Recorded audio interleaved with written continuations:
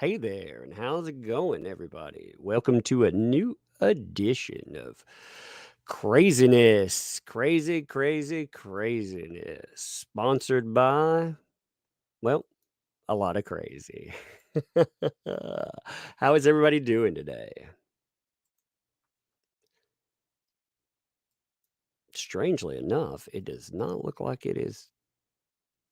That is weird. All right, let me check this real fast. I've got an issue real quick. This is not showing as live. That's really weird. Can anybody see me at all?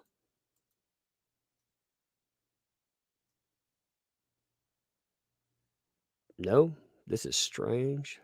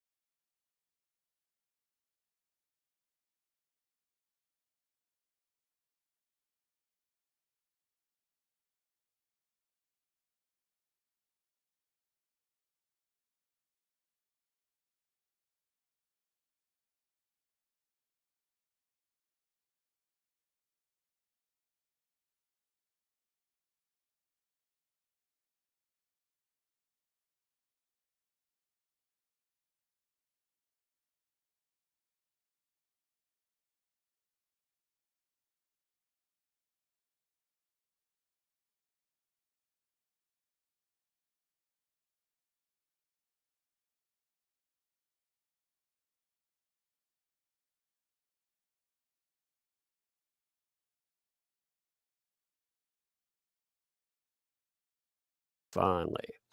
There we are. Man, there's always something weird.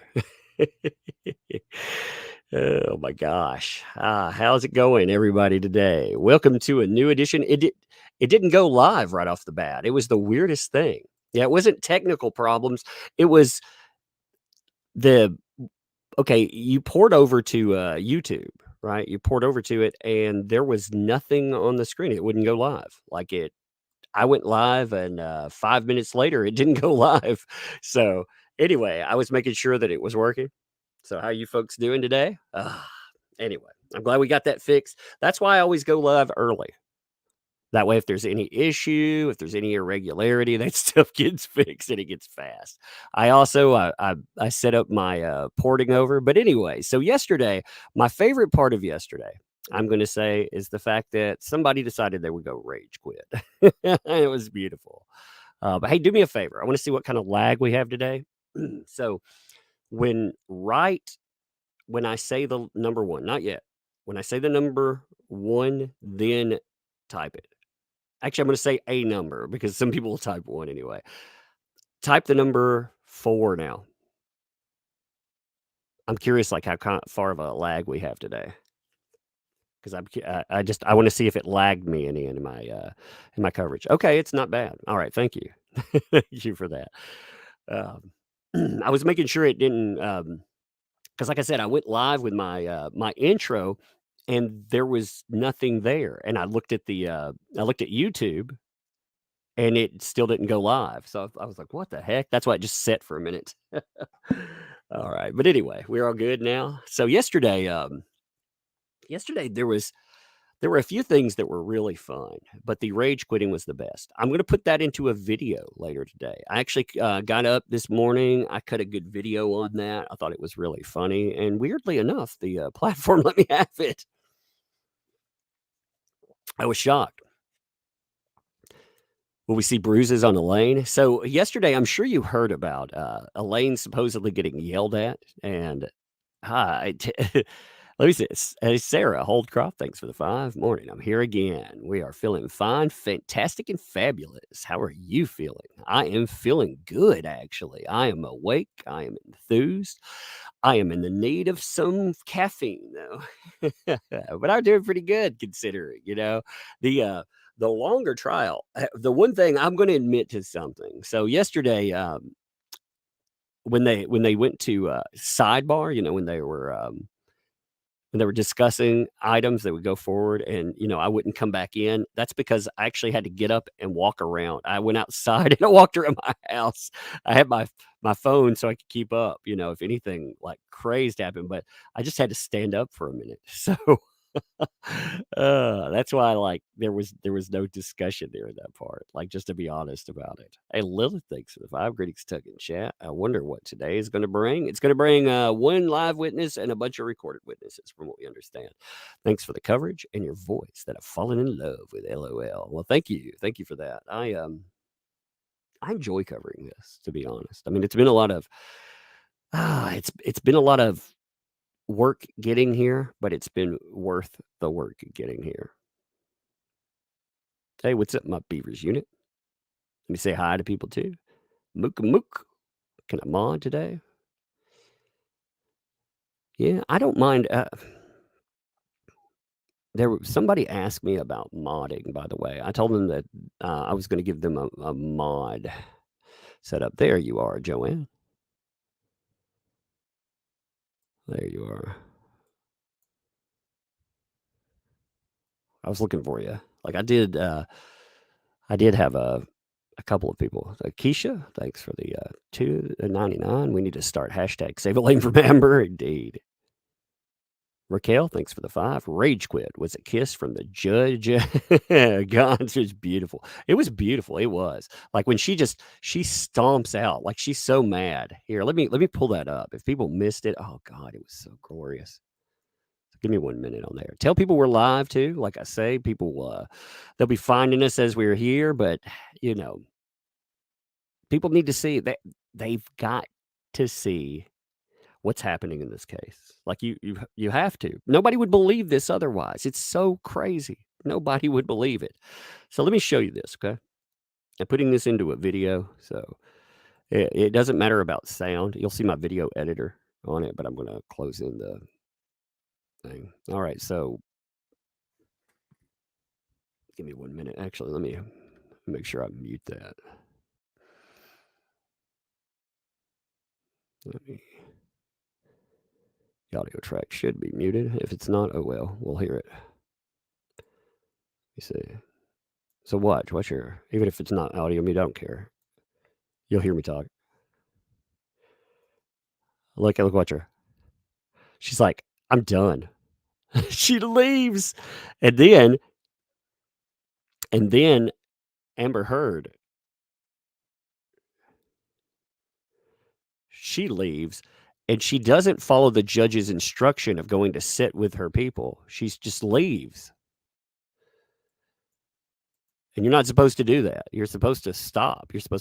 But on top of that, you had okay, they do a let me see if I can find it real fast. So there's a portion here where they actually pan to the audience, right? Okay, right here. Now look at this. You have JD's security guard in here, right? Look, he's laughing so hard he has to get up and leave. Oh my God. Yesterday was glorious. So I've been clipping that for a video. He had to leave. 2012, thanks for the 5. Rage quit, second best. The best was AH left by attorneys after the day was over. Check your DMs. I'll check that out. I just loved it. Anna, thanks for the 5 and the super sticker. Incredible. Indeed. That was a good day, though. Gabriel Badwolf, thanks for that. Yeah, Gabriel, you're good too. I thought you were already a mod. I'm bad. My bad. Thanks for the 2. Your live streams, you need it. Yeah. Mandy, thanks for the 5. How is the pre-recorded depo able to do so much hearsay? Well, they object during it. They have their own whatever they do. So the problem with it is maybe they didn't object enough. Maybe they didn't in the moment. I mean, that's a problem that that Johnny Depp's team has to overcome. And they didn't. Like that's one of the things I think. I think Camille, like maybe no disrespect to Ben Chu, but I think Ben Chu is too soft. I think Camille is hard in there, and we need a hardcore lawyer. We need somebody that's willing to object to everything that happens, and she's been willing to do that.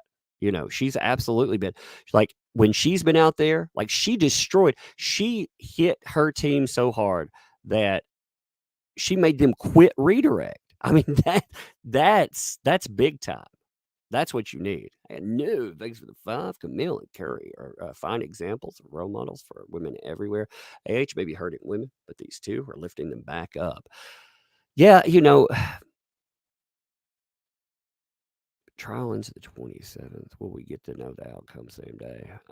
It just depends on how long a jury. We don't know about like jury about about how the jury is going to be. So the jury may take a while. They may not. We just, I mean, we have no idea. They could come in. They might not. Globe Samurai, thanks for the super chat. Really enjoy your videos, dude, on Tokyo night. So informative. Go, Johnny, go. Johnny, be good. Indeed. We're working on a Camille shirt, by the way. I think that'll be funny, too. Horwitz, Feinberg, and Horwitz, thanks for 10. Oh, my God. Show the rage red again. I will. I will. I'll show it in a second. Black Samurai, thanks for the 2. Is she crying when she walked out the door? No, no, what she does. Okay, so this has happened twice. Now this is rumor, but I can guarantee that the first one actually happened for sure. So she went. It's rumored that she started yelling at her lawyer in the hall and told Elaine that she was going to replace her. And Elaine told her, if you think you can do better, well then do it yourself. That's what's been going around. And I know for a fact that she was threatening her lawyers before. I know that for a fact that she'd been threatened to replace them. So, makes sense. Stewart, thanks for the 5. AAH cries as she leaves the room. Also, UK looking at perjury charges. Yeah, that's what I heard. I heard there was a good source. I'll believe it when I see it, because the UK, that was a miscarriage of justice. We'll see, like I say. Chris Browse, thanks for the 10. This is for Amber's toilet paper fund. Don't be bad pooping AH. Indeed. Yeah. Bailey, thanks for the 10. So, okay, what's next? They done with Cross and Good Morning. They're done with Amber Heard's off the stand. Like redirect. If you missed yesterday, it was glorious. Go back and watch the middle of yesterday. Watch the end. Watch when Amber Heard's team takes over because you will love it. Her lawyer gets so frustrated with Camille that she quits. She quits in the middle of it. I've never seen anything like it. It was glorious. So now you just have witnesses there. Keisha, thanks for the 3. Can we get a shirt where Cat Lady is attacking AH? I'll see what we could usually do like one. And if they don't work, like, the each design, I pay artists for doing those, of course. Like, I'm not an artist, so I pay for them, and some of them eat money. So, I use them to make, charity money, so I gotta make sure each one. The bee thing did very well. If you haven't checked the bee one out, by the way, you should. I really like that, and remember, all proceeds, like, if you're wondering about these, like, if you're like, "Oh, well, I don't know." Well, again, I'm sorry, all profit goes to charity. I can't say proceeds because I don't control all the proceeds. The place they do get their money, but I do control the profits, and the profits are going to worthy cause. Well, but the B one actually did pretty well. They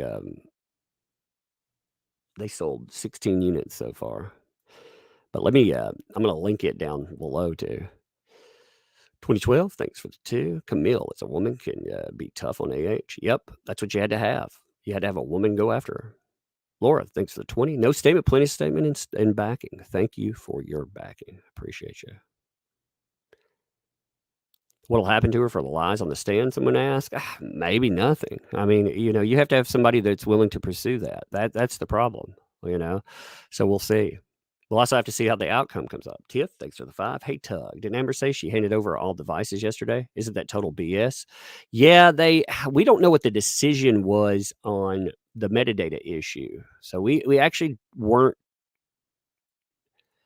given we weren't given all the information for that. But yeah, as far as with Johnny Depp's team, they didn't hand over everything as far as we know. Let me put the B shirt in the chat real quick too. I'm going to pin it to the top. Let me show you this real fast.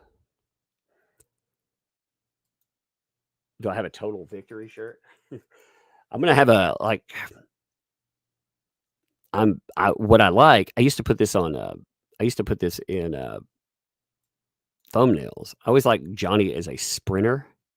Winning, like, he's going through the finish line. I would love to have something like that. But we have the bee shirt, I stepped on a bee because they certainly did step on a bee, didn't they?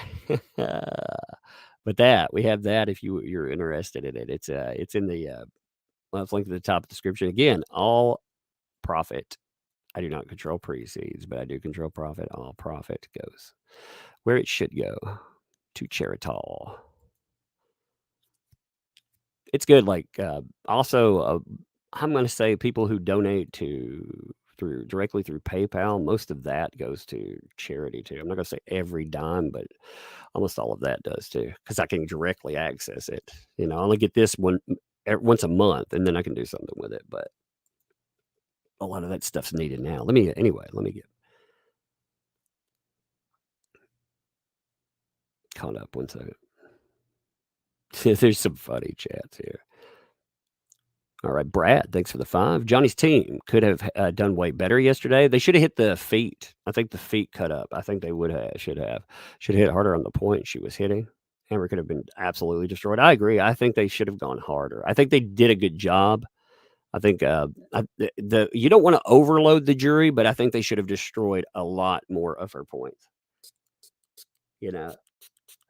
They should have followed up some like the, 2 phones in the in the bar area. I think they should have made sure that the jury really ate that up and understood it. But from what people that were in the courtroom say, the jury did not look thrilled at all. So they seem to be kind of yucked out on her. So that's good. Francis, thanks for the 3 and the super sticker. Yeah, rocket. Mandy, thanks for the 5. You'd have thought AH would have learned about replacing people. Her PR, for example, replaced with a drunken creep. Yeah, they call him the walking Me Too claim. Cusa, thanks for the 5. Camille is the better choice for AH testimony because a male going at her would look bad. Yep, that's exactly it. Exactly it. You were right.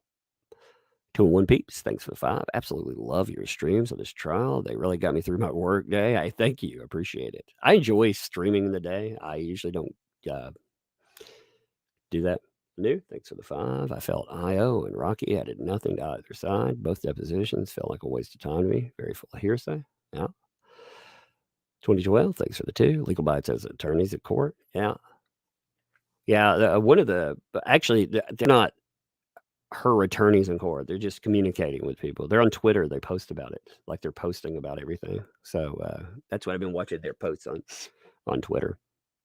But Shabaka Wookie, thanks for the 279. Let's get ready to rumble again. Amica baby. That's funny. Malcolm said, thanks for the 5. Spreading love from Glasgow, Scotland. Hey, love return from Tennessee, the Boonies. Camille as Wonder Woman with a Lasso of Truth t-shirt. That's funny too. Actually, I like have you seen the Incredible Hulk thing? We were talking about maybe doing a little spoof off of that. Again, I don't like some of it. I like a little of let's see. I like the logo. I don't like the She-Hulk. I don't like this.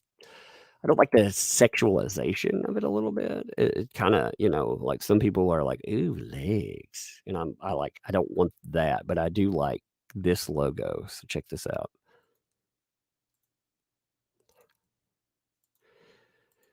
You see, like that She-Hulk, attorney at law. We were thinking about something, that plays with that.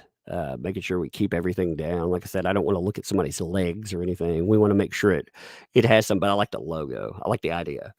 So we thought about, and we are talking about it. Got to make it work.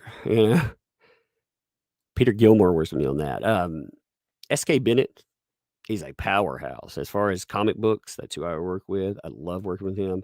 As far as design work goes, I work with Peter Gilmore. I like his humor and his designs. They work great for merchandising. So I don't 2 different styles. I love my SK is a freaking uber professional too. I just want to give him props today. Oh, by the way, so let me bring up one other thing. Katrina G, thanks for the 8. Why was IO on Well, it's a legal instruction to stay till jury leaves. They saw her attitude. Can she be recalled? The car audio was chilling. Good job. Yeah, they could possibly. I mean, the IO stuff was just a mess anyway. Did you not think the IO stuff was kind of a mess? I thought it was personally. You know, I want to bring up one thing real quick. I want to see if I can get like a couple of people at least to back this. So somebody that I know, specifically is doing this. They're doing, the relays for life, the race for life. So I want to just bring this up real fast. I'm going to drop the link in the chat if somebody wants to do that. So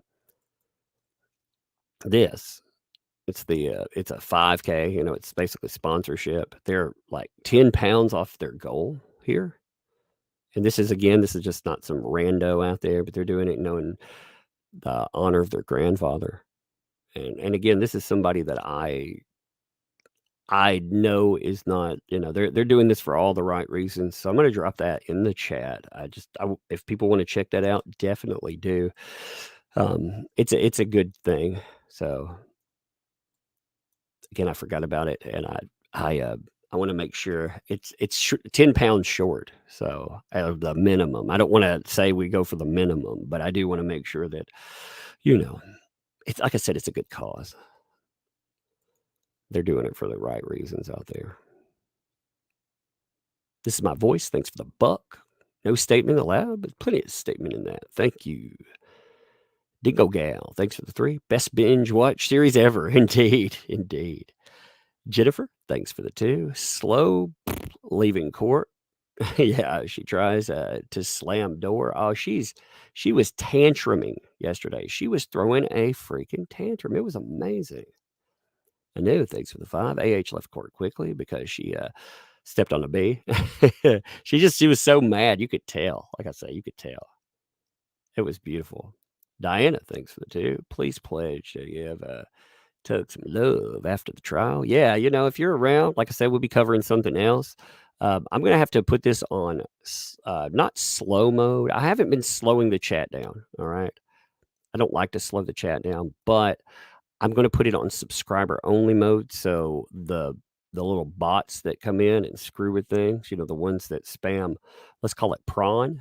I want to make sure that the prawn and the bit bots they scam people, and I don't tolerate that. So you have to be a subscriber for a whole whopping minute. Like I said, I don't like limiting your speech, and unless it's channel damage. The only rules here: don't spam, don't channel damage and stuff. Don't be dropping in bombs or anything like that. There's no point in it. That stuff will get you kicked by mods, but otherwise, you can support who you want. You can talk about whatever. You're allowed here. Okay. Bastard Luigi, thanks for the 5. Morning Tug was perusing Twitter last night for lulls and regarding the trial, and saw your post about the little one. Great news, brother. Cheers. Thank you. Yeah, we found out. So my little bitty girl, 2 years old, she had heart surgery a little while back. Scary times. We had the little thing that they put in your heart. It moved, and we thought she was going to have surgery again. We went to a bunch of specialists. Well, guess what? She doesn't have to have it. Ha ha! Great news. So, woohoo! Yes. Now, I mean, she's healthy perfectly. The way they do heart surgery now, they don't do it like the old days where they, crack you open or anything. But it was a very nerve-wracking time, but it's been good there. Amy asked, "How do you become a member?" If you're on an iDevice, you have to go to I think the web page and open it so you can see it. It's a little join button. That's what it's about. All right, I see them in the courtroom now. So let me switch over. I see you, Johnny Depp. You magnificent bastard. Johnny Depp has been very entertaining for this. Like, he's been fun to watch, actually. You know what? He put on a good show. Let me bring up my over window. Nothing on the screen yet, anyway. I take my time setting it up, making sure all the sound is right. Again, we want it to be perfect. There's old cat lady. Look at her. She's like, She's like, "Ooh, yeah. Let's switch that over." Like she's not happy already today. She's lording over it. Uh, she looks like a she looks like a bad guy NPC from a Harry Potter movie, don't you think? Like if you were gonna have to fight, "Oh no, the evil school marm is attacking." That's what she looks like to me. Uh, Brad Peterson, thanks for the 5. Should have hit harder on the makeup, Amica cream, or you could go with your feet all cut up. I would like that, the feet thing for sure, where there's scars and so on. Thanks, brother. Yeah, for sure. I agree with you. Melissa Gaywood, thanks for the 3 and the thumbs up. Thank you for that. They haven't gotten ready into the court, so I'm just catching things, right? Sam, thanks for the 5. Please make a T-shirt with a cartoon pic of Amber saying, "I didn't say that. You misheard." I do like the fact that the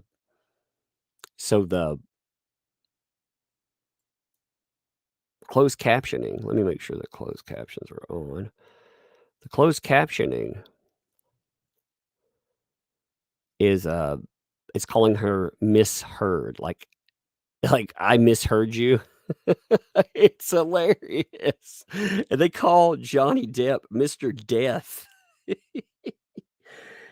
So at what time did Mr. Death? And it's like, wow, that's a fascinating name that you have there, Mr. Death. Hmm. Yeah, I need to put up a new. Oh yeah, there's the nothing knowing. Thank you, welcome. Thank you for your membership too. Welcome to Tugs Thugs. Appreciate that. I'm gonna I'll look at her today. Oh, she's all smiles and they're gonna hug it out. They gotta make a display of it because everybody was talking about what kind of a monster she was yesterday, and how she uh you can run. Elaine, if you're scared, you can run. You can tell. It's okay. All right. So today we got a new bingo card too. I'm gonna post it on Twitter. Okay. Call it Amber Heard Bingo. You can hear me typing. Let's see who gets a bingo first today. Let's see if we get one or not. I think there may be a couple more bingo cards. If I think I may have another one in my chat. If I do have one, I'll pull it up. Sherry Barefoot, thanks for the 10. Umbrella Guy, watch the male officer when she exits the door. He quickly grabs her water bottle from the trash. Huh.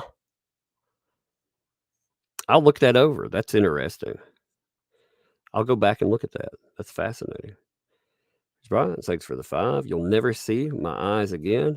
There's a good shirt idea. That's true too. That's true too. Sarah, thanks for the 5. Is she drinking to flush her body since social media speculates she's doing drugs and drinking on the stand? I think it's interesting. Someone was saying that her water bottle got picked up. So I would like to see that. I've been trying to. I know, man. Give me a second. The share, the share was off, so I need to pull it back up. It wasn't off. Like I mean, it was missing the windowing was off a little bit, and I didn't like it, so I fixed it. You know.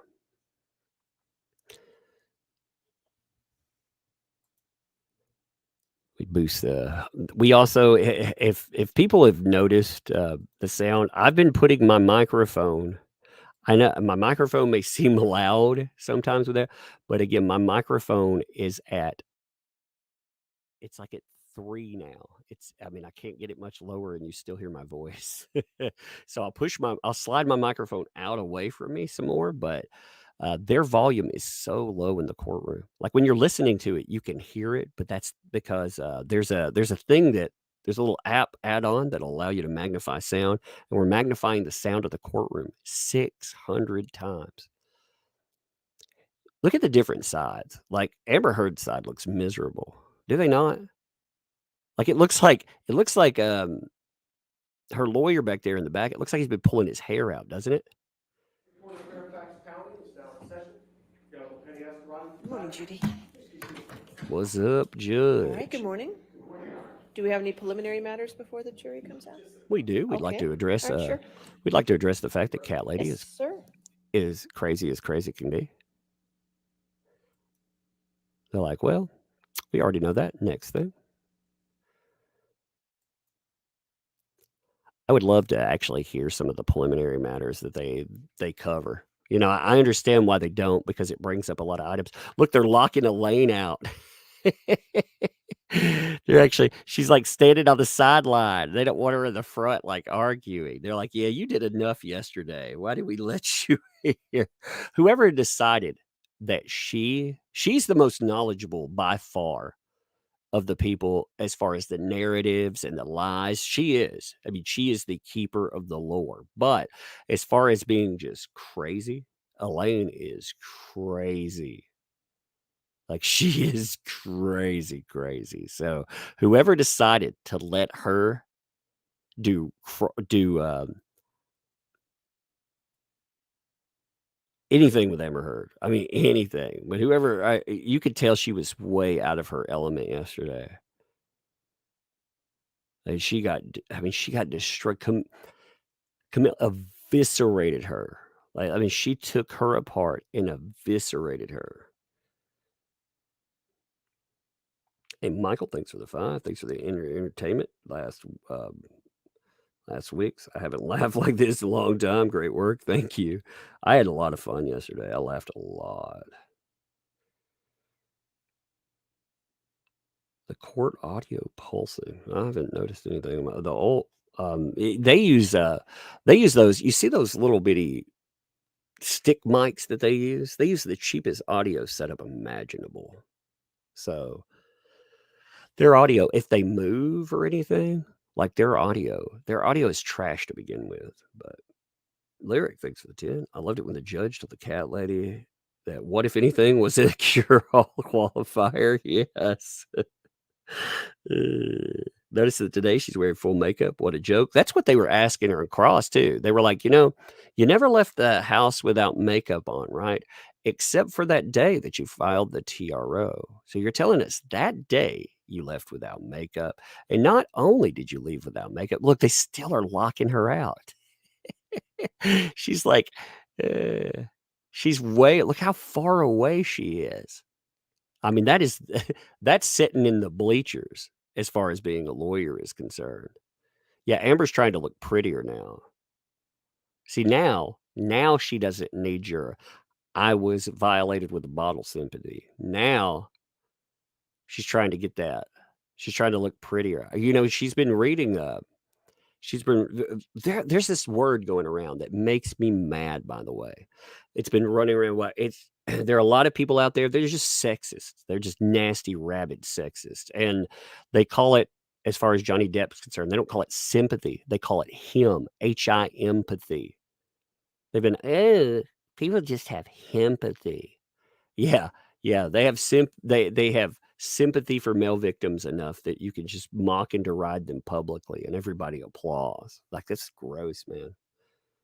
Grosses me out. Susan, thank you for the $10 super chat. No statement, but plenty of statement in backing. Thank you for that.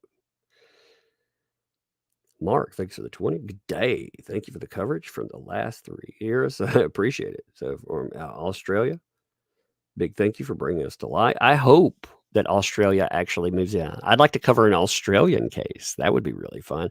Although I don't know how Australia is about broadcasting claims. Patricia Nolan, thank you and welcome. Thank you for the membership too. Welcome to Tugs Thugs. Patho, thanks for the 5. Why do you think she looks so confident and happy on arrival this morning? Anything up her sleeve again? No, she's trying to say everything's good. Yesterday, your attire, your attitude, everything is about sending a message to the people that are watching. Remember, they know that this isn't just in the courtroom. They're not just trying to influence jury. They're trying to influence you and I, because she is fighting for her life. Her career is gone. She told you, I dropped a video today. L'Oreal's toast. That's her makeup line. The entire industry out there. Hollywood. She's blacklisted. Entire industry is turned on her.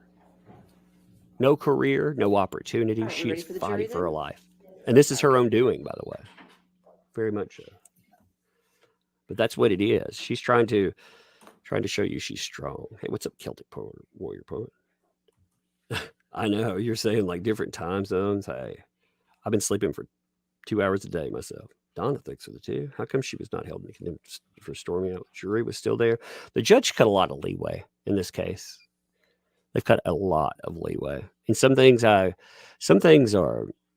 understandable, some not. I mean, yesterday redirect should have been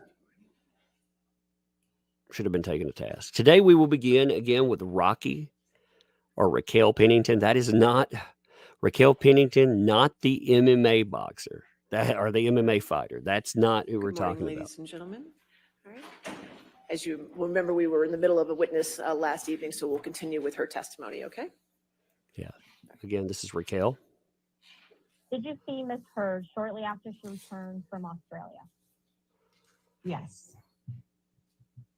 How soon after she arrived back from Australia did you see her? I believe it was immediately upon her return. And she visited you in your apartment at the Eastern Columbia building, is that right? Yes. You testified that you observed injuries on Miss Heard on this occasion, is that right? Yes. What injuries did you observe? She had these deep cuts on the backs of her forearms. And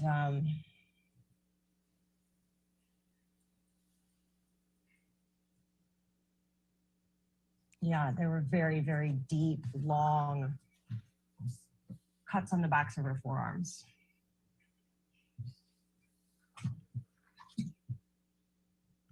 So all that, and you get deep, long cuts. That's it. Did you see her feet?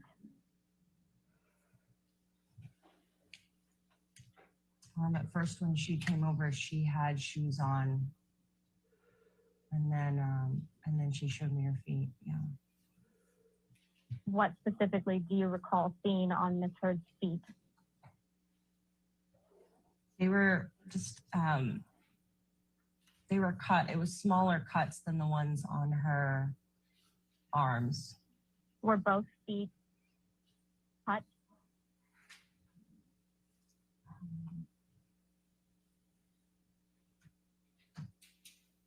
I don't remember if it was both or one. You testified that Miss Heard told you that she got these injuries from glass from broken bottles, is that correct? Yes. You were not in Australia with Miss Heard when she allegedly sustained these injuries. Is that correct, Ms. Pennington? I was not in Australia. So your only understanding as to how Miss Heard sustained these injuries is what she told you, right? That is my understanding. You've testified that you attended a Thanksgiving dinner with Mr. Depp and Miss Heard in November of 2015. Is that correct? Yes. And this dinner was held in Penthouse 5 at the Eastern Columbia building, right?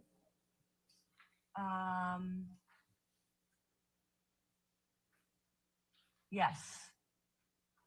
And just for clarification, Penthouse 5 was not Mr. Depp and Miss Heard's primary residence, correct? All of the penthouses are connected. Mr. Depp and Miss Heard lived in Penthouse 3. Is that correct? Well, technically, they lived in all of them. They were all connected. Where did they have their bedroom? In which penthouse? Their bedroom was in 3. Who attended this Thanksgiving dinner?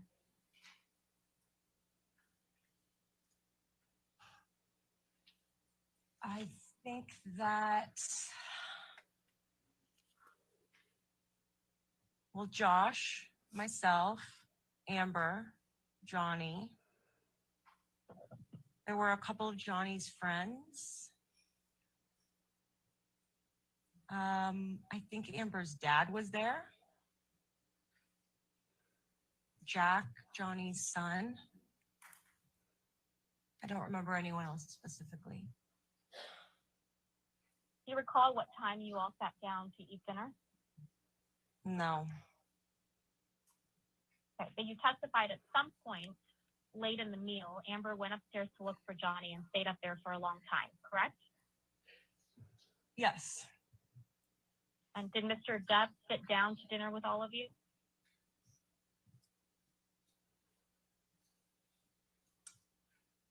I don't know if we all actually sat down at one point.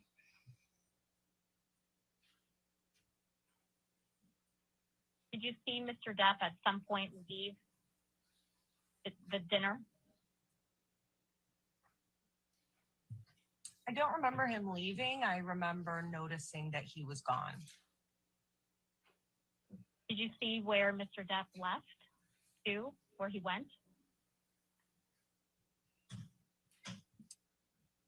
I either upstairs or out the front door. I didn't see it happen, so I don't know. Did you observe Miss Heard consume any alcohol before she went to look for Mr. Depp? Yes. What was she drinking? Red wine. Did she seem drunk when she went to look for Mr. Depp? No. Did you observe any injuries to Miss Heard when she returned? No. Did you observe any injuries to Mr. Depp when he returned? No. Do you remember that when Mr. Depp and Miss Heard came downstairs, they were wearing different clothes? I don't remember Johnny changing clothes. I do remember that Amber changed clothes. Do you remember anyone that was still there when Mr. Depp and Miss Heard came back downstairs?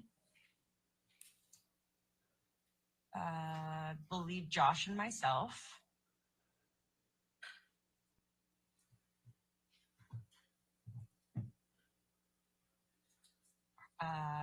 David Heard.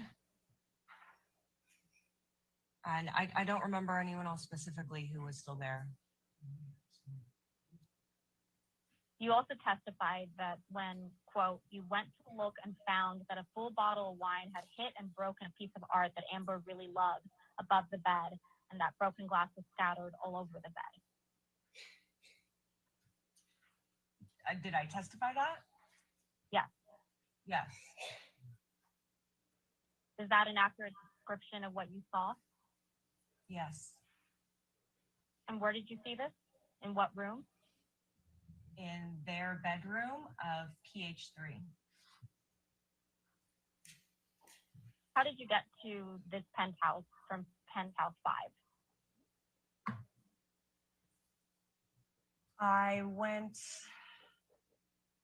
upstairs in penthouse 5, across the top story, which all 3 penthouses were connected, through to penthouse 3. The bedroom was also on the top story, and all the way through and around. Do you recall seeing any spilled wine?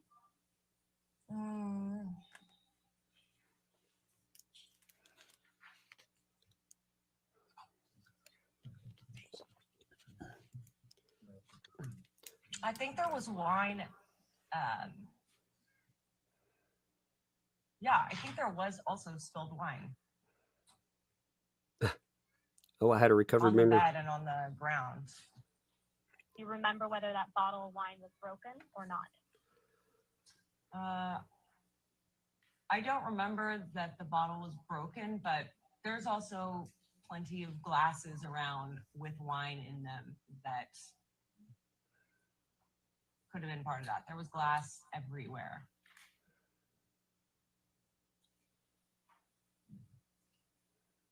Remember, this is her best friend. I specifically remember glass being everywhere upstairs. Is that fair? On the bed, mostly. What kind of wine bottle was it? Magnum? Red? Do you remember? It would have been red. Was it a Magnum bottle? I don't think so. What picture had been damaged?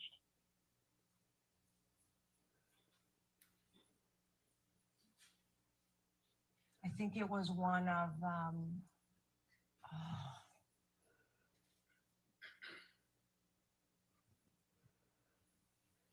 Eleanor Finney, I believe. What did, apologies, Ms. Pennington. What did it look like? I don't remember which one. You saw the aftermath? The aftermath, fair. So you don't know that Mr. Depp actually threw the bottle, right? I don't know. Ms. Heard could have thrown the bottle, true? She could have. I'm sorry, I didn't catch that. You say she could have? She could have. And was the evening still happening after you returned from observing the bedroom? Yes. Do you recall any other issues happening, any further problems during the evening? I don't recall any, no. Do you remember providing deposition testimony about this Thanksgiving incident when you were deposed in the divorce proceeding?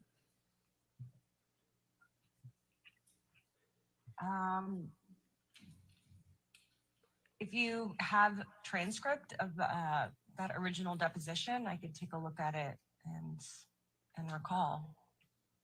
Do you have any independent recollection of testifying during the divorce proceeding about Thanksgiving? Are you talking about the deposition or testifying?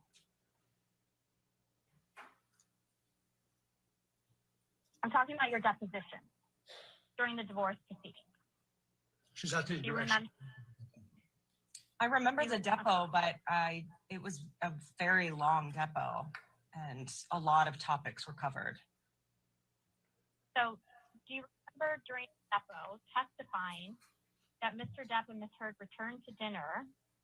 Mr. Depp was, quote, acting like nothing had happened. Do you remember that testimony? I don't remember the specifics of the testimony. Okay. So can videographer, would you mind, or tech, pulling up Ms. Pennington's July 14, 2016 deposition transcript? December. July 14, 2016, it's volume 2.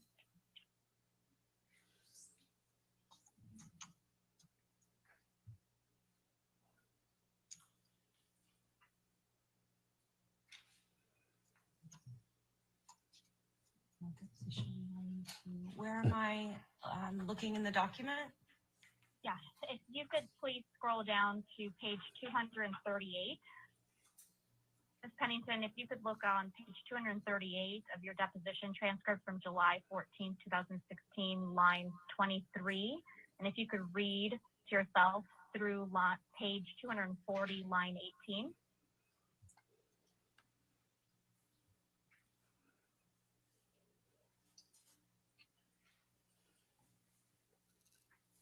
You have control.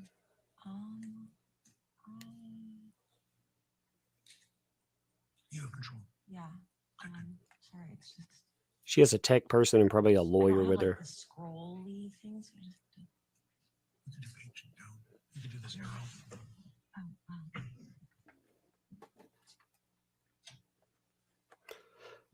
Her lawyer, by the way, I believe is supplied by Mr. Rocket Man because she's broke. She can't afford a lawyer.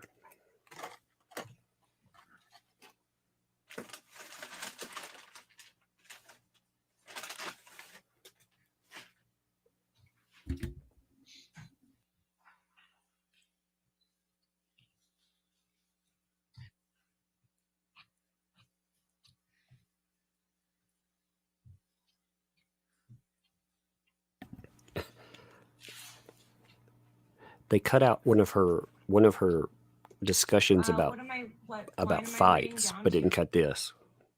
Page 240, line 18.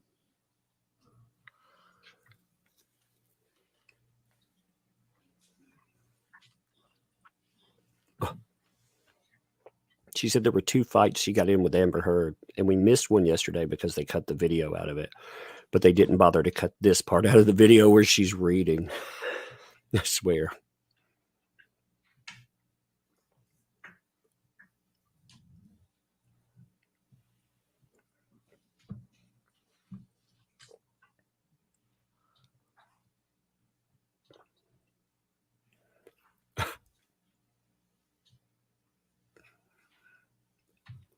Remember that Raquel Pennington is Amber Heard's best friend, Michael said, or was.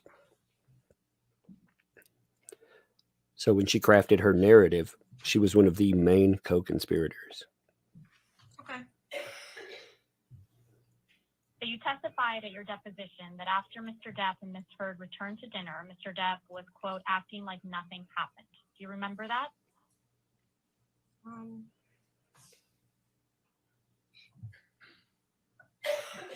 Yeah, the night has faded in my memory, but as I read this, yeah. Is that an accurate description of what you observed Mr. Depp that evening? This description? Yeah. Was it your observation the evening of Thanksgiving that you couldn't tell whether Mr. Depp was drunk or angry, that he just put on a facade? I couldn't tell what he was feeling. I didn't know what was going on. And you couldn't tell if he was drunk, correct? I couldn't tell. And you couldn't tell if he was angry that evening either? Well, I can't say what anybody else's emotions are at any time. You didn't perceive him being angry in front of you that evening? At me, no. At anyone? Not that I recall. So fair to say that Mr. Depp not seem angry to you when he came downstairs after the Thanksgiving dinner, right? He didn't seem any particular way to me. You testified that in December of 2015, Amber called you over to her apartment so that you could check her out. Is that a correct statement? You testified to that? Yes. Okay, my question was, after you arrived, you observed injuries to Ms. Heard, right? Yes. Do you remember seeing that her head was bloody, where a chunk of hair had been ripped out of the back of her head? Yeah. Yes. Was her head actively bleeding when you saw her?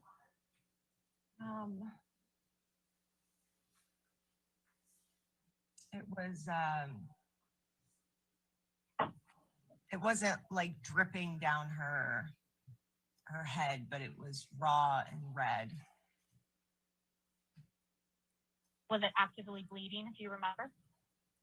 Define actively bleeding. Was there blood? Yes. How could you tell hair had been ripped out of her head? There was blood, but they took no pictures of it. There was a bloody patch with hair missing. Where was her face red? Her whole face. Could the redness have been from crying? It could have been. Where did her nose appear to be swollen?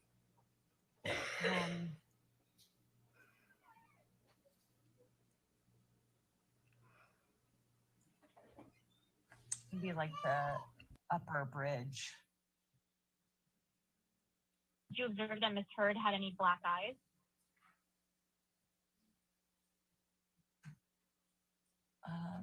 Not that I recall. Was there blood on her lips when you saw her? It was cut open. Was there blood coming out of that cut? Sorry, you can answer. Sorry.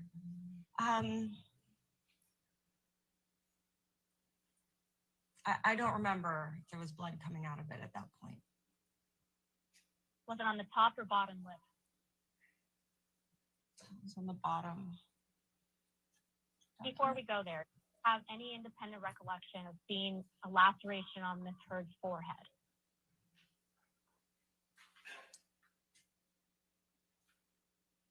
There were many times that I saw injuries on her. If you would like to show me a photo or point me to another place where I can remember which injury was Sorry. in which instance, then I can answer the question.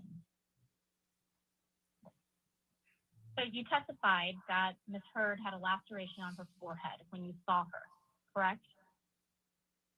Yes.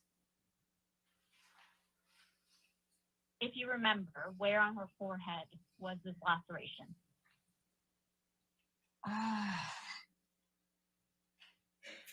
Up by the hairline. Was it on the right or left side?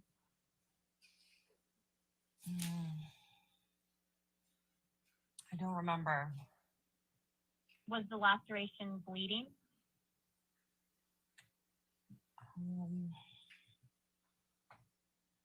I don't think so. Sitting here today, did you observe any other injuries to Miss Heard that evening that you remember? No. If we can go back to Miss Pennington's witness statement in the United Kingdom, that would be great. They took photographs, but they didn't take any photographs of her bleeding. Like they never said that they cleaned up anything either. So If in you paragraph 20, Ms. Pennington, you testified that after you saw Ms. Heard, you, quote, called for assistance from a private nurse who was part of the concierge medical service which Johnny and Amber used. Is that correct? Yes. Is Erin Barem the private nurse you're referring to here? Yes. Do you know approximately at what time you called Ms. Barem?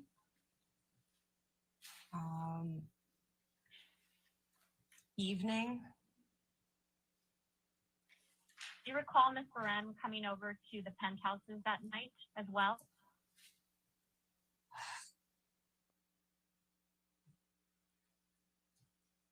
I don't know if she came over that night.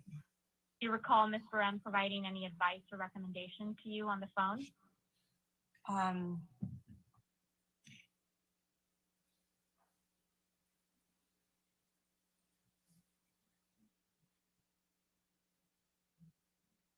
I think she said to maybe not let her go to sleep and to listen to her speech. Keep an eye on her. And you did that? Yes. You testified in paragraph 20 that on December 15th, 2015, you took pictures of Ms. Heard's injuries on your phone. Is that correct? Yes.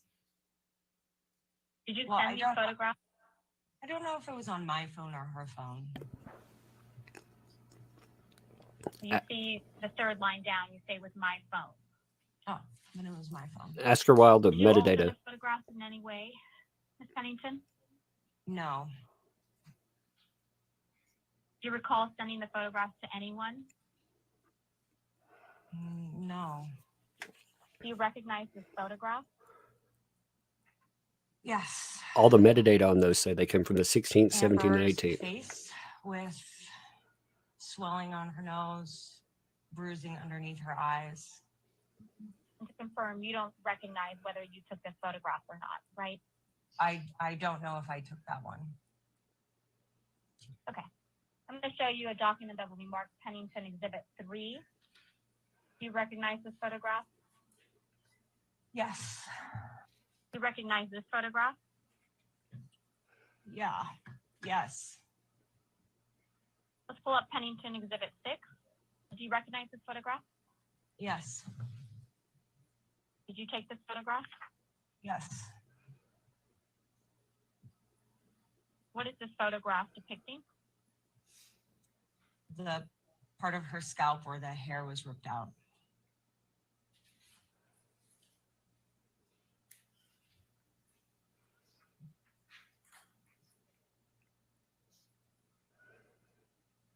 You've testified previously that you photographed a big clump of hair on the floor, which is blonde in color and clearly belonged to Amber.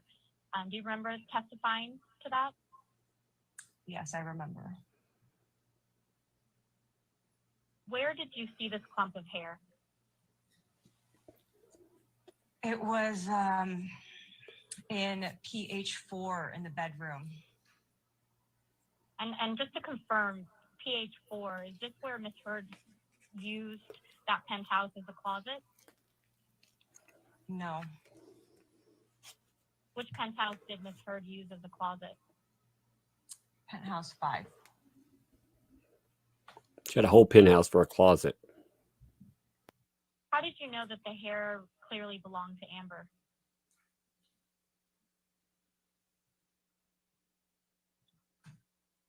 Hair had been ripped out of her scalp, and it was her color on the floor of her apartment.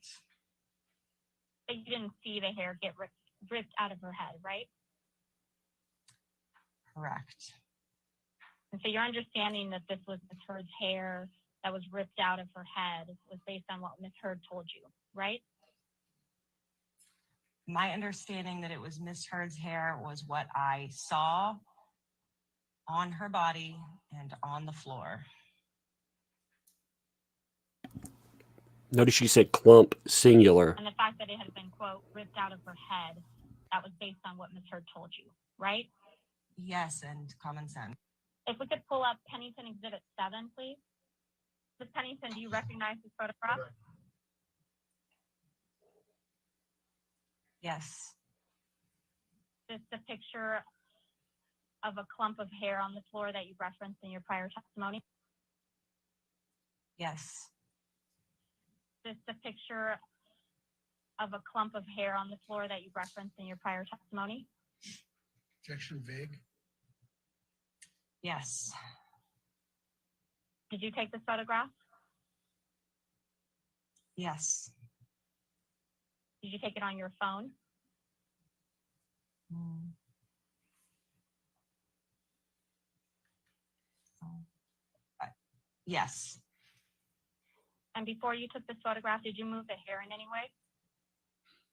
no, Okay, so this picture is the clump of hair exactly as you found it, right? correct. And when did you take this photograph? When I was taking the other photographs, And you didn't alter this photo in any way, correct? I did not alter this photo.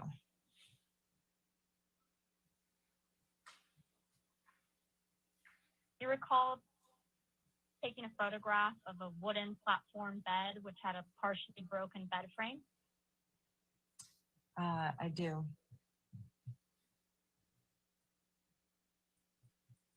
And did you photograph the bed just as you found it?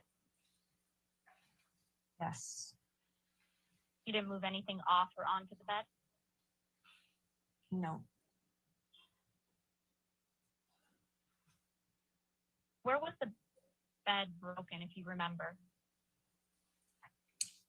It was a platform bed, and the edge of the platform had like a long shard of wood off the corner, or like off the edge.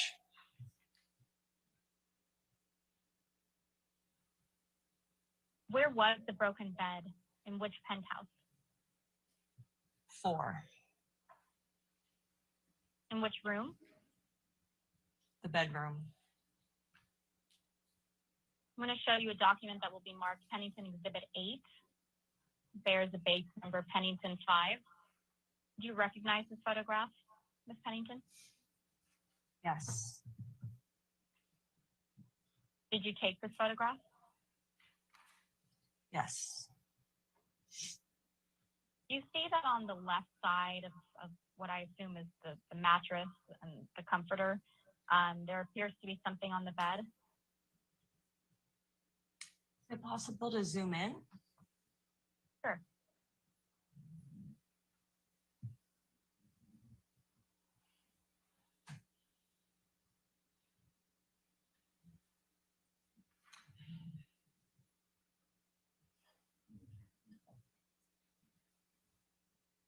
You see in the picture there appears to be something on the bed.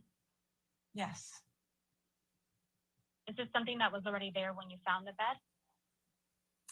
I don't remember seeing that before. It's not something that you put on the bed, right? No, And you don't know what that is. no.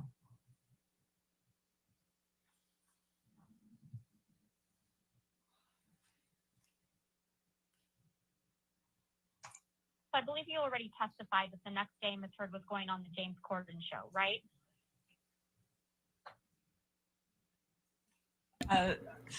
So many lies. Which testify?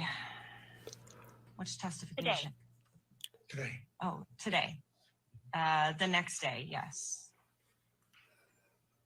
And you were with Ms. Heard when she was getting ready for the show at her apartment, true? True. And was this in Penthouse 3? Hmm.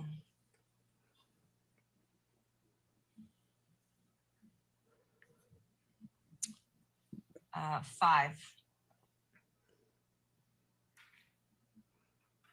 Do you remember that Samantha, Melanie, and Adir were there assisting Ms. Heard getting ready? Yes. Who is Samantha? Samantha is Johnny's stylist and was also doing styling for Amber. And who is Melanie? Amber's makeup artist. And who is Adir? Amber's hairstylist. Do you recall anybody else being there? No. Did you hear Ms. Heard tell anyone of these people about her injury? I remember her showing the injuries. Who did she show the injuries to? She showed Melanie her lip and Adir the missing hair on her head. Ms. Pennington, I want to talk to you about Ms. Heard's birthday in April of 2016.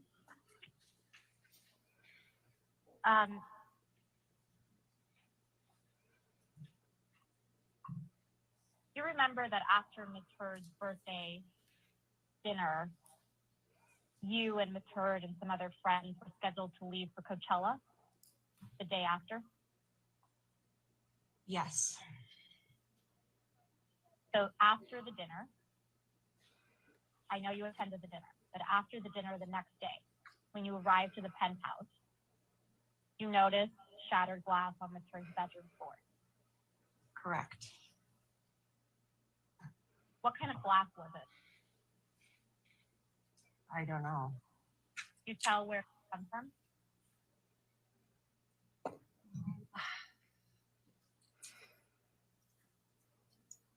I couldn't tell where it had come from.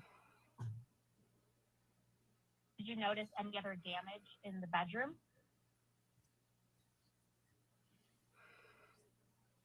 I believe there was a broken lamp. Ms. Heard had 2 dogs at the time, correct? At the time of this? Yeah. Yes. And do you recall where the dogs were when you were in the bedroom with Ms. Heard on April 22nd, 2016?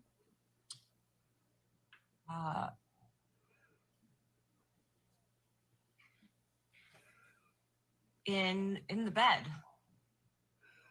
Were you concerned about the dogs injuring themselves on the glass? Yes. Did she look upset? When I arrived? Yes. She was asleep.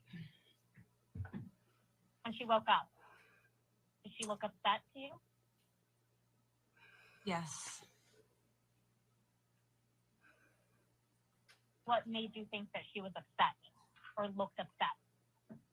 She started crying. Now let's turn to the events of May 21, 2016. Okay. At some point, did Ms. Heard tell you that Mr. Depp wanted to come to the penthouse to get some stuff on May 21st, 2016? I don't remember what exact day she said that, but she said that. I'll make the representation to you that we're talking about May 21st, 2016, when Ms. Heard alleged that Mr. Depp threw a phone at her. So, do you recall knowing that Mr. Depp was planning to come by the Eastern Columbia building on or about May 21st, 2016 to collect some stuff? I remember that she told me that he wanted to come over. Do you remember who was at the penthouse before Mr. Depp came over? On which, when? On May 21st, 2016. You were there, obviously, correct? Yes. And Ms. Heard was there?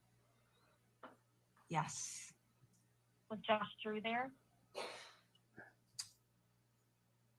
Yes. Was Elizabeth Mars there?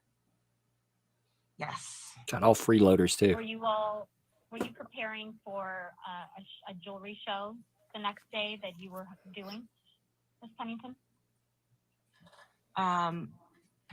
I was preparing. Was anybody assisting you prepare for that show?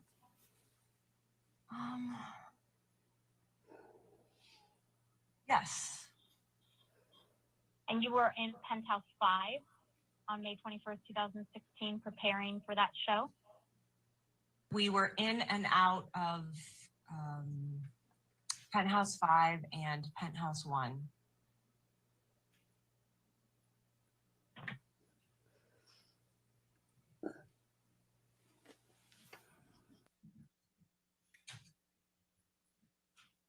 At some point, Ms. Heard left Penthouse 1 and Penthouse 5. And she went to Penthouse 3, correct? At some point that evening? Yes.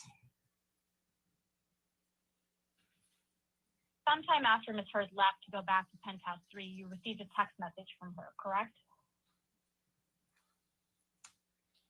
Yes.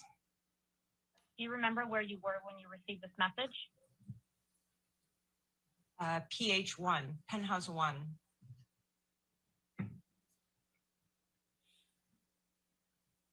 Where was Mr. Drew?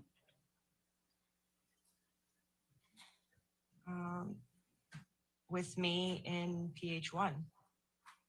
And where was Miss Mars? She was either with us in PH1 or in PH5.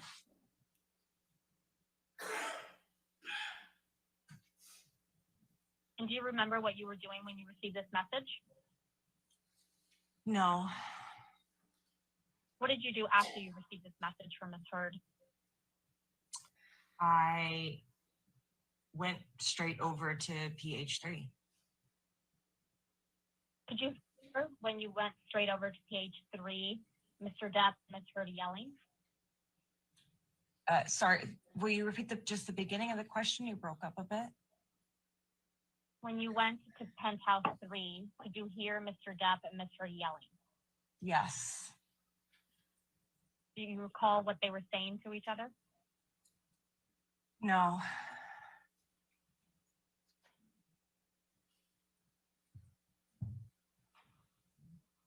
Do you recall the door being locked to Penthouse 3 when you got there? The door was always locked. Did you have a key? Yes.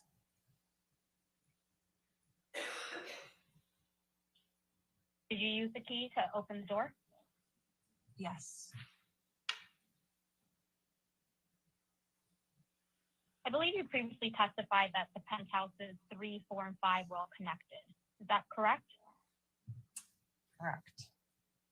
And so you can get from penthouse 5 to penthouse 3 without going out the main hallway. Is that right? Correct.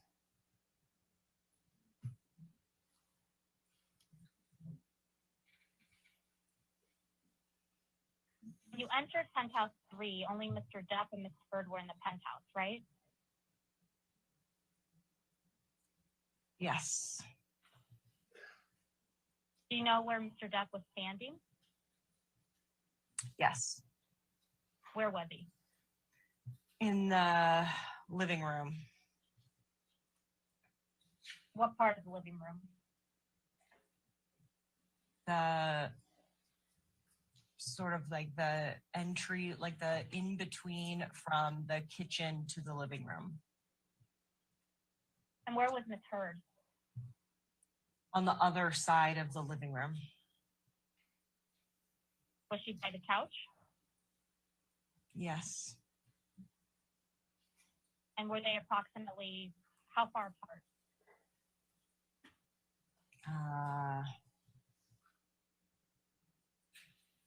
8 feet, 10 feet. And they were both standing when you first came in? Yes. What's the first thing you remember, Ms. Pennington, when you entered the penthouse?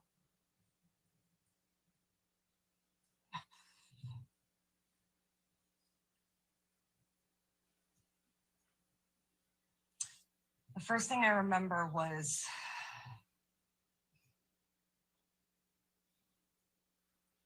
just hearing them. I don't remember what they were saying, but it was verbal argument, and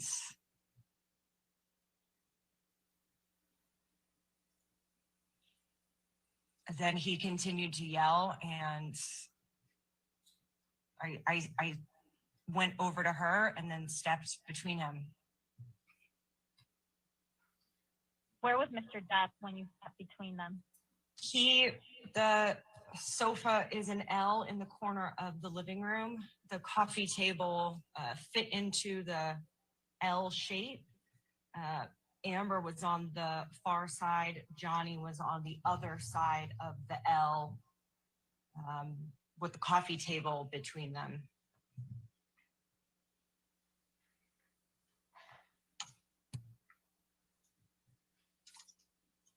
At some point, Mr. Depp's security team came in. Is that correct? Correct. And that was Jerry Judge and Sean Beth? Yes. Where was Mr. Depp standing when they entered the apartment? In the space between the living room and the kitchen.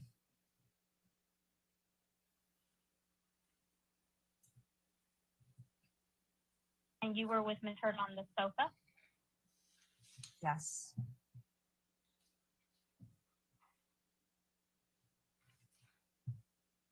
Mr. Depp eventually left penthouse 3 with his picture. Is that correct? Eventually, yes. And he left you and Ms. Heard in penthouse 3? Yes.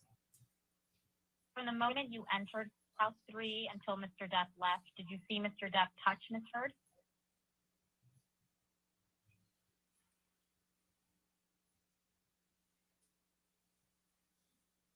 I didn't see him touch her.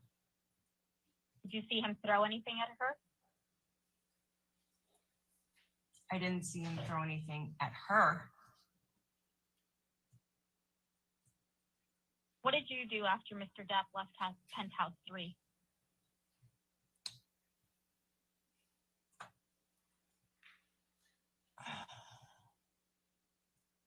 We took Amber to penthouse 1. Is that where Mr. Drew and Miss Mars were? I don't know where they were specifically. I don't know if they were in different places or which apartment they were in. What did you do once you and Miss Heard got back to penthouse 1?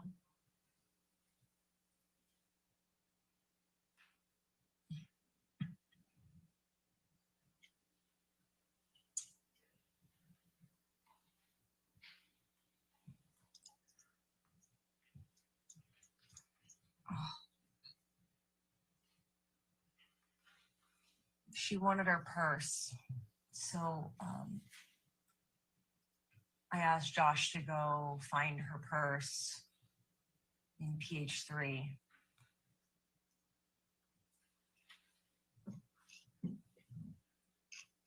Did you observe any property damage in any of the penthouses? Yes. What damage did you observe in penthouse 3? He had smashed a bunch of on his way out. I saw this. On his way out, he had knocked over a bunch of items that were on the kitchen island, fruit baskets and bottles and things like that.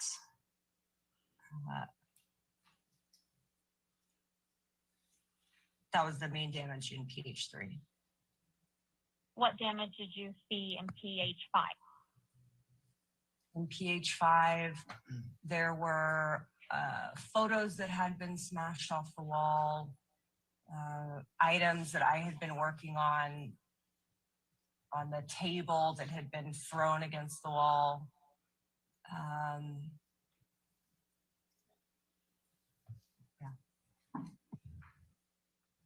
You also observed injuries to Ms. Heard's face, correct?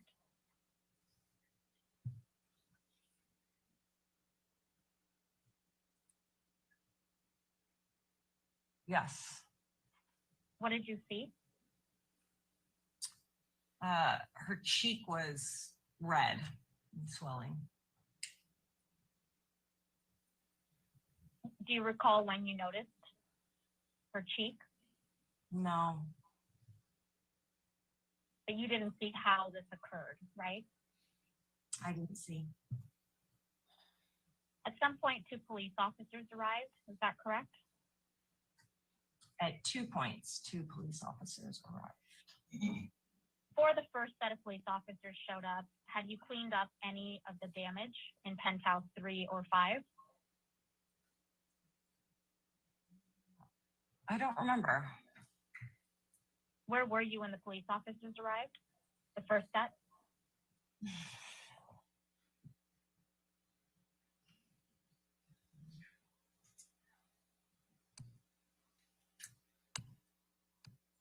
PH3.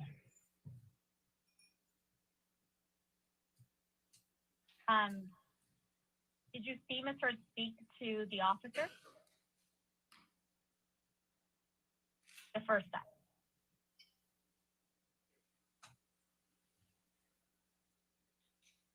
Yes. Did you see the officers enter penthouse 3? Yes. They look around penthouse 3?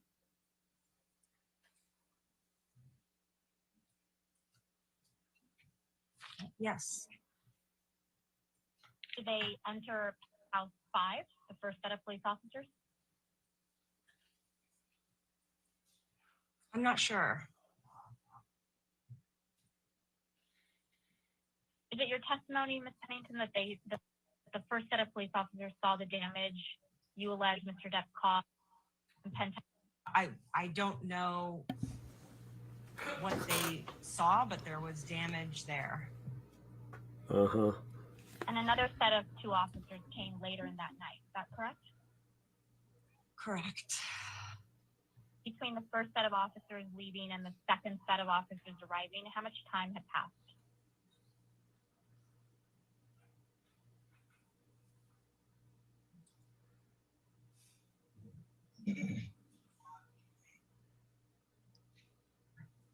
I don't remember exactly.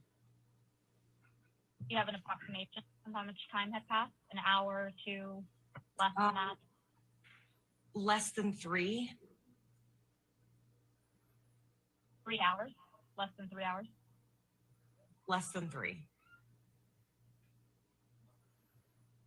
In this time, do you recall cleaning up any of the damage to penthouse 3 or 5?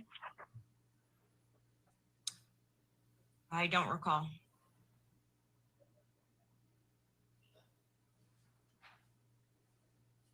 Do you recall Ms. Heard speaking with either of the second set of officers?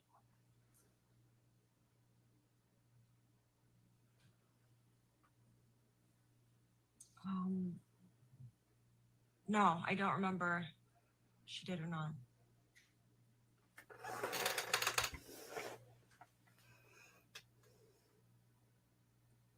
Did these officers, the second set, look around Penthouse 3?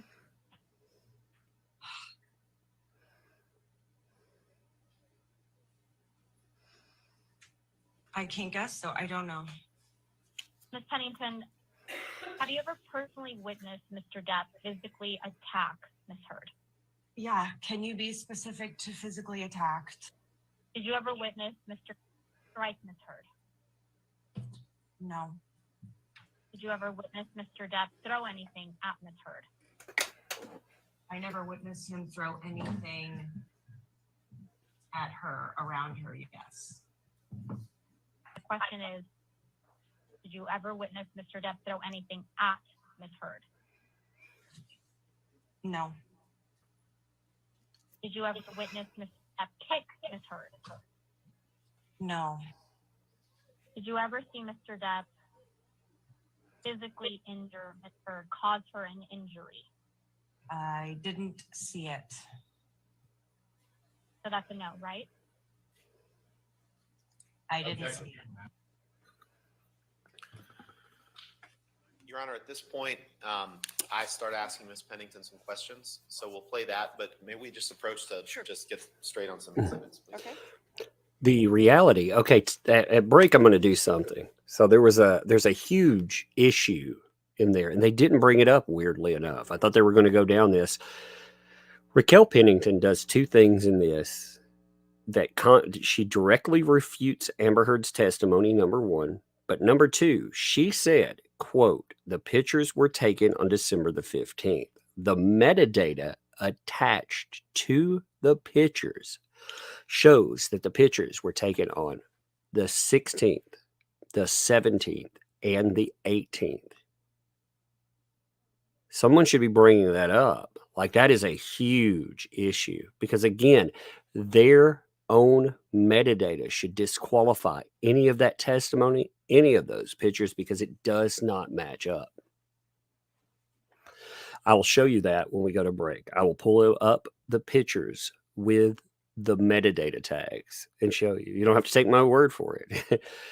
There are huge discrepancies. Also, Amber Heard testified that she had multiple clumps of hair pulled out, even though they only photographed one. Rocky Pennington says there was only one clump of hair. So her own friend, this is her best friend, like I said, at the time. They have had a falling out for some reason. So it'll be interesting to see, like I said, what all they try to attach to Rocky Pennington. But again, okay, you think about who Amber Heard's witnesses have been. A bully for hire shrink, a freeloader. That's Io Tillett Wright was a freeloader wannabe journalist. And this person is a freeloader best friend that Johnny Depp put up in a $1 million apartment condominium. Are we ready to start? Yes, sir. Now,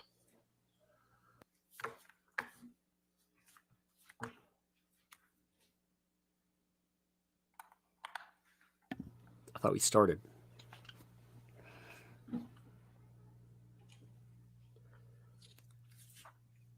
Now, I understand that you've testified a number of times about some of the events that we touched on yesterday, right? She was turning invisible. Yes. Has there ever been anything in any of those prior sworn statements or testimony that you've given that has prevented you from telling the truth? No. And is all of your prior sworn testimony, including the testimony you gave yesterday, true and accurate to the best of your knowledge? Yes. Are you here today on behalf of one side or the other? And by that, I mean on behalf of Amber or on behalf of Johnny? No. She's a witness for Amber Heard. Would you consider yourself adverse or hostile to either party? No. Any other time that you can remember?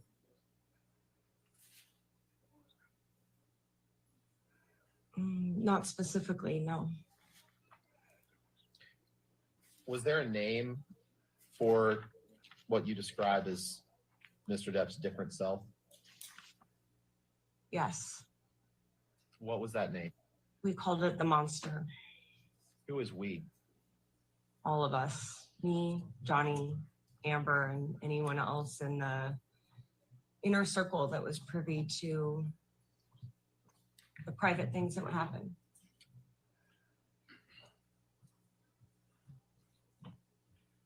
How do you know that Johnny called it the monster? He named it that. You heard him refer to this other version of himself as the monster directly? Either heard or saw it written in a text. Did you receive texts from Mr. Depp referring to this other version of himself as the monster? I can't remember specifically any of them. But you do recall hearing or reading Mr. Depp directly referring to himself as the monster. Yes. And why did you do that? She asked for my help. And over the course of your relationship, when Amber needed your help, you tried to be there for her, right? Yes. Oh, What do you fake mean by tears. scary? I was scared for Amber. I was sad for her, and I was also sad for Johnny. Because he was my friend too. Yeah, he was your friend, right? I really wanted them to be able to get it together. She can't shed tears either. Why were you scared for Amber? It could be very unpredictable. And she didn't have a lot of self-preservation. Oh my God.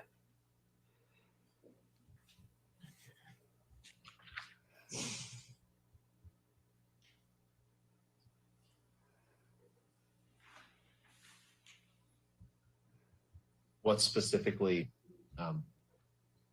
what type of harm were you worried about for Amber?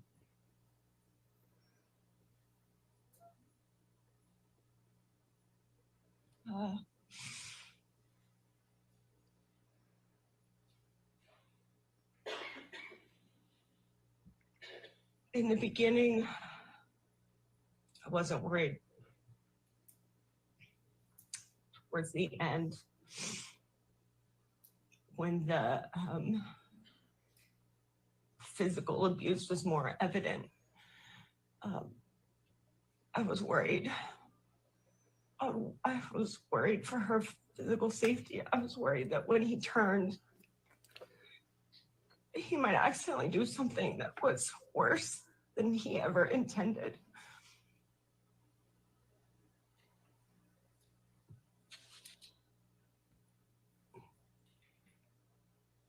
When you say, talk about abuse, is this signs of abuse that you personally observed?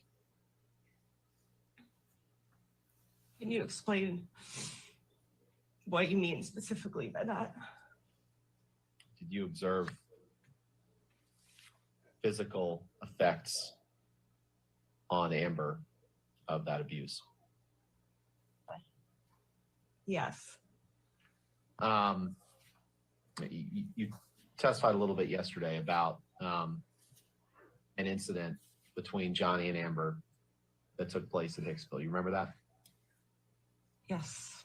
Tell me as best you can everything that you remember about that. We were sitting around the campfire. I don't remember who the larger group was. And Amber and Kelly Sue were sitting on a chair together. Where's hugging. Kelly Sue? And Johnny came up and said, "Get your hands off my woman." And it was surprising because it was a very benign, two friends sitting on the same chair, hanging out. And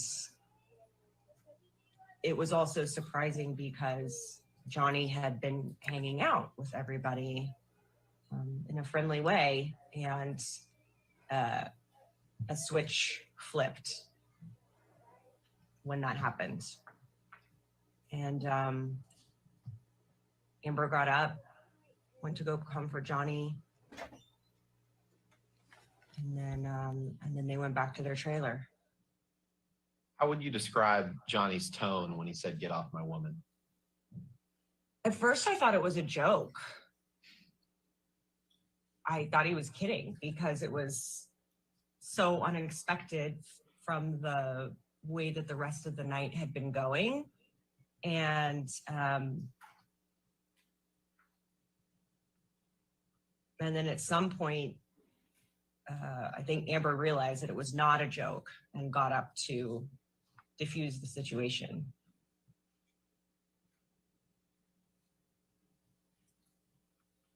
Did you perceive Kelly Sue to be acting inappropriately in any way toward Miss Heard? No. Had you seen when you said a switch flipped in Mr. Depp? That was your testimony, right? Just now? Yeah, just now. Yeah. Was it surprising to you to see?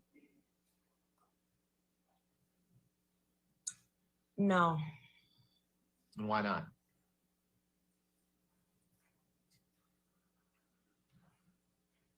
He switched sometimes. And what do you mean by that when you say he switched?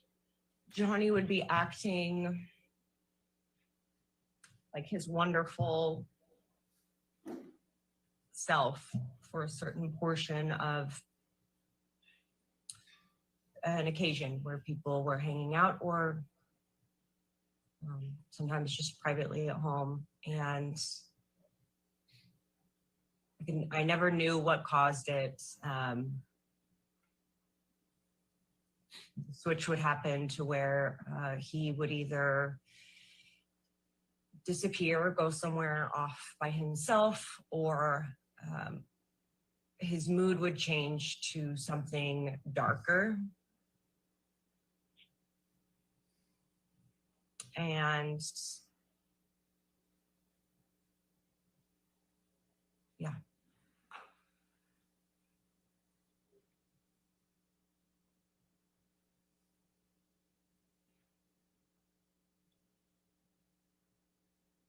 What do you recall?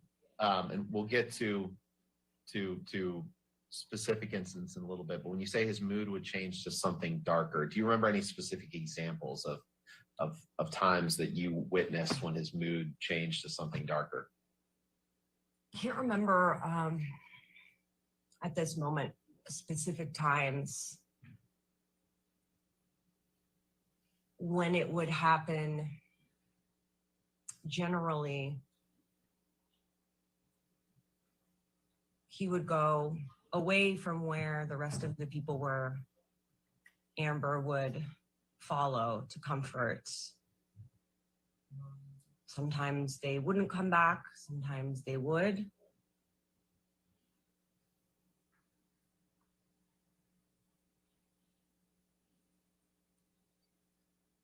Okay. And tell us about the next morning at Hicksville, what you saw and observed. I went to the trailer to go knock on the door. I think they had already left, though. I went in and saw the disarray. Describe the disarray as best you can. Like I said yesterday, the light fixtures had been knocked off. Things were strewn about the trailer, cushions off the couch bank. over the course of you know, you've known Miss Heard since 2003, right? Yes. Have you ever known her to knock light fixtures off a wall? No. Have you ever known her to throw pillows and cushions off couches? No. Have you ever known her to get in a rage and destroy property? Knock pillows off a couch. No. Have you ever known her to threaten someone's life? No. What did Amber tell you? Did you ever have a conversation with Miss Heard about what happened in that trailer in Hicksville? Yes. I'd like to fast forward a little bit in time, Ms. Pennington, to an episode that we talked about yesterday to some extent. Do you remember being with Amber after something that happened the day before she went on the James Corden show in December 2015? Yes. What do you remember? And I know this is painful and emotional, but give me your best recollection of what you recall from that time period. From the night before? Were you with Amber the night before the James Corden appearance? Yes. And were you with her the day of the James Corden appearance? Yes. And did you observe Miss Heard and Miss Heard's residence the day before the James Corden appearance and the day of the James Corden appearance? Yes. So with that, tell me everything that you can remember, starting with the day before. And I may interrupt you and ask you to clarify certain things, but tell us everything you remember. Lord. So she asked me to come over to her residence, PH3 or PH5. I don't remember which one I entered. And she was very upset. Her face was red, swollen. The hair had been ripped out of her head. I went through all of the penthouses. She didn't cancel. I don't think I even slept that night. They cut a bunch of her story. Watching her just to make sure she didn't. Why didn't you take any pictures of the blood? Is that because you were worried she had a concussion? God, what a bunch of histrionics, man. Yes. Why did you tell her that you were going to go take pictures throughout the penthouses?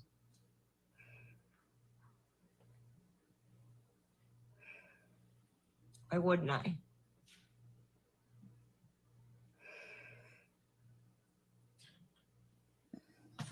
Ms. Pennington, I'm gonna you saw a few selected pictures yesterday. I'm gonna show you a number of pictures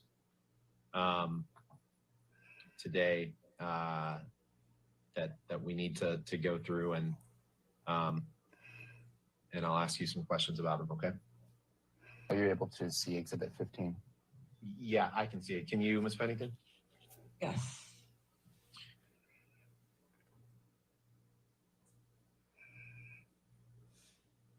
Ms. Pennington, does this picture truly and accurately depict Miss Heard's appearance on December 2015, during the night that you just discussed? Yes. Do you know whether or not you took this picture? I do not.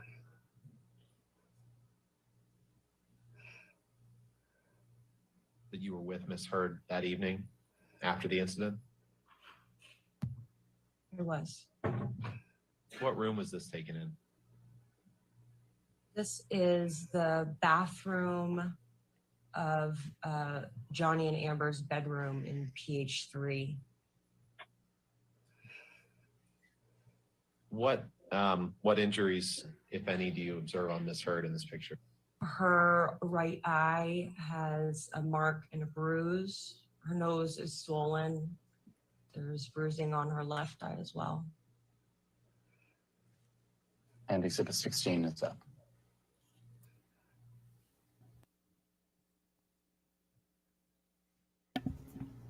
What is this picture? Where's all the Miss blood we Pennington? heard about? There's a picture of Amber's face with bruising and a mark on her right eye, swelling on her nose, Where's the swelling? bruising on the left eye. In the same bathroom. And when was this picture taken? I assume the same night. Where are the cuts and stuff that Is were that the bleeding night in everywhere? December 2015 that you've been testifying about for the last few minutes? Yeah. Do you see behind Miss Heard's left ear? There's a picture on the wall, and then a writing, a note above the picture. Yes. What is that note signed? If you can tell.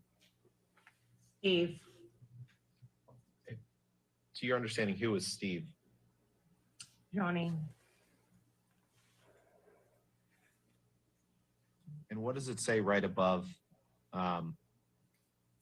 It says, "You're Steve."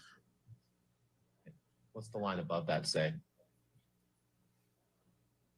This is obviously, so they planted that. Nobody would have ever just noticed this stuff. Eternally. Oh no. He's going to, Some all. it's about him killing her. something, Always. Oh my up, God. 3 exclamation points.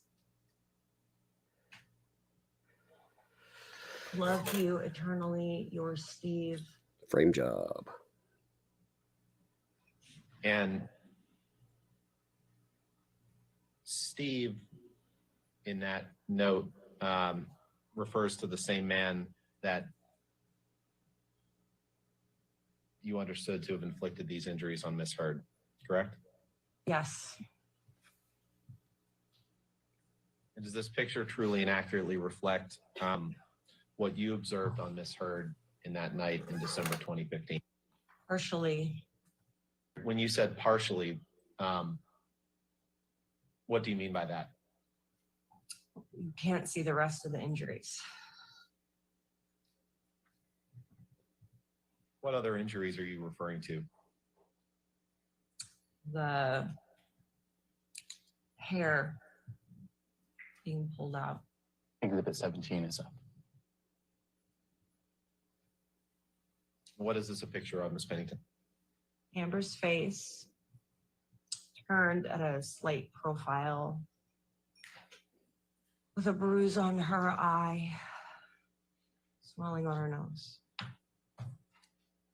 And when was this picture taken? Appears to be the same night, same moment of the previous 2 pictures. Does this picture fairly and accurately depict, at least in part, Miss Heard's appearance on that night? Yes. Exhibit 18 is up.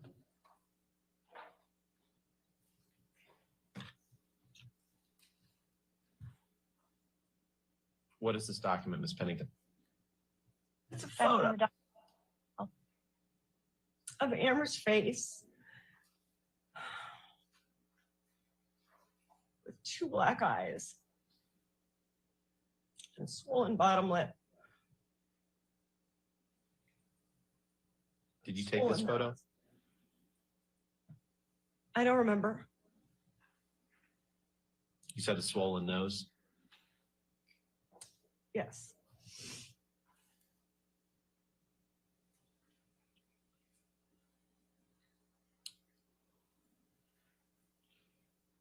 this picture fairly and accurately depict, at least in part, Miss Heard's appearance on that night in December 2015?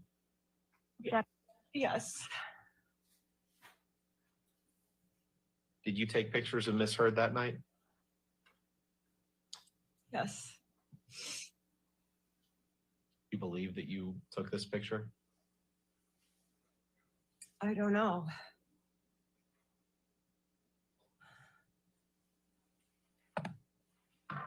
But in any event, it accurately reflects what Miss Heard's appearance from that evening. Yes. Exhibit 19 is up.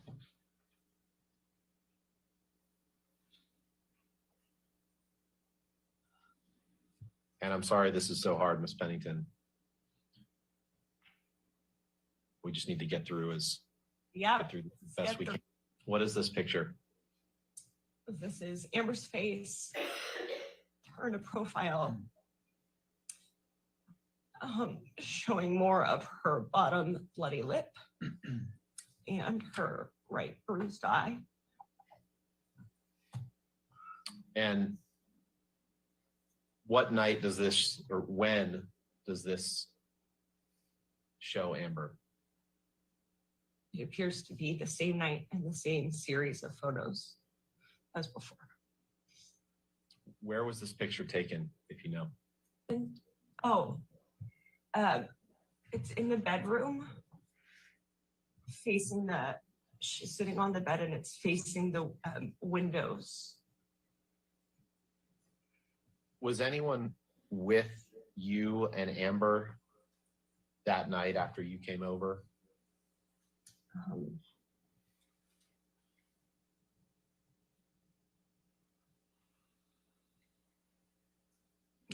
I don't think so, no.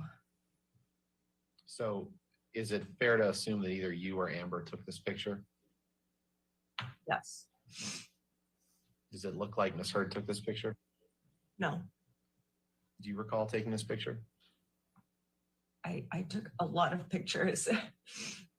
It would be, yes. Does Miss Heard's lower lip look like it's just chapped? No, it does not. Oh, God. Does it look like she just has a cold sore? It does not look like a cold sore. Exhibit 20 is up. Did James Franco actually give her that? What is this a picture of, Miss Pennington? This is a picture of Amber's hairline, a scratch injury on the hairline. And Where my is it? thumb holding the hair back so that you can see it. Does this picture depict marks that you saw on Amber on the night in December 2015 that we've been discussing? Or the next morning. One or the other? Yes. And Lucas, if you could just go back really quickly to the last picture, please, Pennington 19. I may have asked you this, Ms. Pennington, but I just want to make clear for the record, does this picture fairly and accurately depict Miss Heard's appearance on that night in December 2015 that we've been discussing? Yes. Exhibit 21 is up.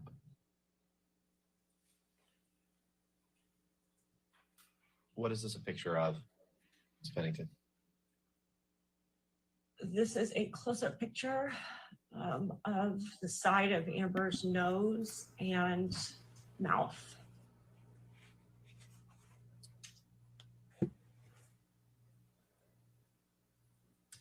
Did you take? Go ahead. She has swelling and an injury on her bottom lip.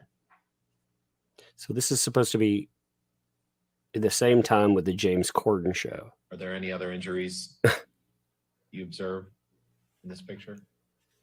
And see, you could see at the top of the photo, bruising on her eye and the small mark underneath her underneath her bottom eyelid.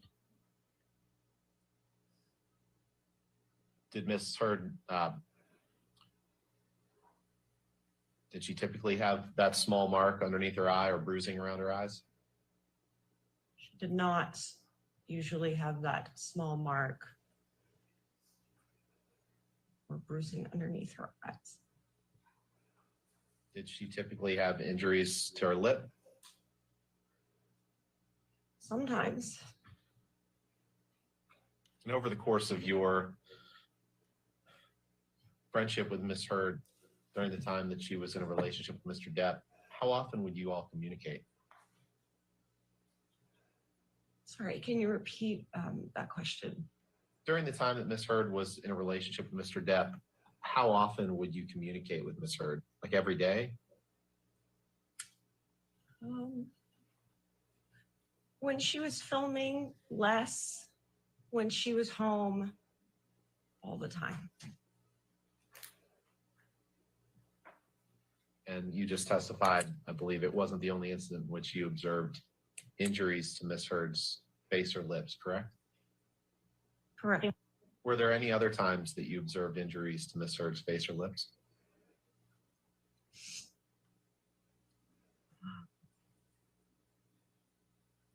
Yes. Exhibit 22 is up. What is this a picture of, Miss Pennington? Picture is hair pulled back to show the abrasion on the scalp where hair has been removed. Whose head is that? That's Amber's head.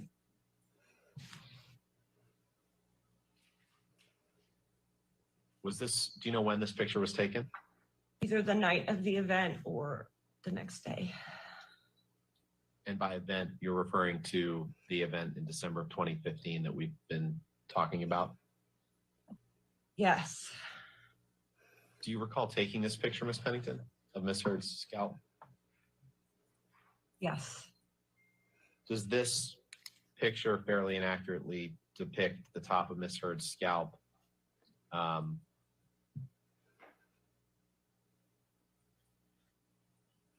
during the day of or at the day after the December 2015 incident that you've been giving testimony about? Yes. Exhibit 23 is up. What is this a picture of, Miss Pennington? There's a picture of a clump of Amber's hair on the black carpet in the bedroom of PH4 with my finger there to show the scale of the hair. Did you take this picture? Yes. When did you take this picture?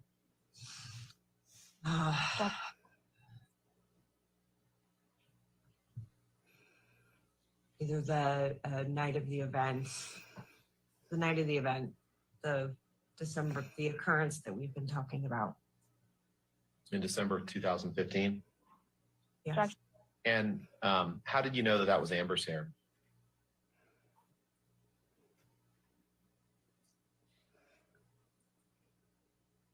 Hair had been ripped out of her head. This is the color of her hair. It's her home.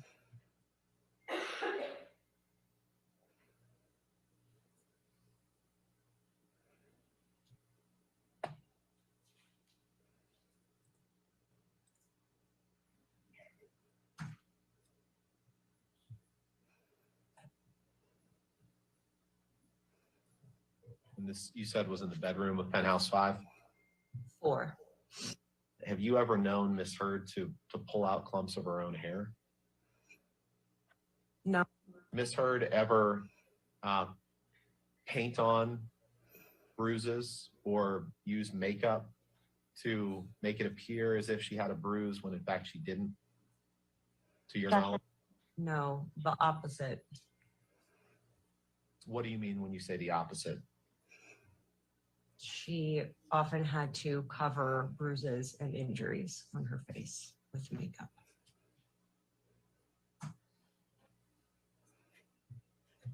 Did you see her cover bruises on her face with makeup Yes.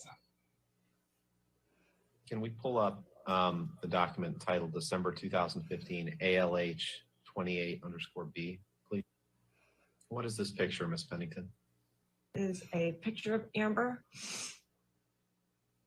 She has a small mark underneath her right eye. She's her coat and her shirt on. They're in the kitchen. She's in the kitchen of PH3.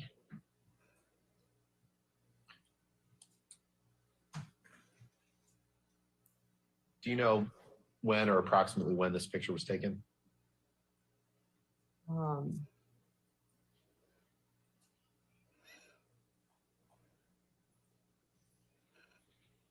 The day following the December event or the day after, maybe. I don't know exactly when. And did you take this picture? I don't know. Does it fairly and accurately depict Amber's appearance on the day you described? On one of the days following, yes. Exhibit 25 is up.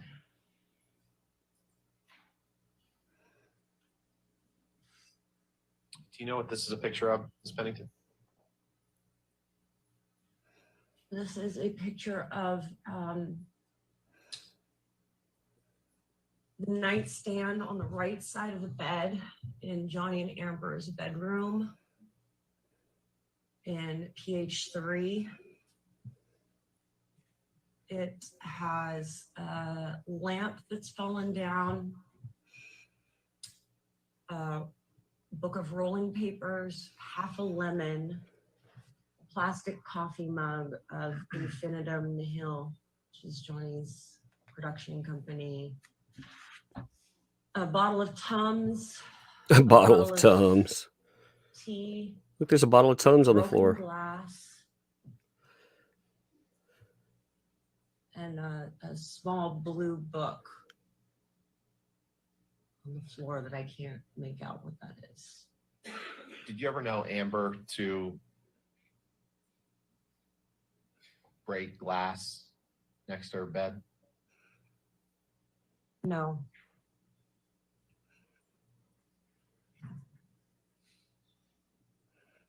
What's your knowledge about Mr. Depp's tendency to break things made of glass?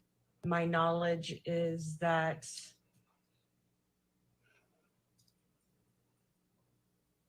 I saw him do it once, and that I saw the aftermath of him breaking glass many times.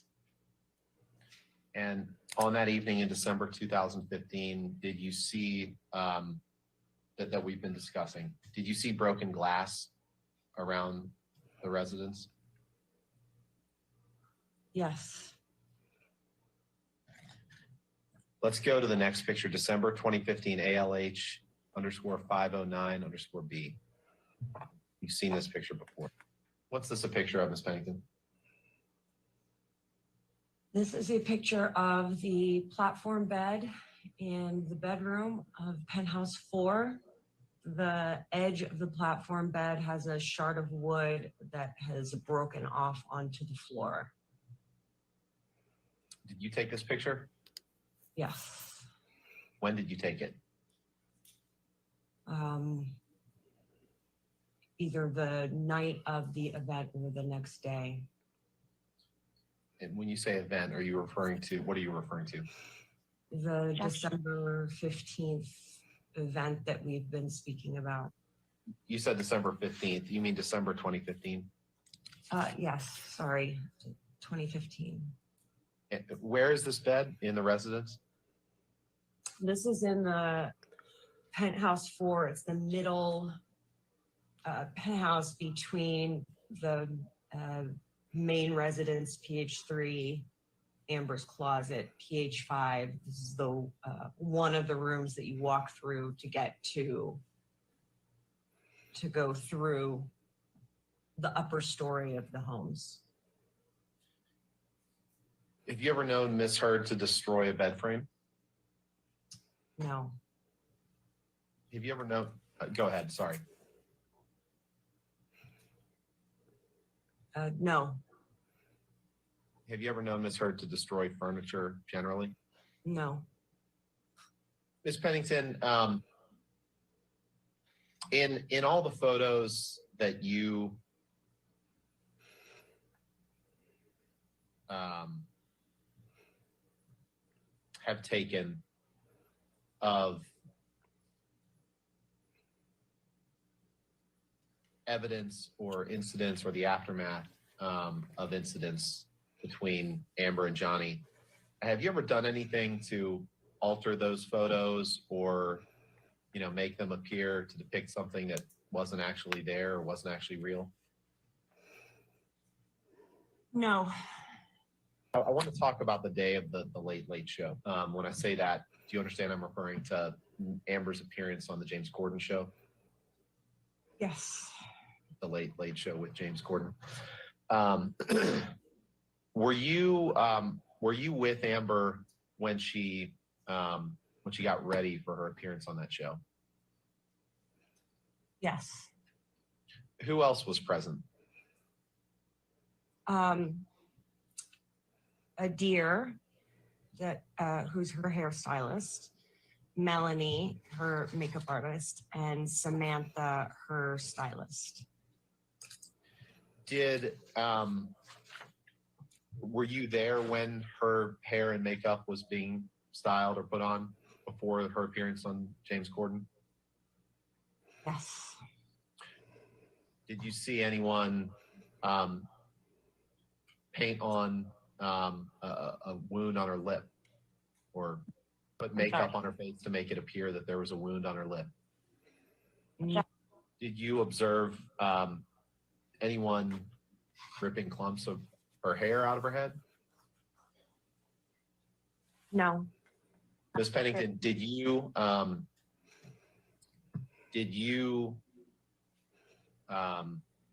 to the extent that it's alleged that Miss Heard had no injuries when she went on the James Corden show, what is your reaction to that? My reaction is that that is a false assessment or statement. And what's the basis for that testimony? Because I saw injuries on her body from the time directly after they happened throughout the next night, the next day, and as they continued to heal. In the time that you spent with Johnny, did he ever express a similar sentiment that he was screw up or fuck up, in his words? Yes. And what did you tell me what you can remember about the instances when he said that and what your understanding was of what he meant? My understanding was that he was sorry and apologetic and For what? for his behavior. When you say behavior, what are you referring to? Verbal argument.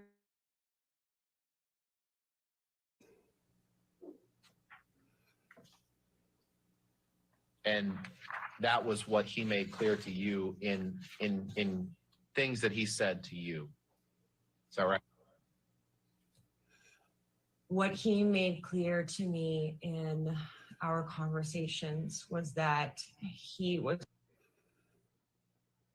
very sorry and that he was working to get clean and get better, and that he was asking for forgiveness and trying to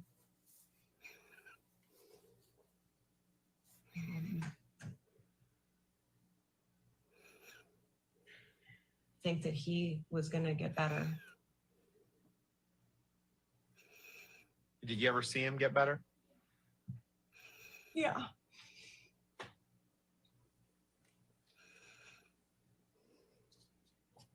When?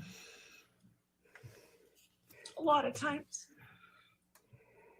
But did you ever see him get better permanently? No. Your Honor, at this point, we start questioning Ms. Pennington about May 21st. We're happy to keep going, but if you wanted to take a break, I think we're about halfway through this volume. Okay, let's go ahead and take our morning recess for 15 minutes. All right, let's Again, tear do not that. discuss the case with anybody and don't do any Let's take outside apart that research, okay? metadata thing. We're going to tear it apart. It'll take me just a second to pull up the document for it, but we are going to take apart. I'm going to just absolutely wreck Amber Heard's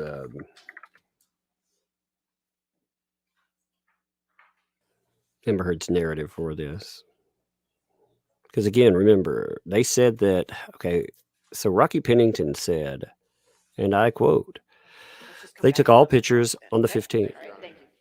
You all heard that. She said all pictures were taken on the 15th. You know, she was very, very clear about that. Well, here's the thing, though. The metadata from those days does not match up with the metadata for that. You'll have to give me, like I said, a second to pull that up because it kills me. They set up a fraudulent. Here we are. They set up a fraudulent claim, and it was carried forward, and it was nasty. All right, so here's the proof of that. Let me take this down. Well, here, let me pull this up for you. Okay, so these are metadata tags. All right, Miss Pennington, as it said in the thing, she noted that. One second. So she said that the 15th, that was the day that she came over. She found Miss Heard, laying in a puddle of self, bloody, bruised. Of course, they don't take any pictures of any of that. They have no blood or anything like that to take pictures of. They just took the pictures that you were shown. But all of those pictures supposedly came from the 15th. Again, her testimony. When you look at the exhibit files, though, you'll notice here, these are the date files on each one of those attached to the metadata strips. They have 12, 16. You notice how many of the pictures they are noted as coming from the 16th, not the 15th, 17th, and the 18th. None of them are noted as coming from the 15th. None of them. Making this even worse is the fact that when you look at the pictures, when you start actually examining the data that is associated, you'll find that the pictures from the 16th and the 18th is actually, it looks like a mistake. So here are the pictures from the 16th. See all of them nicely lined up. Now the picture from the 18th is an aberration. It'll be this one, only one there. Why is it the only one there? Because they made a mistake on it. I think they were faking their metadata. If you compare the one from the 16th, this will be the 16th here, to the 18th, you'll notice this is grid line. This is Andy that put that together, by the way. They have the exact same picture. The only difference is this one has been landscape flipped. So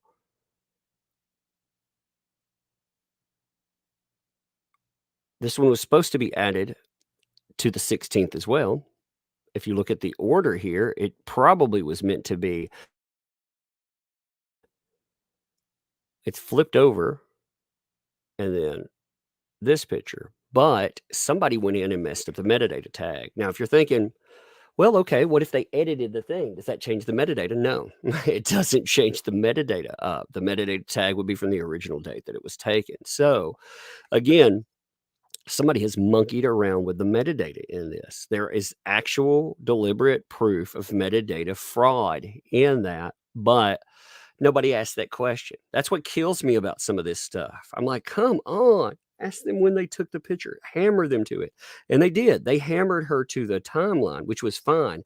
Why not? They should have taken it much further. They should have attached her to it, and they should have just torn her apart for it. Hey, Reed, thanks for the 10. She's a better actress than AH. Also, looks so mad as she tries to hide from the cameras behind her hair. Hilarious. Yeah, she looks pretty salty today. She does. Hey, Debbie, or I'm sorry, Desiree. Thanks for the 5 there. How does the metadata help this trial that was never surrendered? To my understanding, the metadata is surrendered in the. It's all attached. It's attached to the photographs. All they have to do is say, okay. It's my understanding that you took these pictures. Is it your testimony, Miss Pennington, that all of these pictures here, they were taken on the 15th? Yes. Okay. Well, let's pull these up then. Because when we look at these pictures, none of these pictures, according to the devices that they come from, none of these pictures actually came from that date. All of them are logged on different dates. Can you care to explain how that transpired? Also, another thing they should have taken to task and they didn't, and it annoys me that they don't, is this idea of mini clumps of hair. That has been disproven multiple times. If you look, first of all, Kevin Murphy, as far as the hair that we have seen, Kevin Murphy himself, that would be the estate manager for JD. He's the first person that took a picture of any hair that was associated. This was the picture. See, he says that Amber Heard pulled him in. She was telling them this horrific story of what happened, and she pointed him to this thing of hair on the floor. And he thought, that's really weird because that doesn't look like human hair. So on the sly, he took a picture of it. And this is his picture right there. Now, on the other side of that, you can see the picture there. So that's what she was passing off to him. And again, you've got to remember the quality there. On top of that, she has testified, including in this trial, to the fact that there were multiple clumps of hair. She keeps saying that. Many clumps pulled out by Johnny that night. Yet, she only takes one picture, all right? Now, on top of that, you just listen to Miss Pennington here, right?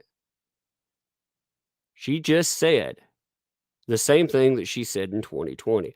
On this occasion, Amber asked me to come over to her place to check her out. I could see her head was bloody, where a chunk of hair,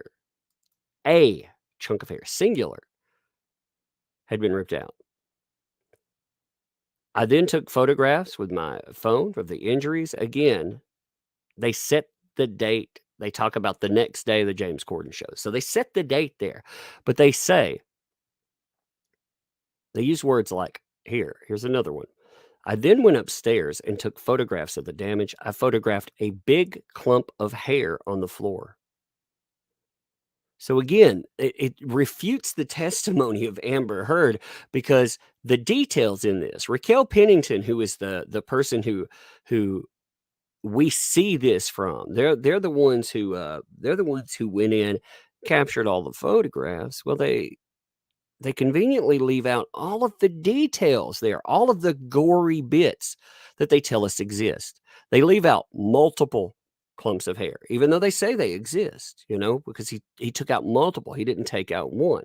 They leave out any kind of bloody and bruised setting. In fact, if you look at the pictures that they provide, some of the pictures, like we've seen the hair enough times. Look at the scalp itself. Look at it not in a superimposed close up, but just look at it. Okay, look at what she's trying to say. And remember, she just testified to it being removed and it being bloody. All right, so this is the picture itself that they've entered now, right? When you look at it, what it looks like is extension glue is what it actually looks like in the middle of her head, because they're going to tell me that here's the thing. If you have someone pull out your hair, then your head infects like that, you have a problem. You have a real problem. She's going to tell me that she has like funk and pus coming out of her head right away.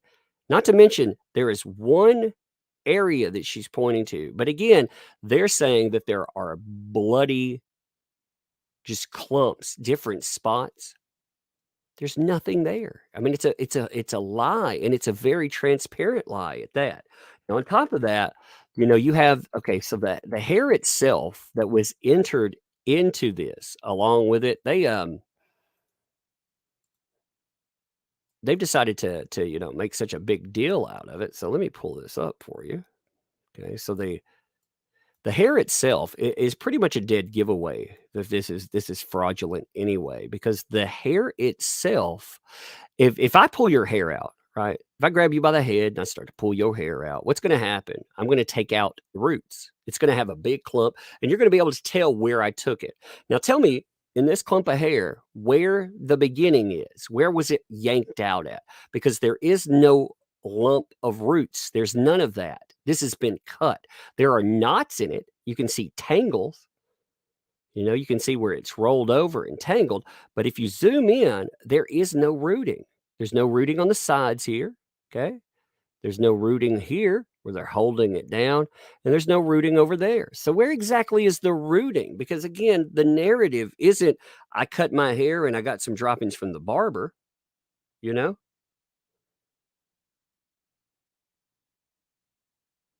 So what does that mean? Daydream, thanks for the 10. I doubt AH could get both Depp and Musk with an acting that she displayed in the court. I think she has stage fright in crowds, but not in single personal setting. I think it's different. I think she figures out how to become the thing that you need in your life. I think ultimately that's what manipulators do. They convince you that hole that you feel in yourself. We all have something there. We all want to be whole. We all feel like we're missing something. You can have everything that you've ever desired and still feel empty, because we are always seeking, we're always acquiring, we're always looking for more. If you stop, if you find yourself with contentment, a lot of people they stop moving, they stagnate. And part of that's inherently a flaw in the Western way of thinking. Because contentment, well, it's got to be around this bend, right? It's got to be around that turn. And it's not. I mean, we give up on being happy. We give up on that stuff, and we let people manipulate us into thinking something else. I was saying this too. I'm noticing so many people still going to bat for Elon Musk, and it drives me nuts because Elon Musk is still to this day part of this. He didn't pay for the stuff in 2018 and stop. He's paying for it now. He is the benefactor paying the bills. Amber Heard said yesterday that this cost her $6 million in counting. That's just the court cost. That doesn't count hiring PR firms. It doesn't count getting lawyers for her friends that they're represented by the same law firms that she's represented by. That's why you've had conflicts of interest arise with specific people like her sister, because they're represented as a group, even though you're not supposed to do that. You're supposed to represent your client. The true client there is Amber Heard. The man footing the bills is none other than Elon Musk. He's getting a break by a lot of people. He does not deserve that break. He doesn't deserve it at all. Time to flush the turd. Thanks for the 5. The hair is too short to be from the top of her head. Yep. JD's team needs to redirect, bring all this up in the metadata. I bet you they don't. They're going soft on her. They went soft on IO. I would have tore IO to bits. You want me to tear IO up right now? Okay, so IO Till It Right said that they were there the day after the birthday, right? They said that on the stand. They said, when they were going to Coachella. All right. So IO here, let me show you this. This is if you're wondering who I'm talking about, by the way, I'm talking about the witness yesterday, the other friend. Remember the witnesses that have testified on behalf of Amber Heard anyhow have been a wannabe journalist and a freeloader. Another freeloader. This freeloader we're hearing from today scored $1 million apartment from Johnny Depp and was having like $5,000 given to them in manila envelopes every few months to just let them run around and stuff. And they were making beads and going down to the Thrifty Mart and freaking selling them. I mean, think about that. They were living next door to one of the biggest actors ever in one of his penthouses, and they screwed him for it. He said he was letting them drive his cars and do everything else, and they screwed him for it. So here's IO. All right, now you'll notice the metadata tags here, right? These are important. These are a screw up from IO who is starting to try to correct stuff like this. You notice Joshua Tree here, right?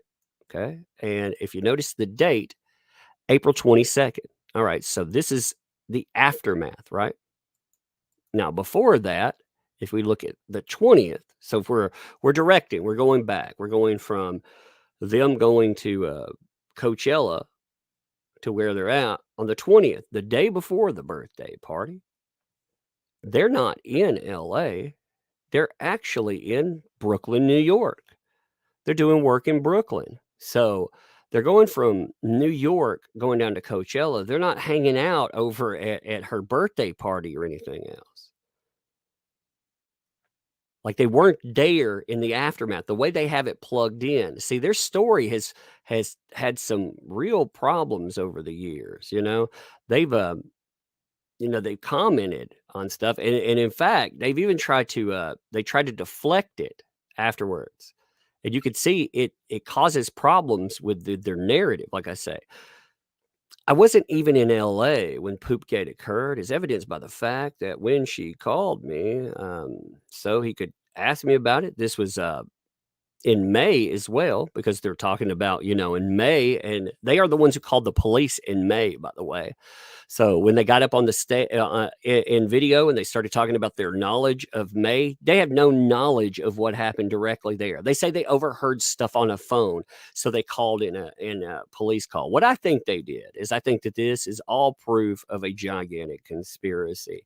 And again, the conspiracy, it can be disproven very easily by going in, by looking at the data behind this stuff, because it's broken. It's broken.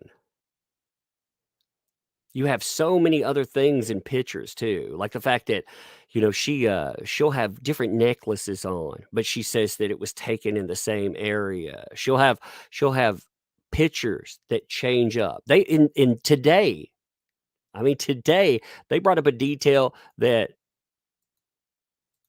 oh my God, who's pulling this up? So they brought up this picture right here on the corner, right again. They were bringing up the picture back here in the background and saying, "Hey, if you would, could you read us that little picture right there?" Why? Because it says something about eternal. Therefore, since it says something about eternal, that somehow means that he's making threats. What is that even supposed to mean? Brenda, thank you. Welcome. Thank you for the membership too. Welcome to come through. I'm telling you, like the metadata itself, you can see the clown car. The metadata inconsistencies as is are a problem anyhow, because when you look at it, you can tell that there is a major issue in the filing numbers. All right. Imagine this with me, if you will, and this attaches to some of Rocky Pennington's pictures. So Rocky Pennington says, "I went in, I was taking all these pictures, right? I'm just walking around, I'm taking a picture, I'm taking a picture." That means you're going to take them in order. Yeah. So when your phone registers those photographs, your phone registers them as, let's just say your phone was blank, right? Your phone is going to attach certain numbers to them that will identify, but then they'll attach the number for the picture, like number 1, number 2, number 3, number 4, and they'll be sequential. Yeah. Makes sense, right? So why is it that the photographs that Raquel Pennington supposedly took all in order, these photographs, they go through the numerical order, but then they switch off? You have, in fact, what you see here, the team in the UK, they renamed bundles. You could tell they got one bundle from Amber Heard before they got another bundle, and the metadata on top of that, it adds a different pit. All right, they're back. But it adds a different qualifier number. So again, what that means is it was taken with another device. So I mean, there are so many issues. They should have torn them apart for these things. Like, man, I'd be in there eviscerating people because, like, I'm telling you, like, this is only the tip of the proverbial iceberg, and I can make it make sense to the dumbest person in the world. So, again, remember the jury of your peers. That's not just smart people out there. Your peers will also be the dumbest people in the world. You know, you're going to have some pretty dumb people out there that probably end up on the jury, and you need to be able to explain at their level. I can make it make sense. I think we did a good job just explaining it right there in a way that, again, you know, if I had time to present it, so why not bring in someone that or ask the question Camille could ask it. You wanna Continue with your witness. Yes, didn't we'll place value, resume though. with the testimony of Raquel Pennington, Your All Honor. right, thank you. Raquel Pennington, though, is a freeloader, a beneficiary of charity that decided to turn and stick the knife in the person that was their benefactor. That is disgusting behavior to me. I want to talk about the events of Such May a fake. 21st, 2016. Do you remember that night, Ms. Pennington?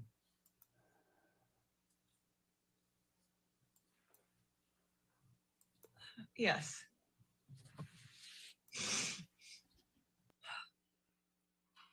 Walk us through what you recall about the evening of May 21st, 2016.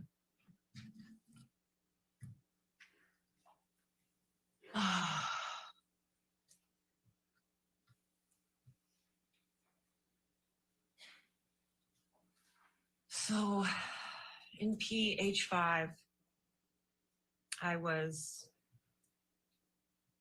getting things ready for a artist craft show that I had, and making jewelry, and my friend Liz was there, Josh was there, Amber was helping. We were set up in the downstairs living room of PH5. And at Liz some Mars? point- Liz Mars, yes. Okay. And your fiance, Joshua Drew, is that right? Yes. And at some point, Amber got a message from Johnny that said that he wanted to come over and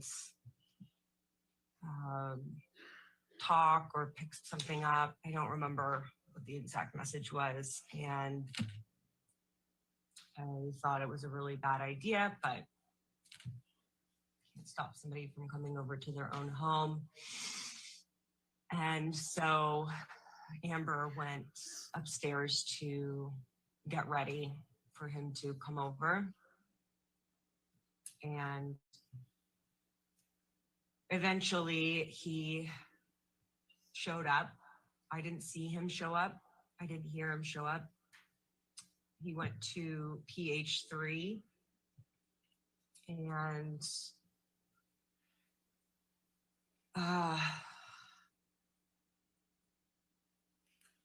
and then at some point I got a text from her, or I might have checked in, or I got a text from her that said, come over. So I tried to come over there and the door was locked. Their front door was locked. So I went to go get my key. I had a master key to all of the apartments. And I came back, unlocked the door, and he was yelling, and I don't remember exactly what he was saying. And she was calling for help, and that had never happened before, saying, help me. I went and I cut through the space between the coffee table and the sofa. And I went up to him, and he was yelling and yelling. And I put my hands up on his chest, and I was like, stop, just trying to calm him down. And he hit my hands away. And so I just went straight over to Amber. She sat down on the couch, she was crying, and I just put my body over her, and he came a little bit closer to us, and he was yelling at her to like get up, or I don't know, quit crying or get up or something. And it was really loud, and he was getting closer and closer. And I remember thinking there was this like big orange ceramic ashtray on the coffee table. And I was thinking, if he gets any closer, I'm just gonna pick up that ashtray and like hit him with it, because he was so close over us. And then at that point, Jerry and Sean came in from the front door of PH3 and came in, and they, you know, they were like, boss, you know, come on, let's get out of here. And Jerry always called him boss. He's like, boss, come on, boss, let's go. And then Johnny grabbed like his leather bag off the stool that was by the island, and he had a big Magnum bottle of wine, and he was just like smashing stuff off the island and yelling. I don't remember exactly what he was saying. And then they finally left, and I could hear out in the hall just like banging and smashing and clattering around. I was just holding Amber, sort of just waiting for it to pass and clear, until a little bit later. And then I think Josh came in. Why did you get between and put your hands on Mr. Depp and get between him and Miss Heard? I just thought I could calm him down. And when he hit your hands away and then you went and laid on her, why did you do that? Just the thing to do. How would you describe Mr. Depp's mood? Irate.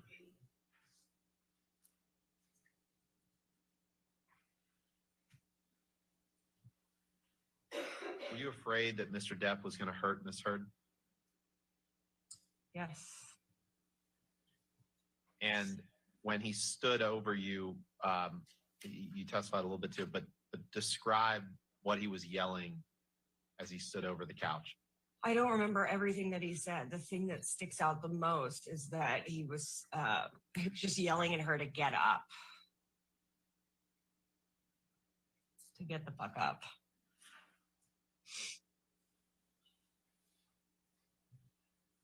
Did you let her? No.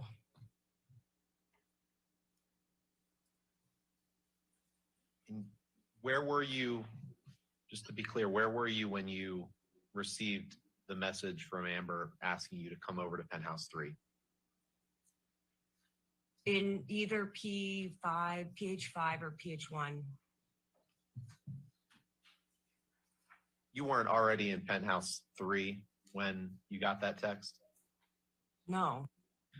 To the extent that there are allegations that you were lying in wait in Penthouse 3 before Johnny walked into that penthouse, how do you respond to those? That is not true. I will also represent to you, Ms. Pennington, that Mr. Depp's lawyer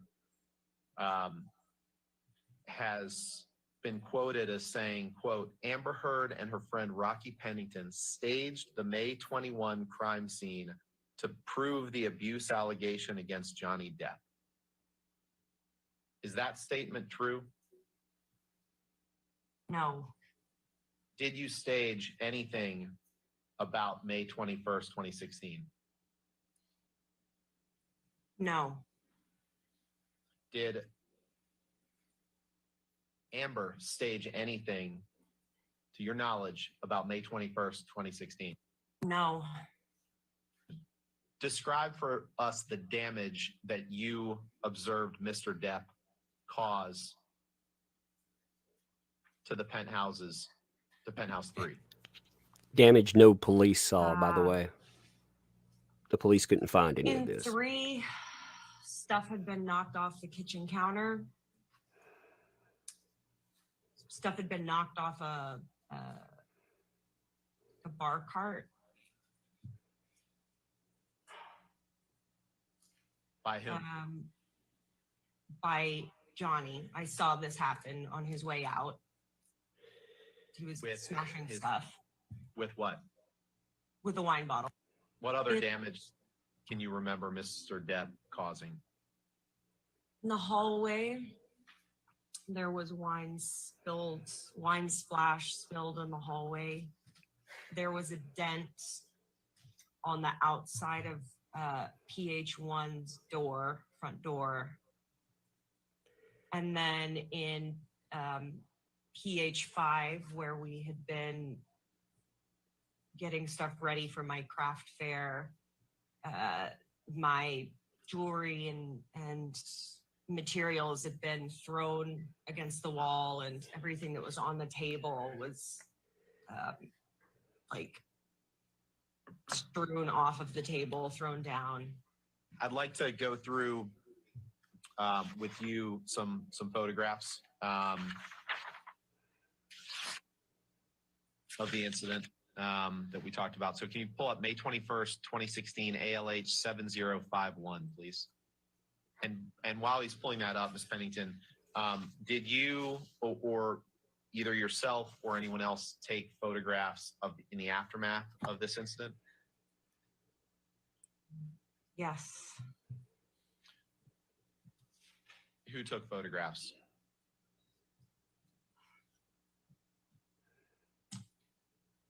Josh Drew.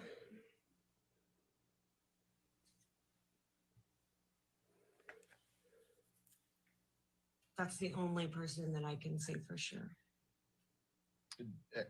Were you with Mr. Drew when he was taking photographs?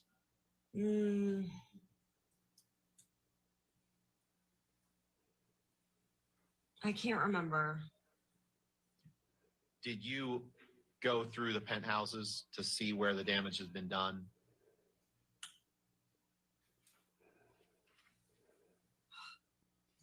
Eventually. Ms. Pennington, what is this a picture of, if you know?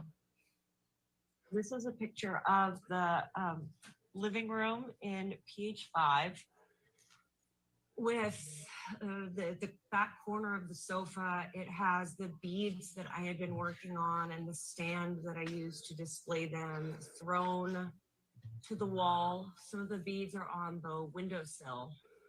The stand is broken. And did you, does this fairly and accurately reflect damage that you saw to Penthouse 5 on May 21st, 2016? Yes. Exhibit 30 is up. What is this a picture of, if you know? This is a picture of the Johnny and Amber's bed in PH3. It has several photos, framed photos, stacked on it. And do those photos appear to be intact? These do, yes. In your experience, did those photos normally sit on the bed? No. Does this, did you witness, well, was this part of the aftermath of what Mr. Depp did in Penthouse 3? I didn't see him take these down, but they were not down before he came over. Does it fairly and accurately depict what you witnessed the night of May 21st, 2016? I didn't see this happen, but I did see this scenario.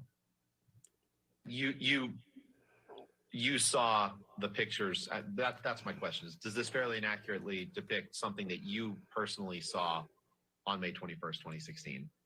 Yes. All right, let's pull up 7053, please. So my question, Ms. Pennington, will be, what is this a picture of?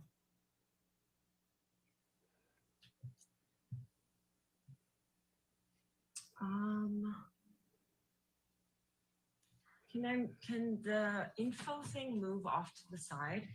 No, I don't, not in this version of the pictures. So I apologize for that. If you need it zoomed in or out.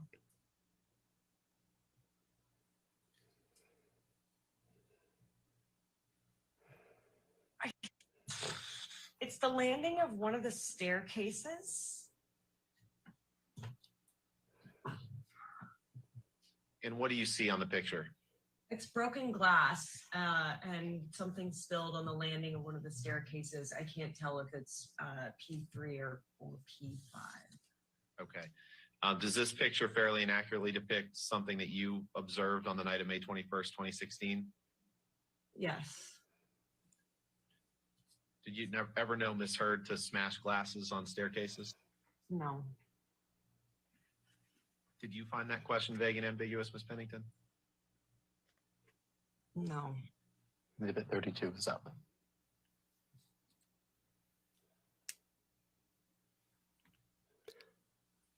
The stairwells also. What's this picture of Ms. Pennington? There's a good breakdown that These talks about the are fakery there. Stairs appearing of the same staircase with broken glass on them. Does this picture fairly and accurately depict something that you personally observed the night of May 21st, 2016? Yes.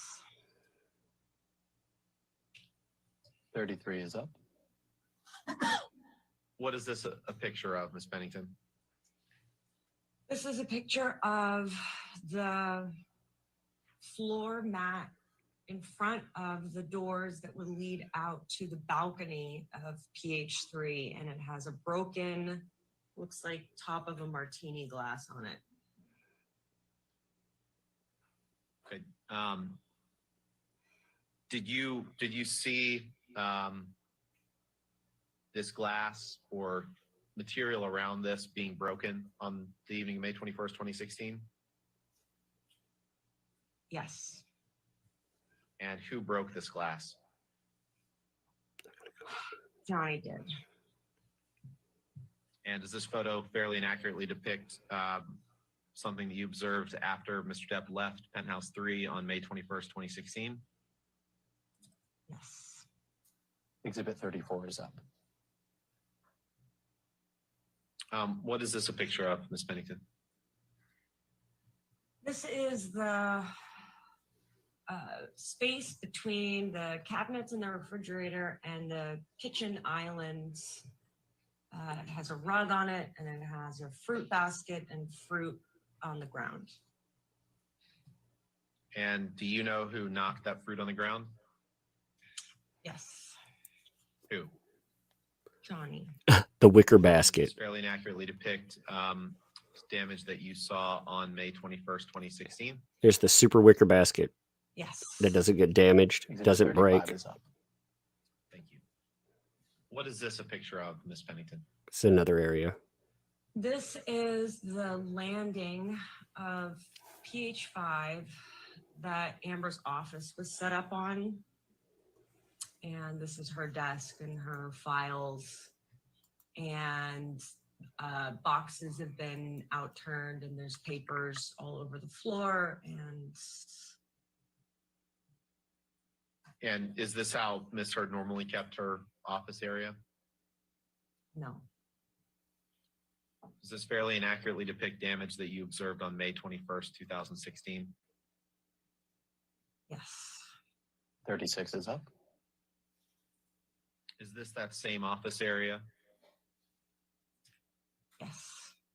And is this an accurate depiction of what you observed on May 21st, 2016? Yes. 37 is up.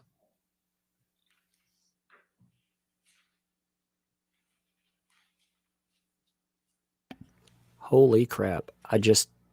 There's a big breaking story that's going along with the Depp stuff right now. What is this a picture of, Ms. We'll have to talk Pennington? about it. This is a picture of two photos on the column, the staircase leading up to Amber's office. The top photo is a group photo of Savannah, Whitney, Io, myself, Amber, Aaron, Brittany, Morgan. We were in London. The glass is smashed. The bottom photo is a photo of Amber and me in France. Does this photo fairly and accurately depict damage that you observed on May 21st, 2016? Yes. 38 is up.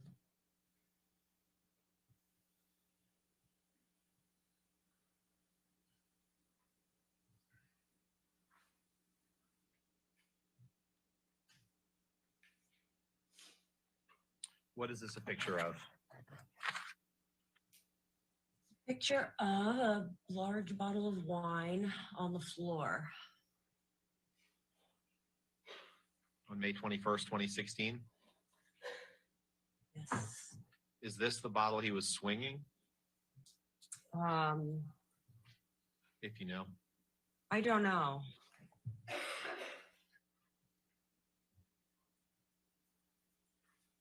But it accurately depicts something you observed on May 21st, 2016. Yes. Did you notice you or misheard or anyone that you were with spilling wine in penthouses that night in order to stage damage? No. And by what is this a picture of? I meant the whole scene. Oh. Sorry. Oh, it's a picture on the floor. Do you know what penthouse that is in? Can you zoom out again, please?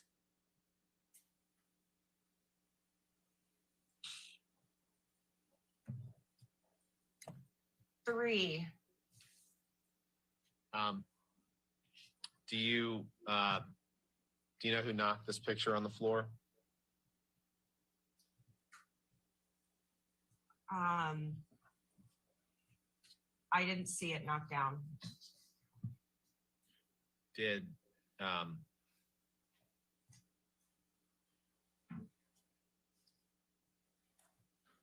other than Mr. Depp, did you see anyone causing any damage or knocking anything down in any of the penthouses on May 21st, 2016? No. And did you see Mr. Depp knocking things down? Yes. Does this picture fairly and accurately describe something that you observed on May 21st, 2016? Yes. Okay. Can you describe, did you see any injuries on Amber on May 21st, 2016?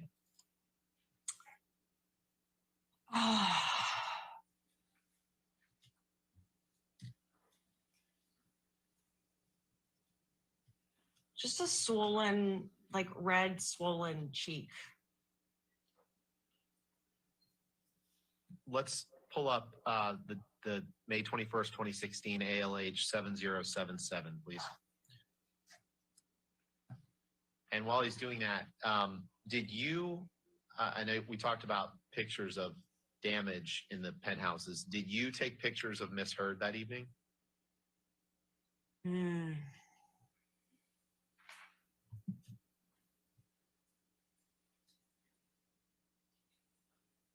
I don't remember if it was me or Josh.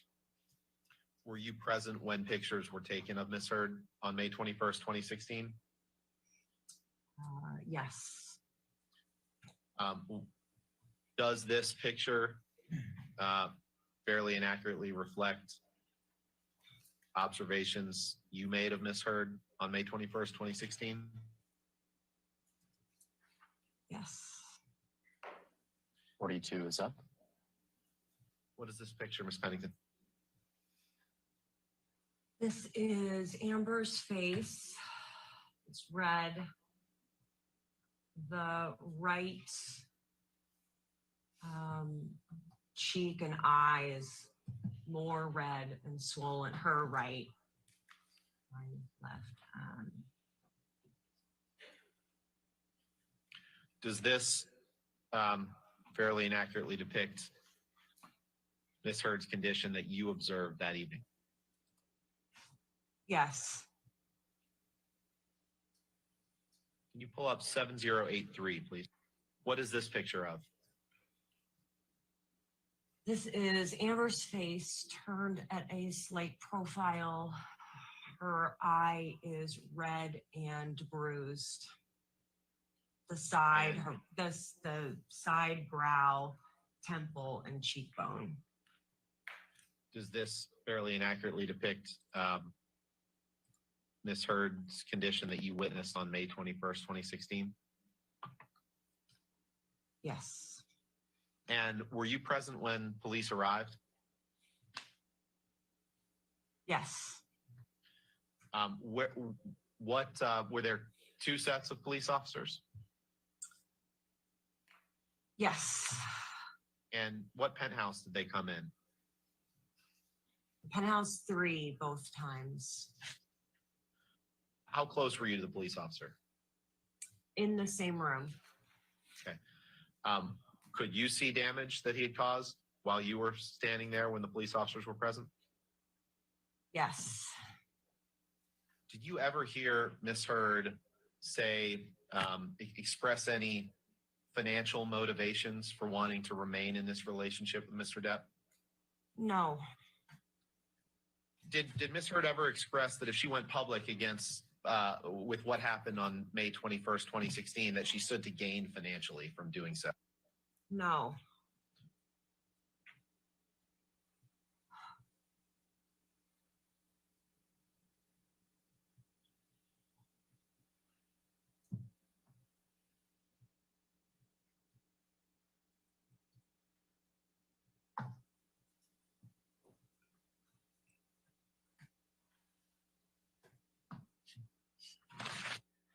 Now, at some point after May 21st, 2016, Miss Heard filed for divorce from Mr. Depp, right? Correct. And at some point she filed for a domestic violence restraining order against him. Is that right? Yes. And I'm gonna come back to that line of questioning in a second, but before I forget, you mentioned Jerry and Sean Bett on the night of May 21st, right? Was there a space in the floor of the ECB where they would wait for Mr. Depp when he was in one of the penthouses? Yes. And what was that space? We called it the guard shack, and it was a vestibule separate from the penthouses, except that a door from the vestibule also connected to the door of the patio of PH5. Was the was it, if someone were in the vestibule or the guard shack, as you called it, would they have seen you go into penthouse 3 when Amber requested that you do so? No. Did you see Jerry or Sean or any security guards when you entered penthouse 3 that evening? No. Okay. Going back to the domestic violence restraining order, did you accompany Miss Heard to court when she got that order? Yes. I'd like you to pull up, please, May 2016, Court Pennington 1292, please. And while he's doing that, do you know if Miss Heard wore any makeup that morning?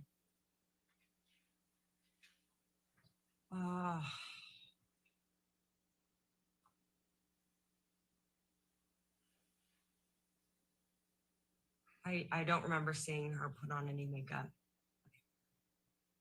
Was that rare for Miss Heard not to wear makeup? Yes. What is this a picture of? This is Amber and Jody, her publicist, sitting on the bench in the hallway waiting room of the courthouse. When?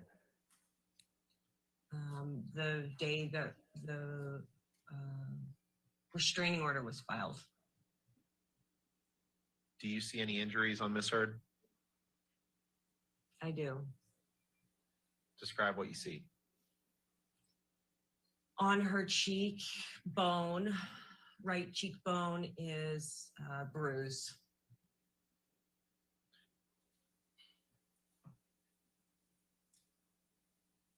And how long after May 21st was this approximately? I don't know. I don't remember. A matter of days, weeks? Less than a week. Did you ever see any makeup artist paint on this bruise? Put a fake bruise on Miss Heard's face? No.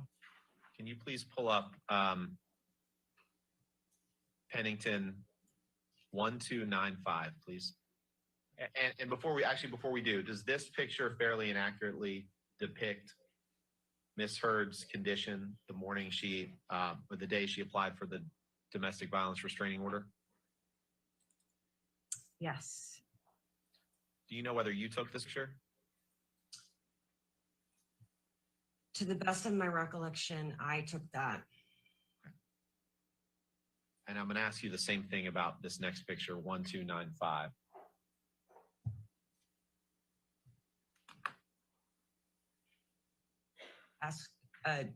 To the best of my recollection, I took that.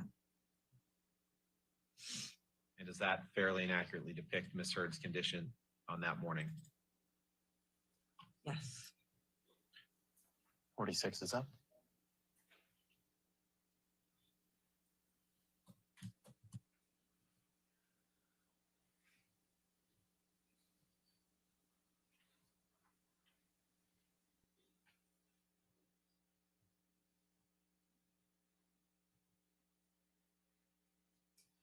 What is that a picture of?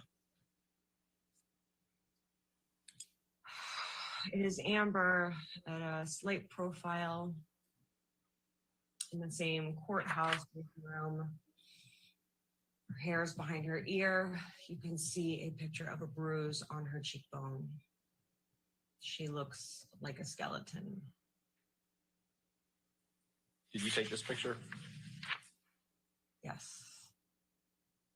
Based on your personal knowledge, is there any truth to the allegation that Amber did this because she's, quote, a gold digger? No. Ms. Pennington, you came to understand at some point, at some point, did you learn that Mr. Depp had lost the tip of his finger in Australia? Yes. And what is that other way that you learned that Mr. Depp had cut the tip of his finger off? He showed it to me. In addition to showing you, how did you learn from Mr. Depp that he had cut off the tip of his own finger? He told me. What did he tell you? Said, I don't remember how he said he cut the tip of his finger off, but while the nurse was dressing it, I wanted to see it. I also had a very small injury on the tip of my finger. And I continued to see it throughout its healing process, but I don't remember how he told me how he cut it off. But you remember that he told you that he cut it off. Yes. Ms. Pennington, I'll finish where we started, which is you've given a number of you've testified a number of times about the events that we talked about today, and I really appreciate you you being here today and talking about these. I know it was tough and it was emotional at times. Is there anything that you would change about any of the testimony that you've given today or previously about any of these events? No.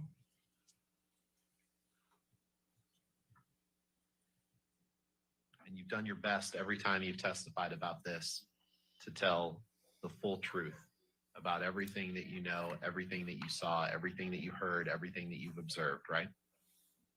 I have done the very best to tell the absolute truth exactly as I remember it at all of the points of time. All right. Yes, sir. Your next witness. Yes, Your Honor. That concludes the testimony of Raquel Pennington. Ms. Hurd calls Joshua Drew as her next witness. Okay. And if we may approach just to discuss a All couple right. exhibits. And that's by deposition, is that correct? It is by deposition, All right. yes, Your Honor. Okay.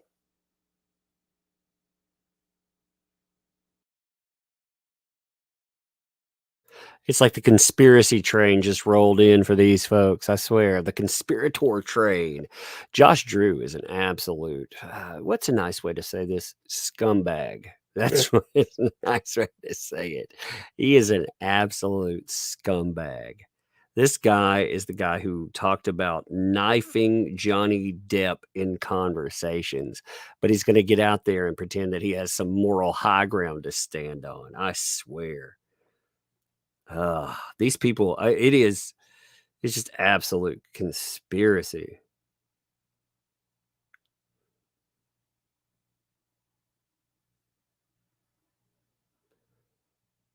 Yep. I wonder if Josh will be wearing his Baby Gap t-shirt today. Like if you look at him in different videos, like if you look at him in the Eastern Columbia building, I swear it's like he shops at the Baby Gap. He does. Like again, I'm not saying that to be mean if you're overweight. Like right now I'm overweight because I've been sitting on my butt for all this time, like with the beer bug and everything. I mean, that ain't it. But you know what? I wear shirts that fit. You ain't gonna see it's like Amber was talking about Johnny Depp not letting her dress provocatively. Well, it looks like Josh Drew, he was the one who was dressing provocatively. I see more nipple on him than I've ever seen on anyone else. I swear if I posted a picture of him online, I'd have to edit out his nipples or I might get hit by an editor. Like, no, YouTube, no. That guy, man. Ugh. So gross, man.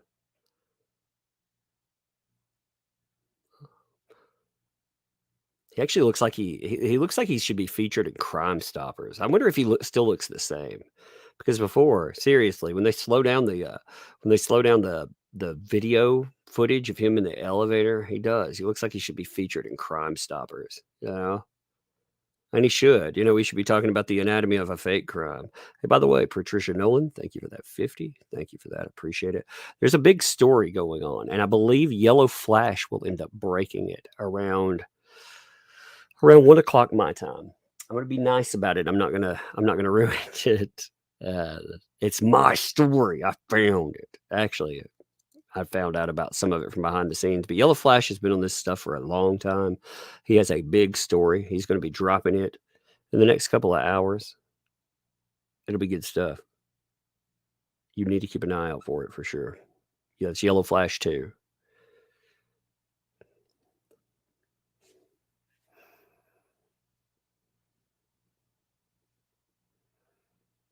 I mean, it's an insane story, and we'll talk about it probably after the. We'll talk about it on not at the lunch break, but after that, we'll talk about what he put out there. We'll talk about all this stuff there. But it's an insane, explosive story. It's something that I was talking about before, because that umbrella guy always has his ear to the ground, listening. Actually, with this stuff, I have a billion sources. That's what it is, and I try to hear what's going on because I need to understand this. Because again, I do not want to back a person that's guilty. Like just to be straight up about that. I don't want to. I want to make sure. And I would say, if we were swearing in expert witnesses, I think I've put in enough time. Maybe I could get sworn in. Like, what credentials do you have, that umbrella guy, to be testifying today? 3 years. 3 years. What does that mean? It means I'm going to come out of my seat and pimp slap you, Roddenberg, if you ask me any more stupid questions. It's like, objection, hearsay. Oh, God. I swear. They should have torn Rocky apart, though. Like they were too nice with those two. And I get their video depositions. It doesn't matter. Video depositions are trash. Those people should sit up there and they should sweat because those are. We're going to have yet another person that is connected to this conspiracy. And they're not just. If you want to do video depositions, people that are like outside players, okay, but these are main conspirators in this story. They are claiming that they had a front seat to it and they saw everything. If they supposedly saw everything, they saw everything the cops didn't, even though they walked them around. You know, the cops, how did they not see the broken glass? I mean, we walked right over it. They should have to answer for it, you know, because in the wide word and the wise words of the prophet, I think it goes something like, they're full of they're full of crap. I swear, though, for real. Like, these people really are. They are full of it. It's disturbing. All right. Josh Drew, I guess, is coming up.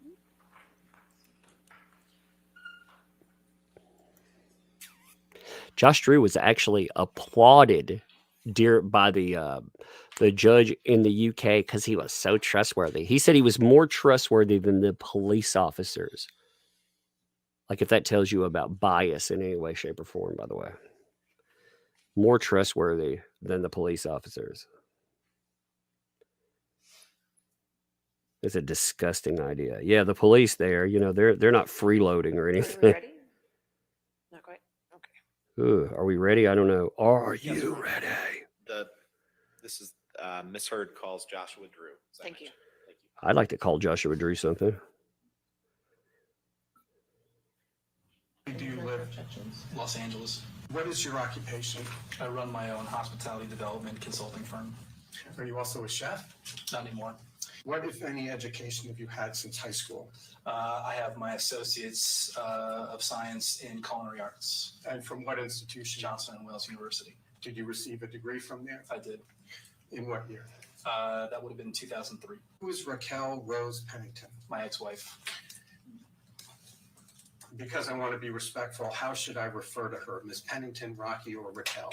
Rocky or Raquel is perfectly fine. He's been You referred were to her married as that Rocky, so there that came a monster. time when you began to date Rocky, correct? Correct. When did you start dating Rocky? That would have been June of 2014. And did there come a time when you became engaged to Rocky? Correct.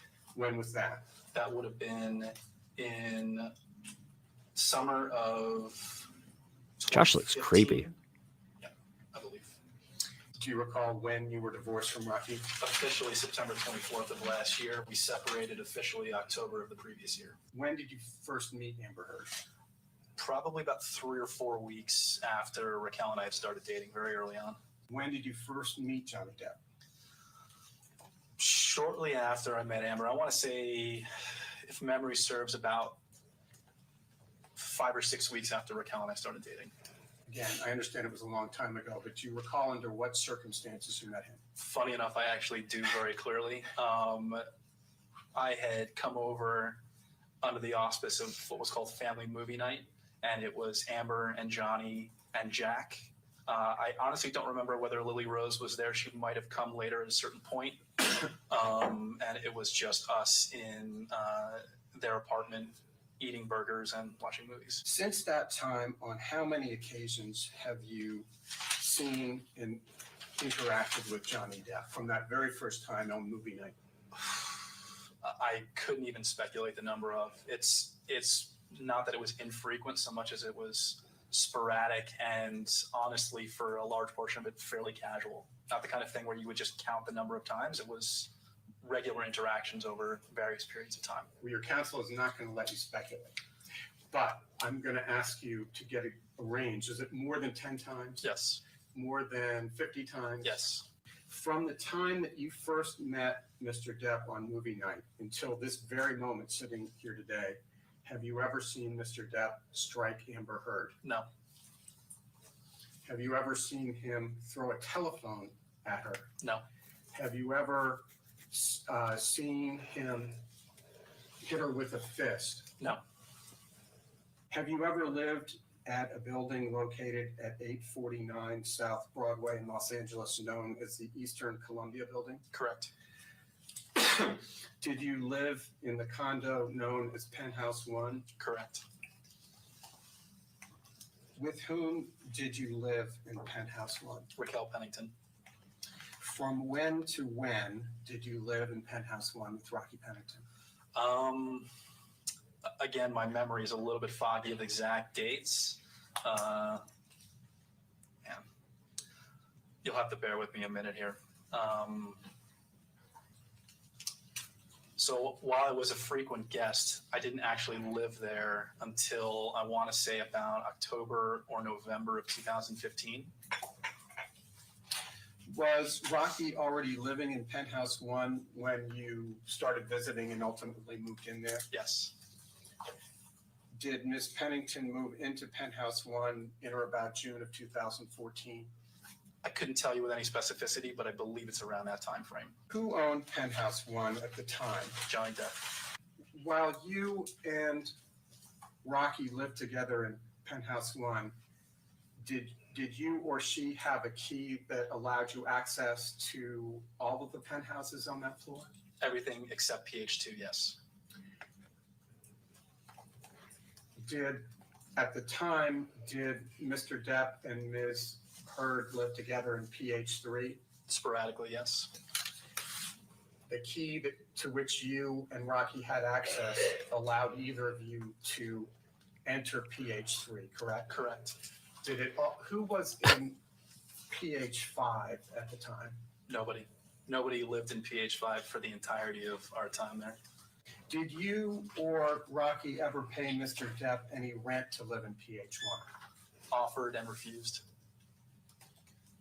Did you consider the refusal of your offer to be a generous gesture by Mr. Depp? Exceedingly. In your experience, is Mr. Depp generally generous to his friends? Yes. Is he generous to people generally? Yes. Did Mr. Depp own Penthouse 5? Yes. Would your key have opened Penthouse 5? Yes. When you and Rocky were living here in Penthouse 1, did you ever notice that there were security personnel standing outside the door of Penthouse 3 when Mr. Depp was in Penthouse 3? Not normally, no. Did you ever see the security personnel standing outside of his door? On very rare occasion. Normally they were in a storage room off to the side of PH5. Moving aside from Mr. Bett and Mr. Judge, while you stayed at the East Columbia building, did you come to know any of the employees of the building? Casually. Who is Trinity Esparza? She was one of the front desk people. Did you have communications with her? In the course of living there, yes. Did you find her to be pleasant? No. How was she unpleasant? She was not particularly polite or accommodating to me or Raquel or any of Amber's friends. Wow. I wasn't there specifically, but I heard similar things from Amber in her interactions with her as well. Wow, they just throughout the course of our attacked time some random lady. While you lived in Penthouse 1, did you have the opportunity to interact often with Amber Heard? there. Yes. Did you and Rocky see Ms. Heard frequently? Yes. Did you ever see her drinking alcohol? Yes. Did you ever see her drink to excess? Yes. Did you observe Amber Heard during her wedding to Mr. Depp at the Bahamas? Yes. Was she intoxicated at any time during the wedding weekend? Yes. Uh, As were we all. Did you ever hear at any time Amber Heard yell at Mr. Depp? Yes. On how many occasions? I couldn't tell you the number of occasions. Did you ever see her strike Mr. Depp? No. Did you and Rocky ever discuss the relationship between Amber Heard and Johnny Depp? Yes. On how many occasions? Honestly, probably hundreds, if not thousands. Mr. Drew, moving to April 21, 2016, do you recall that there was to have been a birthday celebration that night? Yes. Was that Amber Heard's birthday? Yes. Do you recall which birthday it was for her, how old she was? It was her 30th. I catered it. What do you recall about that evening? I recall it was held in PH5. Johnny was hours late.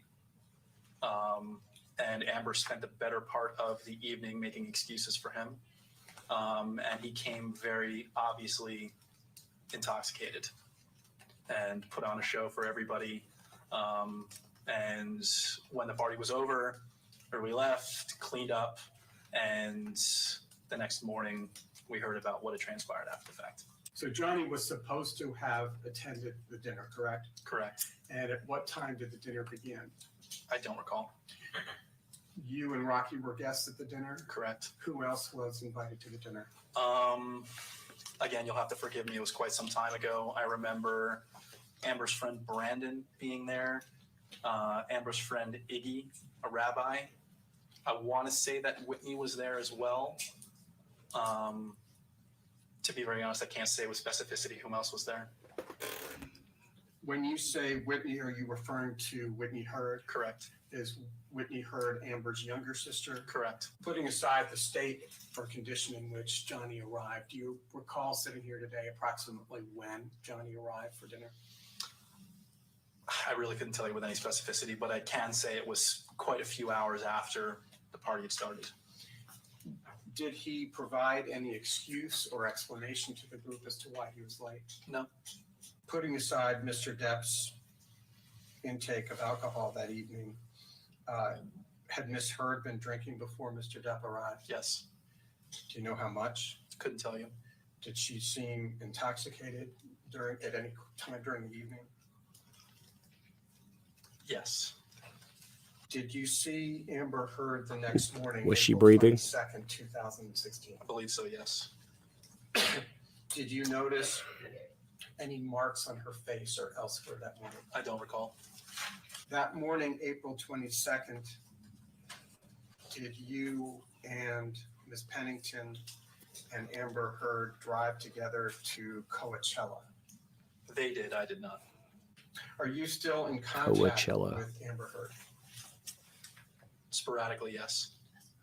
This is from 2019, by the way.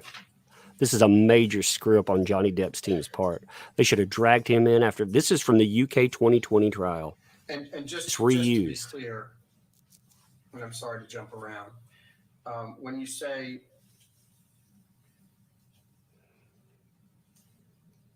strike that, Major error. you say sporadically, how frequently you're in contact with her? We didn't speak for about 2 years following my divorce, and she reached out to me to make amends about, I want to say about 2 months ago, if memory serves.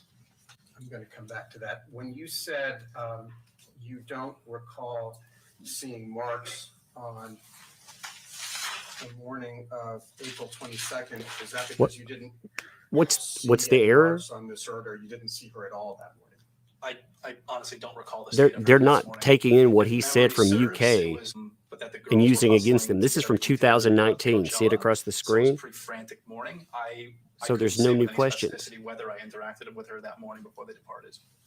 And Mr. Drew, you said that Ms. Heard reached out to you. When did she reach out to you? Sometime in the last 2 months.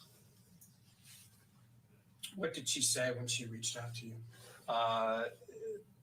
To paraphrase, it was something akin to letting me know that, her and Raquel hadn't spoken in some time, and to tell me that she loved me and that she missed me, and she just wanted to make amends and, reconnect. Did she mention anything about this lawsuit? Not in the initial interaction. How did you respond to her in this initial interaction when she said she wanted to make amends? I didn't for some time. I think I waited about a week and a half before I responded, and before I could, I did get a note from her letting me know that she had tried to keep me out of it, but more than likely people were going to be contacting me either about being deposed or a statement of some kind. There was nothing explicit about whom it would be coming from, whether it was from Johnny's side or from her side, only that somebody would more than likely be reaching out to me.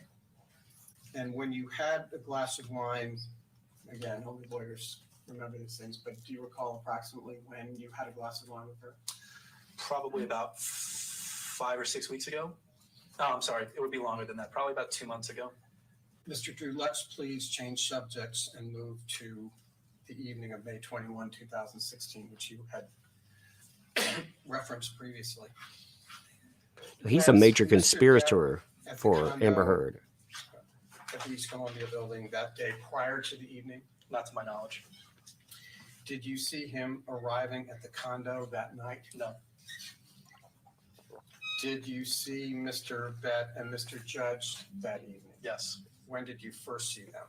I saw them when he ordered them to open the door to PH5 following the incident. When you say he, to whom were you referring? Johnny. Did you ever see them that night somewhere outside the door of PH3? No. Do you know whether she received a text from Amber Heard at 8:06 p.m.? I can't certify the time, but the text message itself and the receipt, yes. Were you with Rocky when she received that text? Yes. Wasn't she already in Penthouse 3 as of 8:06 p.m.? When she received the text, she was not in Penthouse 3. She was in Penthouse 5 with me. But again, I can't recall with specificity the exact time of these events. Any time, including that night, did you ever see Mr. Depp strike Rocky Pennington? No. That evening, did you see Mr. Depp smash bottles of wine? No. Did you see him break furniture? No. Did you see him kick a hole through a solid door? No. Do you recall when Mr. Depp, Mr. Bett, and Mr. Judge left the building that night? If we're presuming that that text was received from Raquel at 8:06, they had left the building within 30 minutes, to my recollection. So it would be approximately sometime around 8:30, 8:29. Thereabouts, but I don't recall specifically. What else do you remember about the events of the evening of May 21? I mean, I can tell you contemporaneously from the start if there's something specific you'd like me to expound on. Who is Officer Melissa Science? My understanding, it was the name of the Latina officer that first responded with her partner. When did she arrive at the scene, if you recall? Vaguely, I remember them arriving about 45 minutes to an hour after Johnny had left. But again, exact times I'm a little foggy. Going back to the Latina officer, was there another officer with her? Yes, there was a bald gentleman, white, With which officer, if any, did you speak that night? both. What did you say to them, if you recall? When they arrived, I greeted them at the door. I walked them through PH3 to show them the damage, show them the broken glass. They had already walked through the hallway over the gigantic wine stain throughout the entire hallway. I took them through PH3, like I said, to show them the damage. I took them back out of the hallway, showed them the dent in the door shaped like the bottom of a wine bottle in PH1, took them into PH5 to see broken picture frames, smashed glass, Raquel's jewelry and things like that strewn about the apartment. And then I brought them back to PH3, at which point they separated. The Latina officer pulled Amber aside specifically to speak to her one-on-one. The door was closed. I was outside with the other officer. So I can't say with any specificity what happened inside. I don't know whether anybody was in earshot. I don't know whether everybody else was around. They told me specifically it was one-on-one. And I was outside the door with the male officer. And specifically, my communication with him was asking what, if anything, could be done, because we were obviously upset. And his comment to me specifically was, there's damage in these apartments. Her face is red. If she wants to file a report, we have enough here to go pick him up. But you've never seen Johnny hit Amber. That's correct. And I've affirmed it to everybody that I've spoken to. I've been explicit about that. And you've never seen Johnny hit any woman. Correct. Do you recall having a conversation with Rocky and Amber after Mr. Depp and his security personnel left the building, but before Officer Science and Officer Haddon arrived? Yes. Tell us about that. You'll have to forgive me again. My memory of the exact sequence of events, that transpired after all this is a little foggy. If memory serves, Amber was damn near catatonic after all this. We had gotten her into PH1 so we could deadbolt the door and keep her safe until he left. A few minutes thereafter, I had gotten a little bit of a rundown from Raquel over what had transpired. Raquel got her to call her lawyer, Samantha Spector, to find out what to do. And if memory serves, Samantha's recommendation was that we immediately put together a contemporaneous, matter-of-fact statement together of what had transpired that night. And that ultimately was up to Amber as to what she wanted to do with the police or whatever it may be. Are you aware that Amber Heard spoke to Officer Science and Officer Haddon that evening? Yes. Were you present when she was speaking to them? No. Did Amber file the complaint that night? No. Did the police arrest Mr. Depp? No. Did they issue a warrant for his arrest? Not that I'm aware of. Mr. Drew, let's turn for the moment to May 22nd, 2016. Did you see Ms. Heard at all that day? Yes. When did you see her? At various points throughout the day.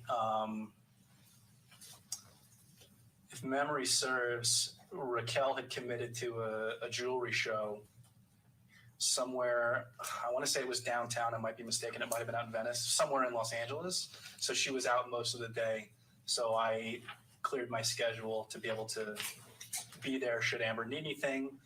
If memory serves, either her attorney or somebody in her group had a friend come over with a locksmith to change the locks just to be safe. And I was there to make sure that happened and just, like I said, be there for Amber should she need anything, just so she wasn't alone. When you saw Amber on May 22nd, you don't know whether it was the morning or the afternoon. Is that right? It was sporadic throughout the day. I think it was some point late morning and throughout the afternoon. When you first saw her, did you notice any marks on her face? Yes. Describe the marks, please. To be very honest with you, I don't actually remember which side of her face it was, but I do distinctly remember there being a red mark and a small bruise on her cheekbone and red marks just above her eyebrow and to the right side or to the side of her eyebrow. Did you see any swelling? A little bit. Can you remember anything else? Did you see marks anywhere else other than the ones you've described? No. Did you ever notice anyone visiting Amber Heard at night while Mr. Depp was away? During the time that I was living there? Yes. Yes. On how many occasions? I wouldn't even be able to estimate. Was it more than 10? Yes. Was it more than 20? Yes. Was it more than 30? Yes. Was it more than 50? Again, I can't really speculate. I was there for quite some time. When did that first occur? I mean, I'm not privy to her comings and goings, and she had other friends than us that were coming to see her. So. And again, to be specific, I'm just talking about visitors at night when Mr. Depp was away. Again, I can't say with any specificity. When did that first happen that you were aware of? I mean, I would say pretty early on, but again, there's no context to it. The other consideration that I would say is that the hallway between all of these penthouses was public right of way going to the pool. So my understanding of people coming and going, it might have been the public, it might have been residents, or no, sorry, not public, it might have been residents in the building. I can't really say with any specificity. Who was Elon Musk? Elon Musk was a gentleman that Amber dated intermittently following the restraining order. When did can you recognize Elon Musk? Yes. When did you first see Elon Musk at Penthouse 3? I'm not quite clear exactly, but I want to say it was about 3 to 4 weeks after the restraining order was filed. But while Mr. Depp and Ms. Heard were still married, correct? Yes. After May 22nd, 2016, did you ever see any marks on Ms. Heard? Not to my knowledge, no. Would you please describe, as far as you can remember, what cleanup efforts were undertaken and by whom? Well, myself. In Penthouse 3, there was a number of pieces of broken glass and items strewed about the counters and the floor in the kitchen. Only in the kitchen, sort of around the kitchen island. In the hallway outside of the penthouses was quite a bit of spilled wine. I don't believe we dealt with that at all. And then in PH5, all of Raquel's things had been strewn about pretty dramatically. So we did our best to sort of put that back together and pack everything back up. And there were, things like piles of books and picture frames were broken, and our piles of books were strewn about, and picture frames were broken and things like that. We just picked the glass up off the floor so the dogs didn't get hurt. And I think we left everything else for the time being. Did you actually see who strewn about? That's not the right verb, but did you actually see the person who threw her clothes around? I didn't witness firsthand any destruction of any kind. Are you aware that Ms. Heard alleged that Mr. Depp hit her on or about December 15th? Yes. What, if anything, do you know about that incident? So my recollection of that is Raquel and I had come back to the penthouses from where I don't recall specifically, sometime, I want to say late afternoon, early evening. And Raquel was supposed to meet with Amber as soon as they came back. Amber had not been responding to her text messages for some time. So we let ourselves into PH3 together to go check on her and make sure everything was okay. When we came in, the kitchen was completely, I wouldn't say it's trashed, but it was out of order enough for something to be off. And then when we turned the corner on the section of counter next to the kitchen sink, there was something written on the counter, and I don't know, I can't remember what material it was. And to be honest, I can't actually recall exactly what was written. It was something very, very weird, like all is such a fraud or something akin to that.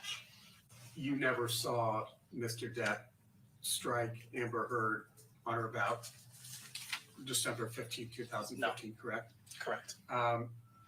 Did you see Miss Heard that night? Yes. Did you notice any bruising or other signs of injury? Yes, pretty significant. What did you observe? I noticed specifically she had pretty significant bruising on the inside of both eye sockets, kind of extending down the bridge of her nose, and her forehead was red. But you have no first-hand knowledge of how that injury occurred. That's correct. Are you aware that Amber Heard made a television appearance the next day? Yes. Do you ever see Mr. Depp take drugs, either prescription drugs or drugs that were not by prescription? Yes. How many times? I can't speculate on the number of times, to be honest. There was some questioning before where people were asking you about emphasizing how many times. Is it fair to say more than 10 times? Yes. Fair to say more than 20 times? Yes. But to be very honest with you, he was also a very private person, and a lot of that behavior was done in private. I didn't witness. They should be taking him Did you apart ever, on there. That's what I hear mean. Mr. Depp yell at Ms. Heard? Yes. Can you tell me when you recall that and what happened?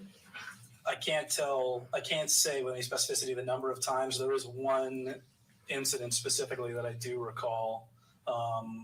myself and Raquel were vacationing in France with the two of them, and we were staying separately, separate houses, and the two of them were having a very, very loud argument with one another, screaming at each other that we could hear through the walls. How long do you recall approximately that yelling lasted for?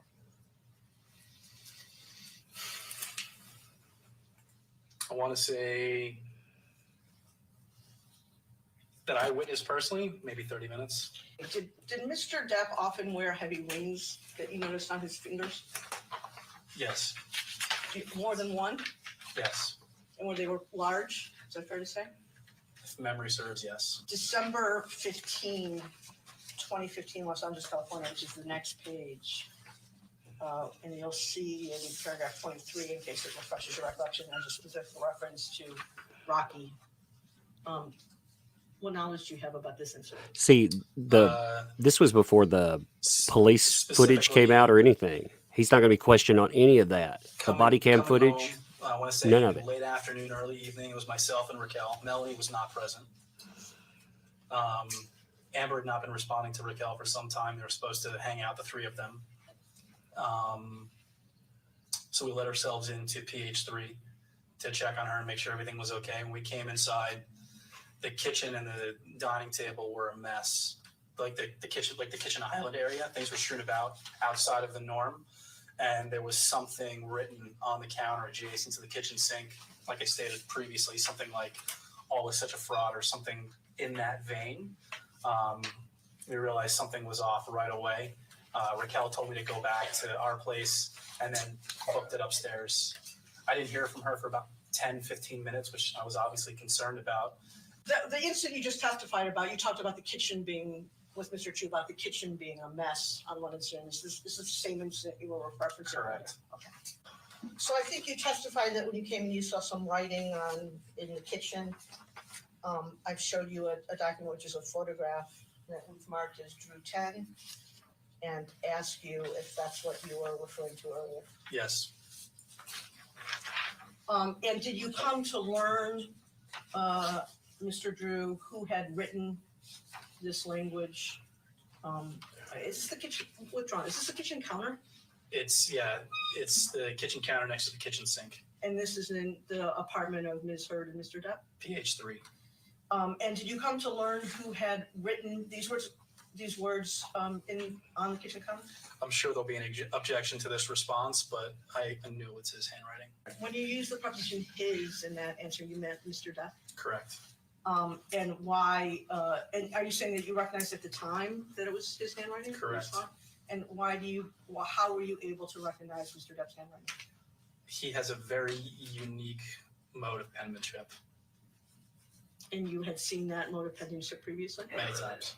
Can you read what is written on the countertop in Drew 10? Why be a fraud? All is such bullshit. Is this Drew 10 an accurate photograph of what you recall seeing that day? To my recollection, yes. Was anything else written on the countertop? Not that I remember. When you came into the apartment and saw the mess in the kitchen and saw these words written on the countertop, were you concerned? Immediately. And what were you concerned about? That something very, very bad had happened. And that's in part because you assumed immediately that Mr. Depp had written these words? Yes. Can you read, you read into the record what it says? Could just correct me if I'm wrong. That little kind of red thing there in the top right-hand corner of the photograph, do you recall, is that a lipstick? Part of a lipstick? Couldn't tell you. Okay. At the time, did you have any idea of what this was written in? Do you recall? Looking at it, I can answer. I don't recall from the time, so I'm going to say no. And I take it, Mr. Drew, you didn't take this photograph? No. Do you know if Rocky did? I don't know. And when you say you were concerned that something very bad had happened, what do you mean by that? You walk into somebody's house and it looks like they vandalized it and things are amiss or things are strewn about. It doesn't portend anything good.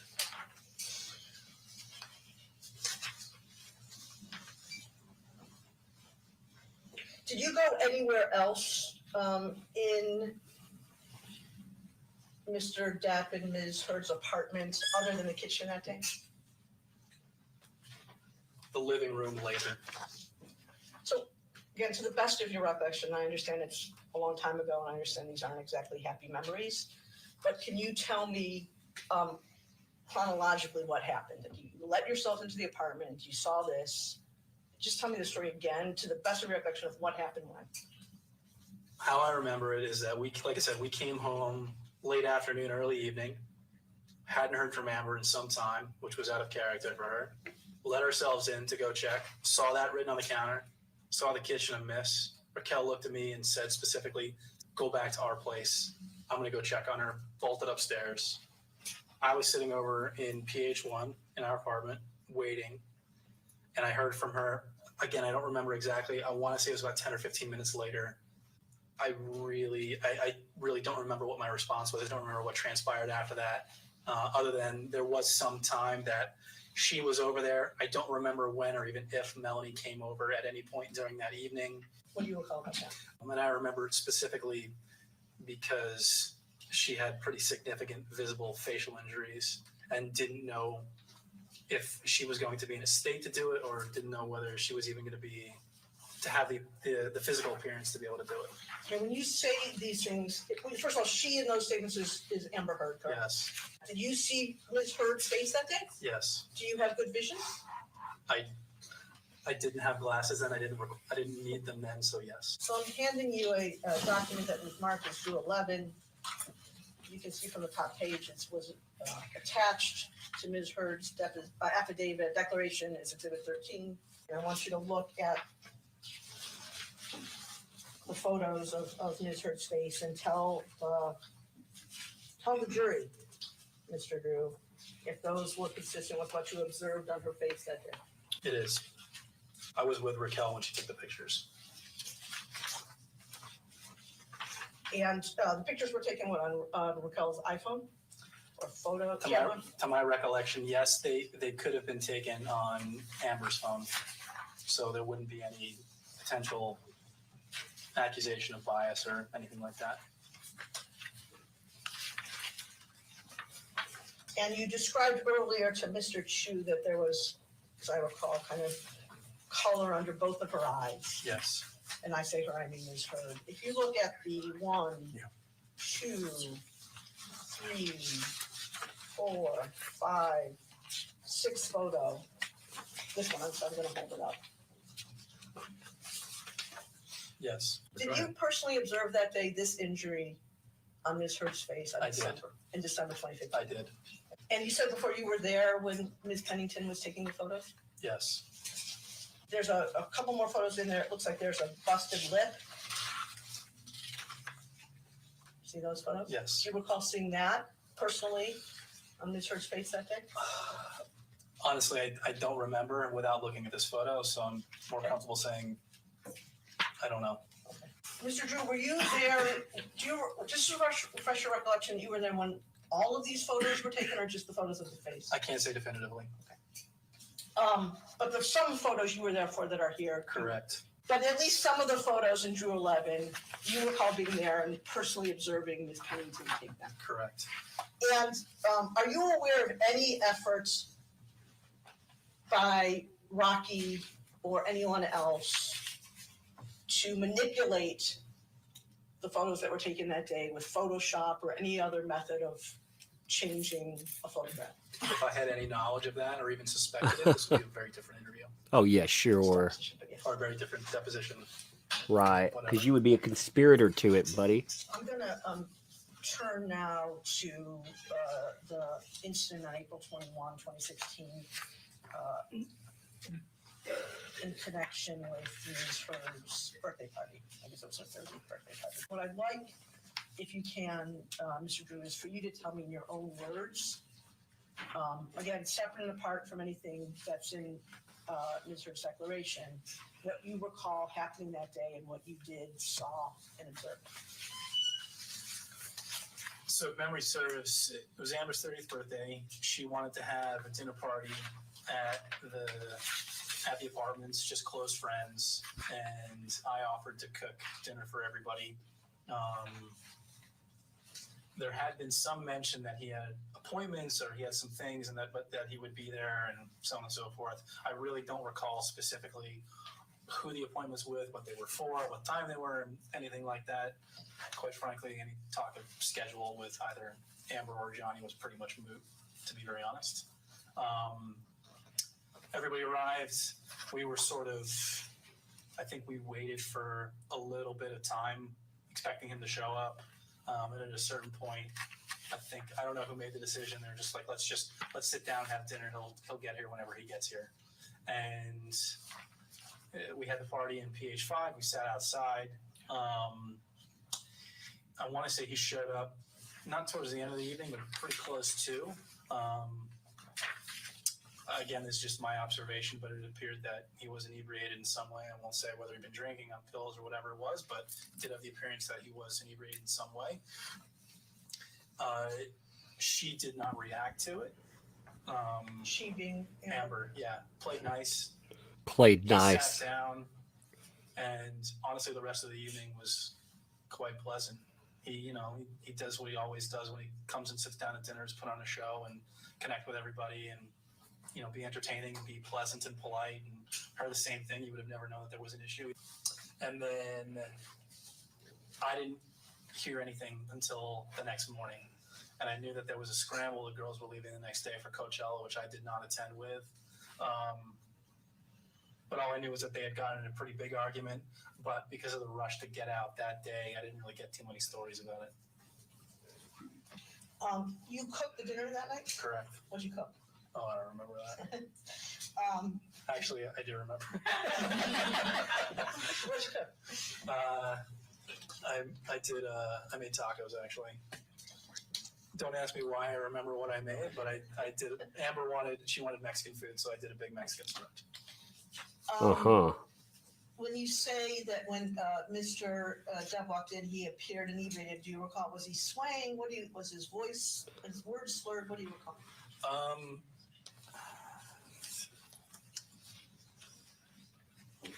Because I had come to know him pretty well at that point, he was pretty good at hiding it with people who didn't know him all that well. But you could sort of see that if you spend enough time around with him, you could see the little ticks, slurring his words a little bit extra, swaying, being a little bit more discombobulated, and being a little bit more, what's the word? Like just gregarious and loose. It's not his normal mode. Okay, I hate to go back into what I'm going to refer to as the poop incident. I think you testified earlier that you observed on a number of occasions dog poop or dog pee in Mr. Depp and Ms. Hurd's apartment. Is that correct? In perpetuity. When you say in perpetuity, what do you mean? It's pretty much constant. I've cleaned up my fair share in that apartment. And I think you testified that the dogs weren't trained to only poop on the sidewalk. They weren't trained at all. They had their run, and they'd be left at home for large portions of the day sometimes. And if there was nobody there to take care of them, and at some point there was pee and poop on everything: couches, sofas, chairs, the bed, you name it. So let's go to the May 21 incident, which is covered on pages 10 through 13. This is from Drew 7. Again, same thing that we did for April 21. I would like it, Mr. Drew, if you could just tell me the story of your role, what you saw, what you observed, what you did, chronologically in connection with this incident. I don't remember what day of the week it was. It was either a Friday or Saturday. I want to say it was a Saturday because I was not in the office. Raquel had her first jewelry show the next day, and the plan was for her and her friend Liz, who would come over to help her specifically get set up for this. Amber was around. They were going to sit in PH5 and do yoga and paint and make necklaces and things like that. And I was sort of in and out most of the day, hanging out with them. And pretty rapidly thereafter, I don't think it was more than like 10 or 15 minutes before I heard a door open in the hallway, and then a couple seconds later, I heard a really, really loud slam, which I later learned was a wine bottle being smashed into our door, PH1. And No then proof of I that heard in pictures. keys jingling, and Johnny shouting at one of his security to open this. Is it all right if I swear? I mean, I'm telling you here. That's okay. You should say the words exactly as they were said. As I remember, he said, "Open this fucking door, get me in here." And he came in, caught eyes with me right away, and beeline for me, screaming, cursing, spitting in my face. I walked calmly to leave, realized that I'd forgotten my keys and the dog, so I turned around and walked back to go get both. He stayed and followed with me, walking, pacing, screaming, cursing, spitting in my face, and I left calmly. At that point, Liz was still in the apartment, and the last look I saw of her is that she bolted around the corner and went upstairs to hide from him. Had Mr. Depp ever done this to you before? No. Did he? How close was he to you when he was when he entered your apartment and was screaming at you? Close enough for it to be aggressive. Within a foot? Yes. And you said that you originally heard him say, open the fucking door. When he was spitting and screaming at you, what you were coming from? Couldn't tell you. Honestly, it sounded like gibberish. At that point, I don't think I was really hearing anything. It was just, how can I get the hell out of here without something else happening? Because quite frankly, even though he's standing there in front of my face, he's also got, 2 bodyguards right there with him that are bigger than me. What's really going to happen here? What were you feeling when this was going on? I'm trying to. I mean, I don't think, honestly, I didn't feel threatened. I'll say that flat out. It seemed really, really silly. I wasn't really surprised. I just wanted to get out and make sure that the girls were okay. And sometimes you can say someone's spitting at you because they're like performing on a stage and It wasn't like actively spitting in my face. It was just the nature of how close he was and the way in which he was acting. Okay. So you go get your keys. You guys have your own dog, I take it? Yes. You got your dog. You go out. What happens next? I walked out of the hallway, and to be very, very candid, I don't remember in this instance whether I went to PH3 to go check on them or whether I went into PH1. The sequence of events after that as to when I actually got to Raquel and Amber or whether they came to me, I really don't remember that sequence of events offhand. I couldn't tell you. So when you got to Raquel and Amber, what did you observe? I remember first speaking to them specifically in PH1 in our place, but how it is we got there, I don't remember. I remember deadbolting the door, and Amber was like catatonic. She was just like 1,000 yards there, just done. And Raquel was like trying to calm down herself. And I was like, what the fuck just happened? And she started to recount a little bit, and I went right out the door and started banging on the door to do something regrettable. He was already gone at that point. Oh, he's a tough guy. You banged on the door. I told you he's a tough guy. I'm going to go to Drew 1, if you don't mind. Your incredible architectural drawing, Mr. Drew. So tell me where he was, where you went. I was in here when Johnny came in. Doors right here. The witness should reflect, the record should reflect the witness putting to PH5. Door was right there. This is in PH5. The living room's a little bit larger. I came out of the door to PH1, right smack in the middle. And I went back, started banging on the door at PH5, assuming he was still in there, but they were already gone. So what sparked you to go back to try to go after Mr. Depp was hearing from Rocky that Mr. Depp had pushed her. Correct. As opposed to Ms. Heard. Correct. By the time you got over there, he had already left. Yes.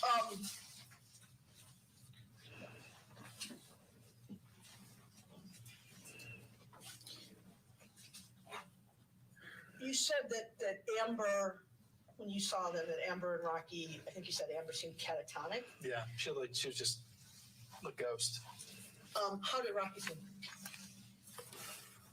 From what I remember, sort of like when somebody's coming down from an adrenaline rush, she was just sort of like, she didn't really know what to do.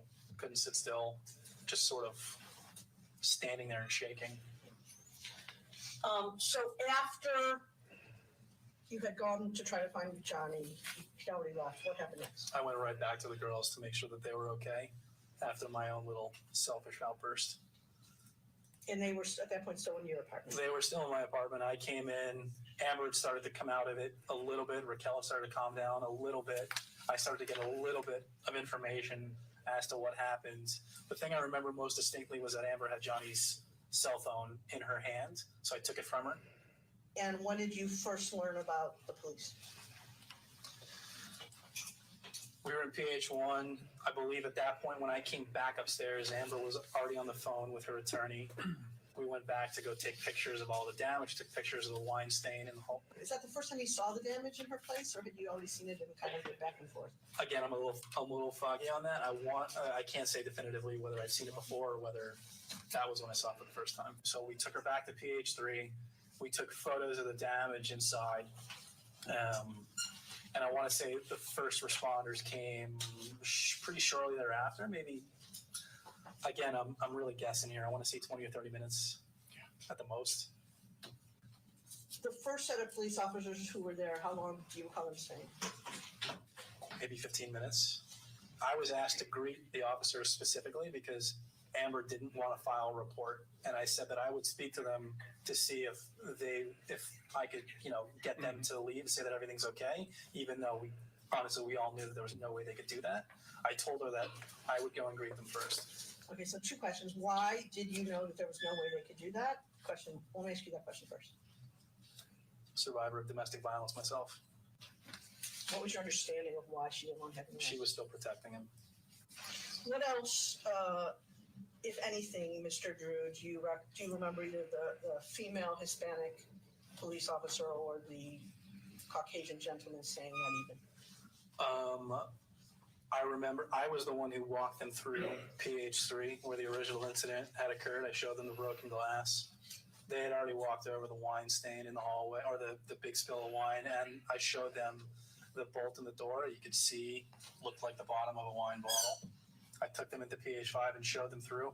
Their communication to me throughout was me just pointing things out to them. The Caucasian police officer pulled me outside solo. I can't say what happened internally, so I don't know whether anybody was in earshot, whether it was just Amber and the officer having a one-on-one, or whether there was anybody else around them. I don't know what was said either, specifically outside of what I might have heard secondhand, which has already been talked about ad nauseum. You have in front of you, Mr. Drew, a series of photographs that we've marked as Drew 13. And I think I'm just going to take you through them one by one, if that's okay with you. And I'm going to ask you if you remember, if you can tell me what these photos are.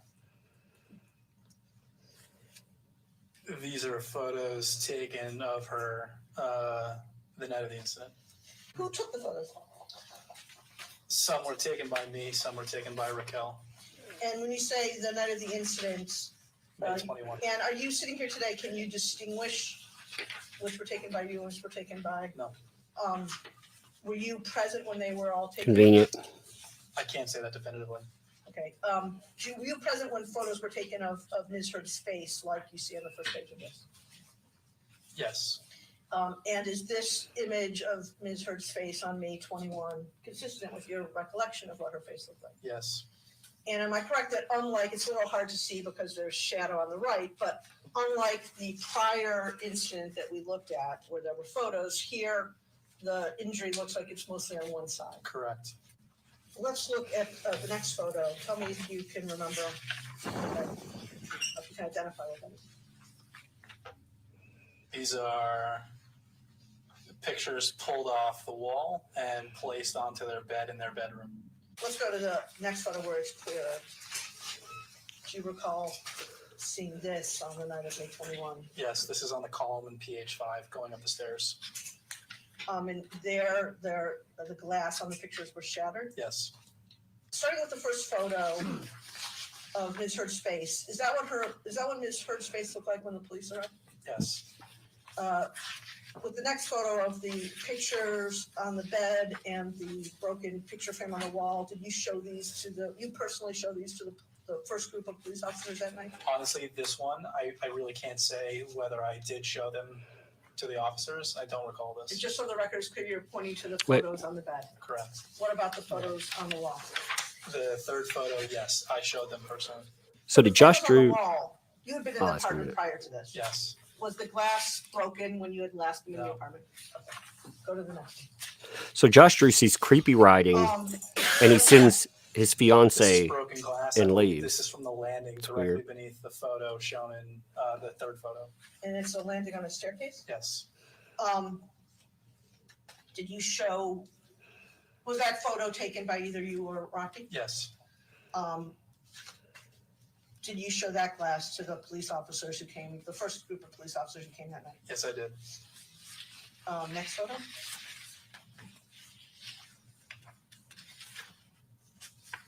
I take it even I can figure that out. That's the stairway, I Yep. think. And that photo was again taken by either you or Rocky? Correct. Was the broken glass on the stairway depicted in this photograph shown to the first group of police officers that night? Yes, it was. What's the next photo? This is the hallway where there would have been spilled wine right outside the door of PH1. And do you see spilled wine in this photo? Yes. Can you indicate for the record where that is? Here and here and here. He's pointing to the sort of middle of the photograph on the right side, on the floor, on the stripes. And was this a photograph taken by either you or your then wife? Yes. And did the police officers, the first group of police officers who came, see this on that evening? They would have walked through it before they even got to the door. But that's not something you showed them. No. Last photo in the series?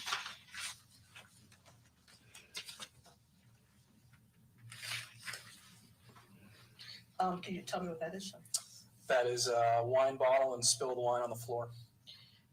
Is this a photo that was taken by either you or Rocky? Yes. Is this something that you showed the first group of police officers that evening? Yes. Which apartment is this in? I believe this is in PH5. Damn it. That's crazy. Which room? In the living room. As I asked with the other series of photos that we saw, first of all, are you aware of anyone who made any efforts to Photoshop or otherwise manipulate these photos to make the incident and the circumstances look worse than they were? Not to my knowledge. Did you have any understanding that evening that looking at the first photo of Ms. Heard's face that anyone had somehow put makeup on her face to make it look like she had an injury under her eye? No. With respect to these photographs generally that we've looked at in Drew 13, was there any effort to stage the photographs in any way? Absolutely not. And do you know how the photographs got ultimately to Ms. Heard? I do not. So I think you testified earlier with Mr. Chu, Mr. Drew, I have rhyming here, that you were in contact in the building with Ms. Heard on the day of May 22nd. Yes. And I'll represent to you that the photos in Drew 14 were taken on that day. Sitting here today, do you know who took these photos? We're talking about the two I have in front of me right Yes. now. Yeah. It was either me or Raquel. Is this consistent with your recollection of how Ms. Heard looked the next day on May 22nd? Objection, Yes. lack of. Did you see Ms. Heard's face on May 22nd? Yes. Did you or your ex-wife take photos of Ms. Heard's face on that day? Yes. To my recollection. And similar to questions I've asked in the past, was any effort made to stage those photos in any way? Not to my knowledge, no. Was any effort made to put makeup on Ms. Heard's face to make the injuries look redder or more serious? Not to my knowledge, no. Was any manipulation of the photos done, either using Photoshop or any other similar method? Not to my knowledge, no. I'm showing you a document that's been marked as Drew 18. I'm directing your attention to the photos there and asking if you can identify where these photos were taken.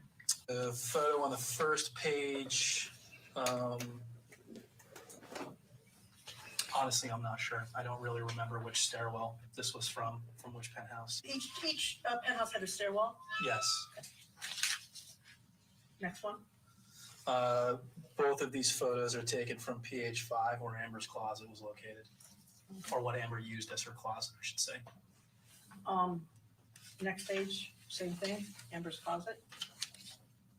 Same thing. Next page, at least the top one. Top one, same. Bottom photo on that page. Bottom photo is taken from, it looks like it's taken from the landing on the stairwell of PH5 towards the kitchen, towards the Broadway side. And the next page just seems like similar copies. Were you ever made aware, Mr. Drew, of anyone destroying Amber Heard's closet this way? Not to my knowledge. Are you aware of any efforts between and among Rocky Pennington, Io Tillett, Melanie Iglesias, Elizabeth Mars, or Amanda DeCadenet to, quote, get their story straight? Not to my knowledge. Have you had any outreach from any of those people that I just mentioned to you to coordinate your story or your recollection or your testimony about the things you testified here today? No, I did receive a phone call from IO. I want to say maybe 3 months ago. That was to catch up. And you discussed during that phone conversation your recollection of the events that we've been discussing? No. You testified that the dogs were too small to climb the stairs. Is that correct? And if the dogs, in fact, were too small to climb the stairs, how would they be able to jump on the bed? One of them was not. So it's your testimony that one of the dogs had the ability to climb the stairs and jump on the bed, and the other had neither. Correct. All right. That was their, Ladies and gentlemen, that completes the testimony of that witness. that So was go their ahead and have entire our lunch redirect. break. Again, during your hour lunch break. Yeah, we're we gonna need to discuss talk this with about you, but we that don't do any because outside that's a bunch research, of okay? trash See you now. today. Like I have to say that they majorly dropped the ball on Josh Drew. I mean, majorly dropped the ball. You could impeach so much of his testimony, but instead of going after him and going after him hard, they allowed them to go with prior testimony, and that's just so ridiculous.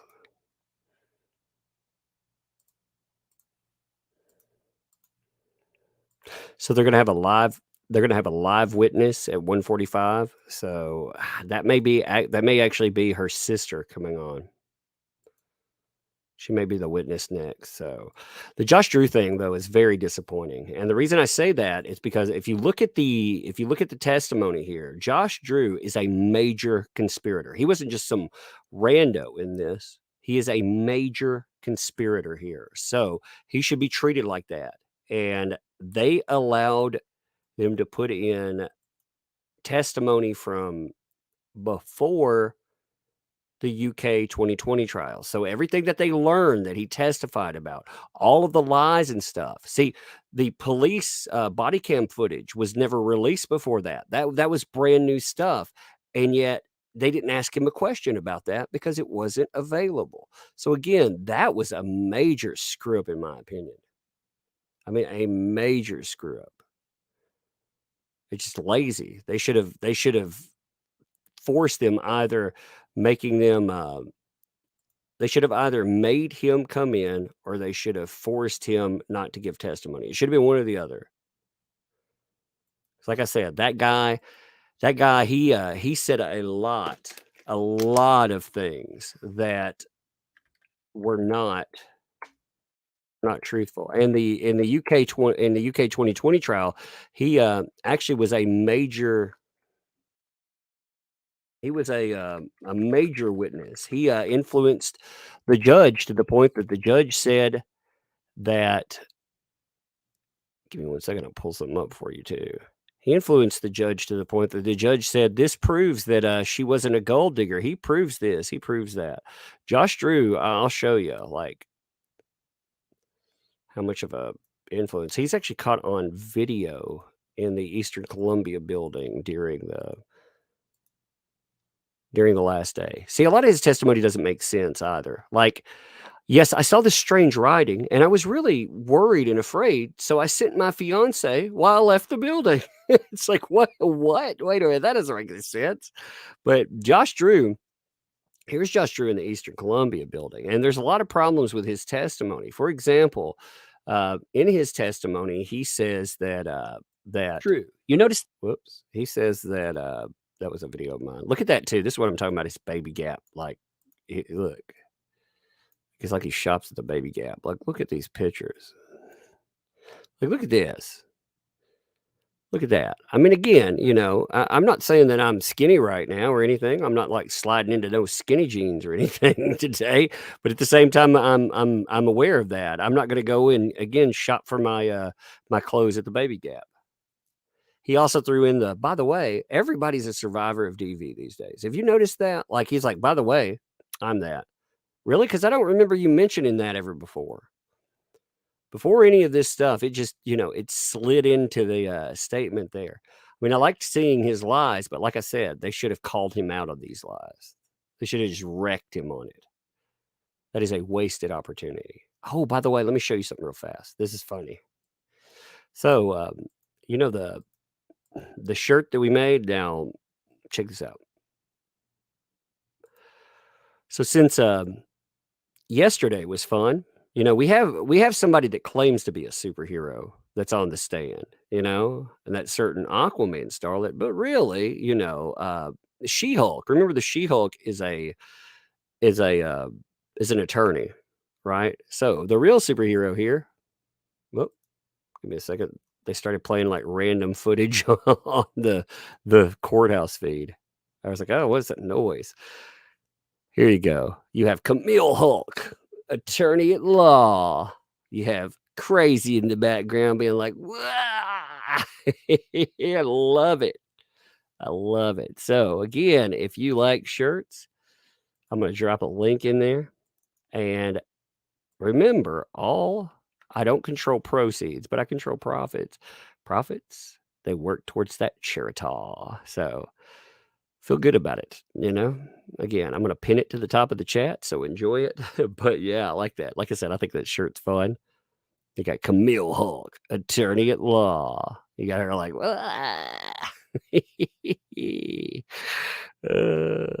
we have a bunch. We try to have fun with this stuff there. Peter Gilmore is the artist on these two. I need to give him props on Twitter as well. He works on all the shirt design and stuff. I have a specific artist that's been working with me on comics, and I love his work for the hyper realism.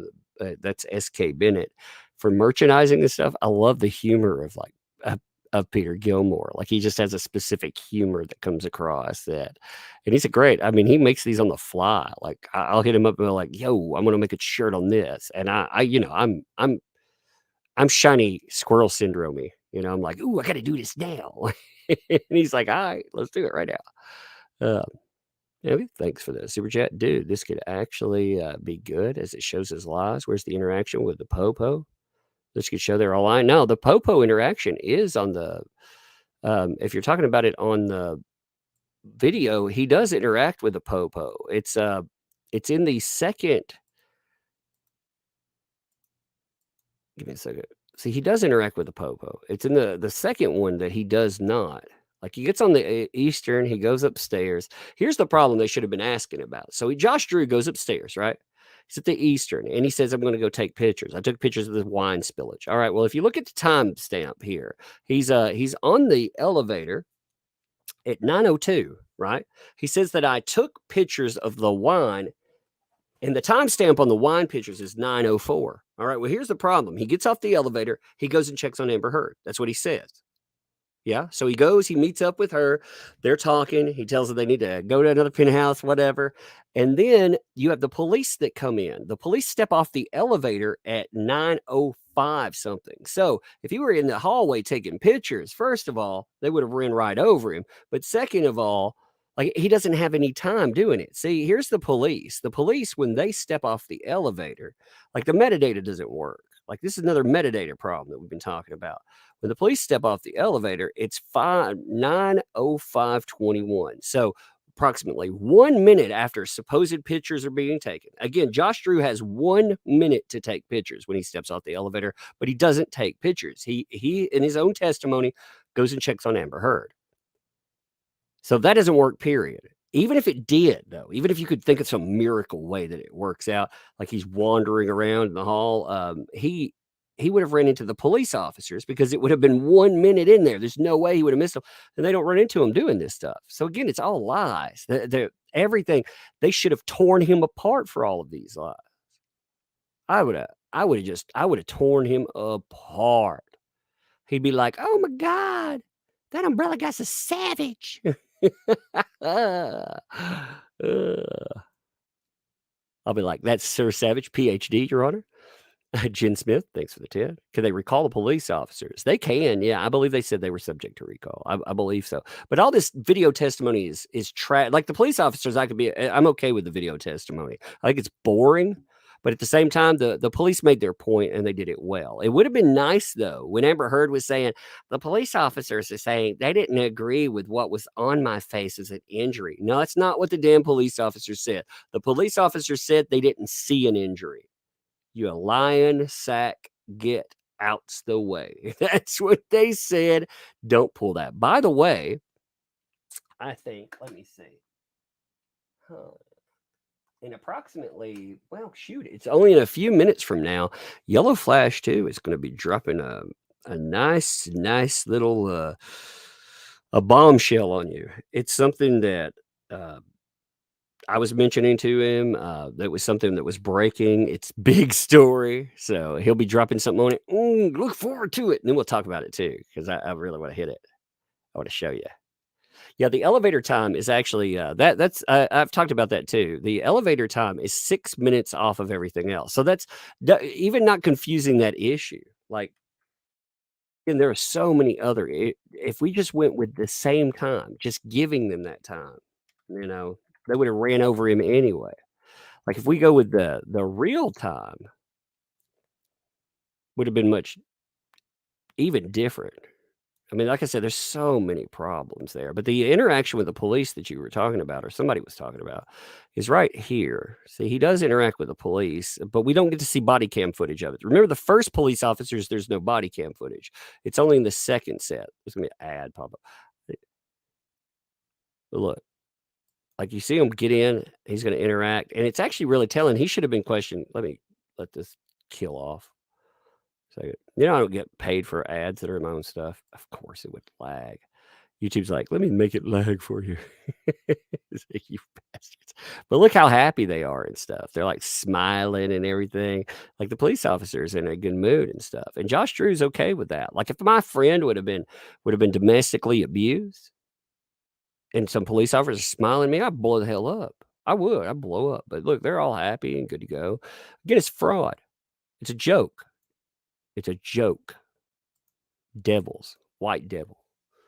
Sherry Barefoot, thanks for the 10. What is the breaking news? Did I miss it? Not yet. I'm waiting for his video. I'm not going to ruin it. I'm not going to ruin it. Just wait. It's good. It'll worth it. Okay. Complete K9 of Maryland. Thanks for the 5. I train dogs for detection work. Hey, I've done that in the past. Like, you treat, it's amazing. Like, taking that stuff. I forget what they call that spray that smells like drugs. You can take a ball and bury it in the ground and the dogs will find it. I did the bite glove thing and all that. That was kind of cool. I enjoyed it. And I don't need them to sniff out bullshit from a mile away. Indeed. Lisa JD, thanks for the 5.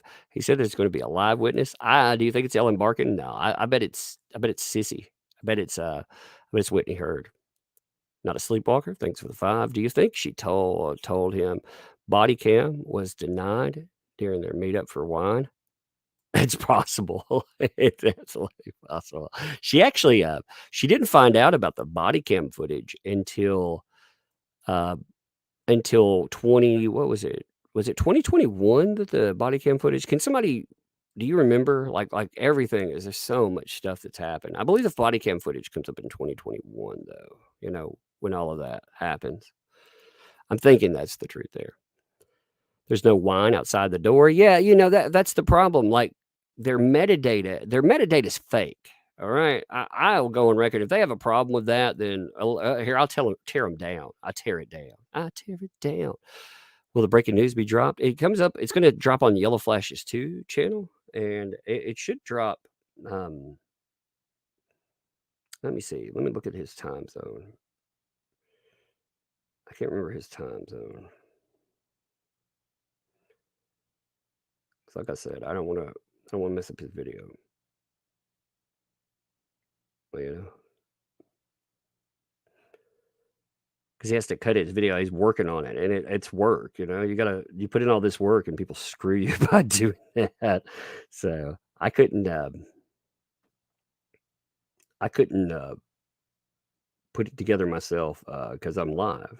So and maybe it'll be 1:00 actually. I thought it'd be 12. No, it's 1:00 my time. So it'll be it'll be not this break, but it'll be the next break. It's big news. It's big stuff. I'm having trouble not saying it, but like I said, I can't mess it up because again, he's been on this thing for a long time. He worked hard on that video. He's cutting it right now. Can't ruin it. But it's big. It's worth it. Trust me. No false hype. Big stuff. Big stuff. Finbar White, thanks for 5. Hey, Tug. Hope you and your family are well. Thinking about the TMZ video. Couldn't Depp's team subpoena TMZ's bill of sale? Yeah, they could have, but too little too late now, I would say. Unicorn, thanks for the 5. Johnny Depp is right-handed. The pics show right side of her face. Hello, he's not a lefty. Exactly. They need to be asking these questions. Be like, hey, could you explain this to me, Josh? Did you in fact do it? Are you a lefty? Did you do a little bit of the wacky whack on their facey face? That's what I would ask Josh Drew. I'd be like, so you're telling me that no one witnessed it? So in that instance, couldn't you be the abuser? Indeed. These people. Kathy Harris, thanks for the 5. No statement with that, but plenty of statement backing. Thank you for that. I mean, seriously, these people, they play this game. I'd flip the script on them. Like, what are the problem? Like, I like Camille there because Camille, one of Ben Chu's problems, in my opinion, this is just, again, not being an ass or anything, I'm just being direct about it. Ben Chu is a likable person. He's liked by the judge. You can tell. The judge likes him. He's polite and stuff. A polite guy isn't necessarily a killer. He is not a killer.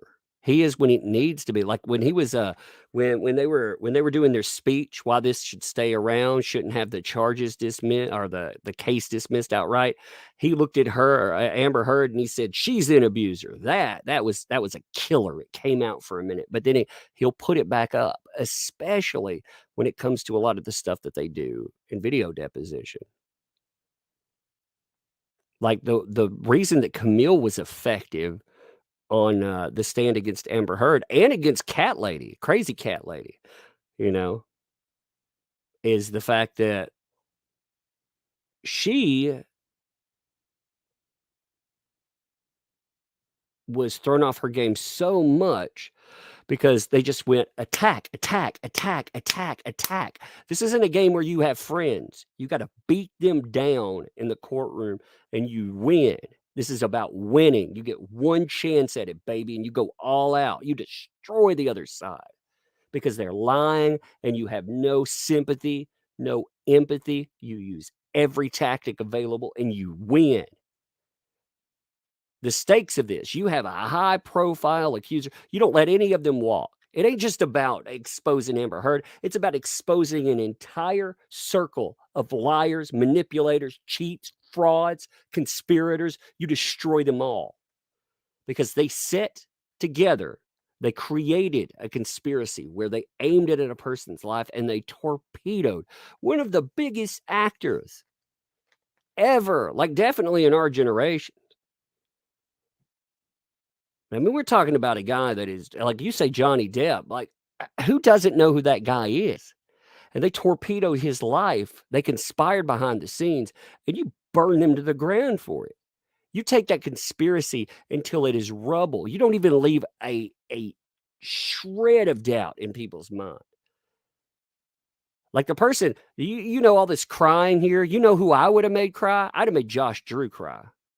That would have been my goal. He would have been crying. Forget making like Amber or Rocky cry. Pff, that's fake. I would have made Josh Drew cry. I mean, you know, the crying's so prevalent here. Like you were talking about the witnesses. Actually, I found out who the next witness is going to be. If you'd really like to know about them, they're going to expose Johnny Depp. I'll show you. This is big. Okay, this is secret stuff. This is our next witness here. They lived in the Eastern Columbia building. Actually, from what I understood, they would huddle in the corner. They were terrified all the time. Look, they're crying already. It's terrible. I mean, they are crying here because they said that Johnny, he would go postal. And they didn't want to go postal. I mean, she was scared. And if you look at them and you say, that's male. They'll be like, I'm not male. I don't identify that way. They were terrified, though. They would sit in the corner again. They were terrified. They just huddled over there, forgotten, alone. Johnny would kick them sometimes. Look, that's why they did it at the top. It was like he hated me for my brown skin. You're like, oh my God, did they just say that he was a racist? I'm surprised they haven't called him a racist. They called him everything else.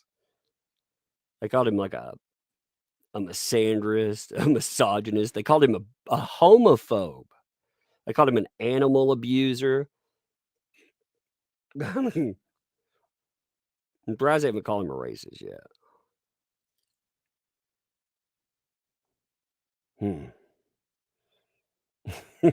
It's so sad. Look at it crying there.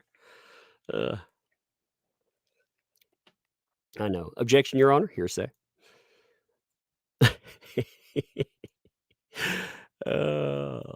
Tell you, I would have made Josh cry. I would. I'd make him cry. I would. He'd be like, "Oh, stop it, that umbrella guy. Why are you being so mean?" I'd be like, "Shut up. I'm gonna make you my beach." I'm gonna be like, "I'm gonna rub you in amica cream, son. I'm gonna butter you up and I'm gonna slide you right out the freaking door.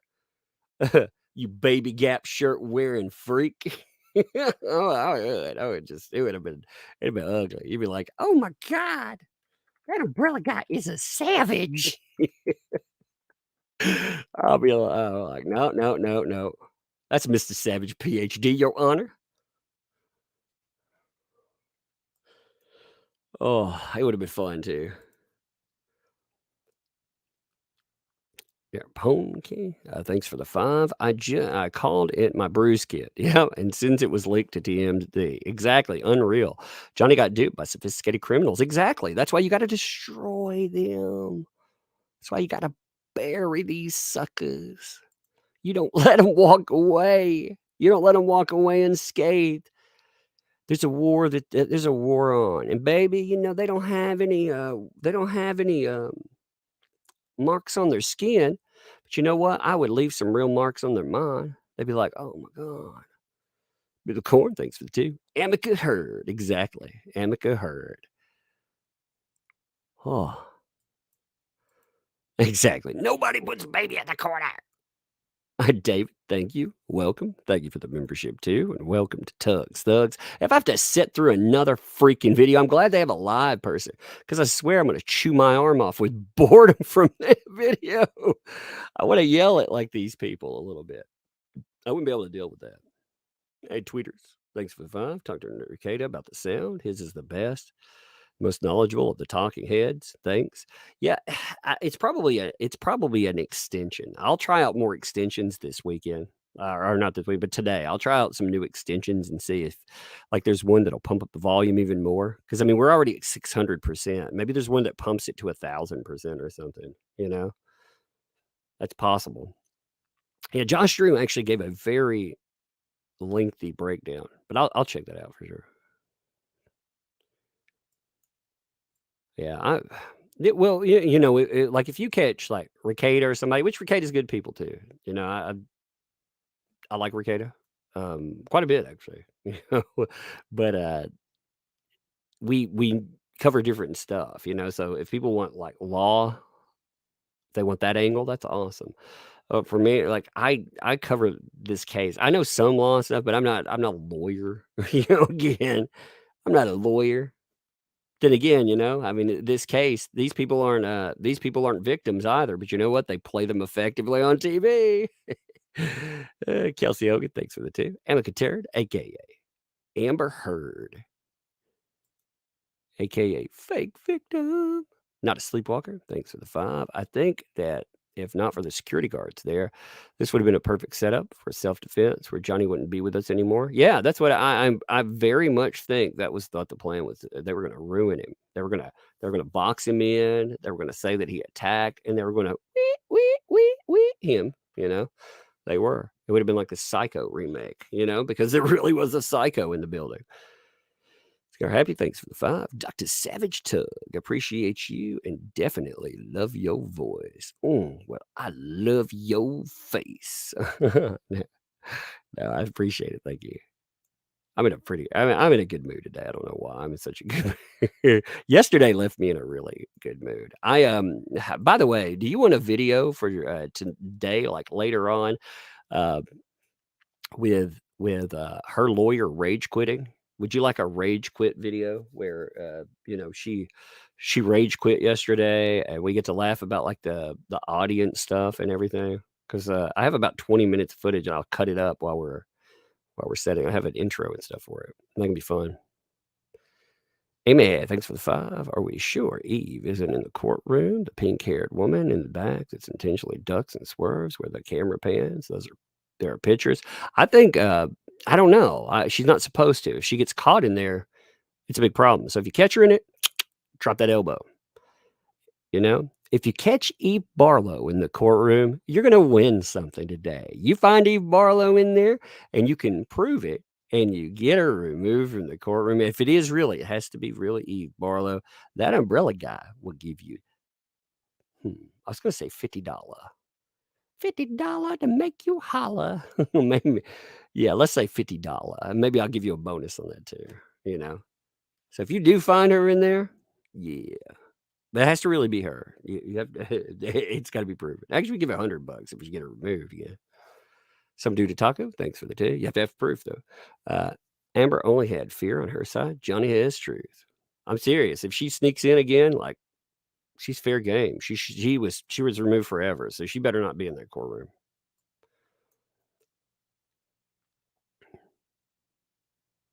Who's Eve Barlow? That is the girlfriend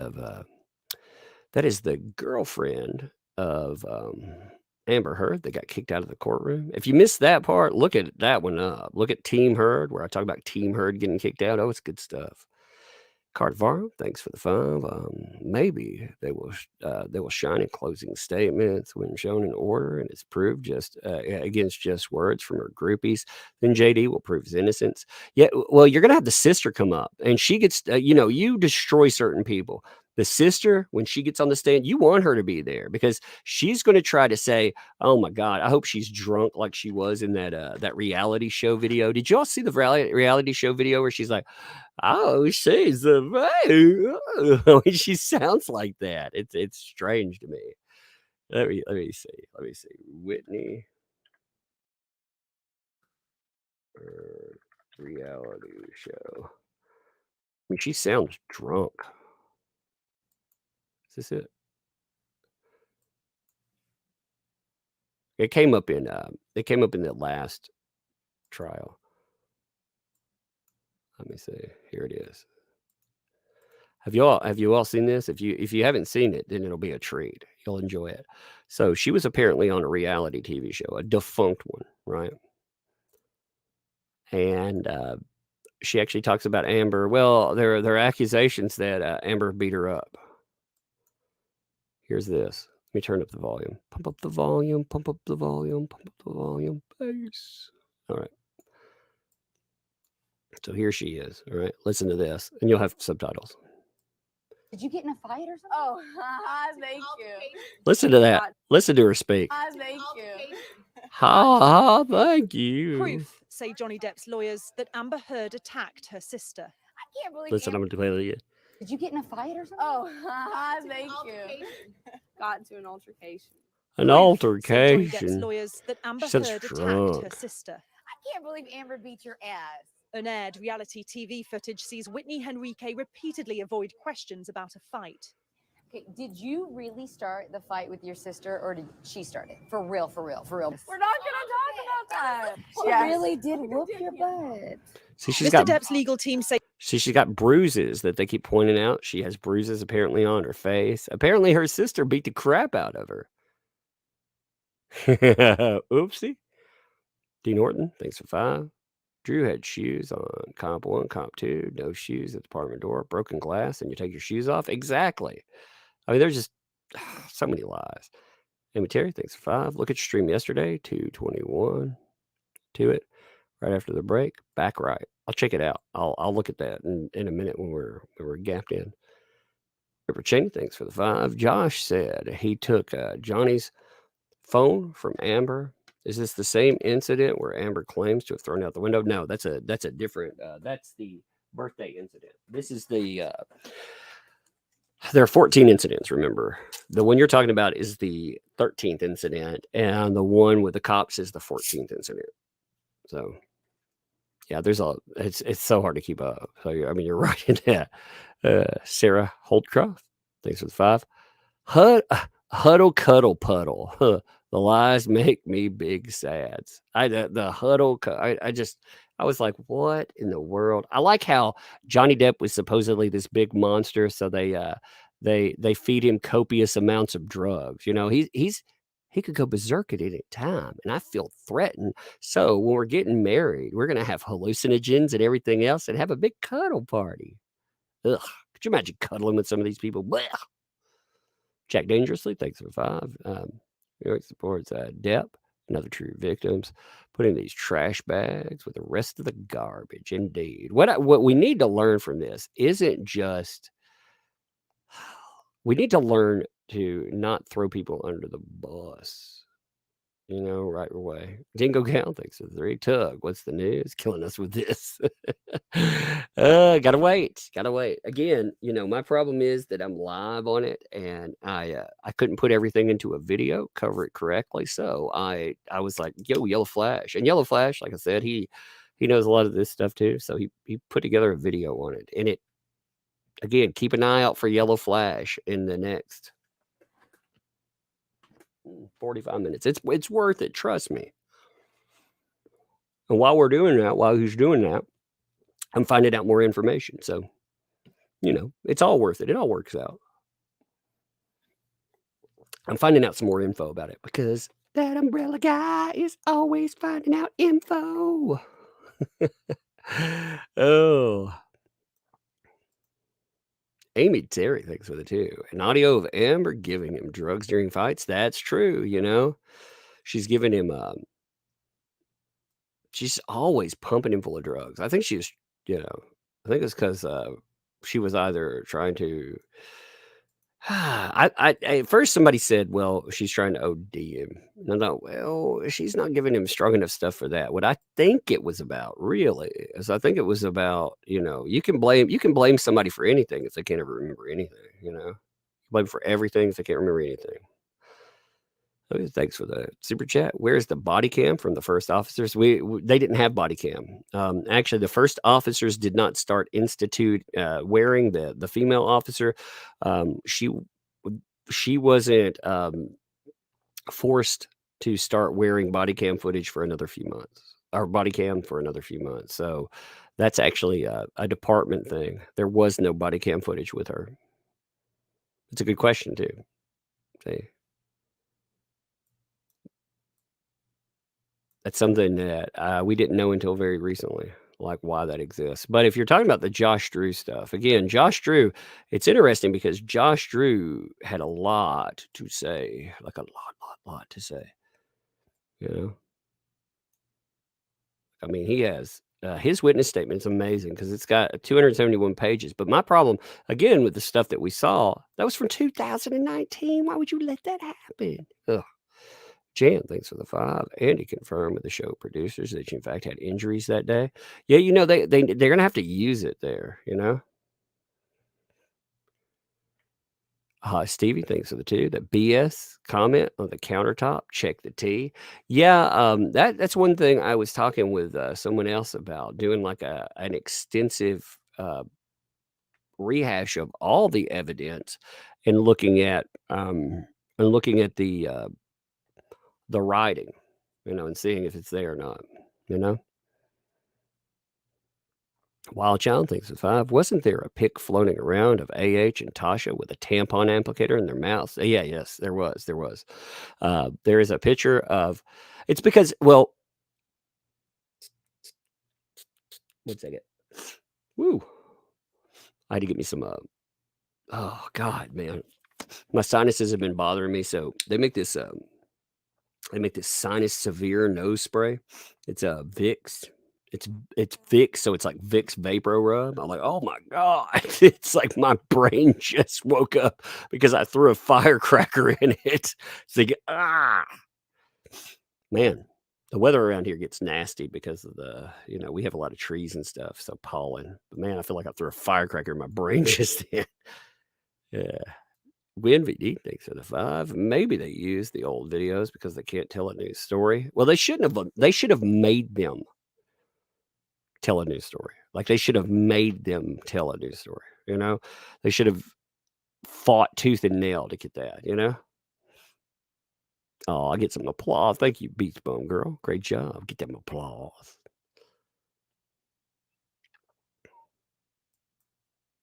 Now, if you look, though, he's got, like I said, a lot of story, but his story is a ridiculous one you can take apart because there are so many.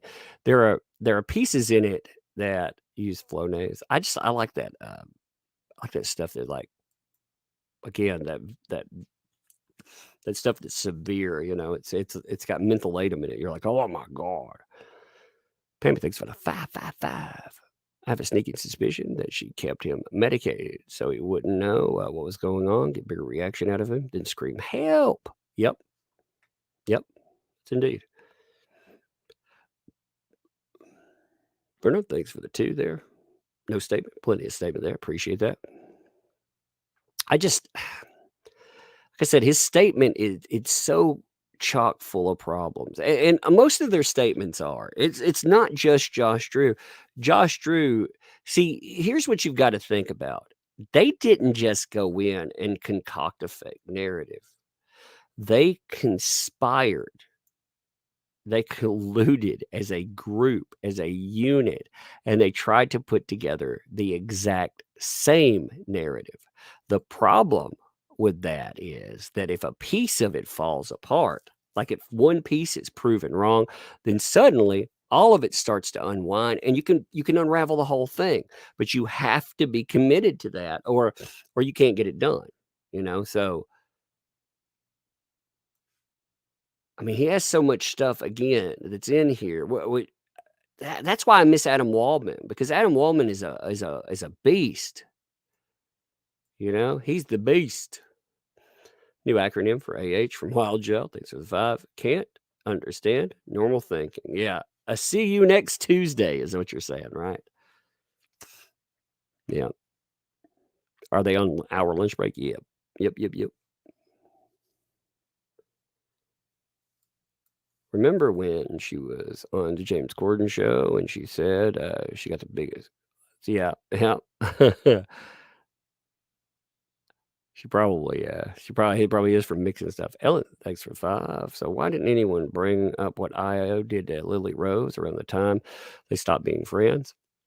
He's trying to keep out Lily Rose, period. I mean, that's one thing. He's trying not to let them weaponize his kid or take part in that, Andrew thinks of the 2. I'm now convinced AH thinks Mira is based on her. She does. She absolutely does. If you listen to her, you want to see a picture that'll piss you off? I mean, really piss you off? Christy thanks for the 5. Can we prove if the white shirt photo is the same shirt as the white shirt and coat photo? I mean, you can do comparisons and get it down to it. Yes, metadata can be not just edited. It can be just totally faked. Like, it doesn't even need to be edited. Like, you can just fake it outright. All you have to do is put your phone in airplane mode, and then, you set your phone up where it All right. So you want to see something that'll piss you off. I mean, it will make you mad, though. You want to see a picture that'll make you really mad?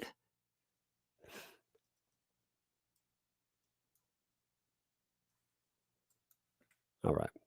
Give me a second. I'm pulling it up, actually. I was going to show it anyway. All right. So this is something I'd actually never seen before. You know our two conspirators that just talked, right? Here they are wanting a few sympathy rounds on online because poor Io must have hurt their finger. So they make fun of old Johnny for getting his chopped off, but poor them. They need some sympathy time. Sophie, thanks for the 5. I wouldn't be surprised if Heard ordered her baby. She used her surrogate mother to duck out of criminal charges. Nobody jails a mom. Well, she actually, the baby came 3 weeks before the trial was supposed to originally air. Remember, this has been pushed back a year. Originally, it was supposed to happen last year. So, yeah, that's Io though, and that's your conspirators. They make fun of JD about his finger getting chopped off. Wanting you a little bit of that. Oh. Greeny Beanie, thanks for the 5. Is it possible they are telling the truth and AH manipulated them believing this stuff? Like the whole, can you believe what happened? Well, I would believe that, except for the fact that like Rocky testified to blood where there was no blood. Stuff like that. I mean, that's my problem. Carrie, thanks for the 5. Wasn't there a video of Josh recanted? I don't remember. Like, trying to remember which video that would be. Celeste, thanks for the 5. Johnny wears a bee on his tie. Amber wears a bee on her tie. Amber says weird things about a dog and a bee. Amber wears bee earrings. She's a stalker, man. She's legit stalker crazy. Cole, thanks for the 5. I can't remember the name of Depp's security guard that passed on, Jerry Judge. But if he was alive, no way we should kept up. Well, she wouldn't be able to use him in there. It's gross how they used him anyway, Josiah, thanks for the 5. What do you think the sheriff deputy grabbed the water bottle out of the garbage yesterday? I don't know. That's a good question, actually. That is a good question. Maybe the reports of her using substances or, on the stand or something. I'm not really sure. I mean, everything. Here's the thing. You can guess and make inference. Just always have to be careful because, so many people like everybody knows that Hurt is a villain, right? So we attribute every action that the villain makes to villainy.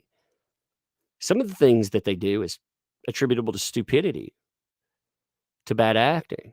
It leads to villainy, but some of it is not just villainy, So, we're looking at that. We could catch stuff that happens, but you have to be careful in that. You have to be careful how far you lean, So I don't know. I try to be careful. Like some stuff I notice and I think, wow, that's weird, and I'll bring it up. But man, there's some folks out there that have been covering some that are just, I guess, straight up with the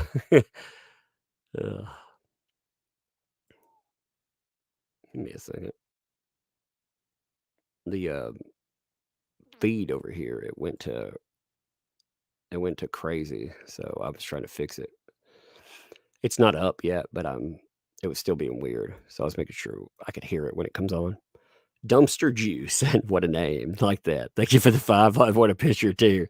Just found your channel. Wish I found you sooner. You added entertainment to entertainment, creating mega entertainment. Mega, yeah, it's like Voltron of entertainment,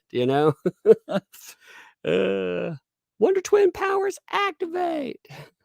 What are you? I'm the shape of tears that Amber Heard can't cry. Oh, that was a little meta joke. If you count that, proud of you. Dan, thanks for the $1 super chat. No statement allowed with those, but plenty of statement. Appreciate you.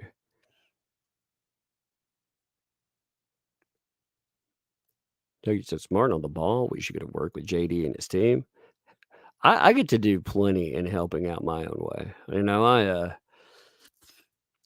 know my I know my role in helping out. My role is telling people what happened. Because yes, they can go in, they can fight their fight and stuff, but there's another fight to be had. This fight in the public is one where you have to be able to to talk about evidence and talk about, we've been doing this for a long time. Not just me, a lot of people, you know. But that's part of my role for sure. So I knew what my role was in it, and like I said, I was glad to play my part in it. It's okay, Happy. Thanks for the 5, or Sir Happy. They their star is new defamation in Justice League. Yeah, that's funny. They would be funny, instead of cheetah, like they have the crazy cat lady, and then you have like washed up mermaid. I mean, she like burns you with cigarettes. You're like, oh no, she's crazy. Don't let her get the bottles. Laura Deal, thanks for the 5 on Monday. AH had rings all over her left hand. I didn't even notice that. Greeny Beanie, thanks for the 2. The blood could have been nail polish, or yeah, it could not existed. There would be another idea. You know what I mean? Because like, where did it go? Amy Terry, thanks for the 2. She didn't recycle the water bottle. Ah, you think that's what it was? A recycling thing? See, it could be as easy as that. It could be. Juju Curious, thanks for the 10. H is lucky. JD is not an abuser. She'll cross the wrong person and know what abuse is. Twitter's blowing up with Josh Drew talking about threesomes while married to JD. Oh, yeah, actually, so when Elon Musk, this is something that came out that a lot of people missed, okay? There was a model, and I can't remember her name, but you can look this up because you can find headlines on it. She came out and was talking about having threesomes with Elon Musk and Amber Heard. She's talking about their lavish sex parties and stuff. And that brought up other conversations. You notice how they threw in Trinity Esparza? Did you notice that commentary, by the way?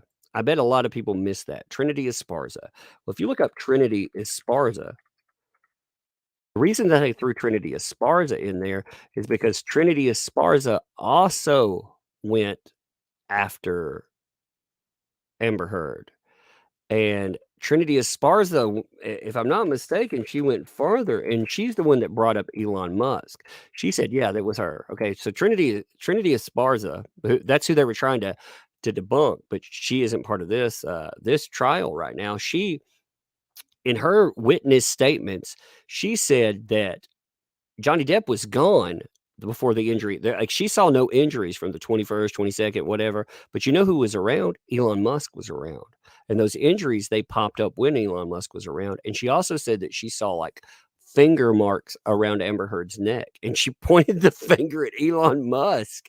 So that's why they brought up Trinity Esparza and was like, she's a monster.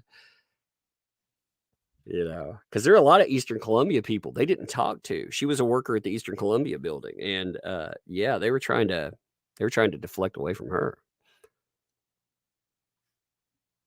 You don't like that picture? It should make you mad.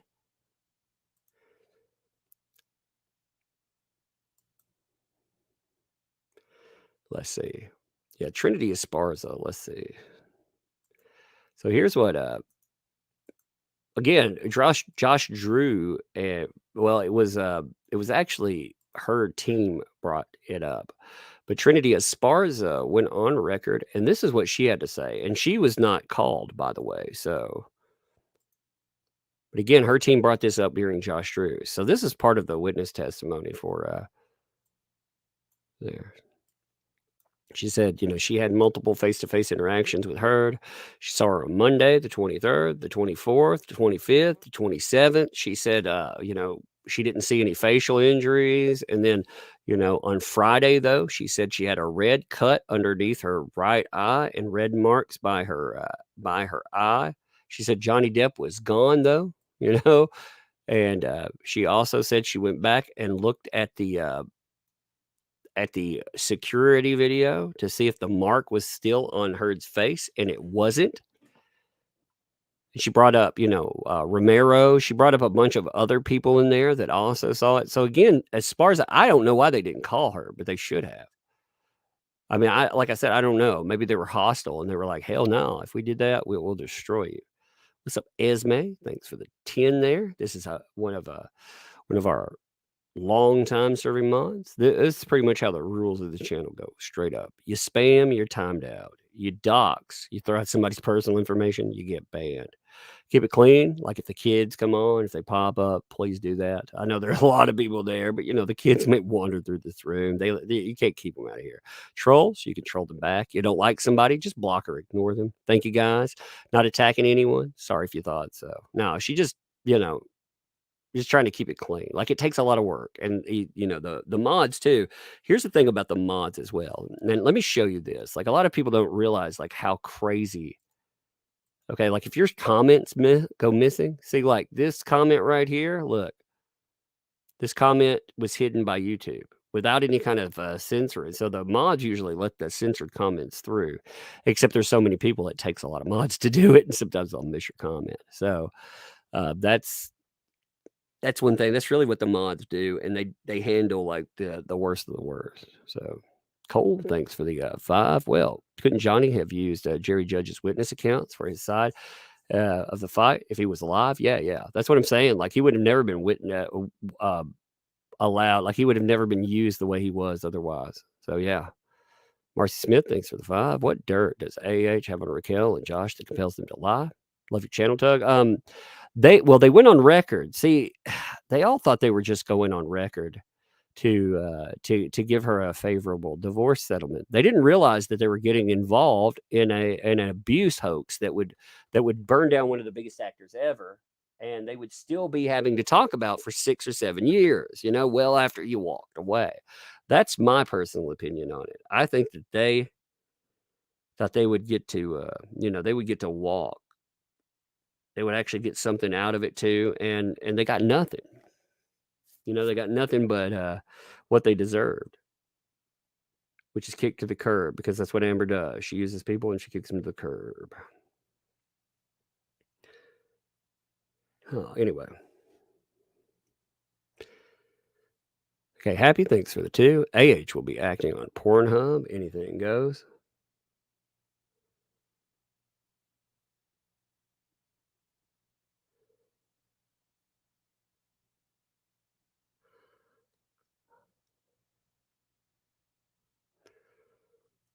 Josh Cohen, thanks for the 20 there. Appreciate that.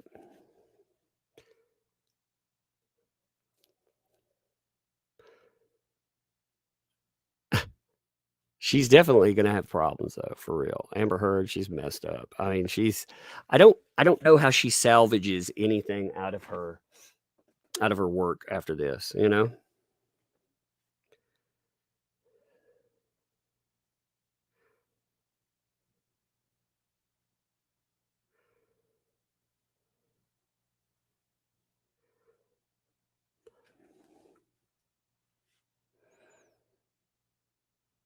I don't know how she salvages any more career. Like if you look at her career now, so Disney hates her and will never give her work. So she can't go to Disney after everything was done. She burned them after this. Warner Brothers, they dumped her. They want nothing more to do with her. Like she torched her career with them. And she deservedly so. All of this is her fault, by the way, when I'm saying it. And now L'Oreal, we find out, of course, the Stand that was there. The Stand didn't do well either, to be honest. It was a terrible remake of The Stand, too. I love The Stand, but it was a remake. Terrible. Var, thanks for the 2. I hope Jerry Judge haunts her for life, indeed. Not a sleepwalker, thanks for the 2. She may have pledged to them, but did not pay them. That's true as well. That is true as well. Like, I can't believe just some of the stuff. Like I said, she's pulled some weird, stupid things. And those,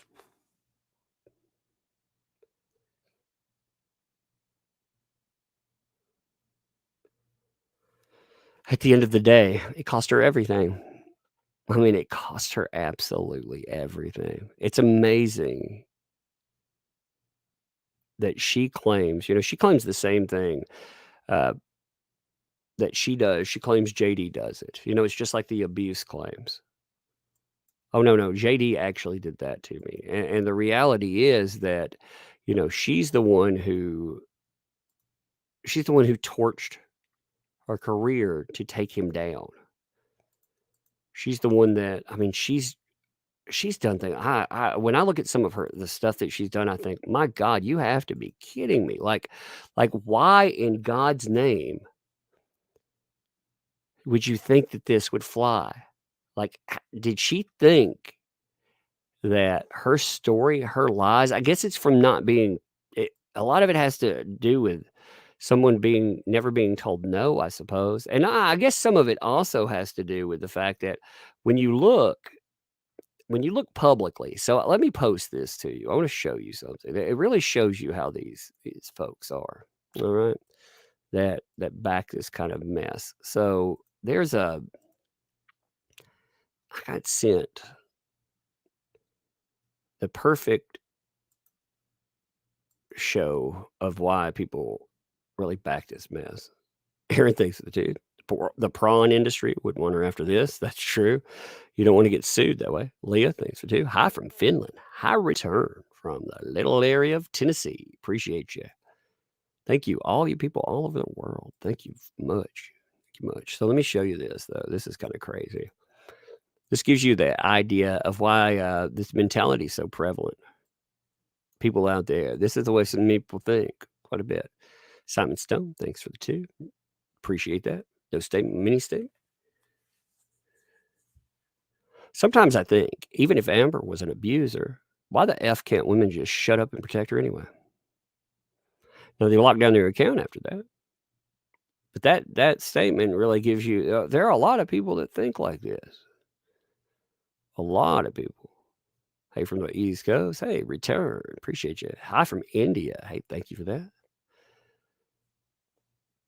Yeah, I mean, can you imagine? Well, a lot of people, they take along gendered lines. And this is, again, we would demolish, if this was a male talking about a female, this person would be destroyed online. Because people would see it as the sexism it is. But for that, they didn't get the blowback they deserved. They got a little bit of blowback locked down from it, but they actually got support too. They got back pats for it. I mean, can you believe that? Another thing that keeps coming up, as I was saying before, a lot of people keep talking about this little term they love to throw around. They call it himpathy, instead of sympathy, it's himpathy. Sympathy for the mans. Because how dare the mans actually claim that he was abused too? I mean, good God. I'll show you this here. So here's a conversation I'd noticed earlier. And these kind of conversations just absolutely just infuriate me. There's some serious bot activity happening around the Depp Heard trial at the level of subversive propaganda.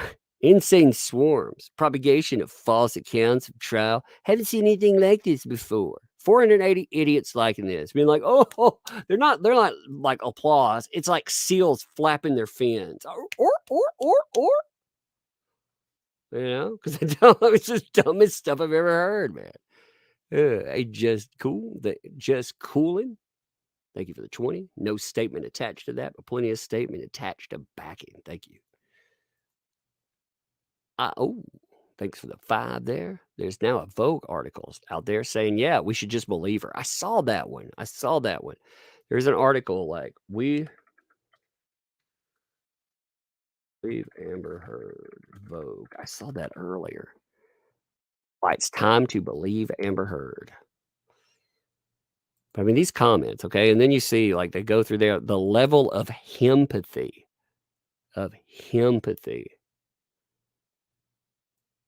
And they're like, I love it. I love the quote. I love it. Oh, hateful monkeys, man. I hate these people. They're just stupid. Like, we should be, like, way... I'm telling you. They're like little chimps in the zoo swinging poo. Like, all these people, that's all they are. Maybe that explains Amber Heard throwing that poo. All right. So here's Vogue. Remember Vogue? Here, I want to drop a little bombshell of knowledge on you, by the way. You ready for a little bit of knowledge? You know why Vogue wrote this? If you go back to the ACLU letter, they named sources that they could influence because, of course, they're part of their little circle of propaganda. They named Team Vogue as one of those that they could influence with the article that Amber Heard wrote. So they absolutely, that's the reason stuff like this works. Daniel, thanks for the 5. Rocky's husband also said he was a victim of domestic abuse. That was his telling us that Rocky abused him. That's true. Rocky needs to stop hitting people. Monster. PJG, thanks for the 10 there. Hey, Tug, isn't JD right-handed? Yes. So all of AH's injuries on the right side of her face. Interesting, isn't it? Simply Chris, thanks for the 2. Been in meetings. How's Team JD doing today? A lot of video. We're going to see. You're getting ready to tune in at the right time because we're going to have a live witness coming up. So you want to see how they're going to do? They're going to do it right here. Simon Stone, thanks for the 5. If Johnny wins, which I believe he will, what happens to Amber paying $50 million? As she doesn't even have that much money, does she? Nope. She maybe Rocket Man can pay her bills because that's what he's doing it already. He's doing it right now. That's who's paying all the bills for like she said yesterday that the trial had cost her $6 million already. That wouldn't include hiring PR teams or anything else. She doesn't have that kind of money. She was trying to make an excuse for the other, but no. Oh, crap. Give me a second. I've got to pull up a new source today.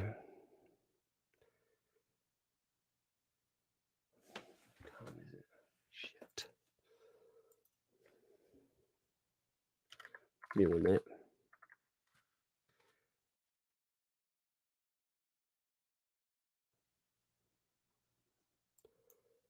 I'm looking for crap. One of the trial source went offline. So I'm looking for a new trial source because that's what they like to do. All right, here we go. Here's another one. I love how they do that sometimes. They like to go offline. The trial didn't go down. It's just the trial source went down. So I'm fixing that. You have to excuse me if I go quiet for a second because I'm fixing a problem. I'm making sure that we can cover correctly. I hate that. I always hate it when the problems like that.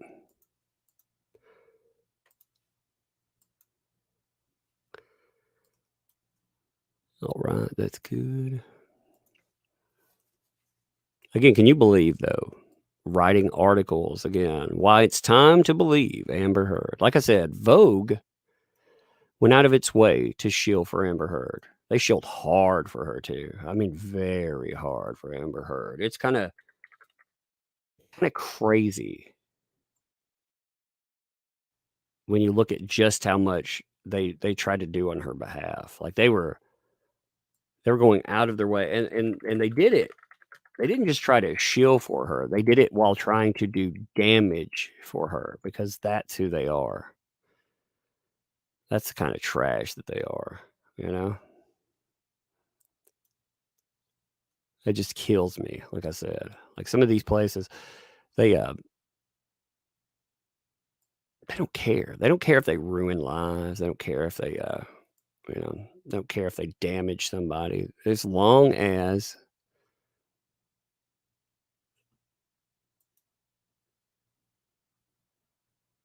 especially if it's a man, as long as it's a man that they're doing damage to, you know what I mean? Here's a good feed. Ooh, I like this one. You have to excuse me. I'm setting on my feed coverage because again, the feed coverage had problems, and we can't have problems. We have to have we can only have solutions, right? We're not allowed to have problems. We're only allowed to have solutions. Like I said, I'm fixing it. So I apologize if I seem distracted for a second. Again, I don't want to have, like, when it goes live, we only get like a minute or so, you know. So I want to make sure it's all good to go. It's all gravy, baby. Oh. But yeah, the thing that we found out again and again from the mainstream media is that the mainstream media, they are consistent. Like, I will give them one thing. They are indeed consistent. But their consistency, it's in doing some of the most I hear them banging around. All right, here we go. In a minute. I turn the volume up.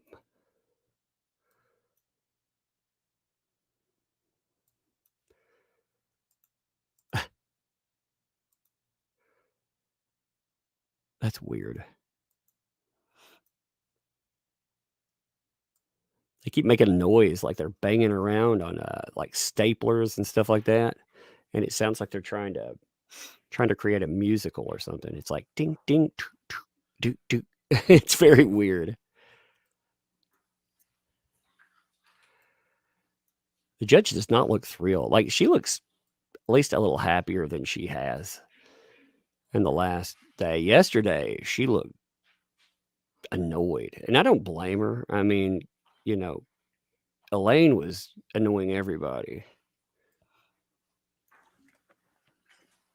I mean, she was annoying. Seated. All right, your next witness. Your Honor, we'd like to call Whitney Enriquez to the stand. Oh, it's going to be Amber's sister is coming. Tell everybody to get in here. Amber Heard's sister is taking the stand. Do you solemnly swear or testify truthfully in this case in the penalty of law? I do.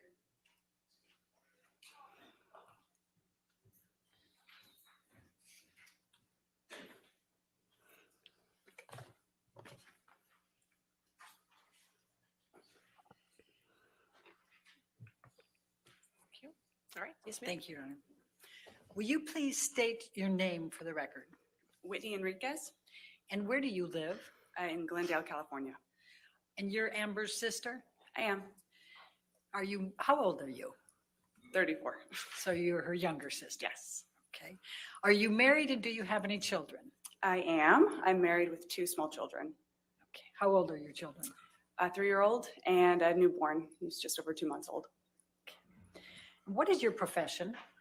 Before the pandemic, I worked in hotels doing various food and beverage management jobs, primarily events as well.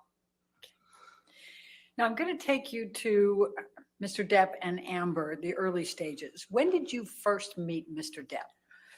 I met him sometime in 2011 for the Rum Diary press tour, but I did not meet him until 2012 as Amber's boyfriend. And were you living with Amber at the time? Yes, we had an apartment together on Orange Avenue. I split my time between there as well as an apartment I shared with my boyfriend at the time.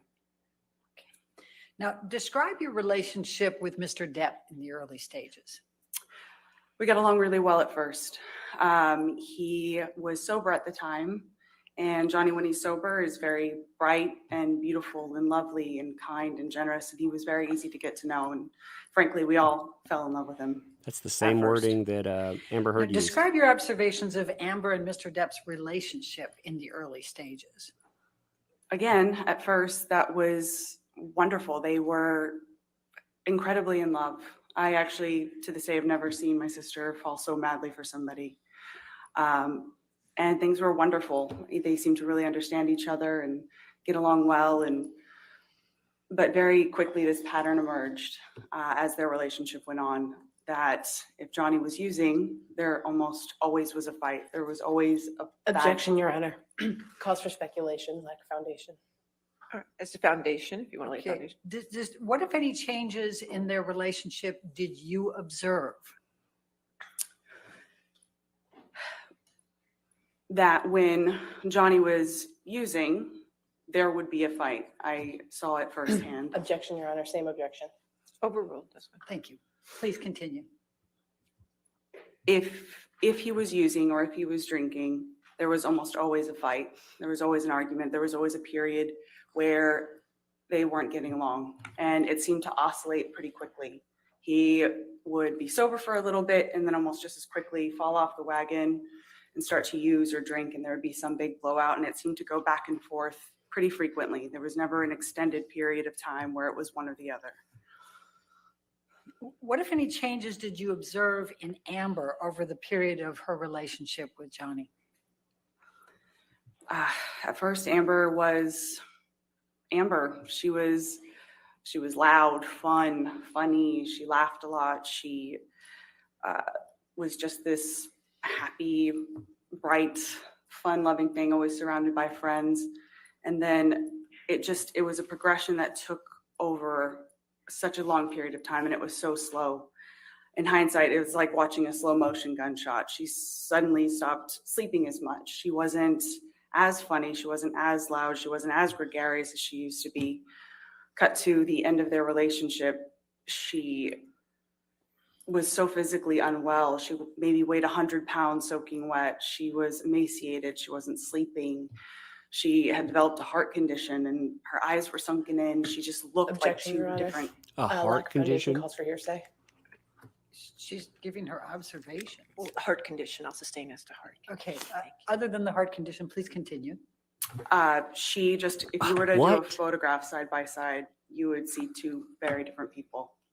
And people that knew her throughout the entirety of their relationships, all the same thing.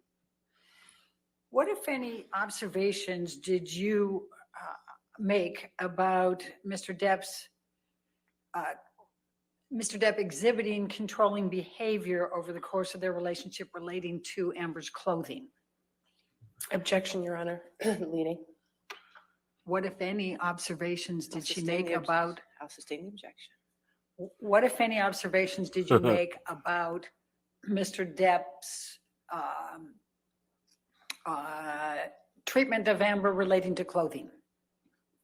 At first, it would be like light jokes, or, she left the house wearing something like, oh, you're going to wear that, or just some joke. It was very subtle, and then over time, again, just like the progression of their relationship, it just intensified.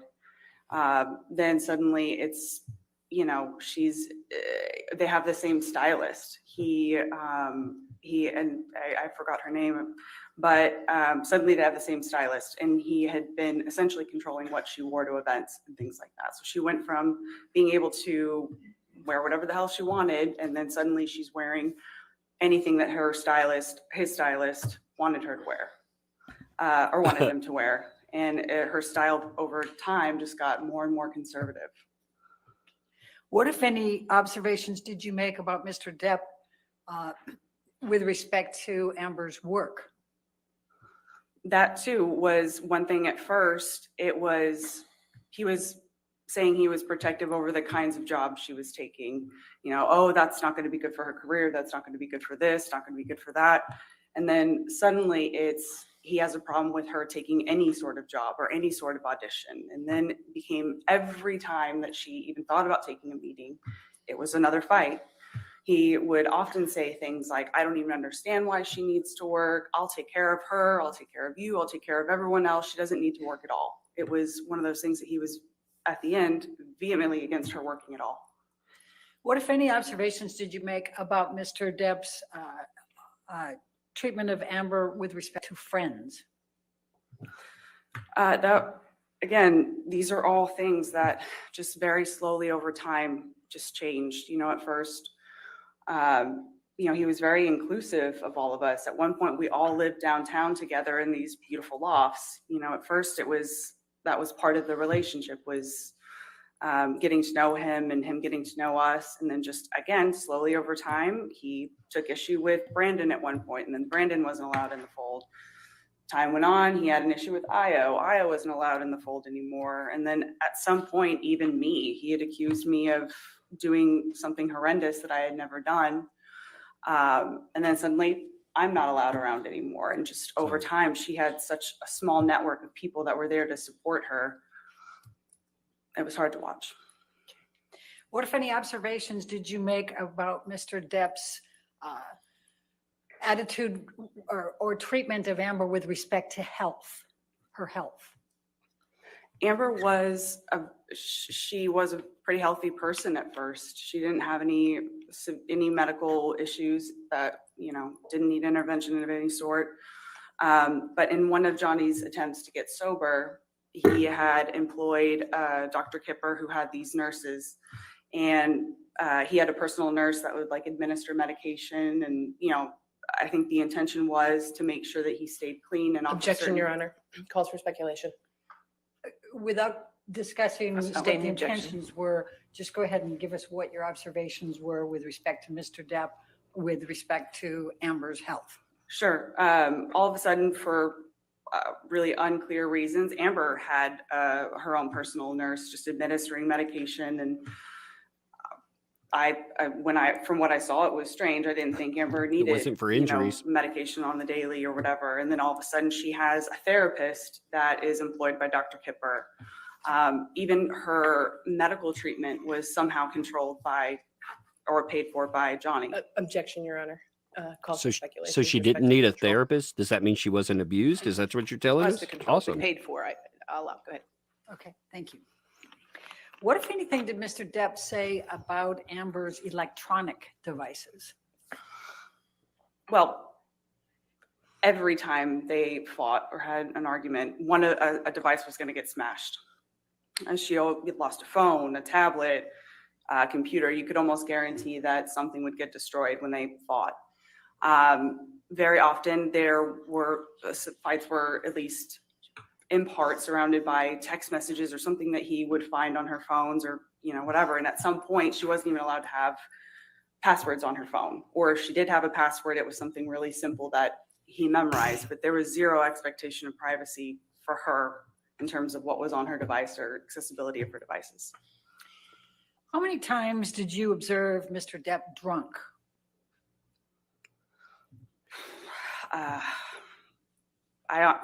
Countless. I mean, too many times for me to quantify. How many times did you observe Mr. Depp high on drugs? Again, it would be really hard to put a number to that. It was a lot. And what types of drugs did Mr. Depp use, to your knowledge and your observation? Well, personally, I've done cocaine and drank with him on a number of occasions. So that he almost always had weed of some sort, marijuana, like, joints or whatever. I have seen him take MDMA on an occasion, shrooms as well. I once saw him consume a Ziploc bag that had a bunch of just unknown pills, some prescription, some not. He just took them all at once to see what would happen, and he laughed about it. Those are what I can recall. Okay. Now, you said that you also did cocaine with Mr. Depp, is that correct? Yes. What, if any, observations did you make as to what Mr. Depp carried in his pockets? Well, he always had cigarettes or rolling papers. When I say cigarettes, I mean the tobacco and rolling papers. He always had a joint on him. If he was in a phase of using coke, he would carry around a little pill box that had his cocaine in it. He always had a pocket knife, a lighter, and it's about what I can recall. Okay. What, if any, behavior changes did you observe when Mr. Depp had been drinking alcohol or using drugs? Like I said, it was, a completely different version.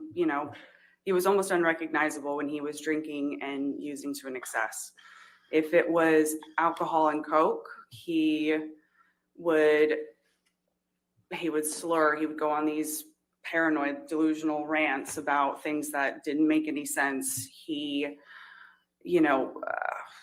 His speech would be slurred. I almost never knew him to use cocaine without drinking. Those were generally combined. When he would smoke weed, he was much more relaxed. He was kind of what you would expect, happy on a couch, laughing. But when he was drinking, he would just get very angry. and he would just say really nasty, unkind things. And it almost didn't, usually about Amber, sometimes about me, but it almost didn't matter if she was in the room or not. He would just say really horrible, horrible, horrible things about her or to her. Can you give the jury a few examples that you can recall?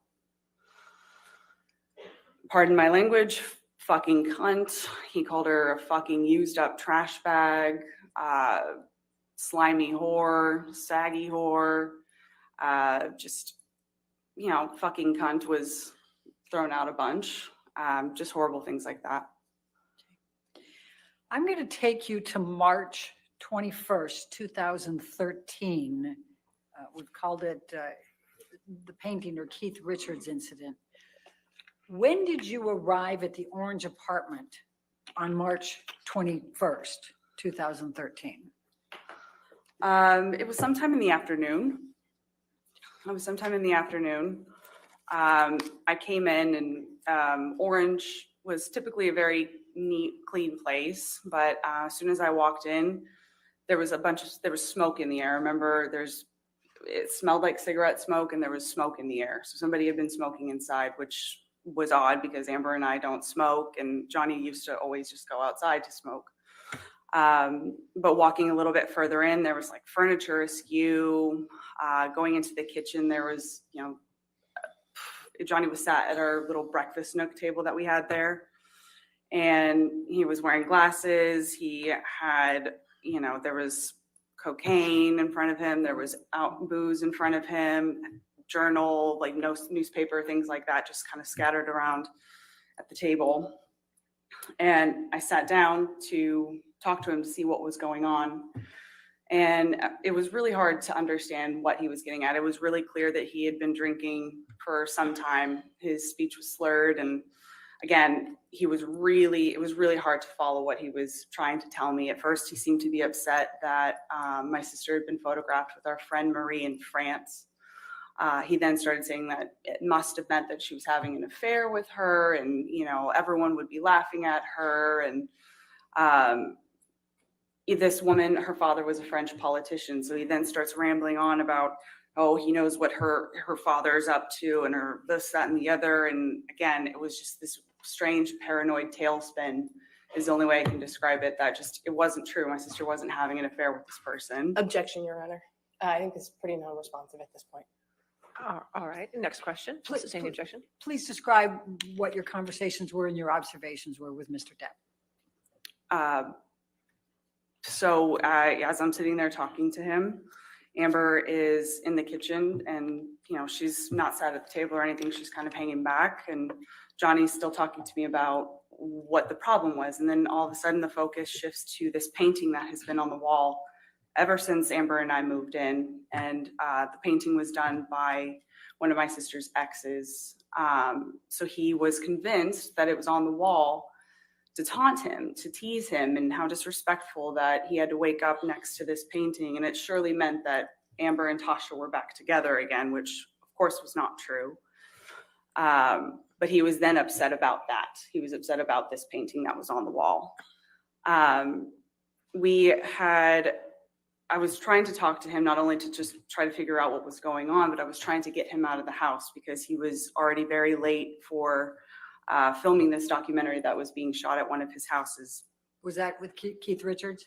Correct. Okay. That was my understanding of it. Please continue.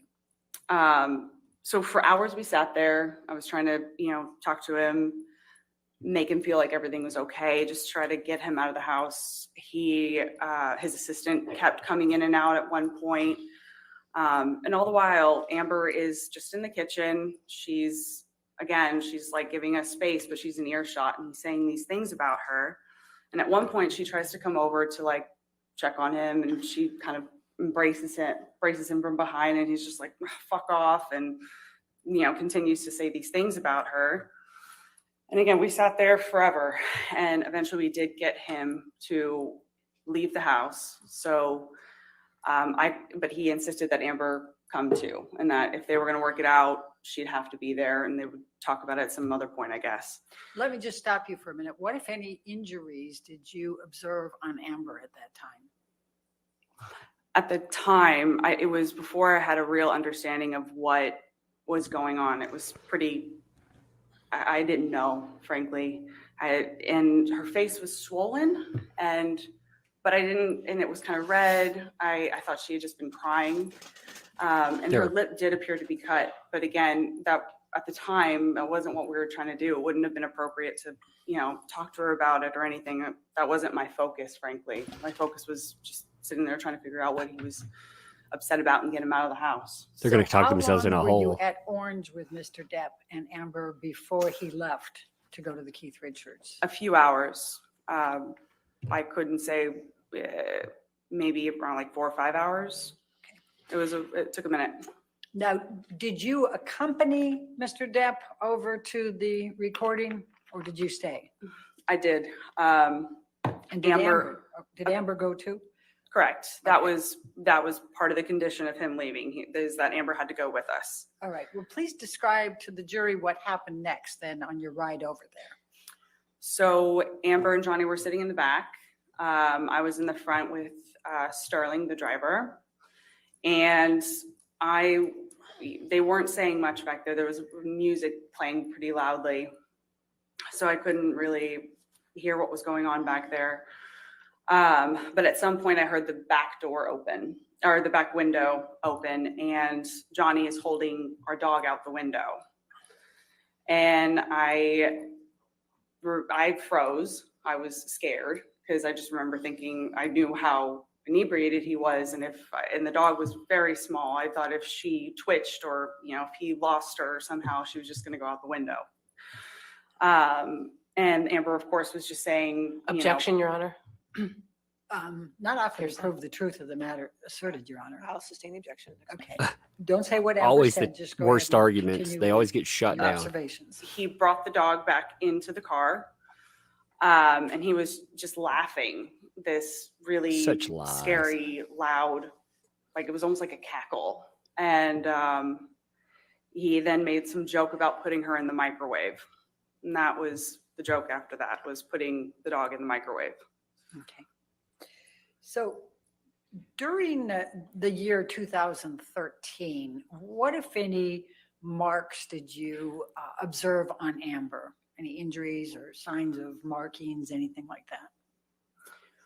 Occasionally I'd see bruising, cut lips, split lips, weird marks, burns, or I don't know, on her arm, scratches on her arm, things like that. It was just weird, and it was periodic. It wasn't like a constant thing, but there were injuries to her.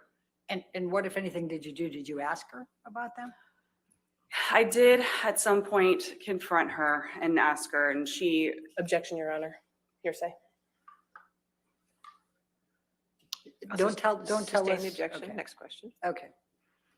But you did ask her about them? Yes. Is that- Objection, okay. Your Honor. Same objection. Next question. Yeah, That's fine. That's okay. Overruled, Thank you, go Your ahead. Honor. All right, I'm going to take you to June 2013, Hicksville. Were you in attendance at that event with Mr. Depp and Amber? Yes. Please describe for the jury what you can recall from that event. So Hicksville is like this, it's this like collection of themed Airstreams. It's like a little, it's in the middle of the desert. It's just like a fun little place to go. So we went with a group of our friends. And yeah, so each one of us had our own little Airstream or whatever. So my partner and I at the time, we got there last. So as we're going around checking out the different Airstreams, because again, each one of them had a different theme. So it was kind of fun to see, who was staying in which theme or whatever. I open Amber and Johnny's, and there's cocaine on the table. And I didn't really think much of it at the time. I was just like, all right, fine. We're all here to have fun. And that night, we sat around the campfire. Everyone was drinking. Some people were taking shrooms, and then I drank too much, and I went to bed early before everyone else. And then the next day, when everyone was cleaning up, I had heard about something that had happened the night before, and an altercation that... Objection, Your Honor. Hearsay. Don't tell us what you heard. Go ahead and just tell the jury what you observed. I observed people cleaning up after what appeared to be just a night of friends hanging out. I then went to my sister's trailer, where she was staying with Johnny, and it looked like a bomb went off in there. There was broken things, things had been skewed. It just looked incredibly messy. It looked like somebody had ransacked it. That's what I observed. Okay. Now I'm going to take you to September 2013. What, if anything, did you do with Mr. Depp relating to going to London? So September 2013, that was around the time of my birthday. Amber was filming in London, and she wasn't able to make it back for my birthday. And it was also a friend of ours, Io, also has a birthday at the same time, or around the same time as me. And Johnny thought it would be great to load up and surprise Amber on set. So He thought she'd Johnny really paid for it, huh? enjoy it, and so that's what we did. We loaded up. We went on a plane that he chartered, and I believe my father was with us as well. And yeah, Johnny and I drank and did a lot of cocaine on that plane, and I ended up passing out. But we get to London, and we It's had not been good cocaine. it was wonderful to see Amber, and we had a dinner that night at the hotel that we were staying at, or it was either that night or the next night. I can't remember exactly, but at one point, Johnny picked up a steak knife and he hurled it at his assistant. It missed him, but obviously Nathan got upset and he left, and he was upset as well. And a fight broke out between Amber and Johnny that night. I didn't witness it. I wasn't there. I knew that they Objection, were. Your Honor, lack of foundation. All right, I'll sustain the objection. Okay, Next so, question. so you can't tell us about it if you weren't there. So Okay. what happened next that you were aware of? I left sometime after that, and when I touched down in Los Angeles, I learned that they had Objection, Your Honor. Not after to prove the truth. I'll sustain the objection. Next question. We're getting a repeat of yesterday. Good job. They got engaged at some point when I was on the plane. I left London. By the time I landed in London, they were engaged. Okay, thank you. Now I'm going to jump all the way to November 2014, the 2014 Hollywood Film Awards. What, if any, involvement did you have with Mr. Depp relating to the Hollywood Film Awards?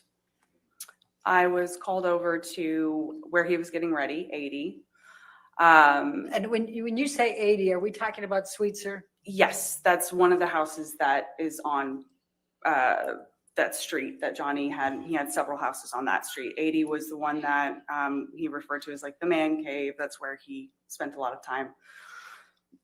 So I was summoned to 80, again, following a fight that he and my sister were having. And Objection, Your Honor, lack of foundation. I just go on, just don't talk about what you weren't party to. You got Okay, there. Please tell the Sustain the jury. objection. Go ahead. Okay, please Oh. tell the jury what you observed, what happened Sure. when you were there. Sure. When I got there, Johnny was outside and he was very drunk already, and he was continuing to drink. He was again rambling about my sister having affairs with people that it just wasn't true, and just kept saying things. It was, that she doesn't need to work, and he doesn't understand why she continues to take jobs. She must be doing it to insult him or to hurt him, or she's only taking these jobs because she wants to meet people. I don't know. The entire time that we were talking, his sister and his assistants at one point, everyone was trying to get him out of the house because he was already very late for this. But eventually they did get him to leave the house. And yeah, I saw the award show later at some point. And what did you observe when you watched the award show? Unfortunately, an extension of what I had seen at the house. He was still very drunk, actually a little bit more drunk than when I saw him at the house. And what was he doing that caused you to believe he was very drunk? Well, he was drinking the entire time that we were talking.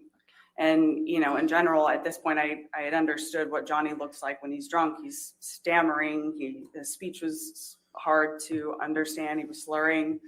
He was super unsteady on his feet. Yeah, I recognize what he looks like when he's drunk. Okay.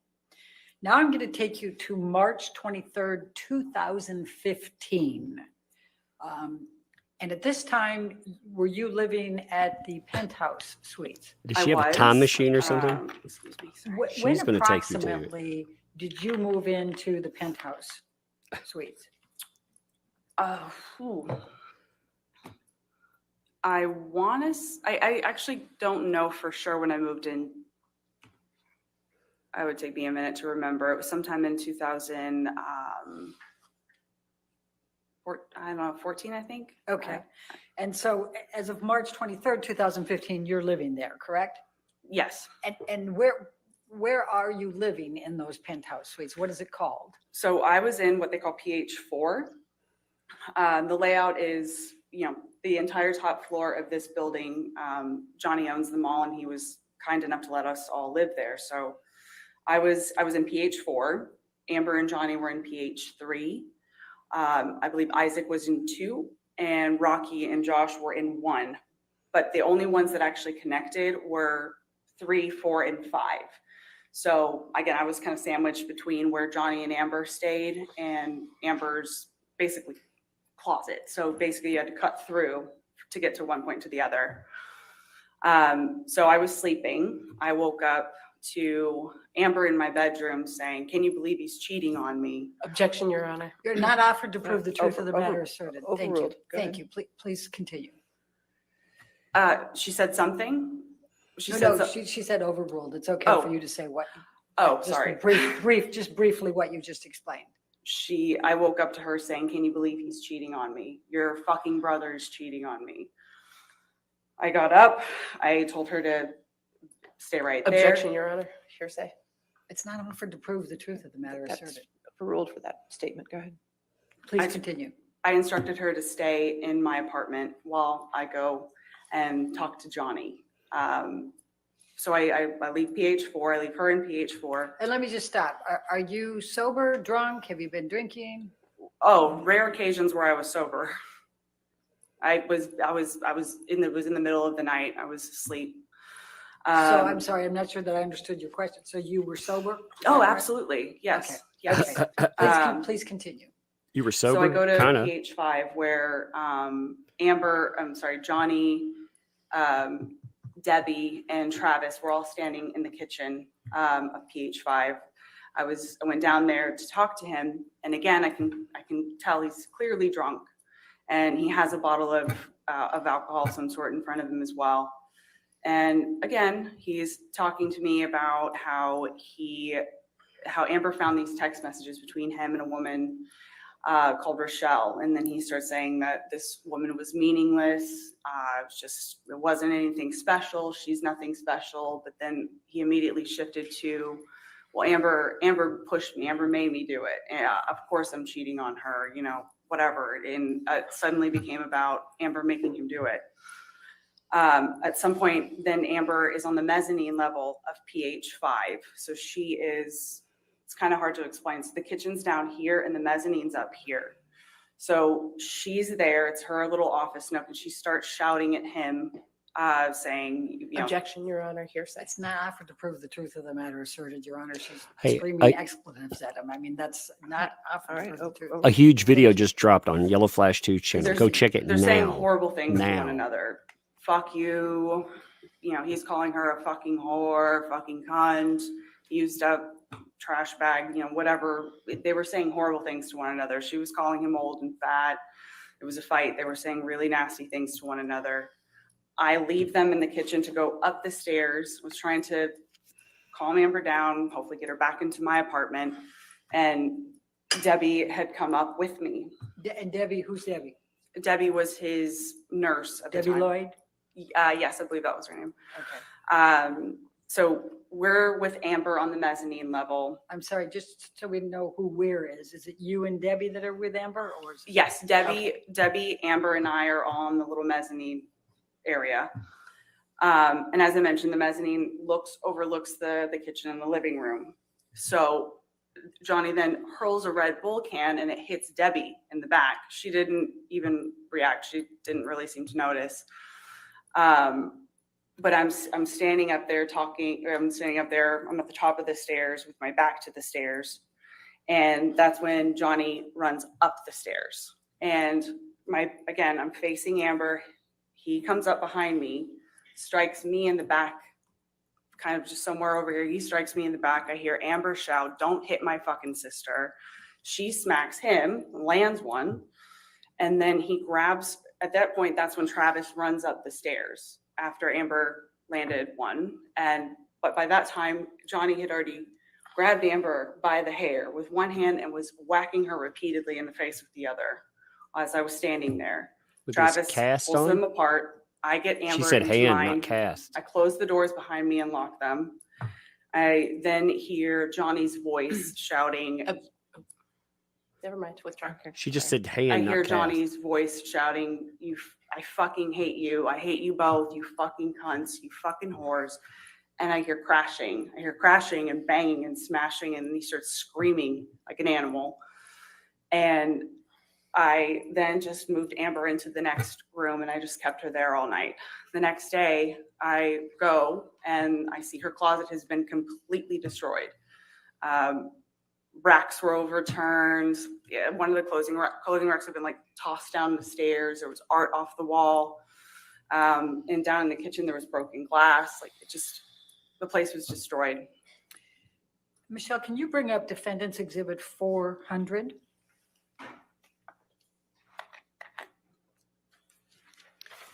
Whitney, do you recognize this text exchange here? I do. Okay, and it's on March 23, 2015 at 6:57, is that correct? Yes. Okay, could you describe, Objection, just Your Honor. identify it, please? Yep, sorry, on hearsay grounds. All right, you want to approach? We'll just take a look. So she messed up a few times. Hey, by the way, go check something out right now. So Yellow Flash 2 just dropped a video. It's about FBI involvement, witness intimidation. There is proof of that too. Go check it out. Come back here. You want to see it for sure. I'm not even joking. You definitely do want to see it. I hate to tell you to go watch something while you're watching on my channel, but go do it really quickly. Go see it. Or pull it up, and mute them while they're on the little break and see it, because it's crazy stuff.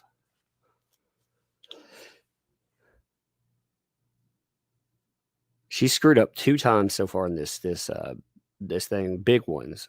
She actually they made they made this big mistake early on. The story that she was telling, the first story about the fire, with the smelling smoke and all of that. There's actually a big problem in that, a big one, and it's gonna cause her issues. They're gonna bring it up. They lied about it in the UK. In the UK trial, they got caught in this big lie, but the judge wouldn't let them follow up on it. And I'm sure that's going to come up here. And now they're, like I said, she has a Johnny Depp like beating when he on stairs. I mean, it's a crazy narrative. It's crazy stuff. But anyway, go watch that Yellow Flash video real fast. Like I said, it's important. Go watch it. That's something, and I've got more information on that. I found out even more. So that's something that, like, Yellow Flash has always been in the know, but I've been talking about it to him too. I was like, go cover this now. It's big. And he, there was more than I could put into the video. So obviously I couldn't just bring it up, but FBI involvement, like Johnny Depp's witnesses being intimidated, proof of that. There is proof of it now. I mean, it's insane. And then come back. I don't want you running off. I just want you to see this, because you've got to see that.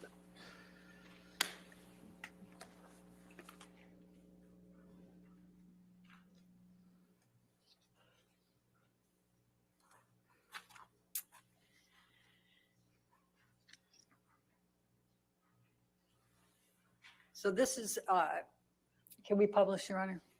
Yes, it's in evidence, yes. Thank you. So Whitney, this is dated March 23rd, 2015, 6:57. Do you see that? Mm-hmm. Okay, and that's to Kevin. Who's Kevin? Kevin Murphy, he was Johnny's estate manager. Okay, and then Michelle, if you can scroll up. So let's stop at the first one. Can you please describe to the jury what this is? That is one of Amber's clothing racks on the stairs that lead up to the bedroom area. And you took this picture? I did. Okay. Michelle, can you scroll up again? And please describe for the jury what's depicted in this photo. These are more of Amber's racks. These were her shoes and purses and such. Those were all like taken off the walls. And you can see here all of her clothes are on the floor, her shoes. Okay, thank you. And we're up to the next one. Could you please describe what the next picture depicts? More of the same, clothing racks that have been kind of toppled over or moved. They were like neat. It looked like it's a closet room, but these ones were just toppled over or moved. This is the room that adjoined my room. So, okay. Let's go to the next one. And could you describe for the jury, please, what this is? that's another clothing rack that has been taken down and taken apart, kind of. Okay. And we'll go to the next one. And please describe for the jury what's depicted here. Just more clothing racks that have been taken down, moved. Okay. And please describe for the jury what's depicted here. Same thing, just more clothing racks that were toppled over. All right. And we go to the next one. And this is the kitchen area. This is the taken from the mezzanine level that I was describing earlier, but that looks like broken glass or something, blue ceramic, broken. Okay, and if we go up, and the top one there looks like part of what was earlier. Let's go to the bottom one. I think we have a bigger picture there. Does that help with Yes. what's depicted there? I still can't tell what it was, maybe a plate of some sort, but there's also a rolled cigarette, a couple bottles of water.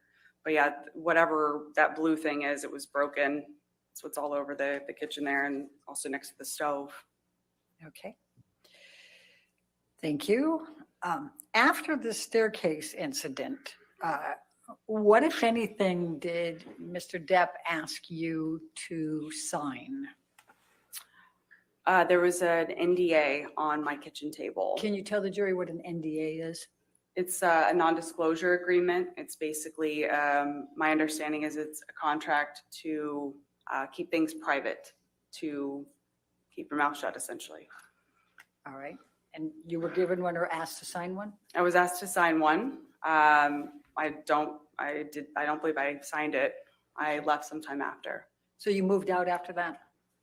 It was after this point that Johnny had accused me of selling stories to the media, which were absolutely untrue, but I moved out after that point. Okay. Now, did there come a time that Amber asked you to move back in? Yes, February 2016. She texted me asking me to come back. Okay. And so you were living with her from sometime in February 2016 forward? I think on and off. I think I had my own apartment by then, but I spent a lot more time at the Eastern after that. Okay. I'm going to take you to April 21, 2016, Amber's 30th She was birthday living party. freeloading, Were you present actually. for that? I was. Can you please describe to the jury what you observed that night?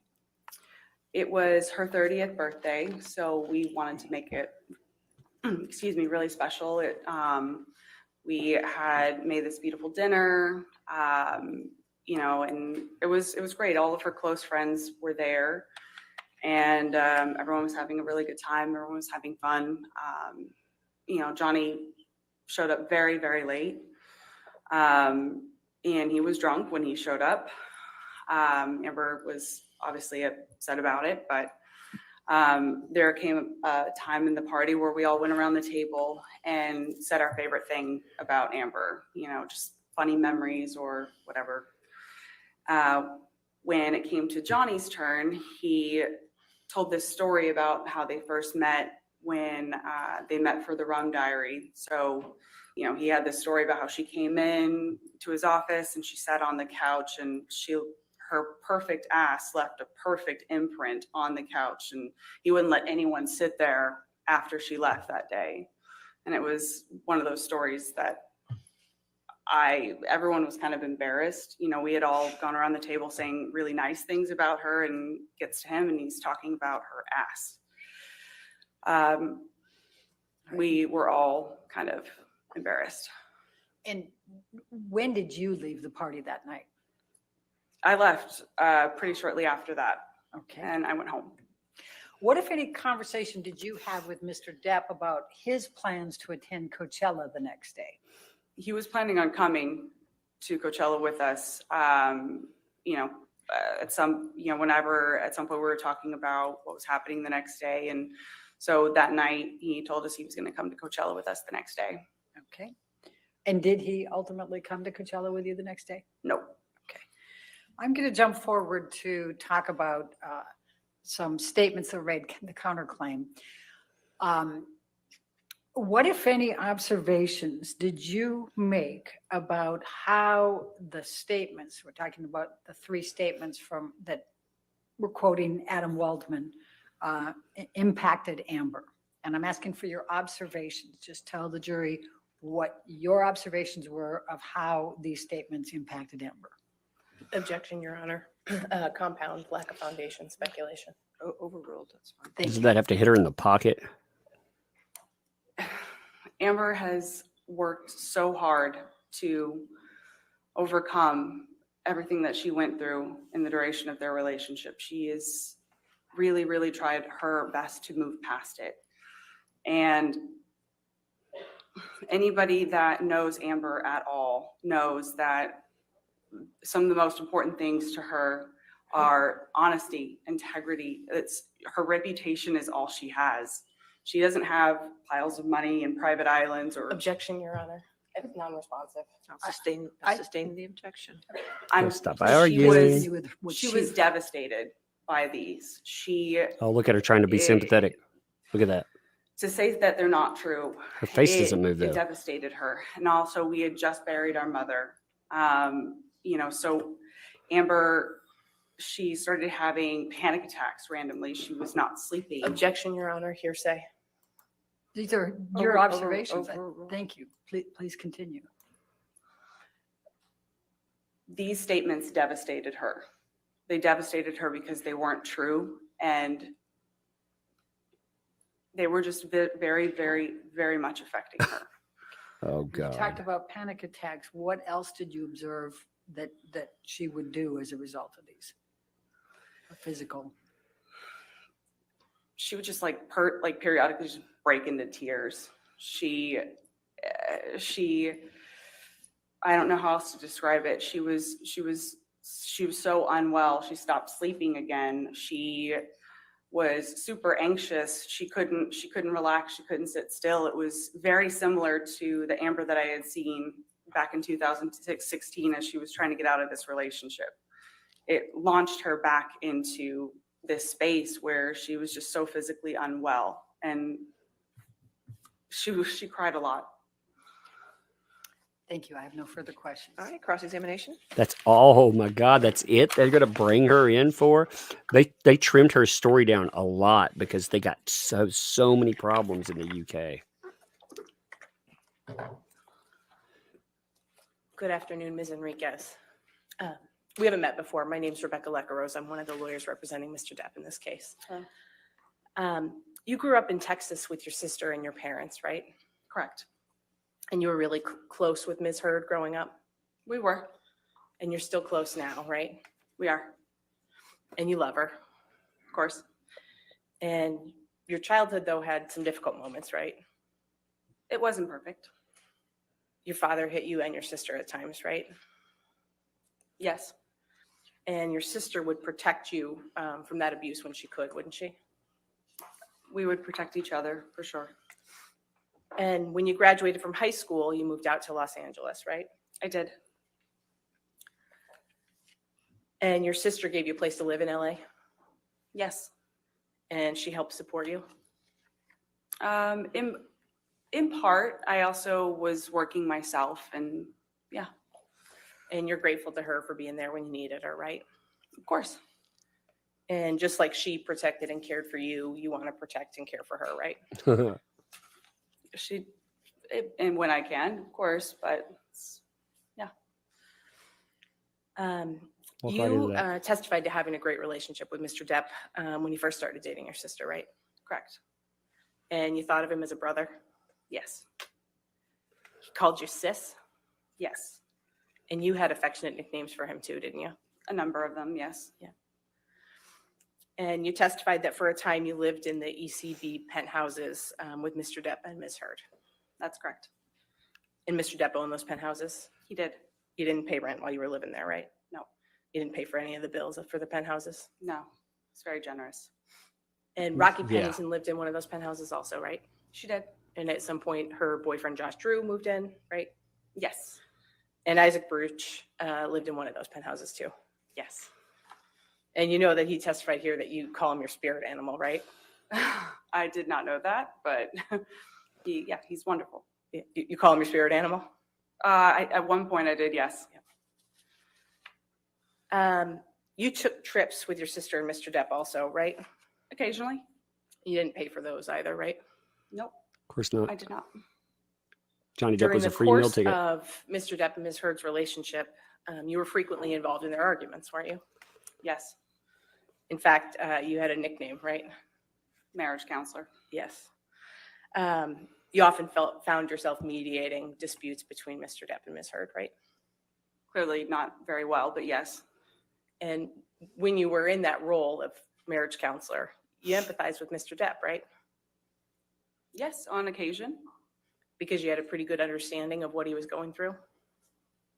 Depended on the situation. Sometimes I could totally see from his perspective. Other times I saw it from her perspective. Well, you'd been there with Ms. Heard before, right? We're sisters. Of course we've argued. And you knew what it was like to want to run away for days and do your own thing and not have Ms. Heard there fighting with you, right?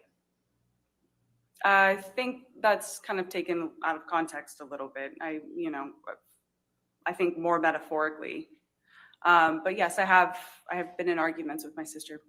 And you have wanted to run away for days, right? Sure. And not have her there fighting with you. Sure.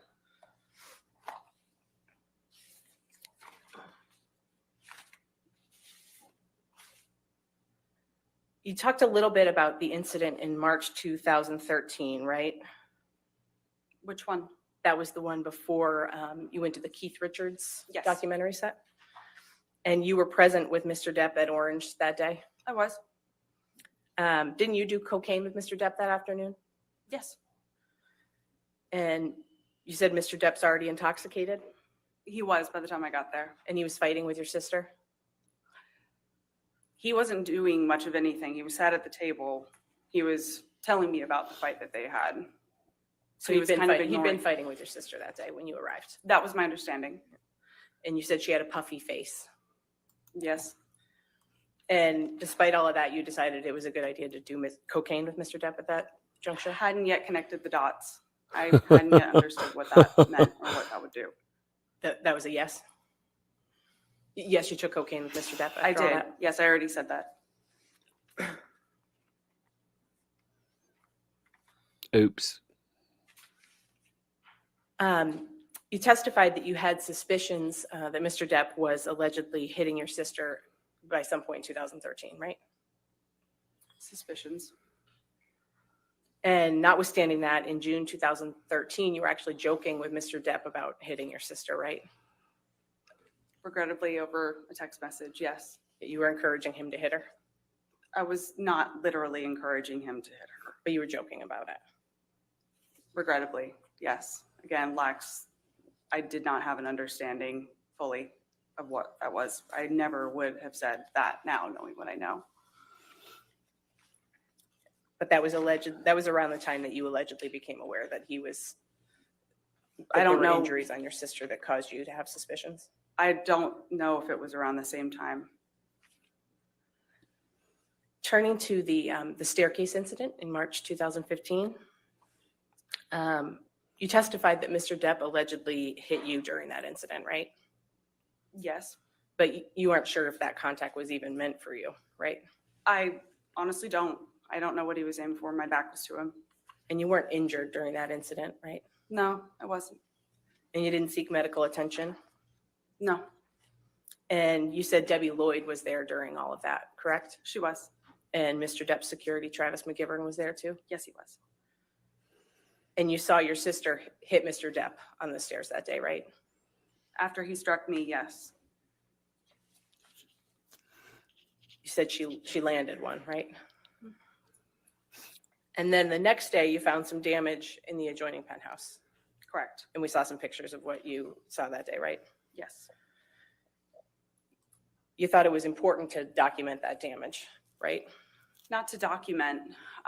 It was Kevin's job to kind of clean up the houses, take care of the houses. I took pictures just so he could be aware of what he would need to bring. I didn't know if he had tools here or whatever. I was just preparing him for what he was going to have to fix. But you didn't take any pictures of your sister that day, right? No, I didn't. Of course not. Now, after March 2015, you continued to have a close relationship with Mr. Depp, right? Yes. And you still loved him. Of course. And you were there for him if he needed you, right? Of course.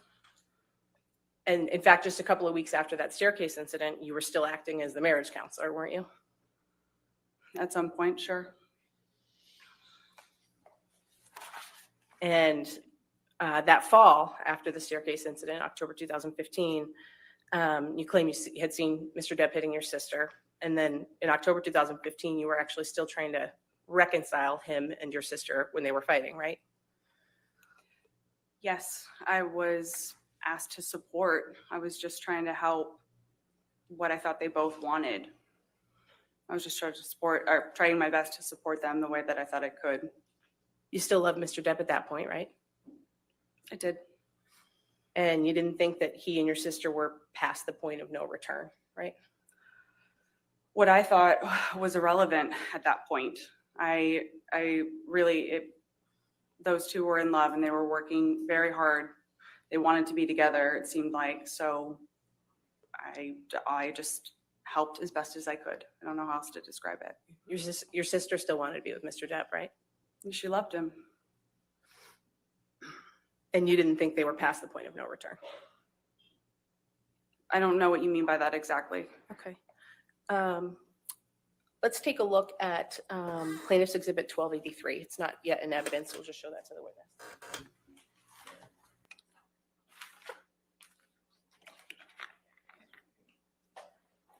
I've got this, if I might approach, Your Honor, I have this in redacted and unredacted. Okay, you want to come forward? Man, they better tear her up. Hey, again, if you didn't watch it real fast, Yellow Flash 2 just dropped a bombshell of a video. You need to check that sucker out. Split screen it, though, so you don't leave here, too. Seriously, though, witness intimidation going on. Proof of it out there.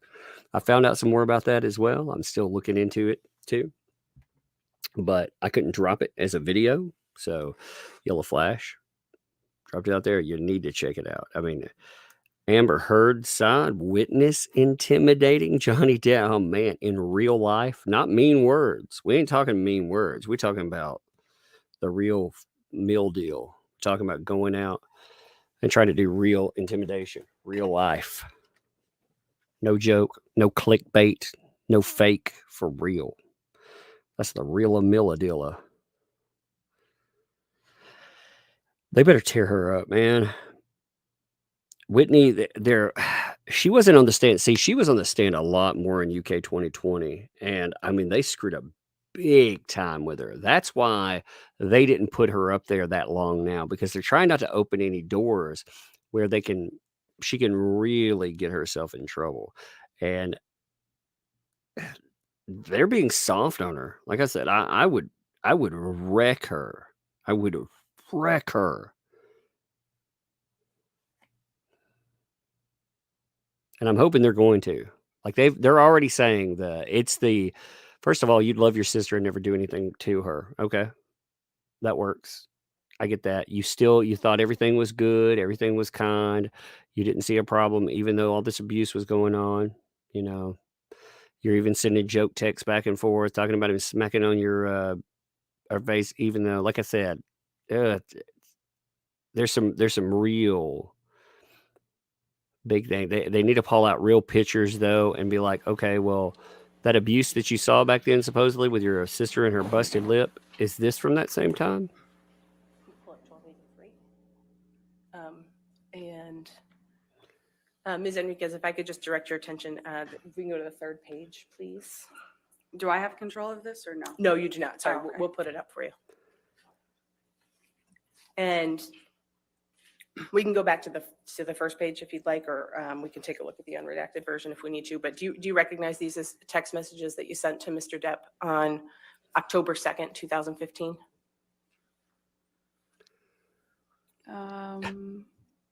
Yeah, vaguely. I mean, they're clearly my text messages, but When you look at her too, yeah, remember I recognize them, I think. Okay. And if we can go to the third page, please, Tom. they tried to say that you couldn't tell the difference And you'll see between the her second and blue box from Amber the bottom there. with Starling You Jenkins. texted Mr. Depp and you said, I love both of you so much and would fucking stay out of it if I thought this shit were past the point of no return. But that's not where you guys are right now. Did I read that right? Oh, but that's not where you guys are at. Yes. So you didn't think they were past the point of no return in October 2015, right? At that point, clearly I didn't. You can take that down. Oh.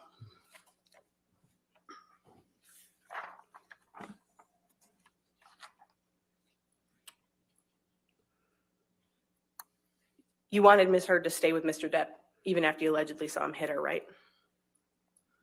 That's really oversimplifying something that's far from simple. Again, Amber was very much in love. So was Johnny. She's telling me that she wants something, whether or not I agreed to it or not, whether or not I was okay with what was happening. It wasn't my place. If my sister said that she still wanted to be with Johnny and if I could help with that in any way, I was going to support her. I was going to be there for her to support that. Yeah, you didn't want to contradict your sister, right? Pardon? You didn't want to contradict your sister.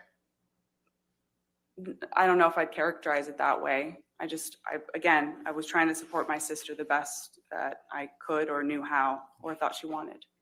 And you say you wanted to protect her though, right? At that point, I don't know if I would categorize it as that. I was just trying to support my sister. You went to Coachella with your sister for her 30th birthday in 2016, right? Yes. And you testified that you were aware, I believe, that she and Mr. Depp had fought the night before. You could have turned your microphone on, Ms. Bretterhoff. Again.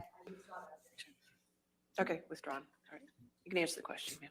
Yes, I was aware that they had argued the night before.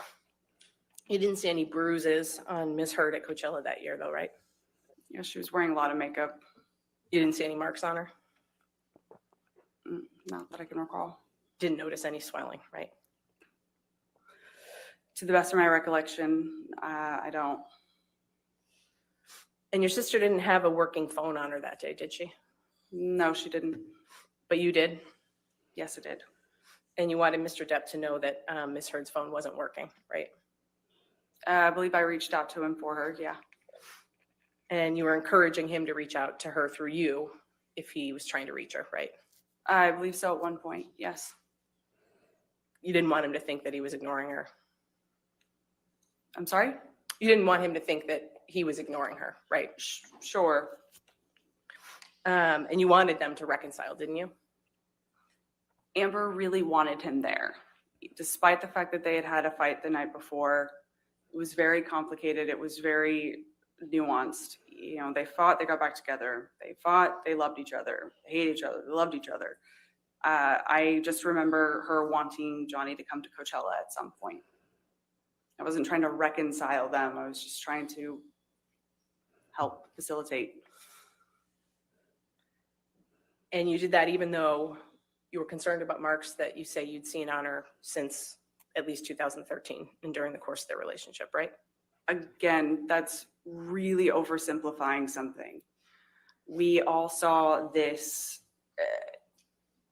We all thought that we would see Johnny on the other end of this. Because again, when he was sober, things were wonderful. When he wasn't sober, they were terrible, sure, but we all thought that he was just going to get better. We all wanted to just see the other side of that. So yes, sure, if you look at it simply, but it's not simple at all. I don't know how else to answer it. And this was after you allegedly saw him hit her, right? Yes. And you knew that they had just had another fight, right? Yes.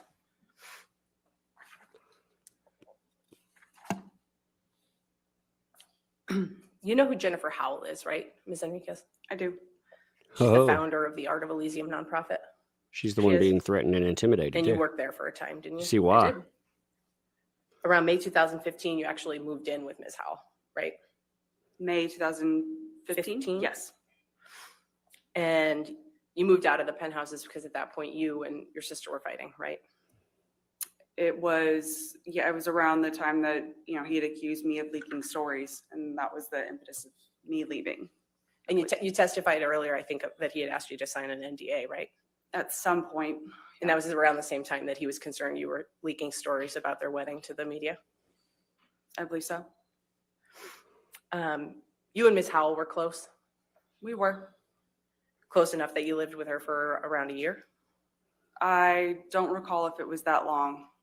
And you confided in Ms. Howell, right? About some things, yes. She was my friend. You called her your chosen sister? Yes. Ms. Enriquez, you claim to have seen signs of injuries on your sister during the course of her relationship with Mr. Depp, right? Yes. But you never witnessed any incidents that resulted in visible injuries to your sister, right? Other than the staircase incident? I witnessed that incident. What are you asking me exactly? You never witnessed any incidents that resulted in signs of injury that you were concerned about over the course of their relationship? Other than the staircase incident, I did witness that. No, at no other time when you... No, that was the only time that I saw him. And you didn't see what caused any of the injuries you claim to have seen during the course of their relationship, right? Other than the staircase incident. Yeah, staircase incident is the only one that I saw. But you have seen your sister land a blow on Mr. Depp, right? That was the time, yes, after he hit me. No further questions, Your Honor. That's it? Redirect? I have no redirect. All right, is this That's subject to recall? fucking No. it? Is this subject to recall? You have to be kidding me. No. Okay. You All right, have ma'am, to you are be free to go, or you can stay in the kidding courtroom. me. It's up to you, okay, thank you. Like I said, they dropped the ball all right, day Our long. next witness, Your Honor, is another deposition designation. They didn't even redirect. It's going to be, How long is it? this. I'm sure particular Jennifer one Howell's glad is she put her about life on the line 45 for that. minutes. Okay. All right, why don't we go ahead and, it's early, but why don't we go ahead and take our afternoon recess, though? That way we can get everything ready for you. So we'll just take our 15-minute break now, and then we'll come back and have that deposition. That was okay? a joke. So, we'll see you in 15 minutes. Don't do any outside research, and don't talk to anybody. She is the weakest of all of the people. Like Whitney Hurd is so weak. You could tear her apart on cross. She lied though. Okay, I'll tell you how bad she lied. She lied in the UK 2020 trial. She got on the So if that's stand. 45 minutes, then well, you have another, Yes, then we have another one.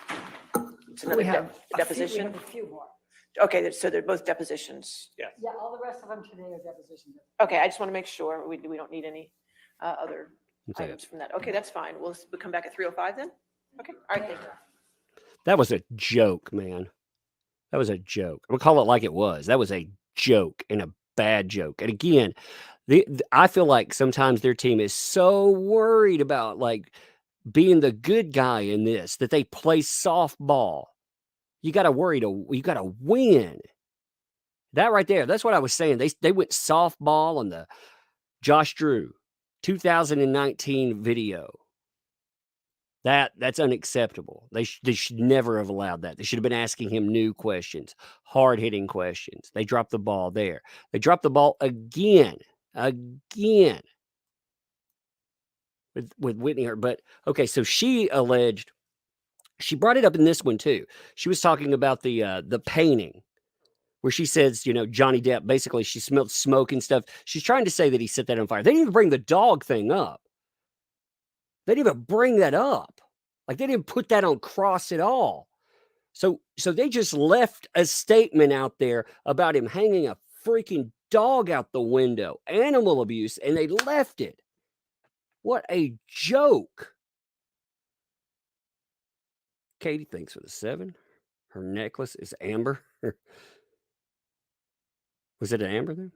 Digital, thanks for the 5. Wow, Tug, no offense, but do these people know how to say yes, no, convoluted hearsay, and filibuster statements? They go nowhere. Well, they allow it. They should have been all over it. Like, again, Camille destroyed Amber Heard. Destroyed her. And then you put softball freaking Whitney. Whitney, again, you leave statements out there. You have to wipe the board. He cannot be an abuser in any way, shape, or form. And every one of these things have evidence against them. Every one. They perjured themselves so badly in UK.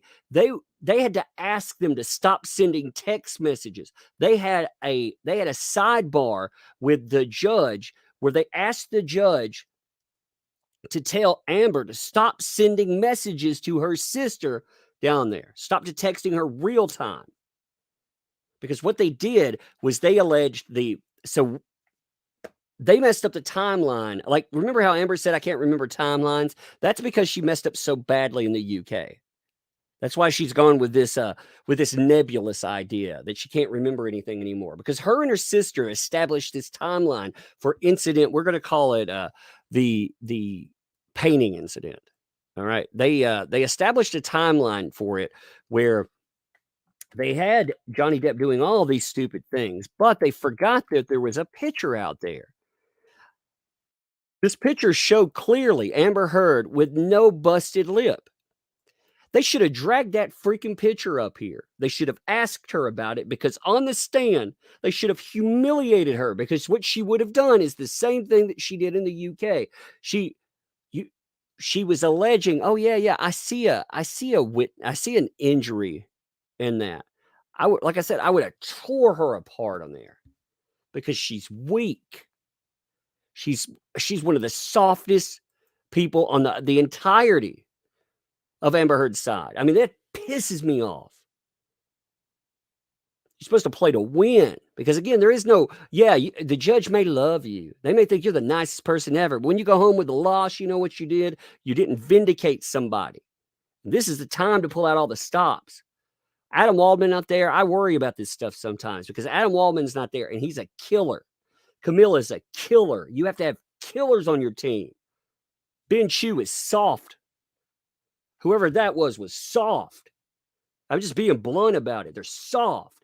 They're too worried about being nice. You got to walk home with the win. Again, they may be knowledgeable in this. They may be great attorneys, but they're not hitting him hard. God, I can't believe they let her walk like that. I mean, they didn't even try. All they said was, well, you're for sale. Okay, well, you're for sale. Again, they had him hanging a dog out a window. Like, you don't think that resonates with at least one juror who owns a little dog there and thinks, oh my God, that guy's a monster? You don't think that would resonate somewhat, where you at least need to address that and to tear it into little bits? I mean, you have to be kidding me. There are pictures out there with Amber Heard with her little doggy there. Every one of these stories, you can lead right back to her.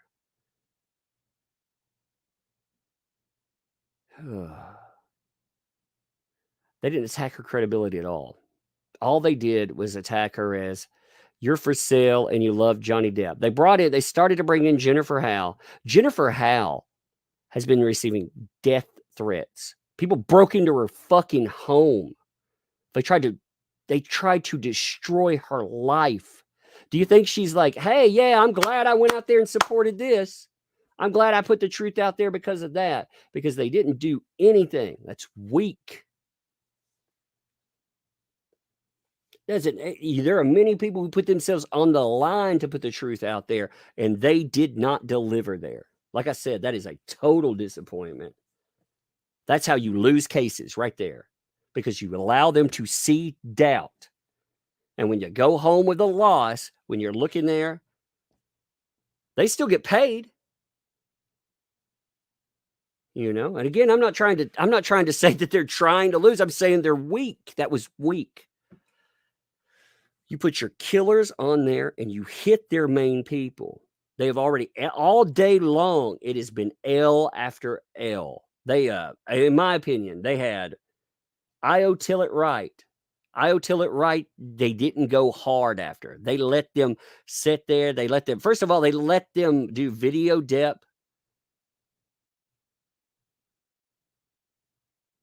That, is anybody paying attention? Maybe, maybe not. I was bored through Io Till It Right, but you know what? They didn't hit it. Then Josh Drew comes in with a tape from 2019, doesn't even ask about body cam footage, doesn't even ask about 2 years worth of freaking stuff where he impeached himself on the stand. You could tear him apart. I could sit here right now and tell you 5 minutes worth of shit to tear him apart with. Hey, Ben, why don't you call me? Because I tell you how to run this and win it. Like, no ego in it. Because he had dropped the ball. Bring her back. She's subject to recall. Bring her ass back, and I'll tell you what to ask her. Like, no joke. I'm not even kidding. Bring her back. Johnny, don't let these people lose this case for you because they're trying to impress the judge and be nice. Like, again, Johnny had a killer on his team, and they knocked him off. That was Adam Waldman. Camille is a killer, too. I think he has competent lawyers. I don't know who she was. I have no idea who she was. But I think Ben Shu is a competent lawyer. But again, I think that he is a nice guy. There's nothing wrong with being a nice guy. But when you play, again, when you're playing you're playing a contact sport out there. Amber Heard's team understands that. They understand that their job is to destroy Johnny Depp. They are scumbags, but their job is to be a scumbag. You don't get a replay. Like, I don't even know how to make that clearer. God, that makes me mad. I'm very irritated with what I just saw. These incidents, like the painting incident has so many issues in it. She says, oh, Johnny, he tried to set a frame on fire because he's just going crazy. All right. Which doesn't even make sense, which he called out in the UK. He was like, what do you think I am, a moron? You think I think even if I'm high as hell, you think I'm going to take a lighter and try to set a wooden frame on fire? You think I'm a moron? I mean, and he did. He brought this. He didn't say it just that bluntly, but he said that, he's like, wait, what?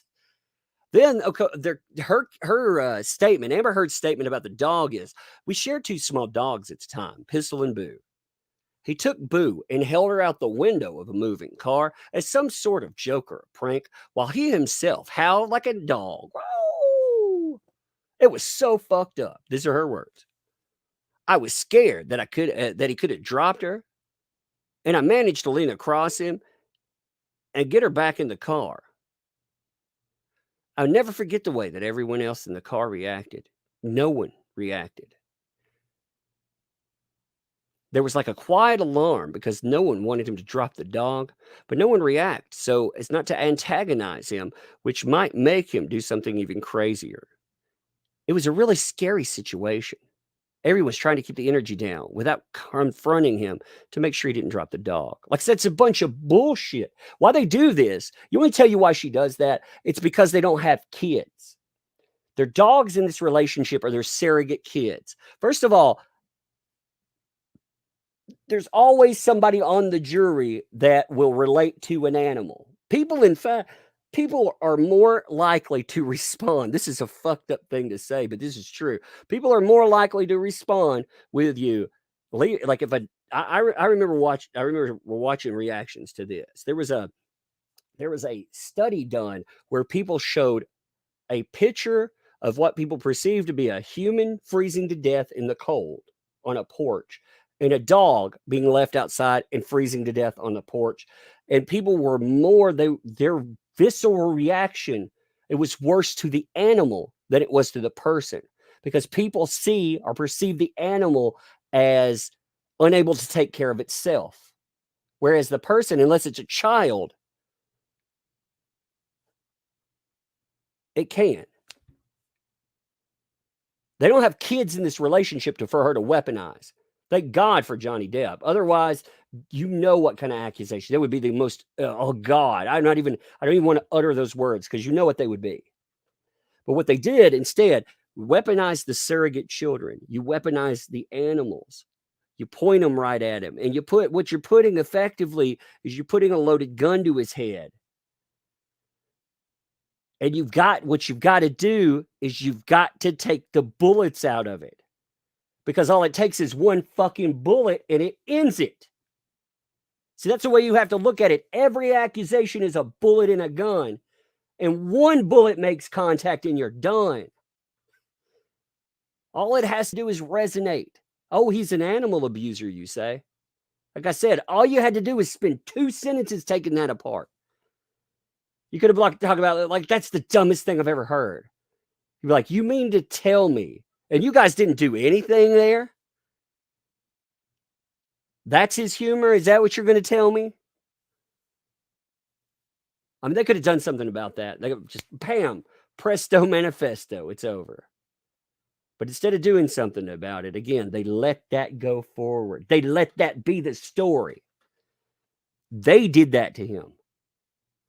He doesn't have any control about what they do. Again, they have to be killers. Like, I don't know how to make that any clearer. Again, when you think about any accusation, you have to think about these. The reason I take accusations apart thoroughly, the reason that I spend so much time destroying cases on this channel is because, again, every accusation is a bullet. And when you're saying that a person is raping people with bottles, that they're murdering their pets, that they're a fucking monster, you have to take every accusation apart because that's how the general public works. It doesn't matter. What it should do is if you have 80 accusations and I take 3 apart, you should be saying, well, the rest of them, maybe not. But that's not the way people work. People work. You take apart 79 of the 80 and still people are like, well, there was that one. So you have to destroy it utterly. You have to take that line. You have to crush it. Because what you want to do too, you want to crush the liar in this too. You want to make sure that they have nothing left after this because somebody needs to learn a lesson. Society needs to learn a lesson. The next Amber Heard needs to learn a lesson. You want to burn somebody's life down, that's fine. But you know what happens?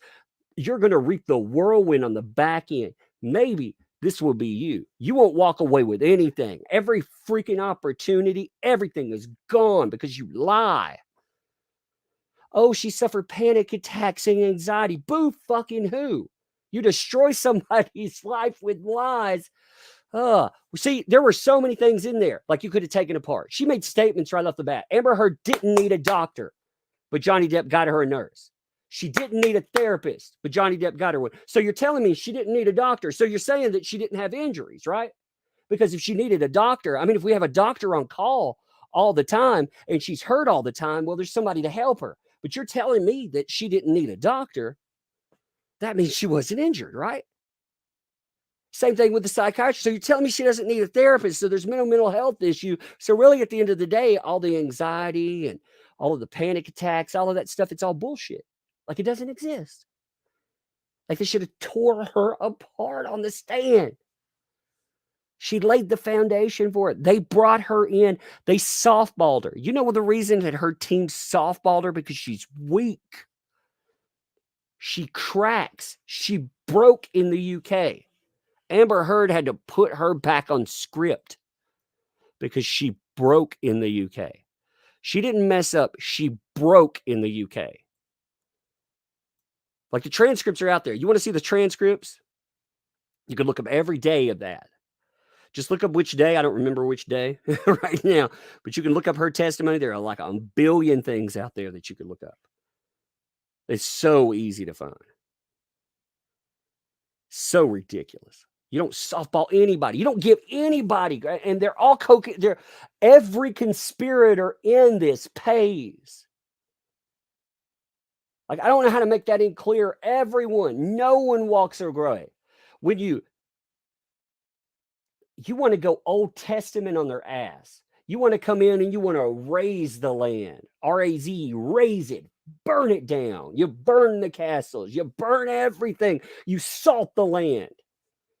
You make sure they understand no one gets away with this. Because you want to send a message, not just to the herds. You want to send a message to the Josh Drews, to the Rocky Penningtons, to the I.O. Tillett Wrights, to the sisters. You want to send it all to them. You want to tell them no liar walks away unscathed. That's the way that you fight this shit. You don't put on, we've spent years as a society putting on kid fucking gloves and pretending like listen and believe. That's how we got here. We need to stop doing it. We need to start dealing with this with real solution. We know what the solution to this problem is. We know. But we want to handle it with kid gloves because of the kind of accusations. And she's back. I've been ranting for like 15 minutes. I'm sorry. It makes me so mad. All right. Anyway.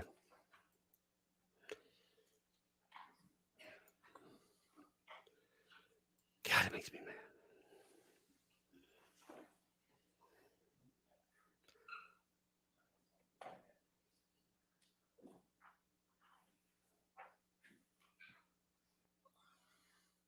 That's right. You salt the land. None will be saved. That's what you tell them. Do you think you'll be saved? There's a song I always liked. It's been B&B Nation. It has a line that goes, do you think that you'll be saved by the gods and the idols that you have raised? Do you think you'll be saved? Well, none will be saved. That's what you tell them. None walk away, baby. You salt the land. You burn their idols. You burn their false prophets. They're false prophets in this. They're You seated? they're the words. Listen and believe. We're back. Our next witness, Your Honor, is Elizabeth Mars. Mars, M-A-R-S? This is another freeloader. M-A-R-Z. Thank you. This is another full-time freeloader. Please state your full name for the record. Elizabeth Ray Mars. Between the time that you lived in New York, Her clothes so let's say changed. 2007, That was weird. 2008 through 2015, 16. Mm-hmm. How many times would you estimate that you saw Ms. Heard? I don't remember. More than 4 times? No. In 2015 and 16, do you recall how close you and Ms. Pennington were as friends? Yeah, we were pretty close. Pretty close. In your previous testimony, I'll represent to you, Ms. Mars, that you testified that at least in July of 2016, you would communicate with Ms. Pennington weekly.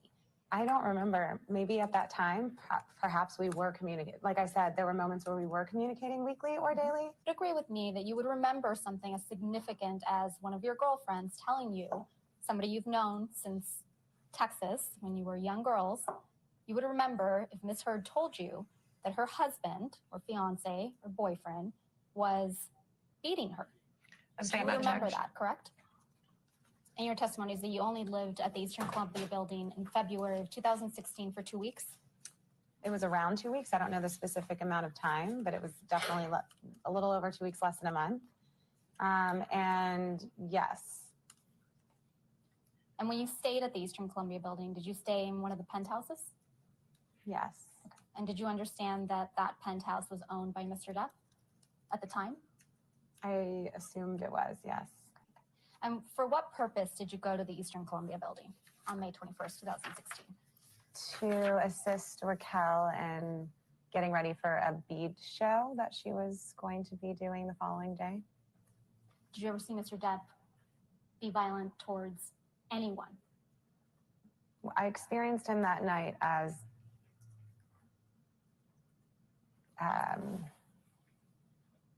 I was scared of him. Mm-hmm. So that's all I can say. From the moment that the one interaction I had with him that night, it was frightening to me. His behavior was frightening to me. No, she wouldn't wear makeup? I mean, I don't think of her as someone who wears a lot of makeup. No. Yeah, you've known her a long time. Right. She's never been somebody that wears a lot of makeup, correct? Exactly. Unless she's going to something that she needs to put makeup on for. Right. But other than that, she's usually barefaced and beautiful. Yeah.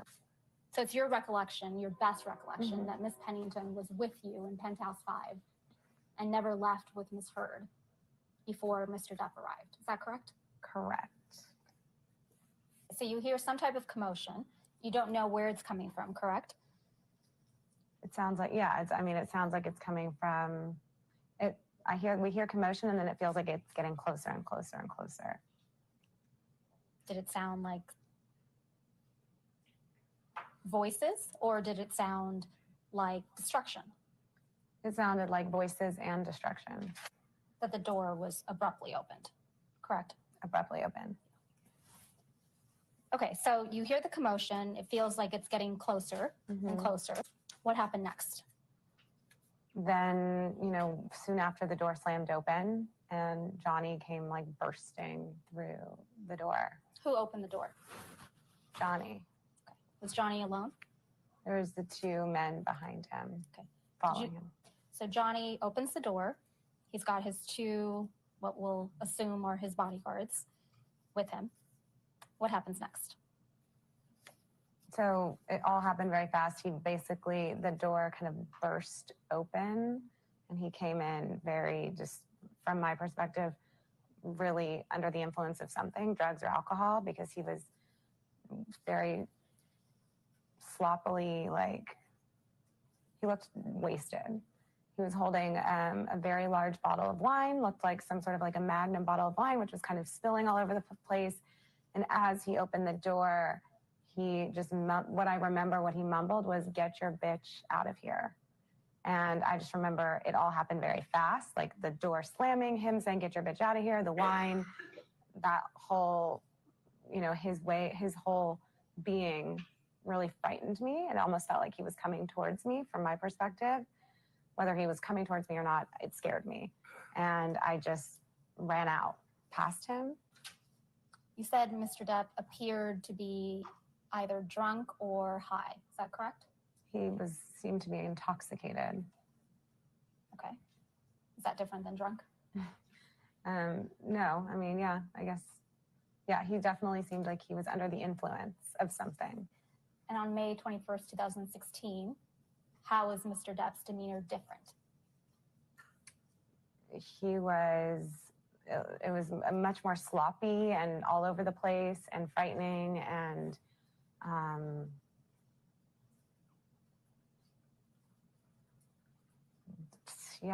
combative. Felt very angry. He felt angry. And yeah. And when you say combative, what was combative specifically about his demeanor?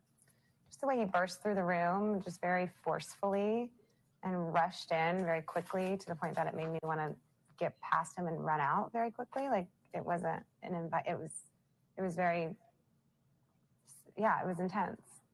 Okay. So Mr. Depp comes through the door to Penthouse 5 and you hear him say something to the effect of, "Get your bitch out of here," correct? Mm-hmm. And then you ran out immediately thereafter? Yes. Did you see Mr. Depp spill any wine in Penthouse 5 before you ran out? Yes. How much wine did you see him spill?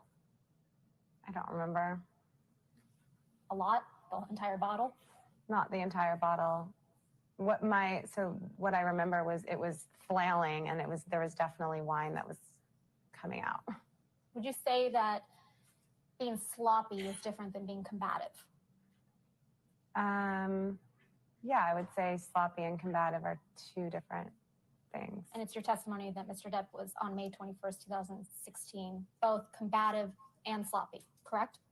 Yeah, I would describe it that there was a little bit of both. Yes, but combative and sloppy. Was he more sloppy than he was combative?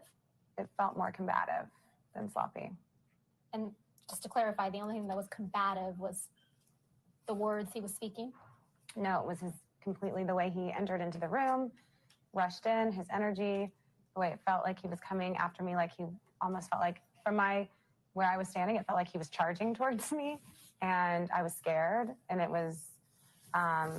felt, I was like scared. combative. It felt, I'm trying to look for another word that can describe what I felt, but it was, Combative. it was scary. My heart was beating really fast, very quickly, and I was freaked out. Okay, so after you exchanged some text messages with Miss Pennington, you came out of your hiding spot and then went to Miss Pennington and Mr. Drew's penthouse. Is that correct? Correct. So who was in penthouse 1 when you got out of the hiding spot and came to penthouse 1? I mean, it was Josh, Raquel, Amber, and I were the people that were at some point in there during that time. Okay. Do you remember the first time you saw Miss Heard after this incident? I remember seeing her after that incident, and it was in that apartment. In penthouse 1.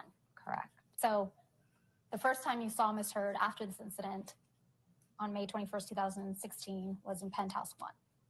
What do you recall seeing, the first thing you saw when you saw Miss Heard?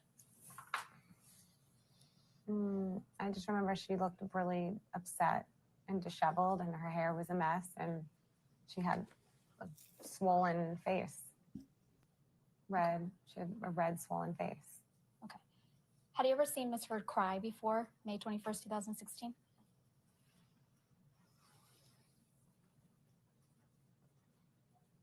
I don't think so. Not that I can remember. Okay. What side of her face was swollen?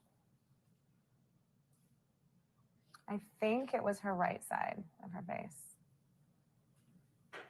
Do you have an independent recollection that it was the right side of her face that was swollen?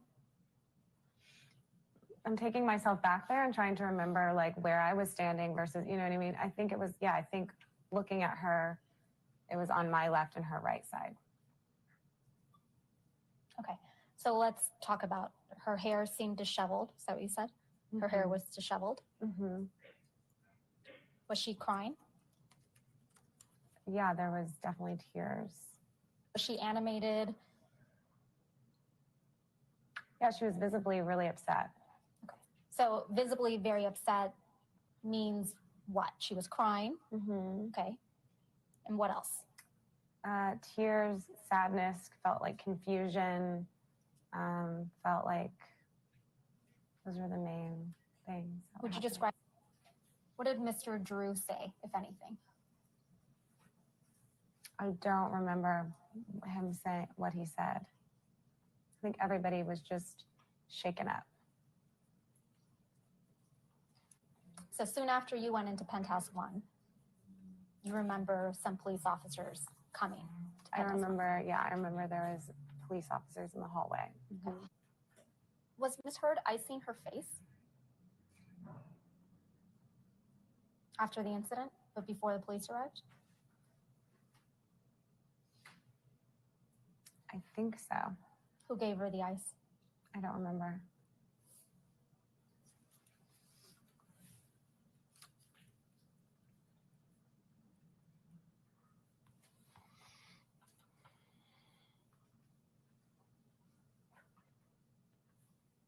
So you were in penthouse 1 when the police came.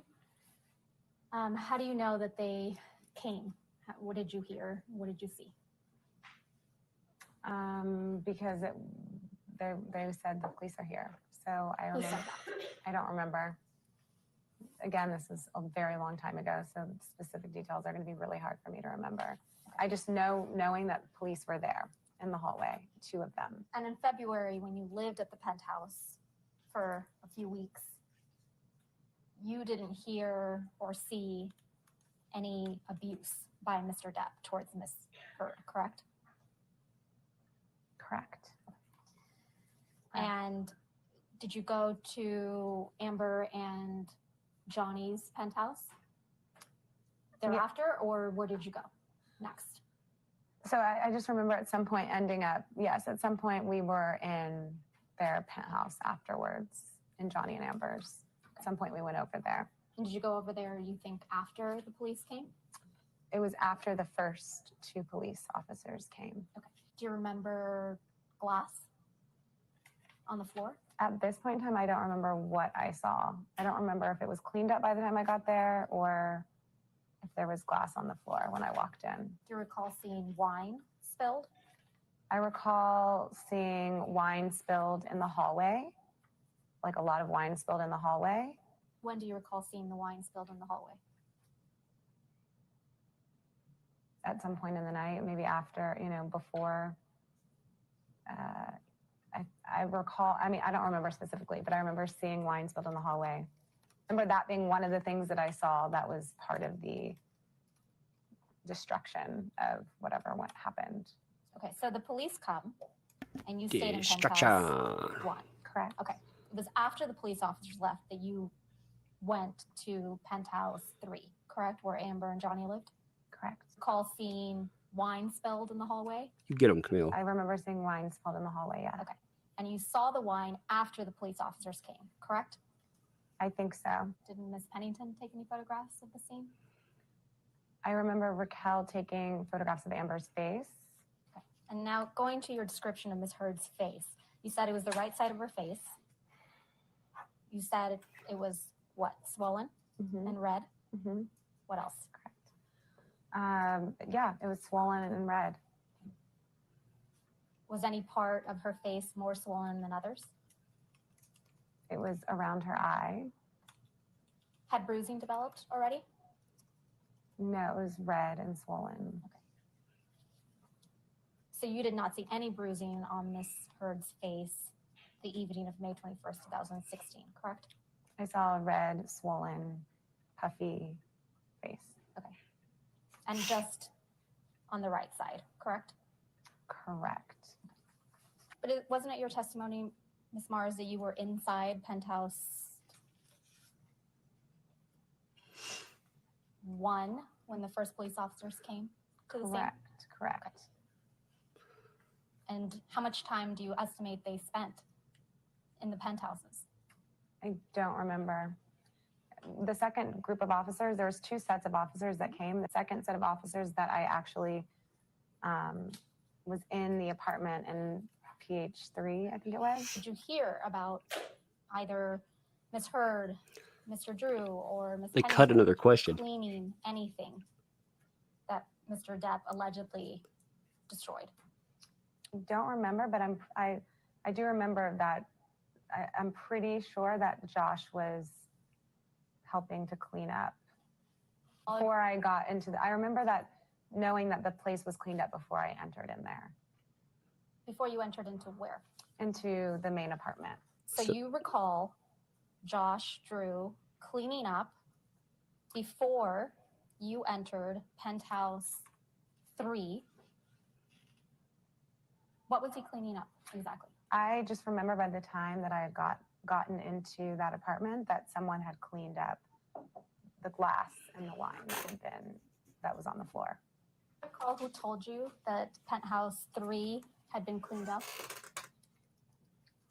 No one specifically told me. It was, what I was expressing is that it was cleaned up before I got there for the most part. I just remember that for the most part. From what I don't remember. To clarify, Ms. Mars, when you came into penthouse 3, after the police officers, the first set of police officers came and left,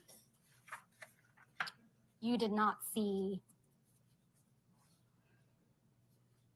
silver candlesticks, candelabra sticks, broken on the floor, baskets of fruit that had been on the kitchen island, fruit everywhere, baskets on the ground, containers holding the spoons and forks, kitchen utensils spilled, a lamp, a little statue thing broken in penthouse 5. I'm sorry, penthouse 3. Now that I'm reading this, I'm sort of remembering that there was like some stuff that had like something that had been broken, like a little like the statue thing kind of sounds familiar to me now that I'm reading this. But again, I don't remember when I walked in if there was, and I don't remember this being on the floor. I don't remember seeing. So you don't remember seeing it? Yeah, I don't remember seeing it. I don't remember. But again, as I'm reading this statue, when I see the statue, there's something that's like, oh, maybe, yeah, I feel like I remember there was some things that were broken, but I don't specifically remember what they were. You did not witness I firsthand. didn't what? firsthand anything. I didn't witness firsthand Johnny abusing Amber. But do you recall testifying to that effect? That Johnny charged at you and then you were scared? He charged towards me and I was scared. I ran past him. You didn't run past him because he told everyone in that penthouse to get out of his penthouse? I ran past him because he ran into the unit and it scared the shit out of me because he was wasted and screaming. So that's why I ran out. If there's a grown-ass man coming at you and saying, get your bitch out of here, and swaying a magnum-sized bottle of wine, I'm sure, I don't know what anyone do. I can't say what anyone do, but I ran out. And will you just remind us what side of Miss Heard's face you recall the marks being on May 21st, 2016? The right side of her face. Do you feel indebted to Miss Heard in any way? No. Have you ever done Miss Heard's makeup? No. You testified earlier today that Miss Heard often, in the times you saw her, would not be wearing makeup. Is that correct? Correct. Is it possible in some of those times that she was wearing the type of makeup we ladies sometimes use to not appear as though we're wearing makeup? Yeah. So you wouldn't necessarily be able to tell whether or not she was wearing basic concealer or foundation? Correct. Talk to me about the loud noises. What did you hear? Yeah, just screaming, yelling, doors slamming, commotion. Could you tell whether the screaming and the yelling was a male voice or a female voice? From what I can remember, male.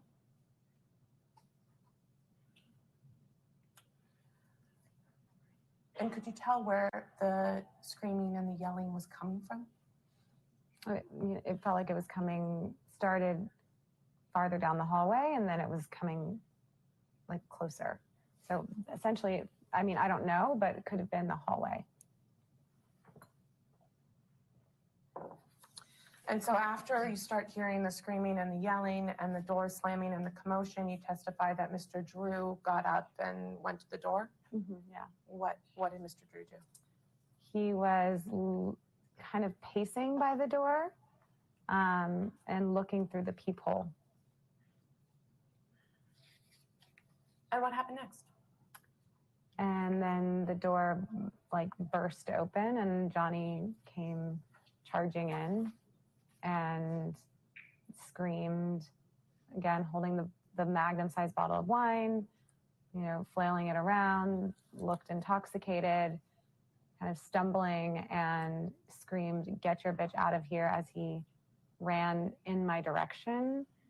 And I was scared. It was very frightening and just scary and unexpected. And so I just darted out past him and ran up towards the pool gym area and hid there. Prior to the night of May 21, 2016, had a man ever charged at you holding a Magnum bottle of wine, screaming profanities? Objection. And what was your reaction to this event when it happened on May 21, 2016? Fear.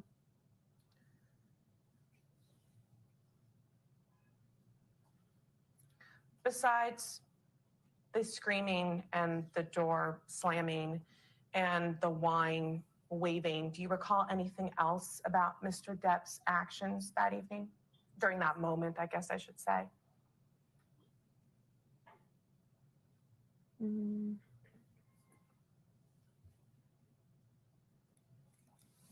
Just erratic. I would describe it as erratic behavior.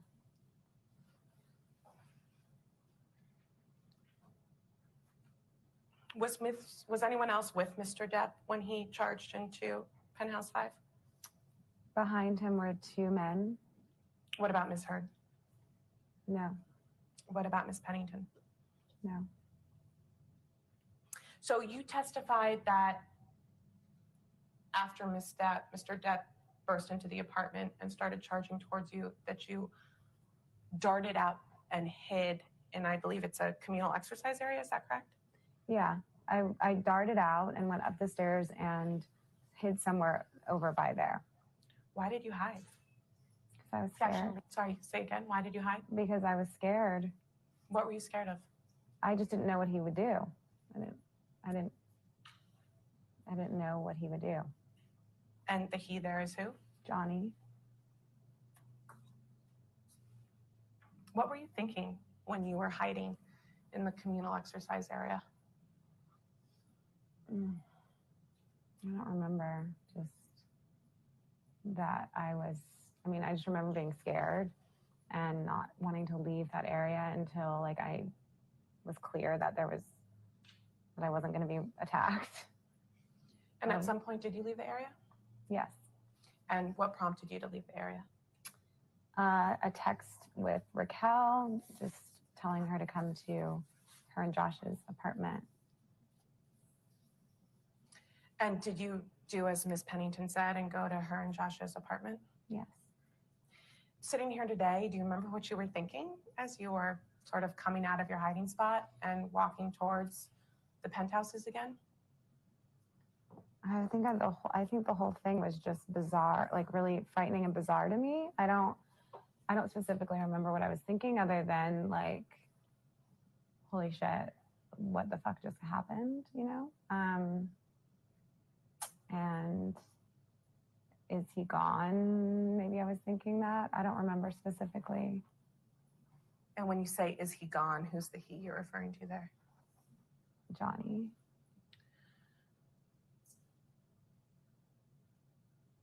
When you got to Miss Pennington's and Mr. Drew's penthouse, who'd you see? Who was there?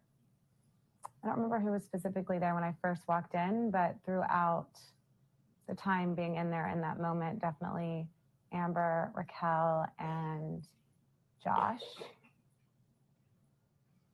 And maybe like just by peeping into the hallway, one of the police officers.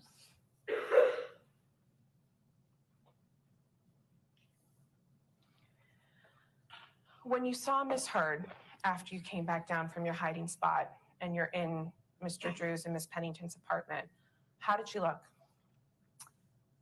She looked frazzled and just completely disheveled. Her hair was all over the place. She had a swollen face, looked like she had been crying, and yeah. Do you think the swollen face was a result of her having been crying? No. What do you think it was a result of? It looked like she'd been like hit in some way. Like it was not from crying. She had markings on her face. Were the marks that you saw on Miss Heard's face after you came down from your hiding spot present when you had been hanging out with her earlier in the day? No.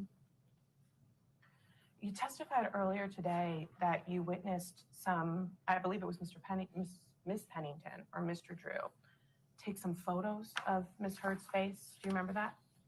Yes. I'd like to mark what will be Mars Exhibit 13. Miss Mars, as the court reporter hands you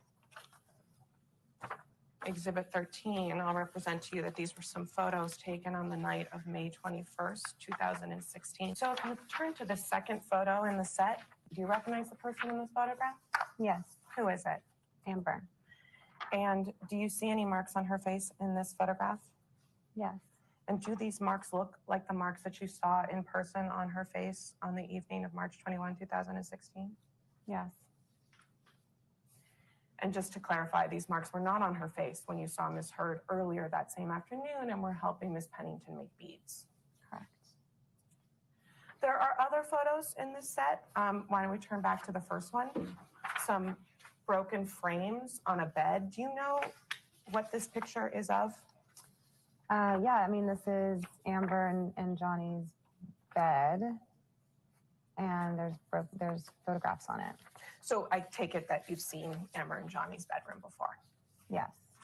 Do you recall whether you went into Mr. Depp's and Ms. Heard's bedroom that night? No. No, you don't recall, or no, you didn't? No, I don't recall. The next photo on the set is the picture of Miss Heard. Just after that, there's a photo, you're with me, of what appears to be a hallway. Are you with me? Yes. Do you recognize what this is an image of? Yes. What is it an image of? It's the hallway between all the penthouse apartments. So you've been on this hallway many times. Yes. Do you see the sort of red staining on the right-hand corner of the page? Yes. Do you recall seeing that red staining the night of May 21, 2016? Yes. And what was it? It was wine. So you saw that staining on the night of May 21, 2016? Yes. Do you recall whether it was there when you arrived in the afternoon? I don't remember seeing it, no. So when was the first time you remember seeing it? I think when I came out of my hiding spot and came downstairs back into Raquel and Josh's apartment. But you didn't see the wine get spilled?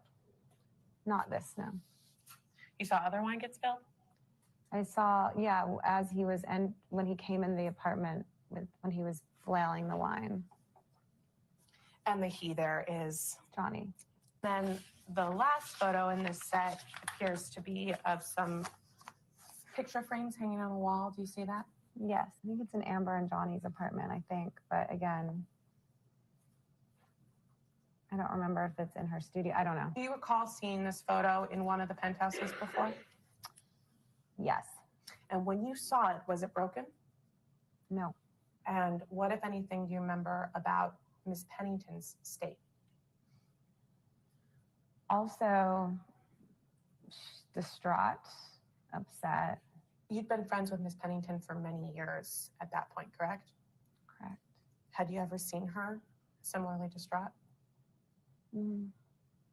Not similarly, but seen her sad. But have you ever seen her have the same reaction that she had that evening? No. So you also testified that you saw Mr. Drew in his and Miss Pennington's penthouse. What, if anything, do you remember about Mr. Drew's state?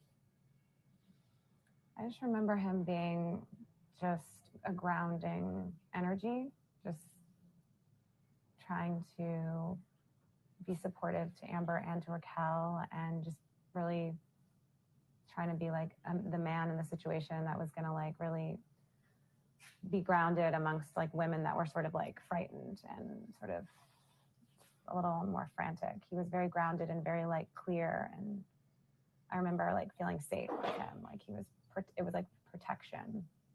You testified earlier today that, quote, there are some things that I really remember and some things that are a little shady, end quote. Which bucket do the marks that you saw in Miss Heard's face on the evening of May 21, 2016 fall into? The things that were a little shady, or the things that you really remember? That I really remember. All right. Your next witness? Witness, Your Honor, is Melanie Iglesias, and that is also by video. And I will say that that begins with Ms. Vasquez questioning first, and then then I come back. All right. And can you spell it last name just for the court It's order? Inglessis. Thank you.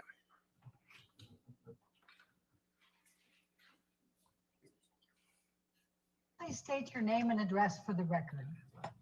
My name is Melanie Iglesias. And Ms. Iglesias, what Whoops, is your it's me occupation? first.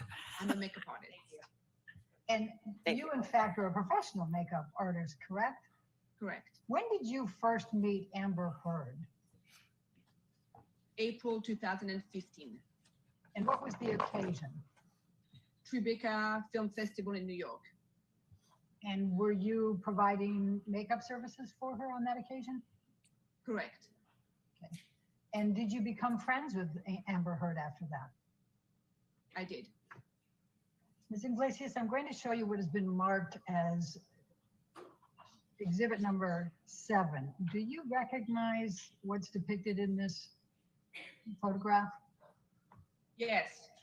I recall seeing this on the kitchen of the penthouse. When you enter, they have a bar kitchenette to the left, and that was there.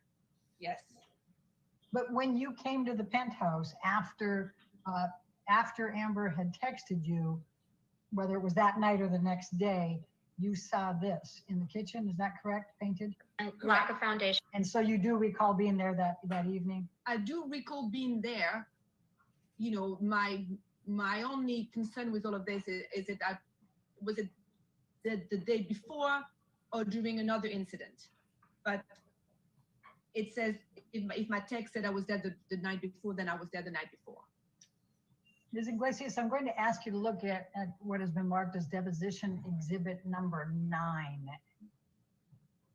Do you recognize what is depicted in this photo? Well, it's a bed. It looks like, I mean, it's a very tight picture of the bed, but it's a bed.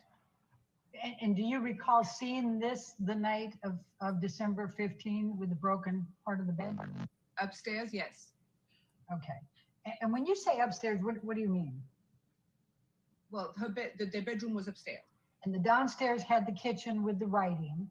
Do you remember where the other property that you saw was? Was that downstairs or upstairs? The property that was damaged, was that upstairs or downstairs? Downstairs. All right, and just so I'm clear, you recall damage to the bed, is that correct? And asked and answered. On December 16, 2015, did you return to Amber Heard's penthouse? Yes. And why did you come to Amber Heard's penthouse on December 16?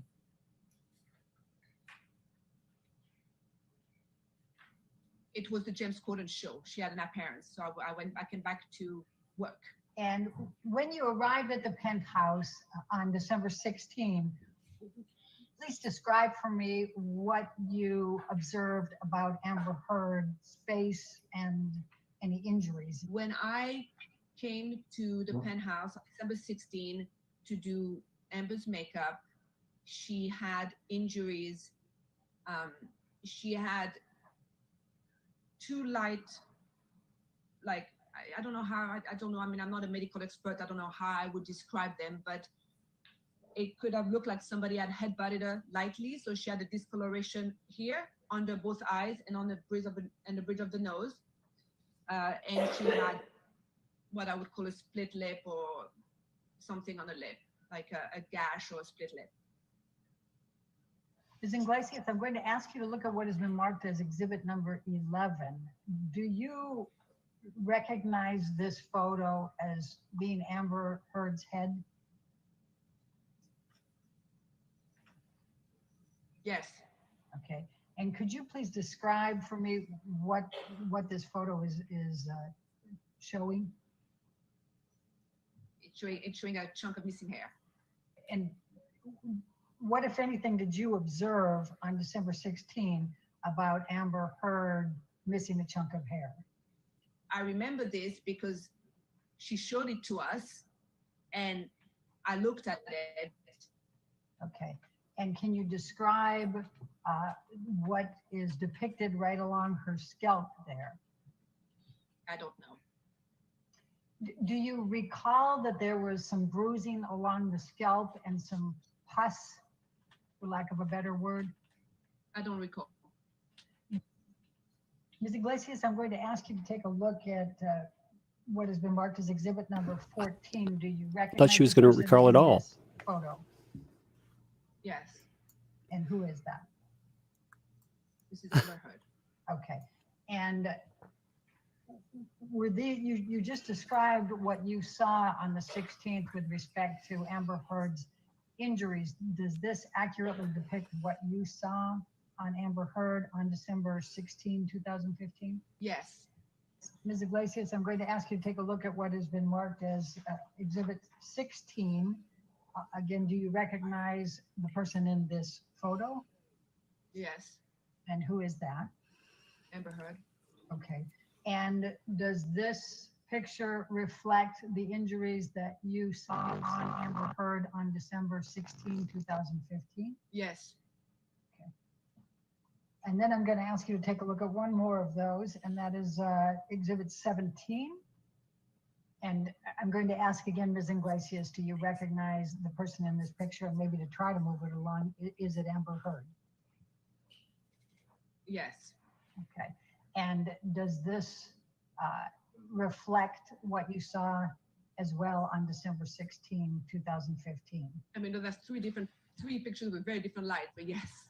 Now, do you also recall there being an injury to Amber Heard's lip? Correct. And Ms. Iglesias, I'm going to ask you to take a look at exhibit number 19. And do you recognize the person in this photograph as Amber Heard? Yes. And does this picture accurately reflect what you saw on Amber Heard on December 16, 2015? Yes. Ms. Iglesias, could you please describe what you did by way of makeup to prepare Amber Heard for the James Corden show on December 16, 2015? Yes. We covered, I just did makeup, but just a little heavier where it needed. So we covered, the discoloration, the bruises with a little slightly heavier concealer. One that has a little more of a peach undertone, which I would normally don't use on Amber, but peach do cancel blue. So I did that under the eyes. And although Amber always, has a red lip, is one of the signature look, I remember clearly talking that we had no other option that night, but then to use a red blood, like a really red lipstick to, make sure we could cover up the injuries on the lip. And were you able to cover all of the injuries with the makeup that you applied and as you just described? Yes. Ms. Iglesias, if you could look at what has been marked as exhibit number 22. A Do you broken nose. They recognize, covered it with Amber Heard peach in that picture? concealer with a peach undertone and Yes. really red lipstick. Okay. And is this the picture of her? Is this a picture of her that evening, December 16, 2015 on the James Corden show? Yes. What, if anything, did you observe on the difference in Amber Heard's demeanor before the show and then on the show? That she had the ability to, turn it on, that she, the ability to do her job and perform how she was supposed to perform on the show. And prior to Amber going on the show and while you were working with her on her makeup, how would you describe Amber's mood and demeanor?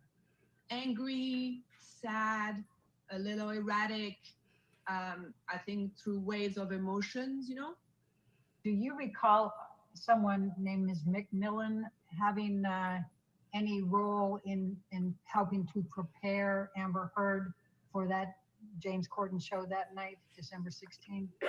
Yes. What do you recall? Samantha was a stylist. Samantha was there the day of the James Corden show, as she was always there to get her ready before an appearance or show. And did Samantha work on Amber before or after you were applying the makeup?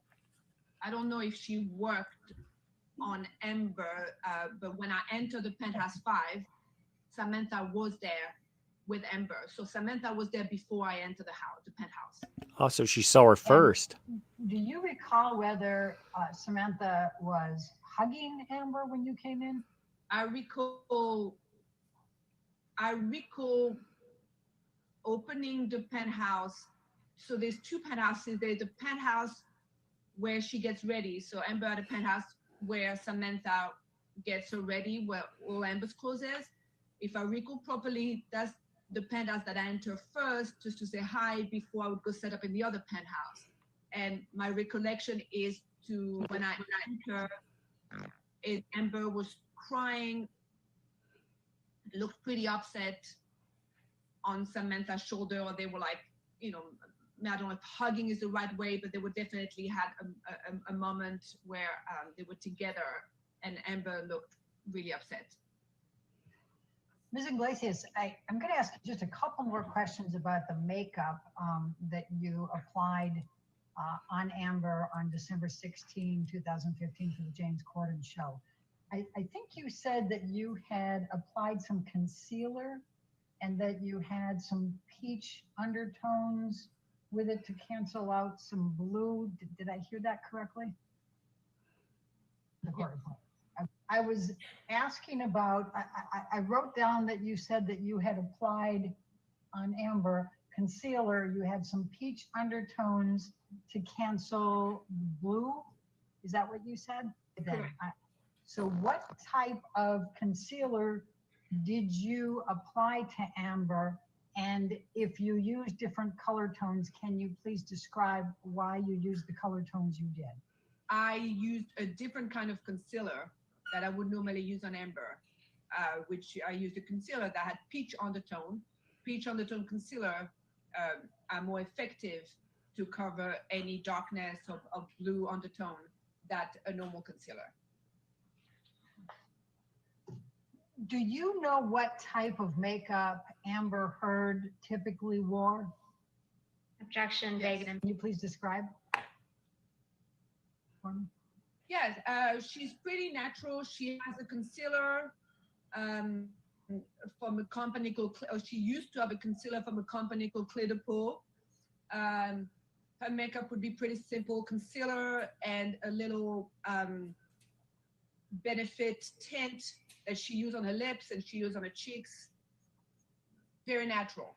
It had a natural look to it, correct? Correct.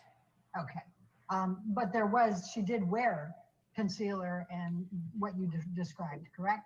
Do you mean in her daily life or that night? In her daily life. Yes, she has a concealer that she uses all the time, and she has a couple of products that she uses all the time, daily, yes. Well, I mean daily, yes, as far as I know. And do you feel confident in what you described that you saw that day of Amber Heard's injuries? And I'm talking about December 16, 2015. 1,000%, without a doubt. Because I just don't remember, it's 5 years ago, I don't remember the exact date. And could you describe Amber Heard's demeanor in those days before and after the filing for divorce and for the domestic violence restraining order? An area of different emotion, definitely from sadness to not wanting to divorce to anger to being really upset to being really sad. So it was just a roller coaster of emotion that I think we were all there those couple of days to help navigate and go through it. I take it from your response today, you still feel very emotional about this. It's very difficult for you, isn't it? It's not difficult for me, no, but it just reminded me at the time how I felt, yes. When did you first tell Ms. Heard that you were no longer interested in having her as a client and being friends with her? That phone call, about a month ago. How was it said? Well, I just told Amber that, I wish her well and I just have no interest in continuing a relationship, whatever it's work-wise or friendship-wise. But is there a specific reason other than the birth of your child and the postpartum issues that you described, both as a client and Ms. Iglesias? What was your impression of Mr. Depp when you first met him? Lovely. You thought he was lovely? Yeah.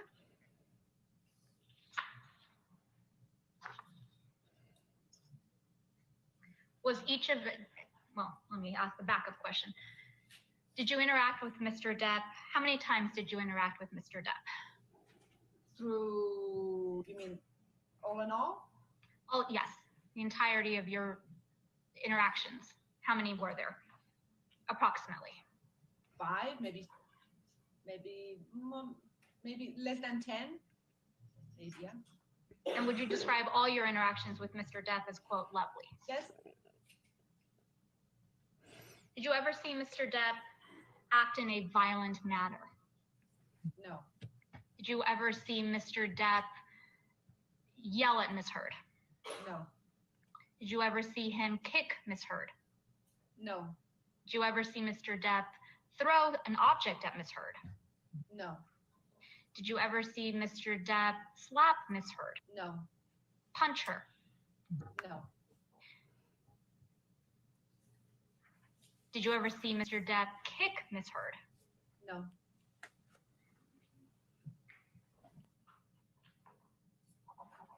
Is it fair to say, Ms. Iglesias, that you never saw Mr. Depp be physically abusive towards Miss Heard?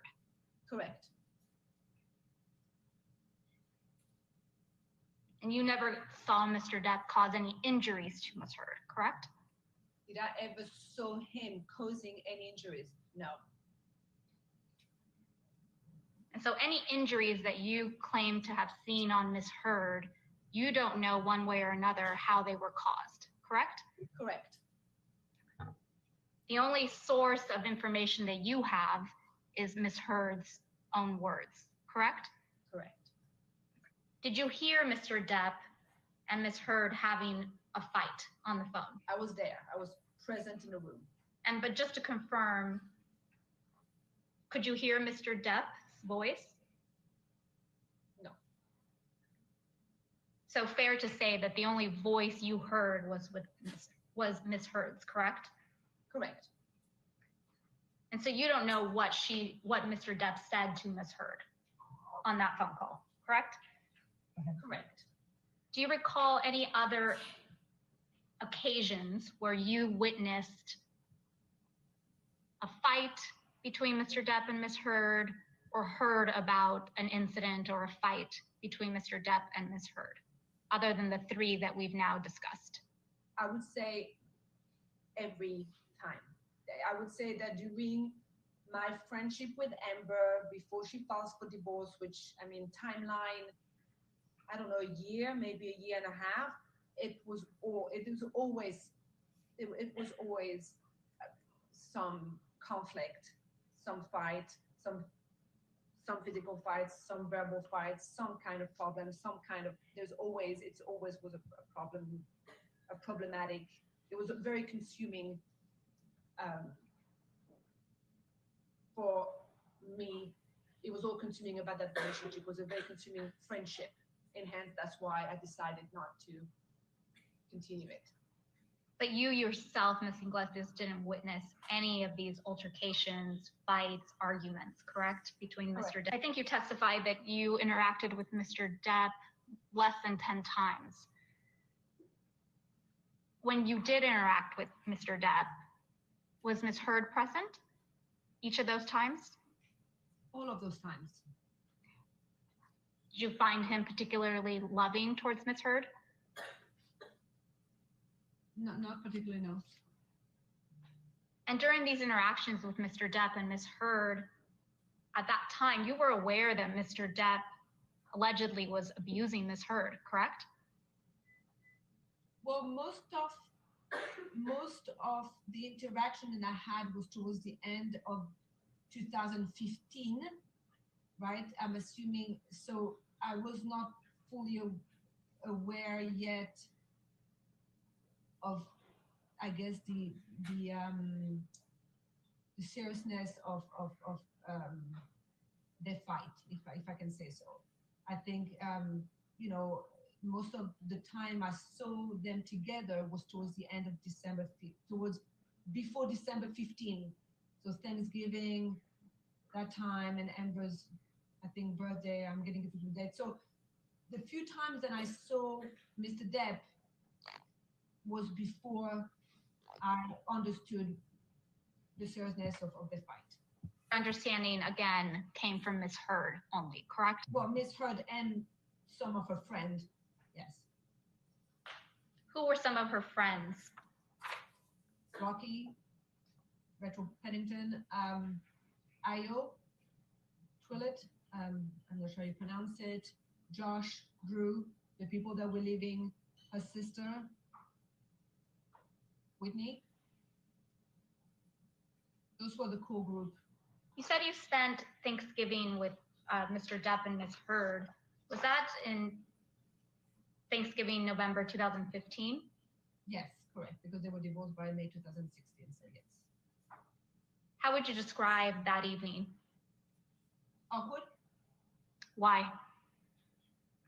because Marilyn Manson was there? Did you know Marilyn Manson?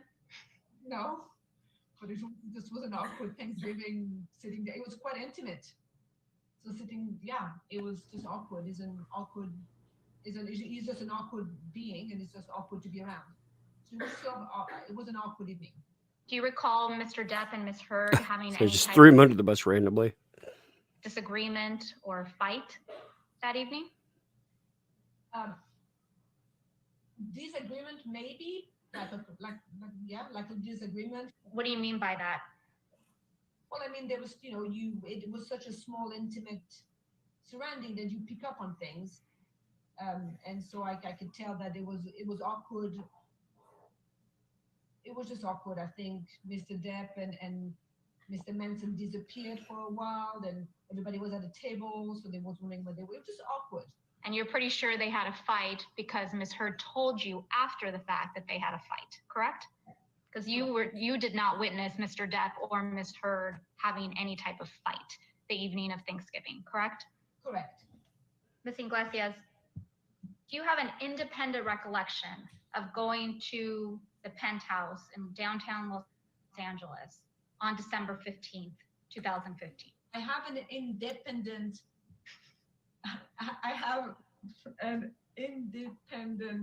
recollection of going to the penthouse before one of the incidents. And at the time, I couldn't recall if it was the day before the James Corden or the day before the fun incident. So and that is what I made sure I needed to remember, that it was the day before December 16th. Yes. Does that make sense? So I knew I had come a day before, a day before one of the two biggest fights that, and I wasn't sure if it was that day or that day, but it was December 15th. And sitting here today, you're still not sure if you went to the penthouse on December 15th, 2015, or if it was the day before the May incident in 2016. Right. And when you went to the penthouse on December 15th, I believe you testified before that you didn't see any injuries on Amber Heard that evening, correct? Sorry, I don't recall seeing any injuries on Amber that night. Do you recall if Ms. Pennington was at the penthouse that evening? Yes. Do you recall if anybody else was at the penthouse that evening? I don't recall. But you do remember Ms. Heard being there and Ms. Pennington, correct? Correct.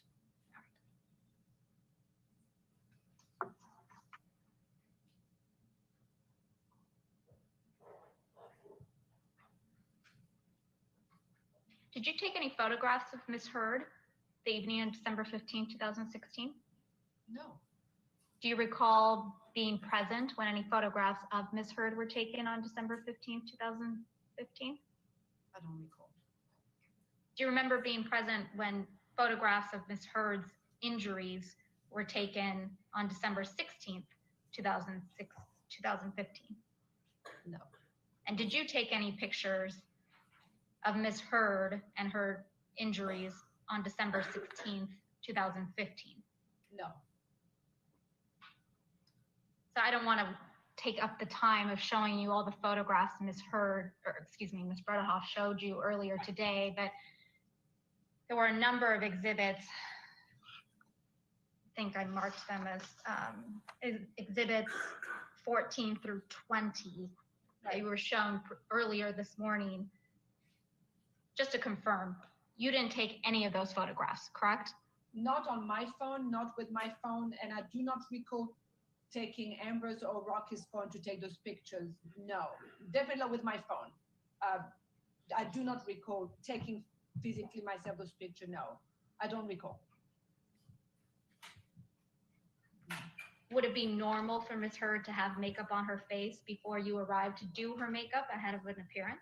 It would be normal for Amber to have concealer on, a little a little of that tint there, yes, because it is quite normal for Amber to wash her face. She always likes to wash the face before the makeup with the product that she likes, do a toner, so it wouldn't be abnormal for her to have a little makeup before and then wash her face and start clean.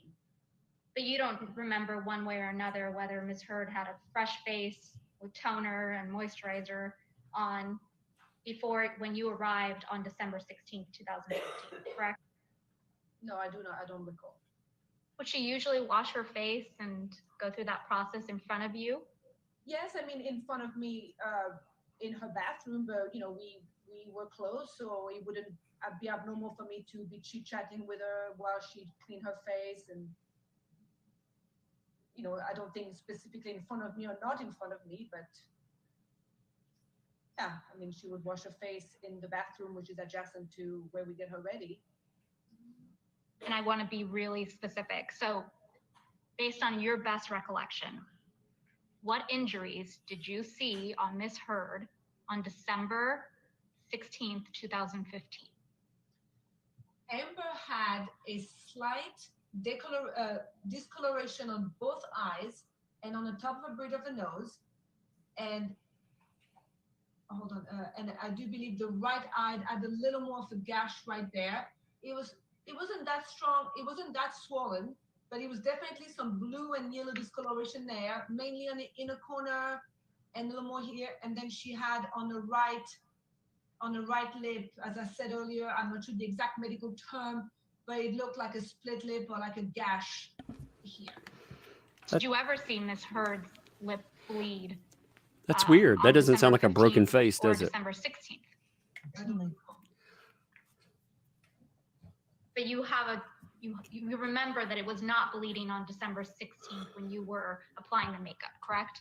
When I was applying the makeup, correct. How about before you were applying the makeup? Do you recall it bleeding? I don't recall. And I think you just described it as either a gash or a split lip. I don't know what would be the medical term for it. I don't know what kind of injury would have caused this. I'm not a medical expert, no forensic expert, but it was slightly swollen. And by the way, you can see it in that video. So it's crazy to me, but it was slightly swollen. And there was either a gash or a scab, not a scab, but You can see it. swollen with some kind of cut.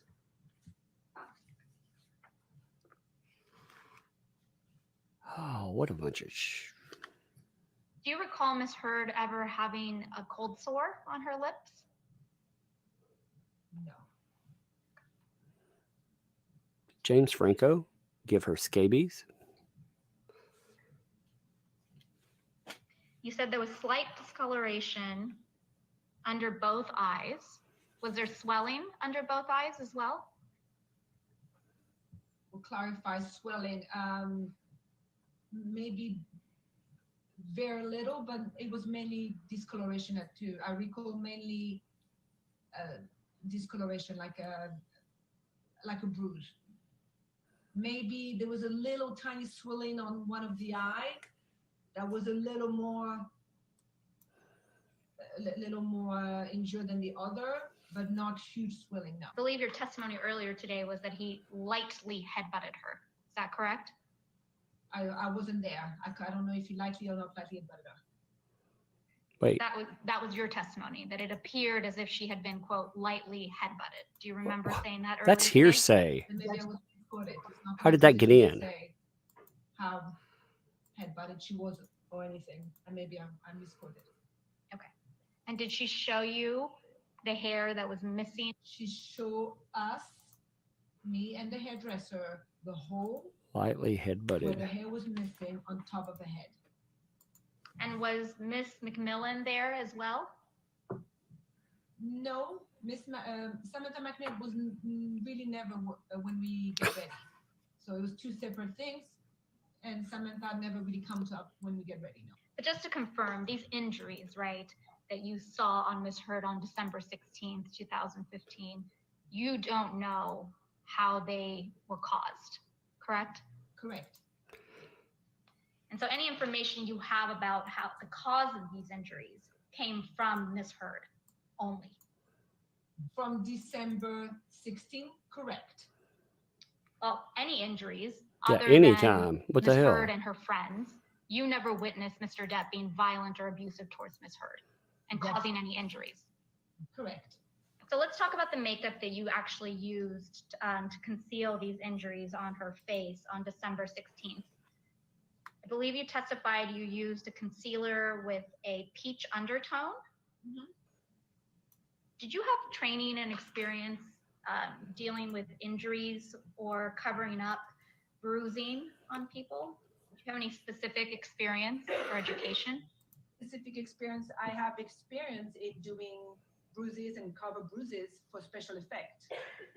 Special Throughout effects. my career, I have created bruises and I also have covered bruises You've for created them, with huh? models or real life things, whatever it is. So yeah, I have experience in covering. Wow, so she's created them professionally, How huh? about swelling? Same question. I mean, it's a little harder to cover swelling. That would be maybe, try to bring the swelling down. Covering it up would be harder. And how about cuts? Yeah. Specifically as it relates to Ms. Heard's makeup look on December 16th. Do you recall what foundation you used? The brand? You probably don't remember the brand, but do you recall the shade that you used? How would I? No, it's 5 years ago. Absolutely not. Do you recall? But you do have a specific recollection of using a peach undertone concealer. Yes, and I'll tell you why. Because Amber always had in her bag, we have the same concealer. She has a concealer from a brand called Clear to Pull. And it's a specific shade, it's beige. Beige was Amber's color for under her eyes, period. So the day, December 16, I didn't use beige. There's another concealer that has a little more peach in there and orange. It's called Honey from the same family, and I use that instead. And I think I have a wheel that is a bruise wheel that has different colors, and you pick up the color to gently touch up any darkness. Did you make a different choice for her overall look other than the concealer as a result of the injuries that you saw on her face on December 16th? Not a different choice, but I remember we specifically, as I know you read it before, we had a red lip that was not uncommon for her.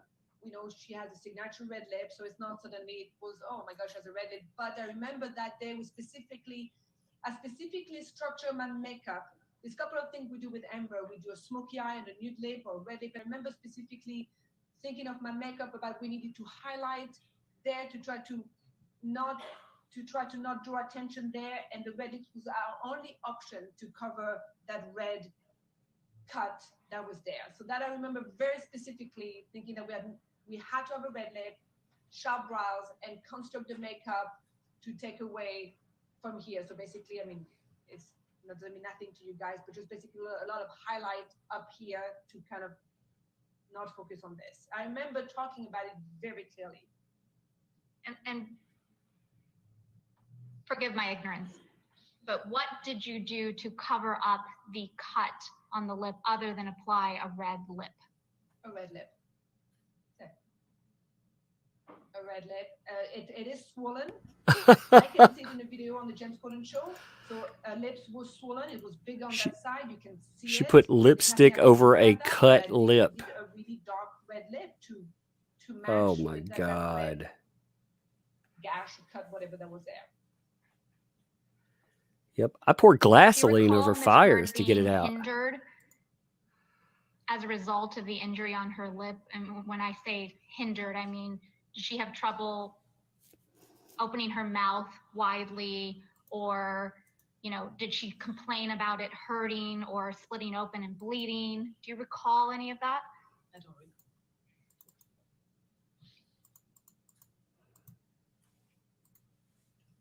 And again, just to confirm, on December 15th, 2015, you don't recall seeing any injuries, including a split lip on Amber Heard, correct? Correct.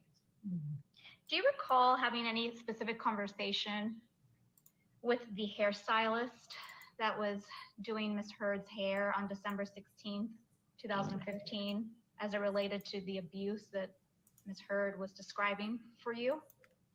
Yeah, yes, we talked a bit about it, yes. And what do you recall about that conversation?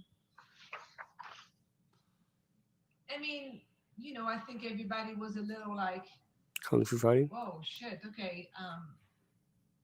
I think everybody was a little surprised. Everybody was a little like not knowing how to move forward with it. I mean, but we talked, as I said, when Amber was in the chair and Adia was behind her and I was in front of her, I recall the three of us having this conversation, and I recall Adia showing me the hole there. But just to confirm, you don't know how that chunk of hair was missing from Miss Heard's head. You don't know what caused that chunk of hair to be missing, correct? I don't know it, correct. You don't have any personal knowledge, I should say, as to how that chunk of hair came to be missing from her head. Well, I did not witness it, correct. Alex, may I please have you bring up Depp 9? Ms. Iglesias, you've testified previously that you see, watching the video clip, right? You see Ms. Heard's, you see the swollen lip and you see bruising. Yeah. I see, I've known that face. I know that face so well. I've done it so many times. I can tell where the bruises are, and I can tell where the swollen lip is, correct. God, show us. Show me. Show me, please. So, Ms. Iglesias, do you mind please identifying for me, is this, does this photograph accurately depict Ms. Heard on the James Corbin show on December 16th, 2015? Yes. But can you describe for me where you see bruising? Oh, please Ms. turn it Heard's around face? so we can see Well, it. I didn't say I saw bruise, but I saw the discoloration. I can see my makeup. So I see the discoloration on the right eye, just right under. I see that little dent there. And also, I mean, this is I'm writing this a down. picture that is, you know, taking, this is not a really accurate picture. She's sideways. The light is one way, you know, but yeah, there's better pictures that you can see. Under the right eye. But you give me the mouth, I will show you. But there's other still picture when you can see the split lip better, or the swollen lip. So I mean, I can see there's better pictures where you can see that side of her lip is swollen. This here. And when you're pointing, just to, for the record, you're pointing to the right side of Ms. Heard's lip, correct? Correct. It's here. Oh, she's pointing to the right There's better side? pictures, she's sideways. There's better pictures where you can see. Did she just say that she's pointing to the right side? It might be the same photograph. Yeah, she's still sideways. But Ms. Iglesias, this is your testimony that you believe you can see swelling on the right side of Ms. Heard's lip. Yes. Isn't the injury see on any the bruising left side of the lip? Concealed bruising under her eyes? Well, I mean, I know I've concealed those bruises, so yeah, so I can see them because I know I did it, but so that's neither here or there, but yeah, I mean, I can see them just on the eyes, on the right eyes, I can see the little gash right there. And I Huh. can, all that darkness, right, I mean, I don't have the mask anymore, but all that darkness right there, that is Good not job, eyeshadow. Melanie. And that is neither dark circle for not sleeping. This is part of the little, you know, the injury is showing through. Do you see any discoloration or bruising on the bridge of her nose? I do not. No, I must have done a great job there. Do you recall anything about Ms. Heard's appearance when you first encountered her in Coachella Valley? No, I don't recall. Did you notice any injuries on Ms. Heard? I don't recall. Do you recall Ms. Heard discussing any abuse that she had sustained the night of her birthday on April 21st, 2016 by Mr. Depp? Yes. What do you recall about that? I recall there was a fight. There was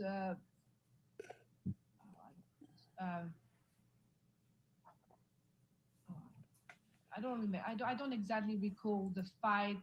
I know there was a fight and there was some problem. That's why they were late coming back to Coachella's. I don't recall exactly what she told me, but there was some problem the night before, yes. But you don't remember seeing any injuries on Miss Heard after her birthday dinner in April of 2016, correct? Correct. Do you recall seeing any injuries on Miss Heard's face at that dinner on May 24th, 2016? I don't recall. Do you recall Miss Heard's general demeanor at the dinner on May 24th, 2016? What I remember about that dinner is that she was and I'll tell you why I remember this clearly, because she was very distraught and she was very confused if she should file or not for divorce. And she was really sad and upset and angry and all of it. And I remember that because that night I actually physically took her phone. So she should not, so that if Johnny tried to reach out to her again, she wouldn't have a phone that night, and she would go through the divorce tomorrow, the next day. So I remember physically having her phone, and when I dropped them back at the penthouse, she said, "Keep my phone, so if you contact me, I won't know, I won't cave, and I will file for divorce tomorrow." So I went home in my house with her phone, and that's why I remember. That's why it's sticking in my mind. And then the next morning, and you can see in those texts, she said, "I need my phone." And then I had to drive to the penthouse and give her her phone back. And at the time, that day, I'm assuming she filed for divorce, and that day, the whole circus started. And you believe that Ms. Heard should go through with the divorce, correct? Correct. And that was based on what exactly, Ms. Iglesias? Being a busybody.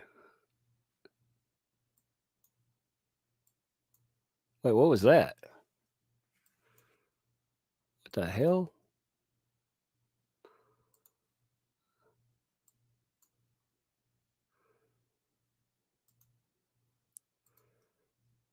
Their footage just went down.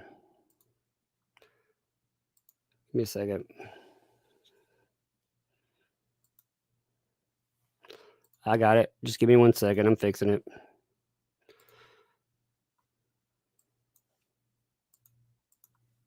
That was a court problem. We'll just switch. Just give me 1 second. I almost had it fixed. Daddy Tug will fix it.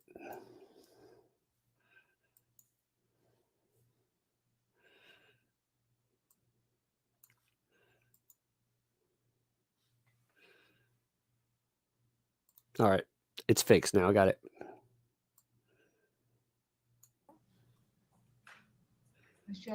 I always have arnica gel in my kit anyway, and she had arnica gel.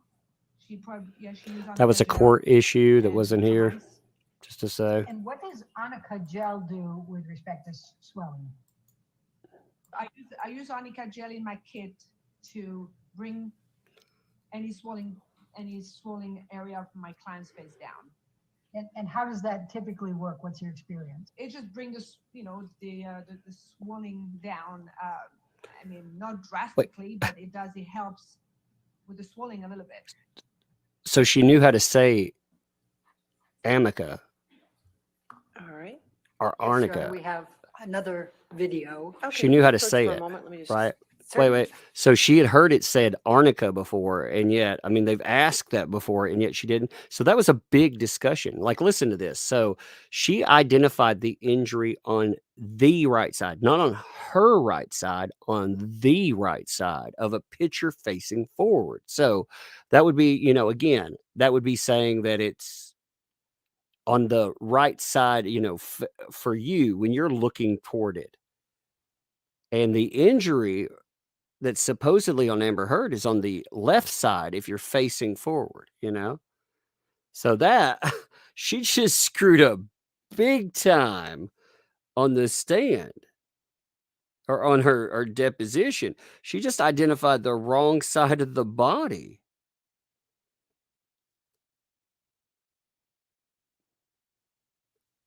I wish I may. I wish I might. But lipstick won't cover my busted lip tonight. I tell you, that just doesn't happen, man. Like she was saying, under the right side of her eye, though. I'm going through pictures because I want to see where she's claiming this differential in makeup is. I wonder, okay, here's a little conspiracy theory for you. So she just told us that one of her jobs was to apply makeup via like prosthetic special effects, practicals, right? So was she part of the abuse hoax?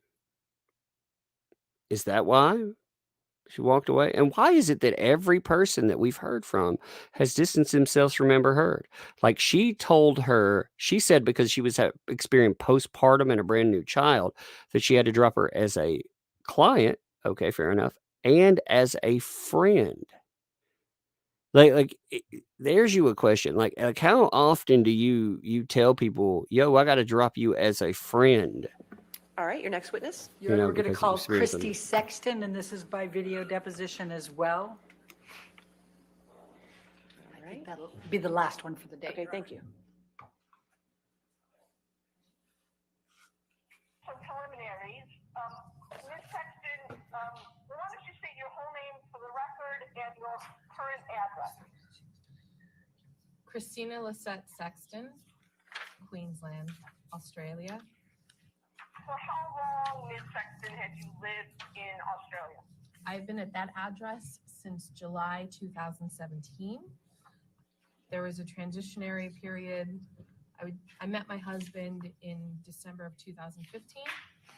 So 16 and 17 decisions on which country we were going to move to and such.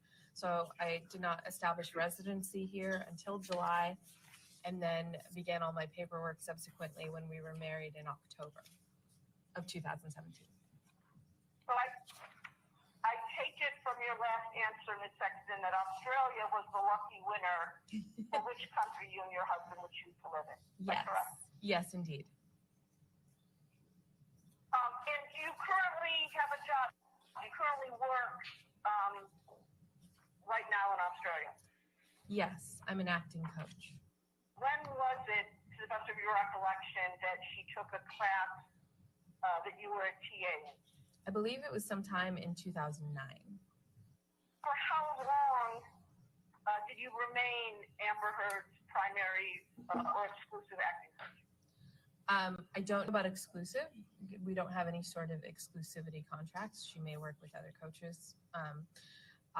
The last time we worked on a project together would be Aquaman, so 2017. I don't know about exclusive. We don't have any sort of exclusivity contracts. She may work with other coaches. The last time we worked on a project together would be Aquaman, so 2017. Okay, so the first movie, or the first TV series, I should say, that you recall working on as an acting coach with Amber Heard was the Playboy Club. Yes. Listed there 2011. Yes. I take it from what you just described that although the frequency varied, it's fair to say, is it not, that you saw Ms. Heard many, many, many times during the period between 2010 and 2017? Oh, yes. Would it be fair to say that you saw Ms. Heard during this 7-year period more than 100 times? Easily, yes. And when you say easily, do you think it's also fair to say that you saw her more than 200 times? Absolutely, yeah. I'm going to go up another 100. Same answer for 300 times? Yeah. As I said, when I would see her, it would be multiple times a week in preparation for a project. When's the last time that you had a session with Amber Heard as her primary acting coach? Mid 2017. During that early period when she lived on Orange Avenue, how would you describe, Amber Heard as an actor? She was really focused on moving to the next level of her career, and really stretching herself as an actor. Which is why she started coaching so much at that time, and initially even went to classes. So she was really driven to do a lot of work and kind of mine out everything that we could from the text and go over things a lot. So she was very driven as an actor to, I would say, get to the next phase of her career. We're looking at section 1, refresh your recollection as to when that took place. That's the IMDb page. Yes, it was either 2011 or 2012. If it's saying that it came out in 2011, then the premiere would have been in 2011. So yeah. When was the next time you recall seeing Johnny or Mr. Depp? I would say sometime in the middle of the following year. So sometime in the middle of 2012, you think? Yeah. Where was that? At her house on Orange. I remember seeing him quite a bit. In the early period. Again, I'm focused on the early period.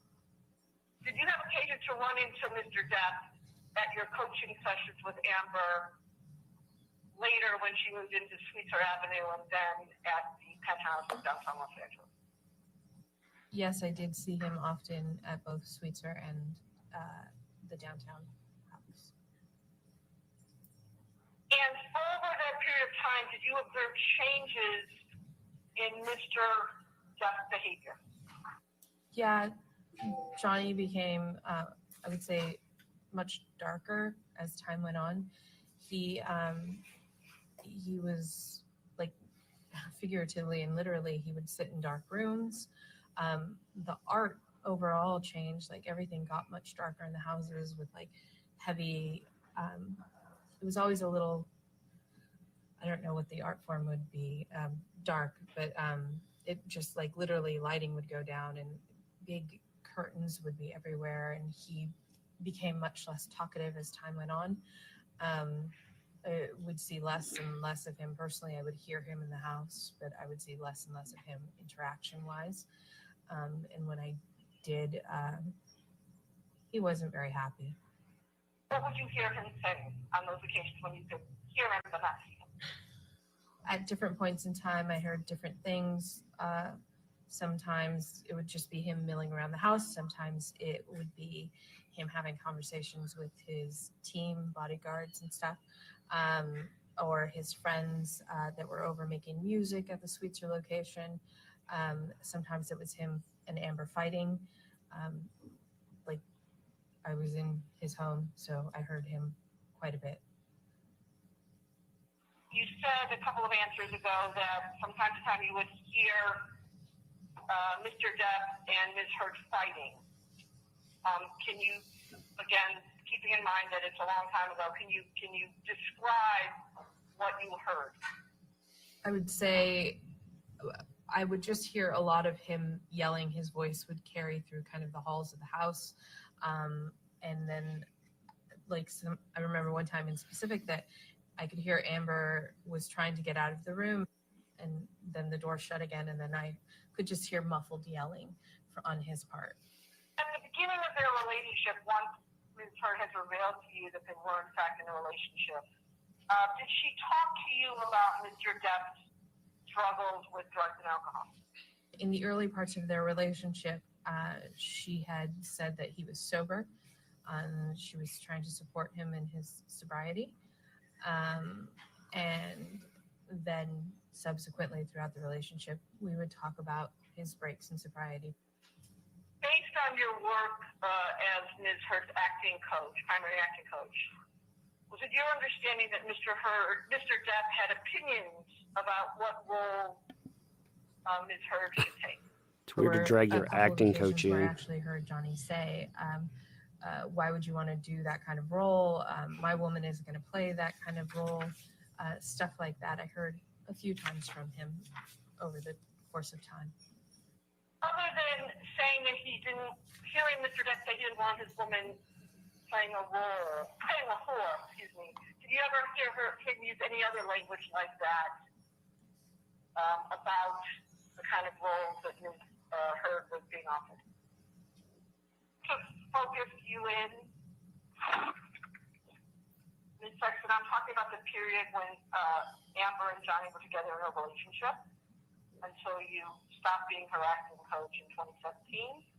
And I'm focusing in on what you recall hearing from Mr. Depp about what role he thought Ms. Heard should play. As I said, he would be sitting, initially when she lived in the Orange location, sometimes he would be nearby. It was a fairly small house, and he would be nearby and kind of earshot. So there were times that he was kind of just disparaging. That's a shitty role. Why would you do that? That kind of thing. But he wasn't super negative then. Later on, as it went on, he was very vocal about the negative terms. Like I said, he called it a whore part or a trash part, or a piece of shit, all sorts of things like that. What qualifies her Generally to be an pretty acting negative if it was coach? something he didn't Could want you her to do. tell me that? Did the number of roles that Ms. Heard auditioned for change during the time that she was involved with Mr. Depp? Yes, it did. It was decreasing as it went, and there would be stretches of time where she wasn't auditioning at all or working on anything at all. During the time that Mr. Depp and Ms. Heard were together, did you observe changes in their relationship over time? Yeah, early on they were incredibly lovey-dovey and passionate and always together in a positive way. They were very playful and friendly. And then I would see less and less of them together, and I would hear a lot of muffled arguments through the walls.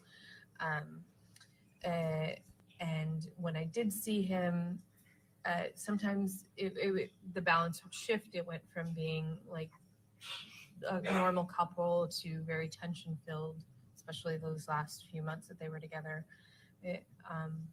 And yeah. If she can be an acting coach, I could be a brain surgeon, I feel like. What's wrong? Did the number of times that Ms. Heard was late for or canceled sessions with you change as her relationship with Mr. Depp went on in time? Yeah, as I said earlier, Amber was never late when we worked at the studio. And then as it went on, I began having to actually build in a cushion of an hour around her appointment. It started out just an extra 15 minutes here and there because she was late coming downstairs. So she was late for appointments? Isn't that what they used against Johnny Depp? He had to talk to her at that moment in time. And eventually, as the relationship progressed and the fighting got heavier, I would have to build in time because she'd be sobbing at the beginning of sessions and we couldn't work until we got her together. Yeah, I ended up having to do a lot of cushion time around her just so that we could actually get something accomplished because she was often very upset. Did you have occasion to observe Ms. Heard crying naturally, not acting, when you had coaching sessions with her during the time that she was together romantically with Mr. Depp? If I was Miss Heard's acting coach, Year they were together, I would quit. Probably 80-90% of our sessions began with her crying. She is the worst actress ever. That would be increasing as it went on. Ironically, she has a little difficulty crying, acting-wise. So, Do tell, she has a us do. difficulty crying acting-wise. So, I couldn't yeah, tell we the would last have few to work days. when we were doing it acting-wise, but it was a lot towards the end there. A lot of crying sessions. Based on your testimony here, Ms. Sexton, is the crying that she did in a role different than the crying you observed so often in the last year of her relationship with Mr. Depp? Yes. Can she produce a tear when she really cries? Unless somebody is working in what's called method, in which that's an entirely different thing where they focus on their own stuff. So she is not a method actor, so it would be completely different. Speaking for your own self, Ms. Sexton, how did you react when you saw Amber at the session is crying the way you described it? I have a caretaker personality, so I would prioritize taking care of the person in front of me over doing work, which is why I ended up building in all that extra time, because I cared about her as a human and I wanted to be there for her in as much as I could as a friend. So there's no point on working on something if someone isn't fully there or they're upset. It's more important to deal with the person and take care of them than work. So you're a busybody. And during those sessions, particularly in the last year when you saw Ms. Hurd crying so often, what was your understanding of the reason for her tears? I would hear them fighting and then hear her come in, and she would be a wreck after she came in. I couldn't make out what they were saying, and I personally wasn't trying to listen to their fights, so I would just hear the sounds of the screaming. And her usually, you could tell she would open the door and try to get him to be quiet, and then it'd go back to him yelling. And so that would directly occur before she would come down and be upset and trying to pull herself together. What do you recall seeing her say she told you that they were fighting about? I was witness to some of those. He didn't want her going out without any sort of security or any team. He didn't want her going and doing things. Oh, he wanted her safe? Oh my God, what a just on her monster. own. You described earlier in your testimony, Ms. Sexton, what Amber Heard was like when you first met her. During this period when she was involved with Mr. Depp, and particularly toward the end of their relationship, did her behavior change? She didn't want security with Over him the because she course was of having an time, affair or became, multiple affairs. More and more of That's a why. hermit, only leaving the house when she had to. Again, as I said earlier, literally the houses became darker with the curtains drawn all the time. That's drug use and alcoholism. I remember one time in particular when she was living at the Eastern Columbia that we went downstairs to get a slice of pizza. I think there were 4 of us, and Amber gave a homeless kid down there some money, and we helped him get to the bus stop, and we came back up, and Johnny yelled at her about going out, and that she knew better than to be going out at night and that kind of thing. And when we tried to kind of be like, it's fine, we got pizza downstairs at the building across the street, then he just started screaming and getting really angry. So I made my way out. And then the world applauded when she saved the homeless kid. During that period in her life. Just to be clear, Ms. Sexton, I'm asking about the time that she was involved with this stuff. So Amber is one of those people that loses weight when she's stressed out. So she would drop weight and look skeletal at certain points in time.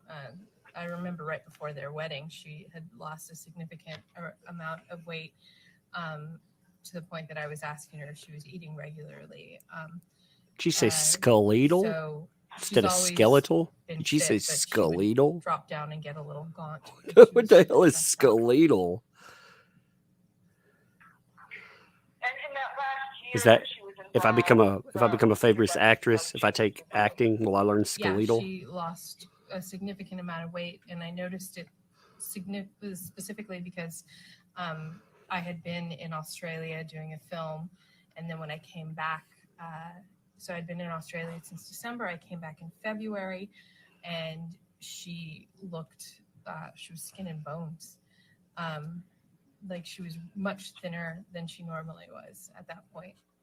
So I know during that time period that she had lost a lot of weight and she was very gaunt. Now, I'm going to What about injuries? shortly move on to specific incidents. But for now, Ms. Sexton, I want to speak generally about things you observed and saw. And the first question I have in that God, regard what's she is, doing? Itching or something? during the time that you were Amber Heard's acting coach and she was involved with Mr. Depp, did you observe injuries on Ms. Heard? When she came back from Australia, there were a lot of like little red marks on her arms that looked like freshly healing things. Red Skin, marks. like red marks on her skin, sorry. On her arms that I saw. This lady's lying. And then subsequently I would see like bruises that looked like arms being grabbed or wrists. Oh my God. This is I saw that all towards the end. like arms being grabbed. Accompanied Amber Heard and Johnny Depp to Hicksville, California. Yes, I went to Hicksville for Johnny's birthday celebration with them. And in your own words, can you tell me about that trip and what happened chronologically? We arrived at Hicksville and we had made kind of like a barbecue and drinks as we were having a lovely time. Johnny was playing guitar and singing. And then as the night went on, like around sundown, they started passing around a bag of mushrooms and a bag of white powder. I didn't even partake in the alcohol because I had had surgery a few months before, so I was the only one stone cold sober. Then God, she's a I went to buzzkill. bed early, and while my friend and I were in our trailer and we heard the fighting happening, Johnny screaming and a commotion. We didn't come out of our trailer, and then the quieting down and everyone being like, "Oh, it's okay." The bodyguards, I heard them running over there. The bodyguards didn't And enter then the anything, next so they're morning when lying. we got up, the group was talking about what had happened that night. And then I kind of left that conversation and went to the trailer to check on Amber. And I saw the completely torn apart trailer. Johnny was apologizing for what he had done, and he was instructing his bodyguards to just pay it off. Let's just take care of it. And I stayed with Amber. She was really shaken up. The next day, can you describe for me what the trailer where Amber and Johnny were staying looked like? The inside was in shambles. I remember seeing a light hanging off the wall. There was broken stuff everywhere. Dishes, it looked like, or not dishes, like the wood was broken. Things were hanging off the wall. It was in shambles on the inside. And that next day, I think you said that you had occasion to see Mr. Depp. Is that correct? Yeah. How did he look that next day when you saw the trailer? He looked very worried. He was apologizing. He was saying he would take care of it. He was like, "Don't worry about it, babe. We're going to get this taken care of." And Amber was really like closed off and quiet, and he just kept kind of apologizing to her over and over again, and then telling his bodyguards to just take care of it, just get it done, whatever it is, just pay for it. And then he went off to go have that conversation with them. So everybody else, no one else was confided in, but this woman right here somehow is I around just remember him everything. saying, "I'm so sorry, babe. I'll take care of it. I know this is bad, but I can take care of it. I'm sorry I did this," that kind of thing. This is a lie. This lady is lying. Testified in survey, but I want to make sure the record is clear. Did you recall Mr. Depp using the word monster that day? Oh, Jesus. I heard him on different times making apologies that he said, "I'm sorry I turned into a monster." Oh, I just God. remember a profuse She's amount of apologies. I don't know if that time in particular had that verbiage. Anything else about Hicksville that you remember that you haven't told me about? I mean, the only thing I stated that I did see him eat the mushrooms. I saw him holding the white bag. I don't know what he did with that, the bag of white powder.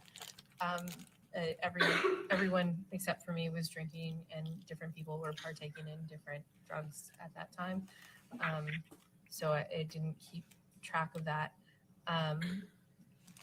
Yeah, I don't know. anything else that I can recall.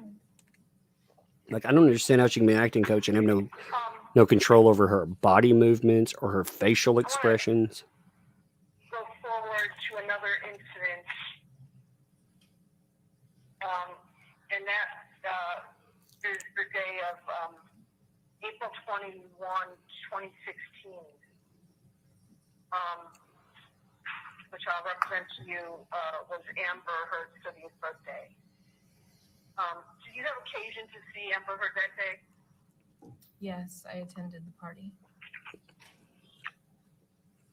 And again, you say you attended the party. Can you describe the party you attended? Who was there?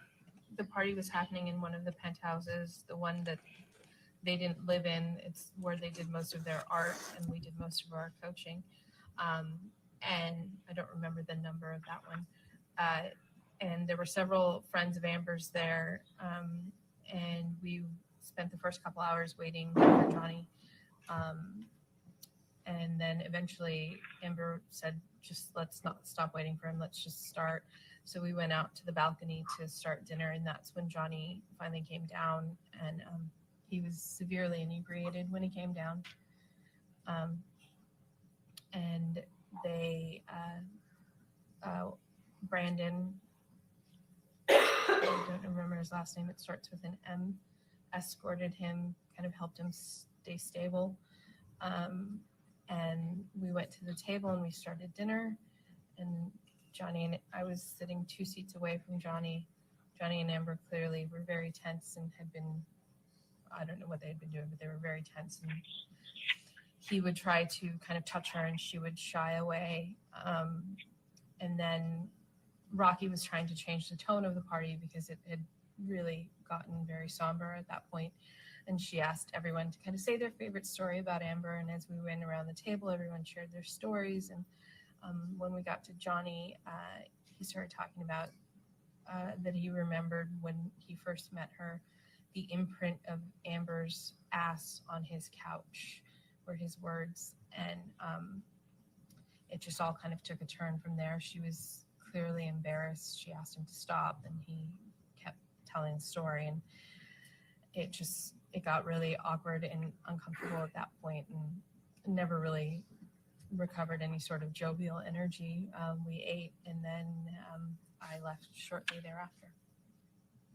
I forgot to ask you this question about Hicksville. The day after, when you saw Mr. Depp and Ms. Heard in the wrecked trailer, did Ms. Heard seem embarrassed? Yeah, as I said, Amber was very closed off. She was very quiet. She had said, "Don't come in. I don't want you to see this." So, yeah, she seemed very embarrassed. Now, switching forward to Amber's 30th birthday party, I think you testified that Mr. Depp seemed inebriated when he arrived. What's your basis for saying that? He was slurring his words and wobbly on his feet. He ran into a couple things, which is when Brandon came over and kind of locked arms with him to kind of help him stand up. You said you saw her later with a healing bruise. Where do you recall seeing that healing bruise? On her cheek. It was on her right cheek.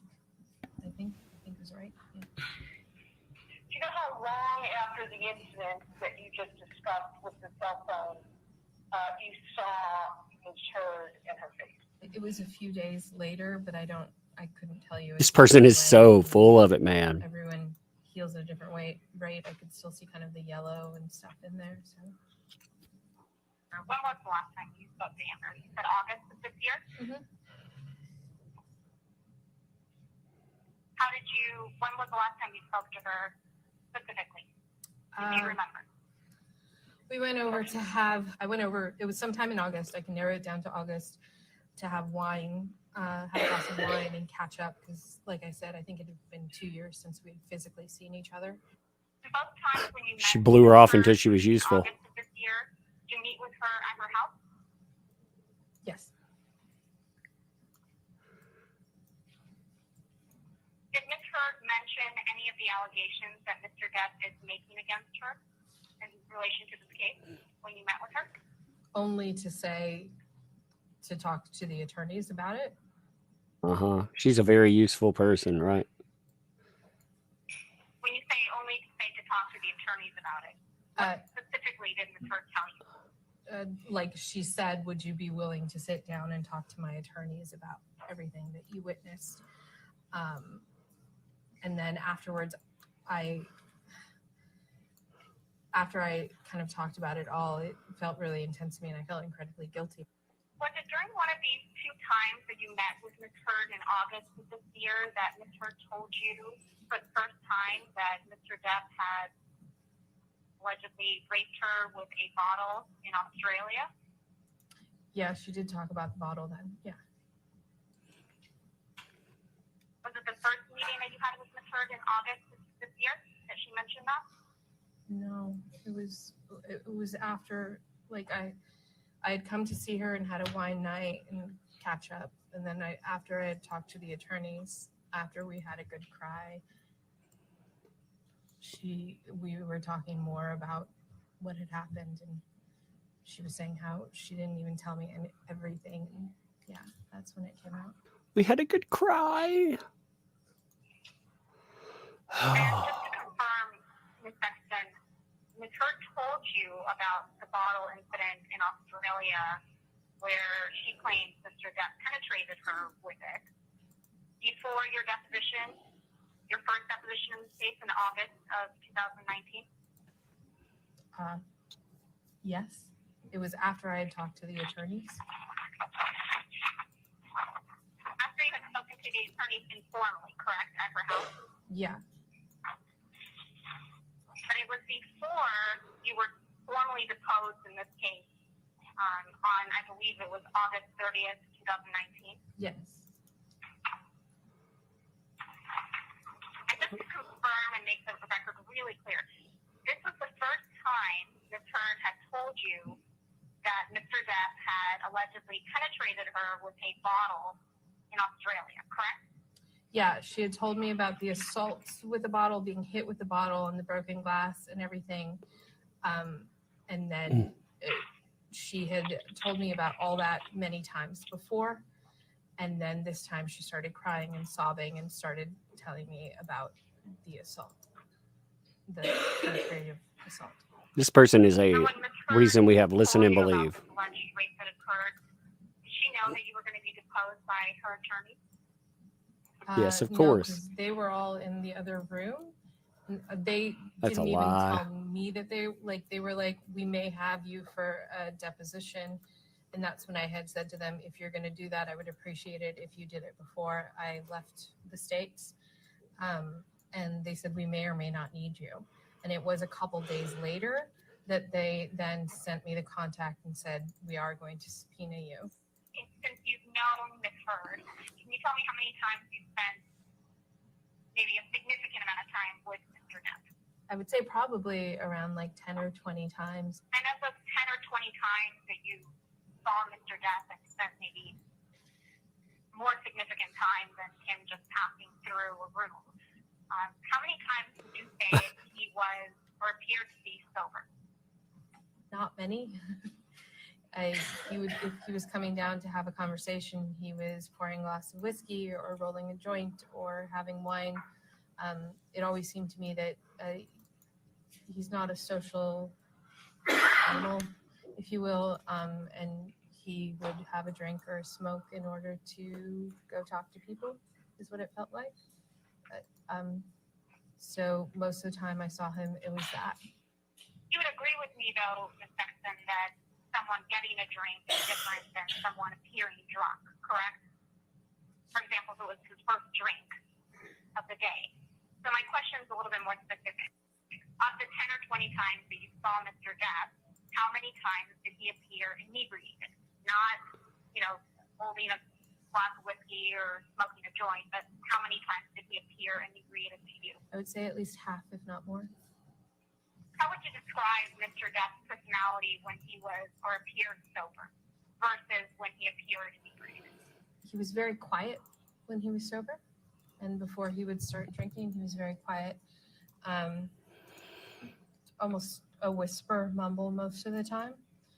And then he would get very loud when he was inebriated, and he would go to like boisterous first and telling like cool stories and stuff, that kind of happy drunk, and then it would move into the loud, angry drunk. When you say loud and angry drunk, did you witness Mr. Depp be angry when he was drunk? A couple of times, yeah. Make her define it. When was the first time you witnessed Mr. Depp appear to be angry and inebriated? I couldn't tell you the first time per se. I have images in my head. I remember him like yelling and screaming, and the bodyguard coming over and being like, "Hey boss, let's take this to another room." Can you tell me as much as you can remember of that incident? I remember being in the kitchen of that house, and he came down and he was yelling about something. Amber and I were having a conversation, and we were going to work on something that day. It was later in the evening, where it was really dark in there. Like I said, sometimes they drew all the curtains. In my memory, it's very dark. And he was yelling, and that older guy came and like scooped his arm around him, and it's like, "All right, boss, let's take this to another place," because he was inebriated. I could tell from the way he was talking, and he was just kind of yelling. And I don't recall what was it all kind of happened very quickly. I don't recall what he was yelling about, or if it was even at anybody. He was just kind of down there and drunk, and we scooped him up. You anticipated my questions, which were who was he yelling at and what was he yelling about. So you don't recall, is that correct? No, I don't. And you said the other It's hard to when you're making it all up. remember Mr. Depp appearing inebriated and being angry was at one of his penthouses in downtown LA, is that correct? Mm-hmm. What were the circumstances that you remember about that incident?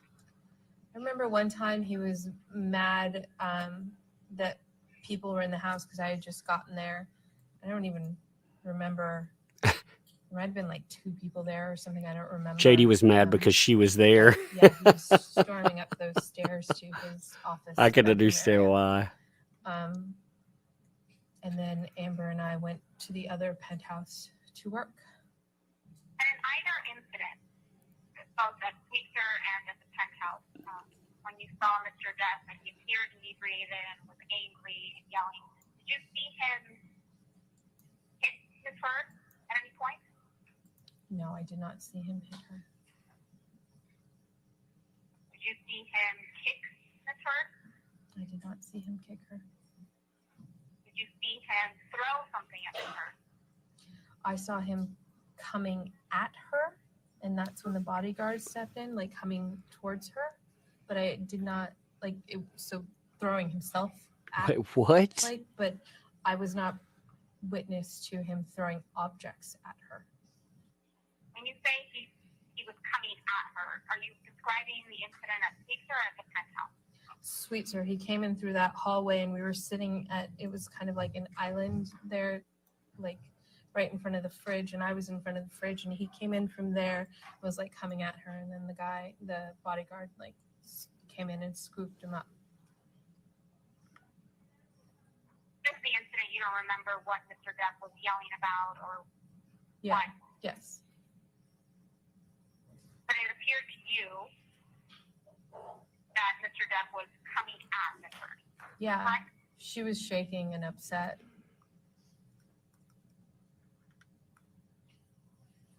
It felt like something that had been going on for a while. And all the time that you've known Ms. Heard and Mr. Depp, did you ever see Mr. Depp be violent towards Ms. Heard? I never saw him hit her. I heard him use terminology, as I said before, and as I said, come at her, but I never saw him hit her. If I had, This lady's I would lying. have called the cops, to be honest. You never saw Mr. Depp throw anything at her, any objects at her, correct? No, the only thing I saw was the aftermath. Like I would see things broken afterwards. And like I said, in Hicksville, I heard the yelling and then saw the breaking and saw him apologizing for it. But I, with my own 2 eyes, did not see him physically break the stuff or throw the stuff. When Mr. Depp and Ms. Heard went to Australia, did she tell you that she threw a bottle of vodka at him and that's what severed his finger? No, she had told me that he had broken the bottle and cut himself with the bottle that he had broken. Cut himself with a bottle, huh? When she told you that he had cut Wait. himself with a bottle he had broken, did she say that he had taken the bottle and cut off his finger, or that it was an accident and that his finger was severed from the broken bottle? Do you understand the distinction? Yeah, she didn't say that he. She didn't indicate that he cut off, like went purposely to cut it. What it seemed to me is that he had broken the bottle against something, and then he was doing things with the bottle, like shaking it around, and that he had cut himself from that. It didn't indicate that he had in any way purposely cut himself. Do you recall Johnny ever saying something to you in a conversation with him later about his ability to pass insurance tests? I remember a specific time when Amber still lived at Orange, and Amber was out with her girlfriends, and I had come over too early for the party. So it was just Johnny and I sitting there having some whiskey, and he was smoking cigars. And he was talking about that I said something about, he said he had to get up early to do a test. And I was like, oh, don't you have any sort of like concern about that? And he's like, it's easy to fake insurance tests. That's why we do what we do. I was talking to him because another client of mine had to do an insurance test, and he was like, oh, you can fake a piss test, you can do this. Oh, And whatever. he just kind of went over a few different ways that it's easy to fake insurance tests and made a joke of it. So convenient. All this stuff is so convenient. All right, ladies and gentlemen, we've come to the end of the day today, so have a good evening, and we'll see you tomorrow at 9 a.m. Again, do not discuss the case with anybody and don't do any outside research, okay? Have a good evening. All right. Now that woman is so full of crap.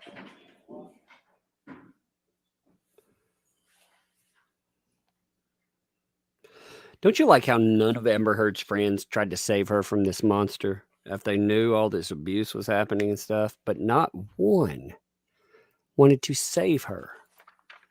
All right. Do you have any remote Fascinating, right? witnesses tomorrow that you need access for? Do you need a WebEx? You don't need a WebEx link? Deposition designations and live witnesses. Depositions and live witnesses. Okay, all right, that sounds good. All right, everybody knows their homework, right? Okay, thank you. All right, we'll see you Depots and tomorrow. live.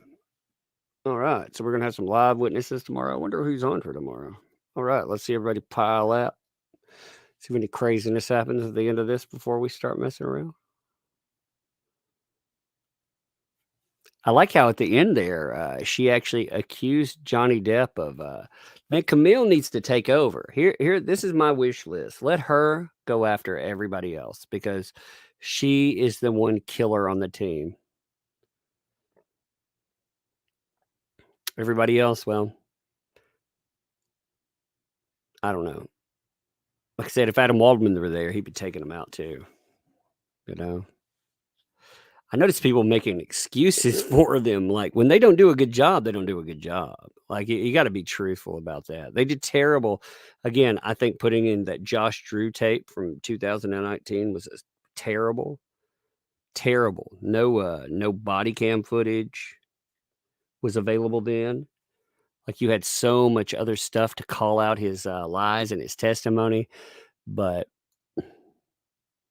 like some people seem to want to, they want to see a win and everything, and there's not a win and everything. Hopefully, there's a win at the end, though. If they're doing something terrible, you have to just be honest about it. That's what I'd be honest about it. If I think they do a good job, I'll tell you. If they got to do a bad job, I'll tell you too. All right. I think overall, most of the people for today are write-offs.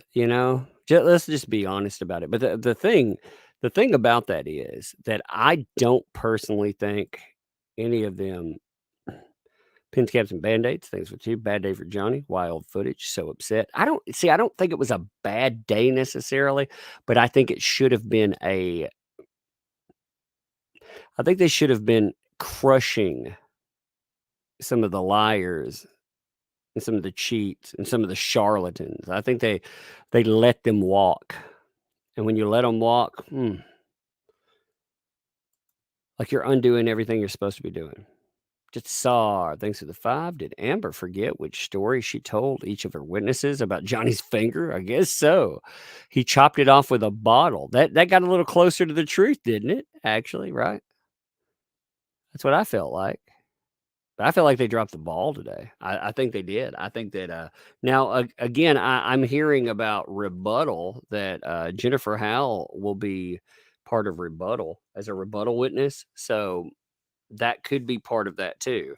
You bring in Jennifer Howell because they set the ground for Jennifer Howell, so they bring her in and they decimate. They go scorched earth, and that could be part of the plan. But still, like my problem, if you want.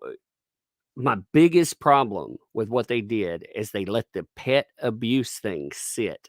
And again, maybe some people on there are parents, right? Maybe not, but everybody on there's at least one pet owner on that jury. I'll tell you for sure. At least one of the people on there is a pet owner. They own a small dog. And if they think that they think that there was abuse, well, they'll react to it. They'll react negatively. I knew. Thanks for the 5. I think we were upset with today because Camilla destroyed AH yesterday. We all thought it's team. We keep up the momentum. Yeah, and I mean for real, I thought they did drop the stuff there. But again, I don't think a lot of the people there were important. I mean, that's like if I'm being honest, like I till it right, who gives a crap? Like that's a paid liar.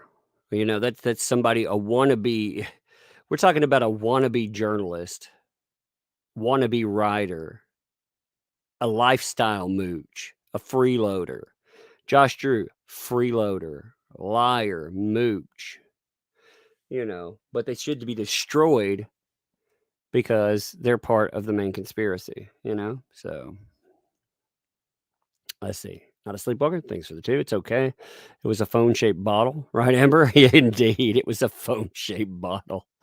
And then thanks for the 5. The only thing I've been getting from most of today is that JD was a drug and alcohol problem. We already knew this. He admitted it. Yeah, he's a drug user, I mean, damn, we know he's a drug user. Like, again, I find that to be disgusting. I hope there's at least one recovering addict in there, I hope there's at least one recovering addict because, it turns on me.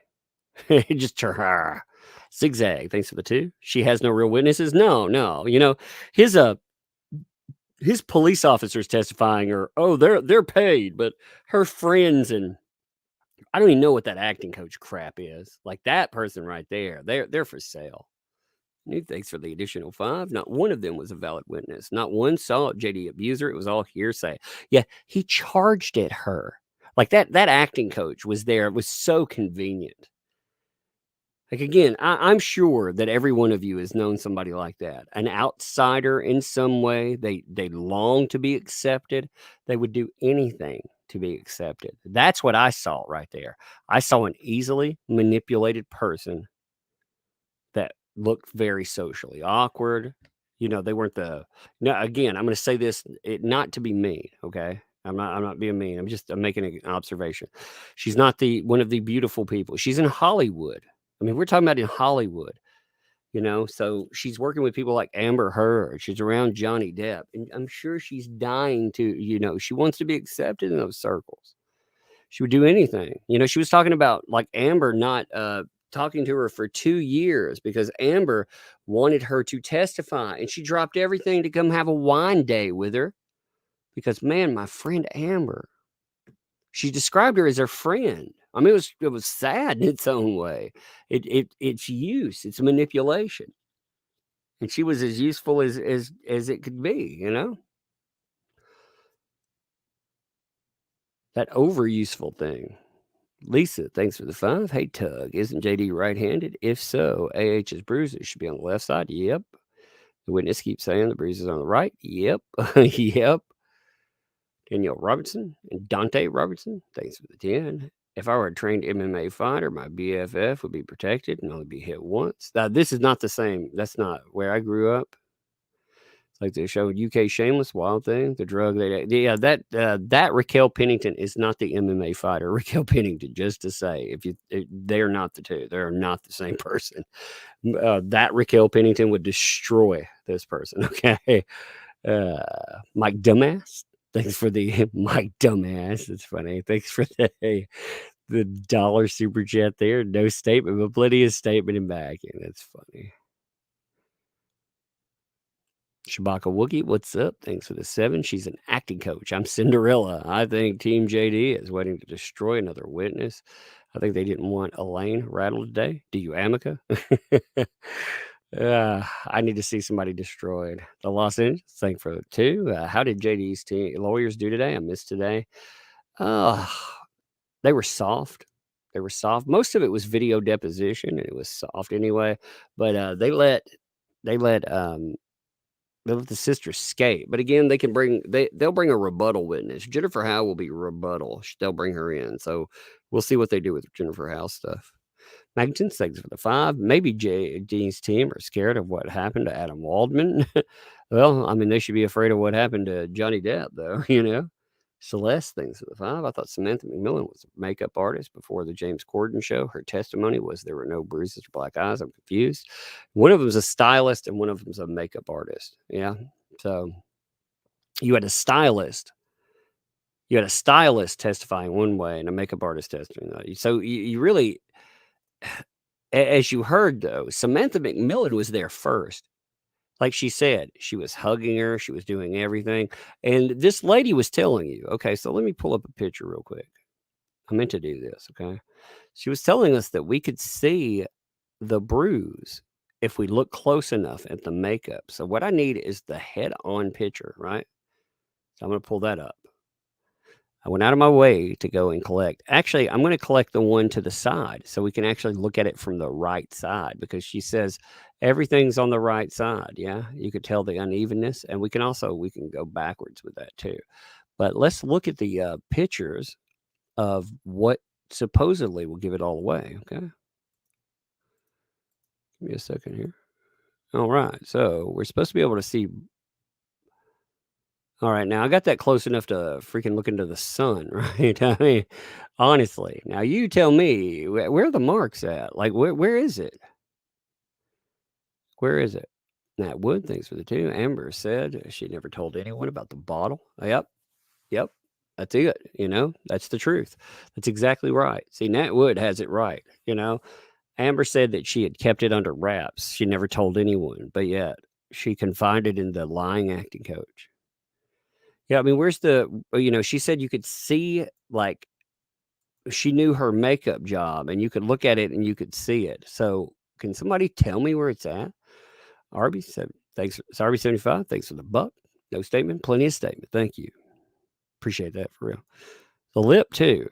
Is she trying to tell me that that's a bruised and busted up lip? I mean, my God, I have to, and again, have you ever had a cut on your lip, like a real cut,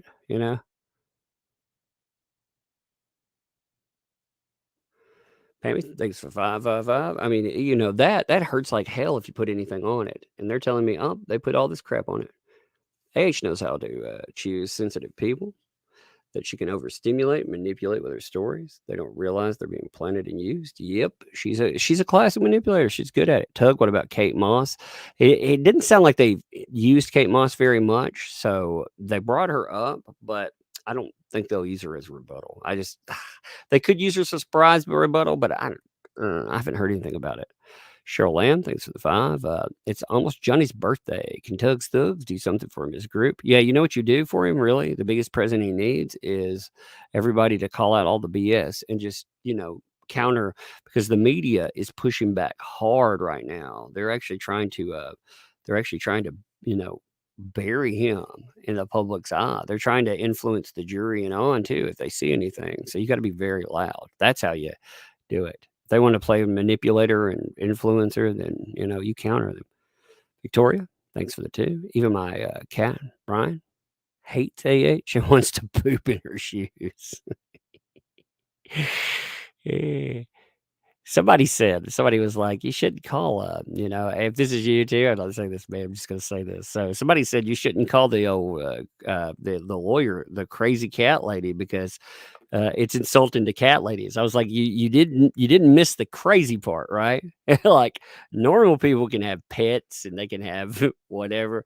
That lady, she probably dresses her cats up as little Amber Heards and sets around a table, slathering them with amica cream. I mean, she's obviously not healthy. Yeah. Ellen, thanks for the 2. Thanks for the sticker with that too. Appreciate that. Cole McDonald, thanks for the 2. Are you going to be covering this again tomorrow live? Oh yeah, I'm gonna cover it until it dies. Like I'm gonna cover it every day. Yes, sir. Male favorite, thanks for the 5.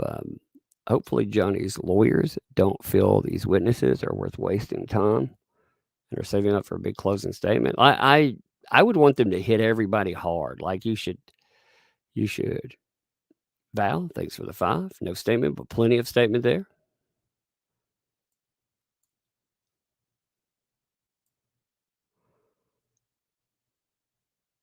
I'm just looking for she said I could see it if I looked. I could see her makeup hiding it. Like she said if I zoomed in, I could see it, and I'm having trouble doing it. But I don't know. They just tell that's the thing they tell you a lot of.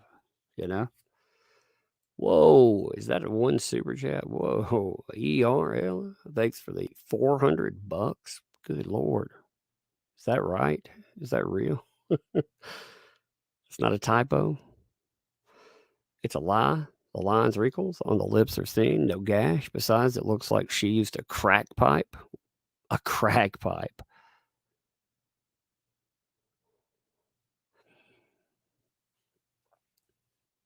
That's funny. A crack pipe, though. Typo, you better delete it. You better delete it then. Delete it quick because it'll go through. If it's a typo, you better delete it quick because you'll have to put I always tell people that if I see a giant one come through, I mean, I appreciate it, but if you make a mistake, delete it. You can delete it before it goes through. If not, you need to write Google or do a stop on your bank, like for real, because I would much rather you have, because I don't control them. I don't have any control over stopping a super chat, but you can delete the post. Let me see. Yeah, I can't get it to freaking go. It's already out. I can't roll back to it and get it. So if it's a typo, you need to fix it. You need to delete it or something. I'm just telling you. If it is, hey, great. I love you all. It's great, but I do not want you all making mistakes like that either. And thanks for the 2. Remember the makeup artist said she creates bruises. Yes, she said that she does practical effects. So, yep. Sean, thanks for the 2. Is this a result of that $7 million? Yeah. Does anyone know what the big news? Go check out Yellow Flash. If you guys haven't checked that video, Yellow Flash dropped out. Go check it. Witness intimidation. Like I gave it over to Yellow Flash to cover the beginning of it, and then I'm gonna have more on it tomorrow. But yeah, witness intimidation. Freaking Jennifer Howell's door busted open as people try to intimidate her. Like, and I know more about that. I like to know more. I found out some more stuff that I got some big news with that too. ERA, thanks for the 10. How? Go up. You see the 3 dots beside the chat? See the little 3 dots? Delete the message. And it should delete the thing. So go right beside your message. There's 3 dots to the right and hit those. If you can't pull it up anymore, write Google and tell them and call your bank and do a stop payment on it because they can do it, but do it now. Like stop talking, go do it. If that's a mistake, go do it fast. Because like I said, I can't remove it for you. I would, but I don't have any control over it. So that's a mistake. But you can stop it. I mean, don't panic or anything. They'll just tell them there was a problem, and that is not supposed to go through. There's a charge trying to go through, and they'll reverse it for you. You know, the bank will be good about it. You'll be good. Just catch it right away, or tell them it was fraud. Tell them whatever you need to.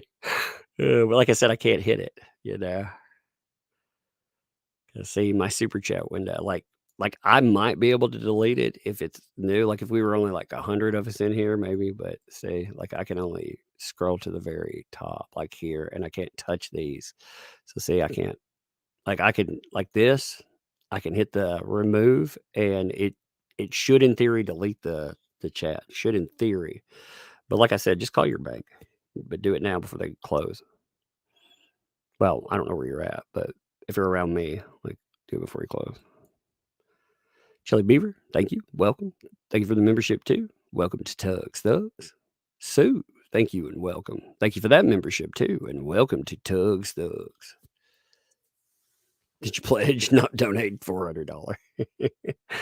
No, for real though. Like for real. Again, if you donate money to what we do, I appreciate it. But if I see a giant one come in, I ask people, because if it's not right, I do not want you. I want to warn you and tell you how to fix it, because I've never had that happen before, but it terrifies me that I might accidentally like super chat something monstrous through. I don't think so. The 5, the media are fools to believe we are all fools. Exactly. The vast majority of people have seen the truth and will never unsee it. Hashtag justice for Johnny. Yes.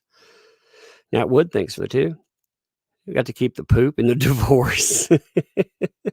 I don't know if anybody fought over it. You know what I mean? Zenon, thanks for the 2. Objection hearsay. Yeah. Too bad they freaking, too bad I had to delete all that from my, my videos, you know, because they said that they hadn't set up their thing to claim, you know, anybody playing it, but they claimed my live stream for it. You know, they took 100,000 views worth of ad revenue for themselves. So, you know, I'll never show their things again, regardless. Val, thanks for the 2 there. There's no way. There's a cut under that lipstick. I know, that's what I'm saying. You're right. It's so crazy to think there would be a cut under there. There's no way. Katie, thank you. Welcome. Thank you for the membership too. And welcome to Tugs Thugs. I love saying that. Oh, I really do. I love saying that. Thank you and welcome. Thank you for the membership too. I could do it really southern. Like I'm in Deliverance. Down, down, down, down, down, down. You know, first I gotta yell, "Where you going, city boy?"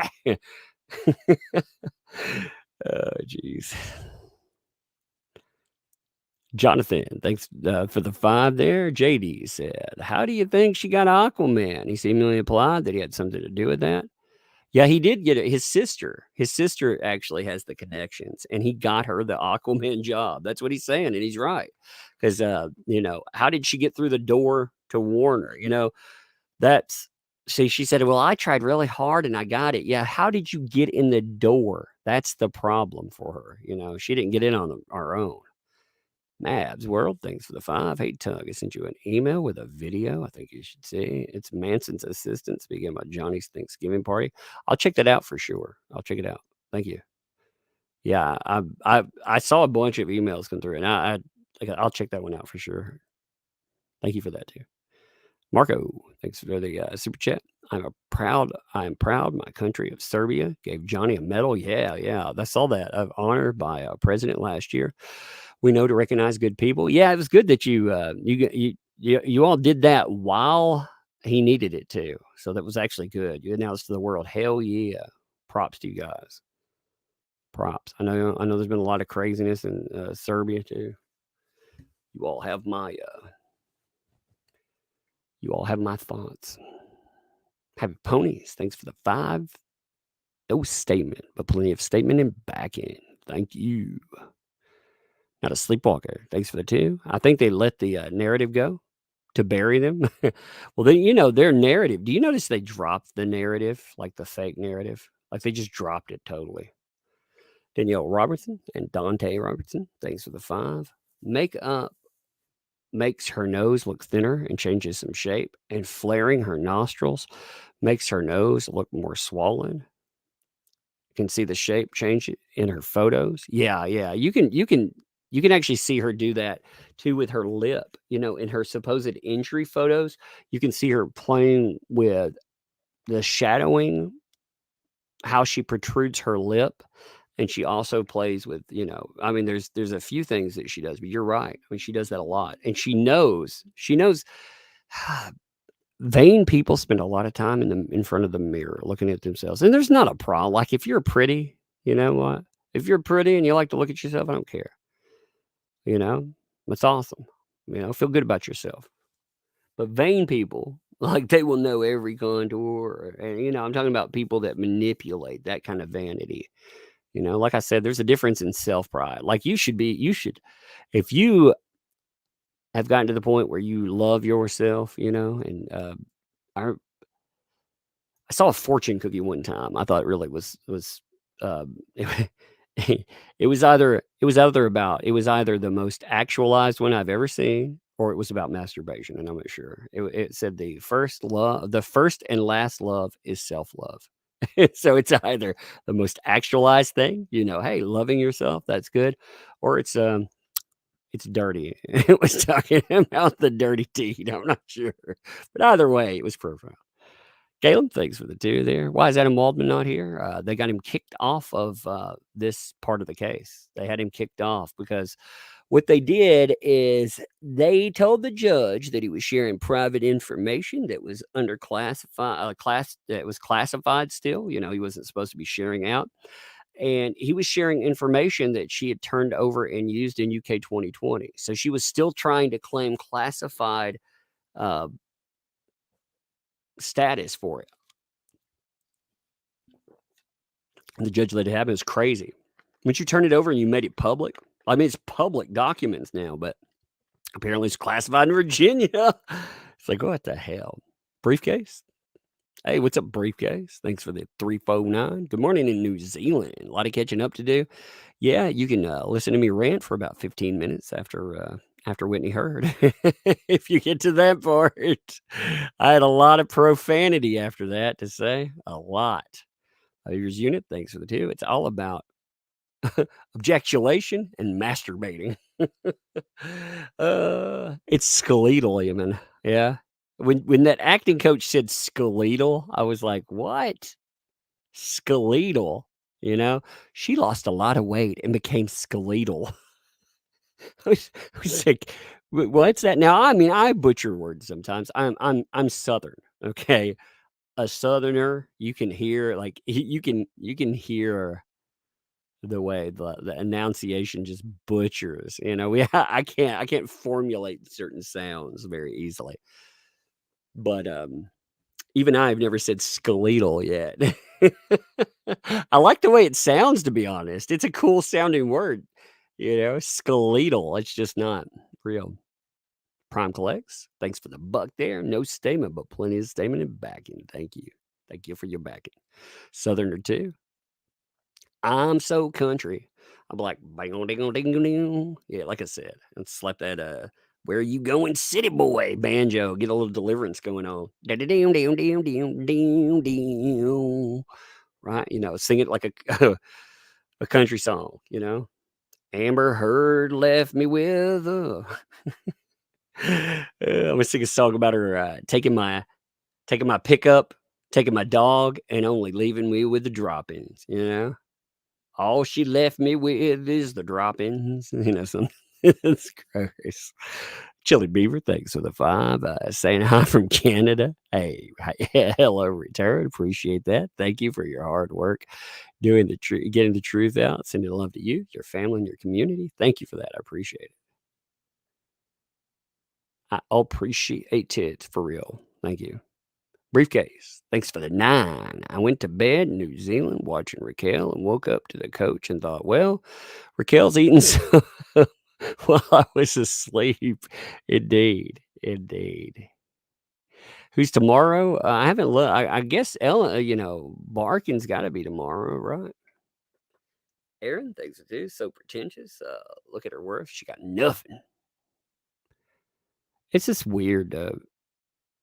It's weird to burn people's lives down like so casually. I mean, they do. She does fit in Hollywood, though. She really does fit into that. She got everything she wanted. All she had to do is be willing to destroy one person that actually cared about her. He's bad, though, right? That's what sucks about it. To me, I feel really, I don't know, man. I don't want to burn people's lives down, and these people are just so casual about it. They're so casual about it.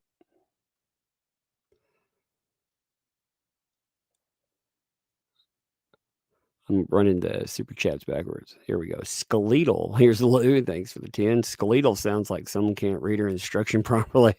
It's ridiculous indeed. Cheryl B, thanks for the 2. Recap or summary. I stopped at Josh. Well,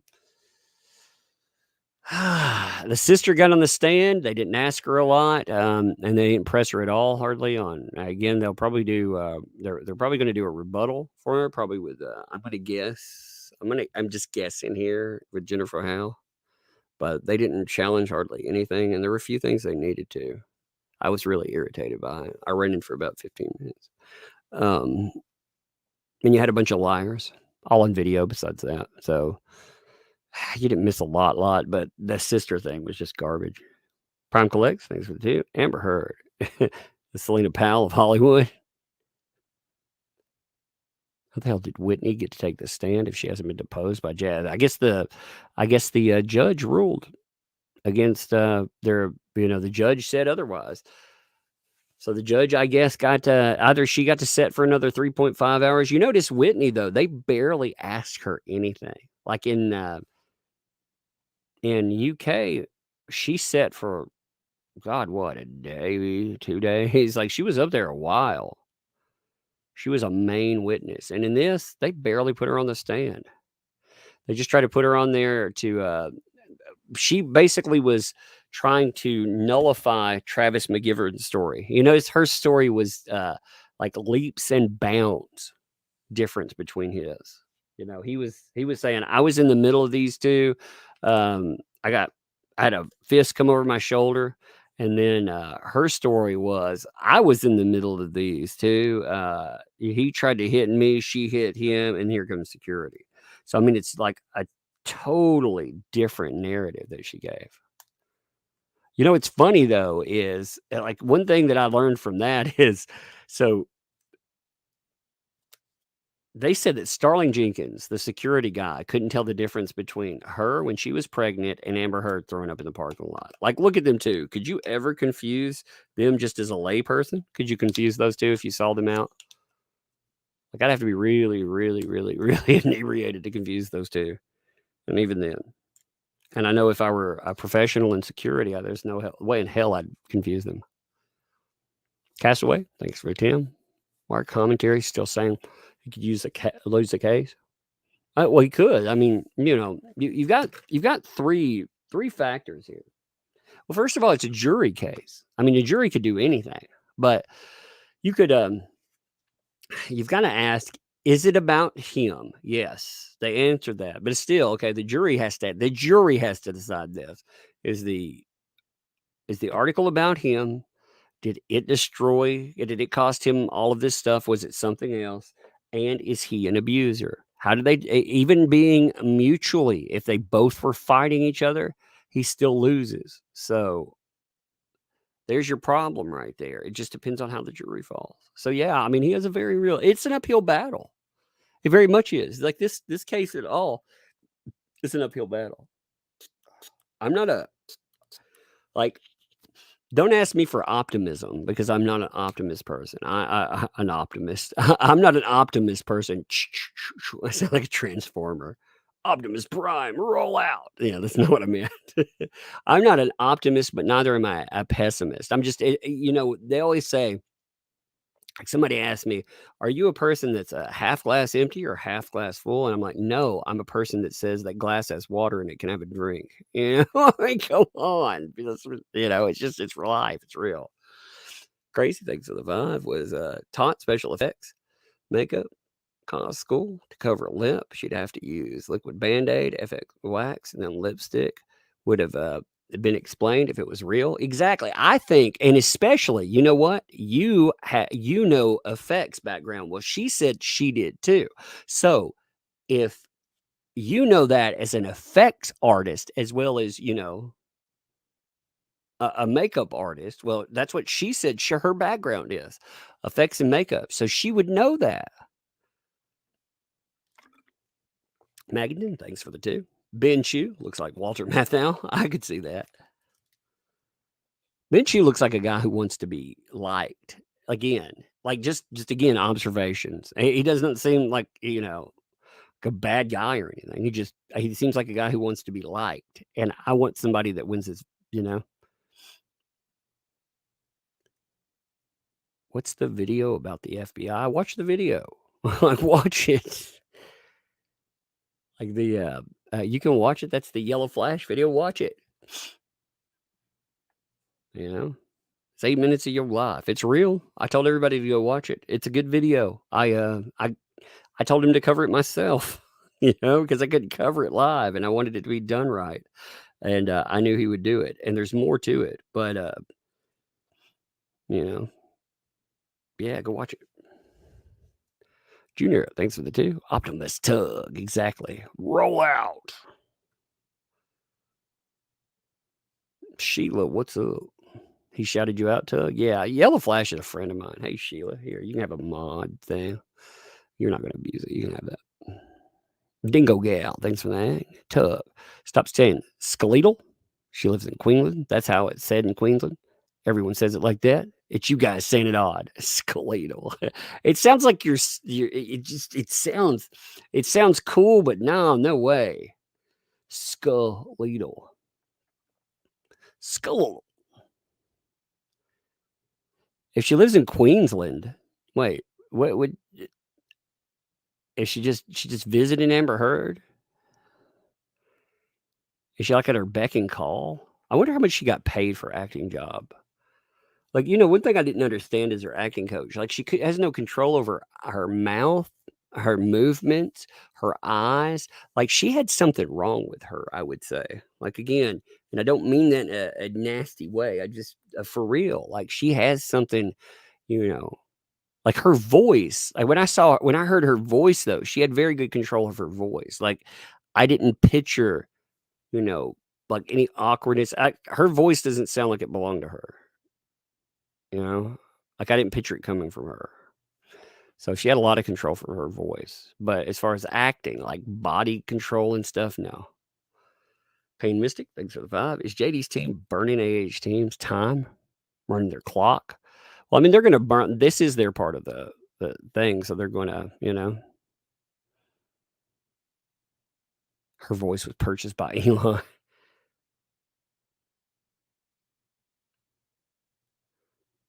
She said she was an acting coach, Like somebody said, not an acting coach. She said she was an acting coach. She was selling acting jobs. Remember? She said that a bunch of times. That's what she said. She said you taught, she was an acting coach. She was Amber's acting coach, in fact. That's what she herself identified as. Nat Wood, thanks for the 2. Be interesting to go through their group chat. Oh, yeah. I bet it would. It'd be fun. Be a lot of fun. Gabriel Badwolf, thanks for the 449. Crying on cue is an easy one to coach, too. You need to remember something sad, but I guess problem feeling emotion, that would be hard. Yeah, the one thing that, that's what I thought it was funny. Like her person said, Watch lives, no issue. Trying to rewatch from the start. The video freezes up every 5 seconds. That's weird. That's very weird. I don't have any problem with replays myself, but that's weird. I'll watch it with someone else and see what happens. Elizabeth Stafford, thanks for the 2. She said skeletal sounds like she read a script. Yeah, I have a feeling like a lot of these people really did read a script, like they were reading from a script. Let me play it. Like one thing though that was funny in all of that. In a second. I think Andy Signore clipped that part where she said she couldn't act, and I thought that was funny. Yeah, there his stuff is. Let me get my headphones. I took my headphones off. I've had my headphones on for like 10 hours. My head's like, my ears. So let's see. Check this out. My ears feel like they've been tortured for 10 hours. Especially the way some of these people sound. Here. We could actually get something accomplished because she was often very upset. Did you have occasion to observe Ms. I want Heard to hear this part again. crying naturally, not acting, when you had coaching sessions with her during the time that she was together romantically with Mr. Depp? Well, it would lag, right? I swear to God. I hate Twitter. I hate Twitter with all my heart. Oh, well, screw it. I thought that'd be fun. She tells us that she can't cry on cue, and I thought it'd be fun to play, but apparently Twitter decided to lock up on me because Twitter is garbage. It was Elon Musk. He's like, never. Lord.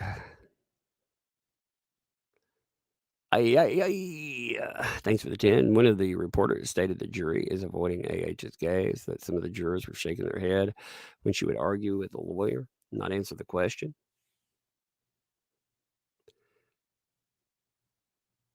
Yeah, there's actually a few people that are reporting like they acted weird about it. You see the video of her using coke? I don't think she was using coke, man. I think it was something else, I think she was using something to help her cry. Aquaman. I like the Aquaman, actually. Yeah, when he was like in that video, Aquaman. Crazy cat queen. Survive. Looking forward to Camille at close, pointing out AH still has no friends willing to come to court with her. True that. Also, bitch slap. It's the same side. Right hand to right cheek. Yeah, but like throwing things, like power bombing and stuff. That would be Pinochet. Becky, that's me.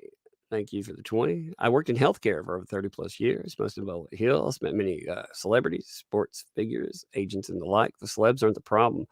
The assistants are ass, really. Hollywood is nothing but politics. Is that what the problem is? Amy Terry, thanks for 2.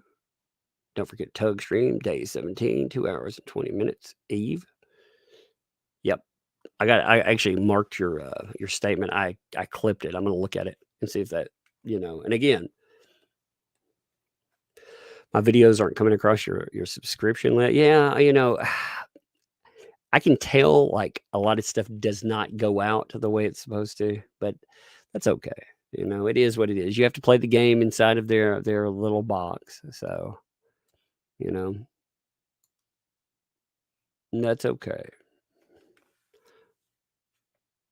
Like one thing, like considering the level that people help get this stuff out at is amazing, just to be honest. Thanks for the buck. No statement, plenty of statement. Thank you. Elena, thanks for the 2. Him getting darker could also be him being abused. That's true. Christy, thanks for the bucks super chat. No statement, plenty of statement. Christy also, thank you for the $2 super chat. No statement, plenty of statement though. Again, thank you for the statement in back. Amy, thanks for the 2. Cuts on her lip. And I shall return. Note pick. Yep. On her left. That's exactly it. Weasel. Thanks for the 20. New sub here. Good to see you. Thank you. Weasel Ways. Thanks for all you do. Consider, coverage of this trial is awesome. The concealer thing, by the way. Thank you for that, Weasel. Uh, I enjoy covering this. I think it's fun. Donna, thanks for the 10. She's a headbutt expert. Knows what a headbutt bruise. Lightly headbutted. Remember, lightly headbutted. Miss Dog Lover, testimony is gash. Sean, subtitles called him IO Toilet. It's going to stick. IO Toilet right. Holy crap. That's hilarious. I wasn't even paying attention. IO Toilet right. Oh, I'm proud of that. Oh, I love life some days. I actually enjoy covering cases. I see why people like Ricada like to do this, you know? I couldn't do this as my regular job every day, though, because, God, man, 12 hours sitting here. Actually, it's not that. It's being on all the time, like, woo, woo, woo, woo, you know? Like, I don't know if I could do it every day. Like, I couldn't care about every case. I care about this case. I don't care about every case. I care about this case, you know, because I want to see this one play out. I don't just want to cover stuff like I'm a talking head on court TV. Like, I don't think I could do it. But people like, you know, Ricada do a good job. Sean Rosen, thanks for the 2. Subtitles called it. Okay, I got that one. Jumal, thanks for the super chat. No statement, plenty of statement in backing. Thank you for your backing. AJ, thanks for the 20. Camille needs to headbutt the cat lady on the nose. Let's see if the dum covers it up with peach undertones. And very much so. You know, that whole idea of covering it with peach undertones kills me. I still say the new shirt's cool. You know, if you didn't see it, I thought it was really funny. You know, it's pinned at the top of the chat. If you didn't see it, you know, we got, you know, we keep hearing about a superhero out there, you know, because Amira, forget that superhero. We saw the superhero already, you know, and look at in the background. Hey. Oh, I love it. Love it. Camille Hulk, attorney at law. Hulk smashed, son. Hulk smashed. I love it. Crazy Cat Queen, thanks for 2. By the way, love your shows. Thank you. Thank you for that. Yeah.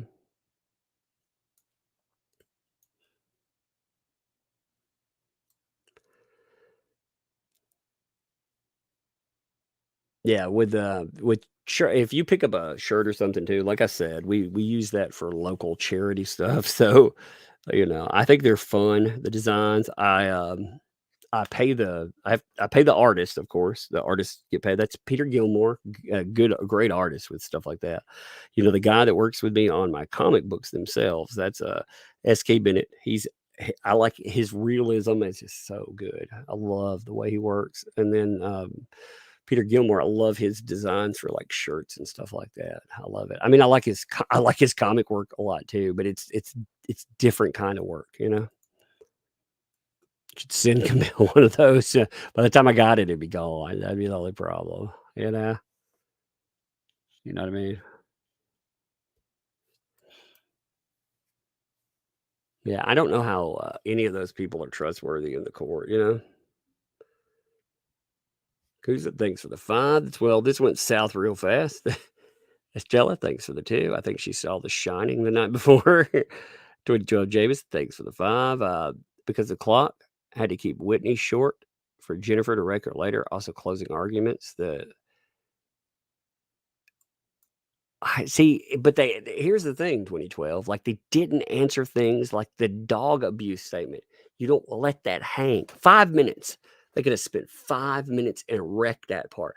There were just things they left. Like again, if their plan is to wreck her credibility and her story with Jennifer Howell, you know, which I think that's part of it. It's rebuttal, but they didn't close her out.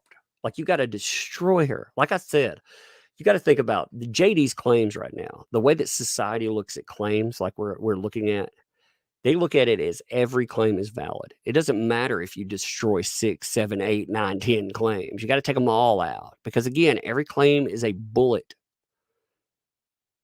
And there's a loaded gun pointed at his life. It has been there. It has already done its damage. You know, he's been hit several times, but this one's pointed right at his head. If just one bullet escapes, then it's bye-bye. So Gotta no, gotta win, gotta play hard. Robin, thanks for the tip. Notice everyone contacted a few months before the UK. Yep. I mean, they didn't even challenge some of it. Mom, thanks for the $17.99. I wouldn't be surprised if Amber's sister is the one who pooped on the bed. I wouldn't either, actually.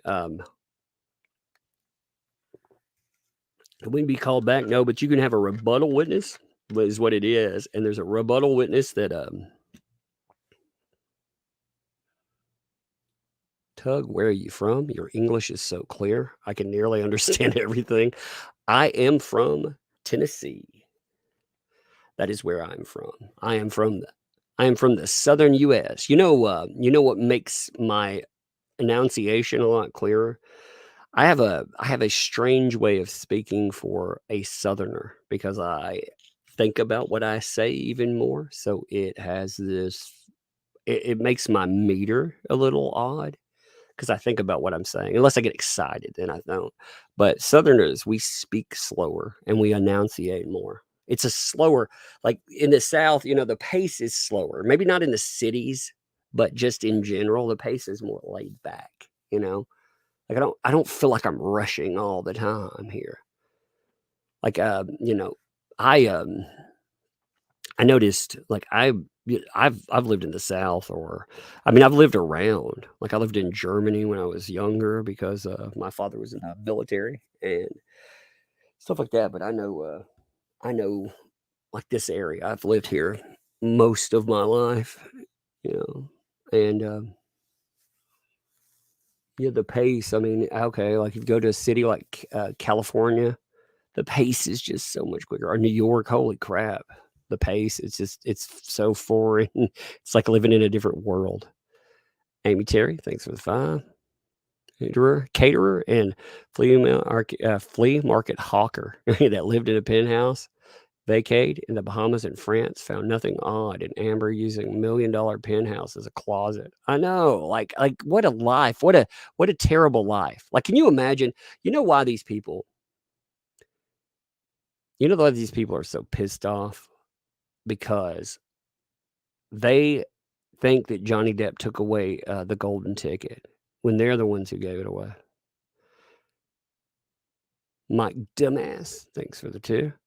Was Whitney able to be recalled? I didn't hear. Yeah, she could be recalled, but what they'll do is they'll bring a rebuttal witness. They'll bring Jennifer Howell, and they'll crush what she said because she opened the door for Jennifer Howell. That's what I think is going to happen, honestly. Avian, look at that. I got it right this time. Thanks for the 2. Send you something via Instagram. Hopefully it's you. I have an Instagram. I'm terrible at checking it. If you contact me on Instagram and I don't answer you, it's because I'm terrible there. I run out of time to check everything, and I'm terrible about that one. 313 in the D. Thanks for the 10. JD's team. Let's give jury clarification. The word CUNT, yes, reflects his years in Europe. JD should done in 1 minute of testimony. American see is vulgar. European is common language. That's true. I mean, that's very true. See you next Tuesday is something that we do not like. If I call you a see you next Tuesday here, yeah, then it's it's considered a horrible slur here. In fact, like YouTube they've demonetized 2 of my big streams for this. And one of them they demonetized. They'll pick a reason. It'll just be arbitrary. But they picked his letter where he was like, I love you, you CUNT, And they were like, that right there, that's a slur. I was like, that's love. He was telling you he loved her, But they were like, no, that's a slur. Like, are you kidding me? Of course, like the places, it's funny, like the places like Sky News or CBS, they don't deal with that, and we use the same feed. We get demonetized and like we have the same feed they do, and they don't have the problem. That's so weird. Jack Mania, thanks for the 2. Fox, the published, is Johnny dating Camille? They're not dating. Johnny, I mean, unless she's married. she's also 37. You know, a lot of people keep treating her. See, I heard her team, and the reason I mention it is this, because I saw a lot of the Amber Heard simps talking about like this little girl. Well, she wasn't a little girl. She was a professional. She's a 37-year-old professional woman that destroyed them. And they were treating her like a little girl. No, just because she's attractive doesn't mean she's a little girl. She's like knows what she's doing, and she destroyed it. Mystique, thanks for the tip. And the super sticker, appreciate that. Heather Painter, thank you for the 2-month membership. I think AH had some pretty awful friends. Yep. Not calling cops when injured, taking her to the ER, standing up. If JD was insulting her, yeah, they're terrible. They're terrible as friends, aren't they? You know? That's what I'm saying. She's married, didn't see a ring. Yeah, it said it in the like her bio and stuff that she's married, and there were some other rebuttal or things about that she was married. I mean, I think she's just being professional and they're communicating. You know, I would say though, like if they found each other and they were happy, awesome. I'm good with them. You know, like adults. You know, well, I mean, I'm not saying destroy your relationships or anything, but who knows? She could be out of her relationship. I don't really know that for sure, but as far as I know, she's a professional, and professionalism is professionalism does. Like it's funny. Like we don't. You see how Ben Chew acts with JD, right? They're close. They like hug each other and stuff. They get excited. Nobody's like, yeah, those two are banging. I mean, you just see how people look at that. Yeah, it's funny. Because people want to ship those two is really what it is. Because they're like, oh, because JD deserves some happiness for sure, and she seems like good people. Katie HRC, thanks for the 2. Y'all act scared but get aggro when saying what? When saying stares at JD. Y'all act scared. Why? Oh, YHAH act scared. My bad. It was messing me up. Why does she act scared? Because it's beneficial, yeah. When she was on the stand and she was like, "I'm so scared of Johnny," when she tried to walk away, but now she's all aggro and stuff, just because it's an act. She can't even remember what the act was a minute ago. Eugene Knight, thanks for the dude, did mention it. AH tampered with all witnesses. Oh yeah, you could tell. Like they were bringing it up at the end. So she did talk to you before you were deposed? Interesting. She told you this story? Oh, she told you about chopping his finger off with a bottle? Huh. Excuse me. Jacqueline Jensen, thanks for the 10. Tug. Remember, they can see the jury. If they could tell the jury was napping on age they were Whitney Heard, they responded to match the mood, just waving her off. Okay, anybody that's making an excuse, here's the thing. Remember the UK? In the UK, the team played softball. They didn't play hardball. They played softball, and they made one giant mistake. They decided not to rebut one thing, and it was used against them in the appeal that might have gotten them an appeal too, and that was charitable donations. She went on record and she lied about giving away money. She put it in her statement, but they didn't directly ask her. They didn't directly refute it on the stand. And because of that, the appeal court said, well, you didn't ask her that. You never brought it up. Therefore, it doesn't matter. It's a moot point. Now, again, I don't feel like they got a fair trial, and I don't personally think the appeal court would have done much for him anyway. But you have to look at that. Like they have to take everything in there. They may have a plan, but again, no missed opportunities. Whitney is weak. You can just crack that omelet, shake her up, crack her. ERLA. Google and my bank said, let's return the funds. Are supposed to be 40, 50. I contacted you on Twitter. Yeah, I don't have any ability to like refund. That's what I'm saying. Like there is no thing on there. If they're telling you that I have to give you $400, like they take 40% or 30% of that. So you know, like I said, I can't charge it back. Like the bank has to do a chargeback or something. There's no there. Like I said, I don't have a control for that. You know, YouTube doesn't have a return a super chat. Like I'll show you. I'll show you what we got. Like there is no feature for it. If they're saying like we have to hit each other up and do a I got to give you $400, like that's not. See, there is nothing there. Yeah, I can pull you up as a here. Let me show you. This is all I have for that. It's on their side.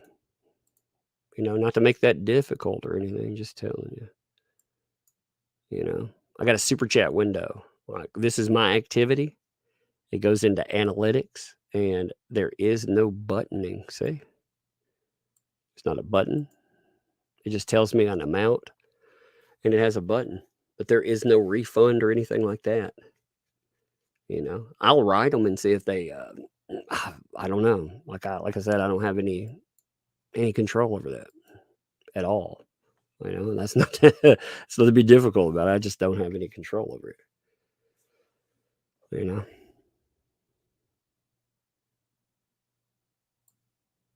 But if they're saying like if their answer is I have to return funds, like I have to give you $400. Remember, they take 30% of that. So they would be like, here, we're going to take $120. By the way, why don't you give the money? That's not how it works.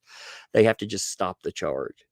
You know, and the bank can do that. They can do a stop charge. Like I said, tell them it's fraud. Tell them somebody's this is terrible for me to say live, but just tell them fraud. Someone took my card, I think, and they charged $400 to it and put it through this thing, and just do a stop charge on it. You can do a stop charge on anything. You can do it on checks. You can do it on any kind of payment, and that's a $400 payment that will come through. You can tell them like it's fraud, you know. But like I said, there's no button on it. And if you, I don't think there's a. Let me see. Return super chat.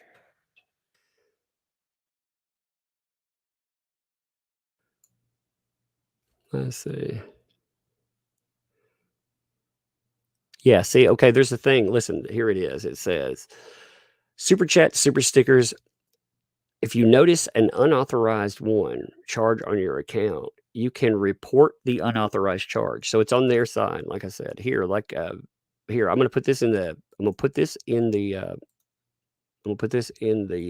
chat here. Because their own method. This is the support thing on it.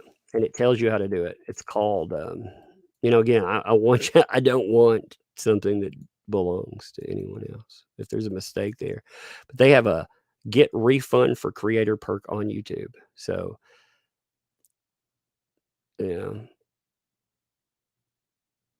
But it has a refunds for area. Like I said, there's a little area for it. So it's got about a 2-minute video that, talks about stuff. It talks about how they work. Like I said, I don't see any. Like I said, I'll walk through it and see if there's a thing on there where it, because it says on your, if you notice any unauthorized on your account for any of these products. So it wouldn't be on my, like I wouldn't notice it, but but it talks about how you paid, so it wouldn't be on my side. That's on Google. Now, what happened is you probably got somebody who doesn't know what they're doing on Google because they hire people out of call centers. When you contact Google, there's basically a person in a call center that you're talking to. You're talking to just an employee there, and they have no idea what they're doing. You ask to talk to a manager, ask for them to push you up, or we'll first go through there's a little contact thing too, where you can voice chat. You could see if that works. But like I said, they have a thing, and it tells you how to report. So that should be able to do it. I dropped it in the chat there. No, but like I said, there's nothing on my side. Like I can't do anything about it. Nina, thanks for the 5 and the super sticker there. Appreciate that. Yeah. Yeah. I mean, like I said, there's a support thing, so it should help you. Inka, thanks for the 5. First time catching you live, I swear. I like worse after a bad sleep than Amber looks supposedly beaten up with a broken nose. I know, like that's what I think. Like me, I feel like I muss my hair up, more, and she's supposed to be like jacked up, and yet her nose is what gets me, you know. Yeah, Prime, thanks for the 5. Did you see the clip of her checking the camera and then crying? Yeah, she's done that a few times though, She's done that a few times. Let's see. Cheryl, thanks for the 2. Bingo email, thanks for the hard work. Yeah, I'll put it up tonight. You know what sucked is like last night before I put up the stream thing, like, oh God, I've been making videos and stuff so late that I fell asleep before I even put up anything, including the bingo. So I need to put up a new bingo. Thank you.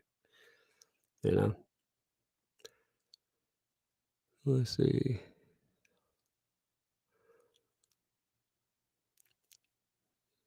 The next 2 depositions are so no decent cross. That's true.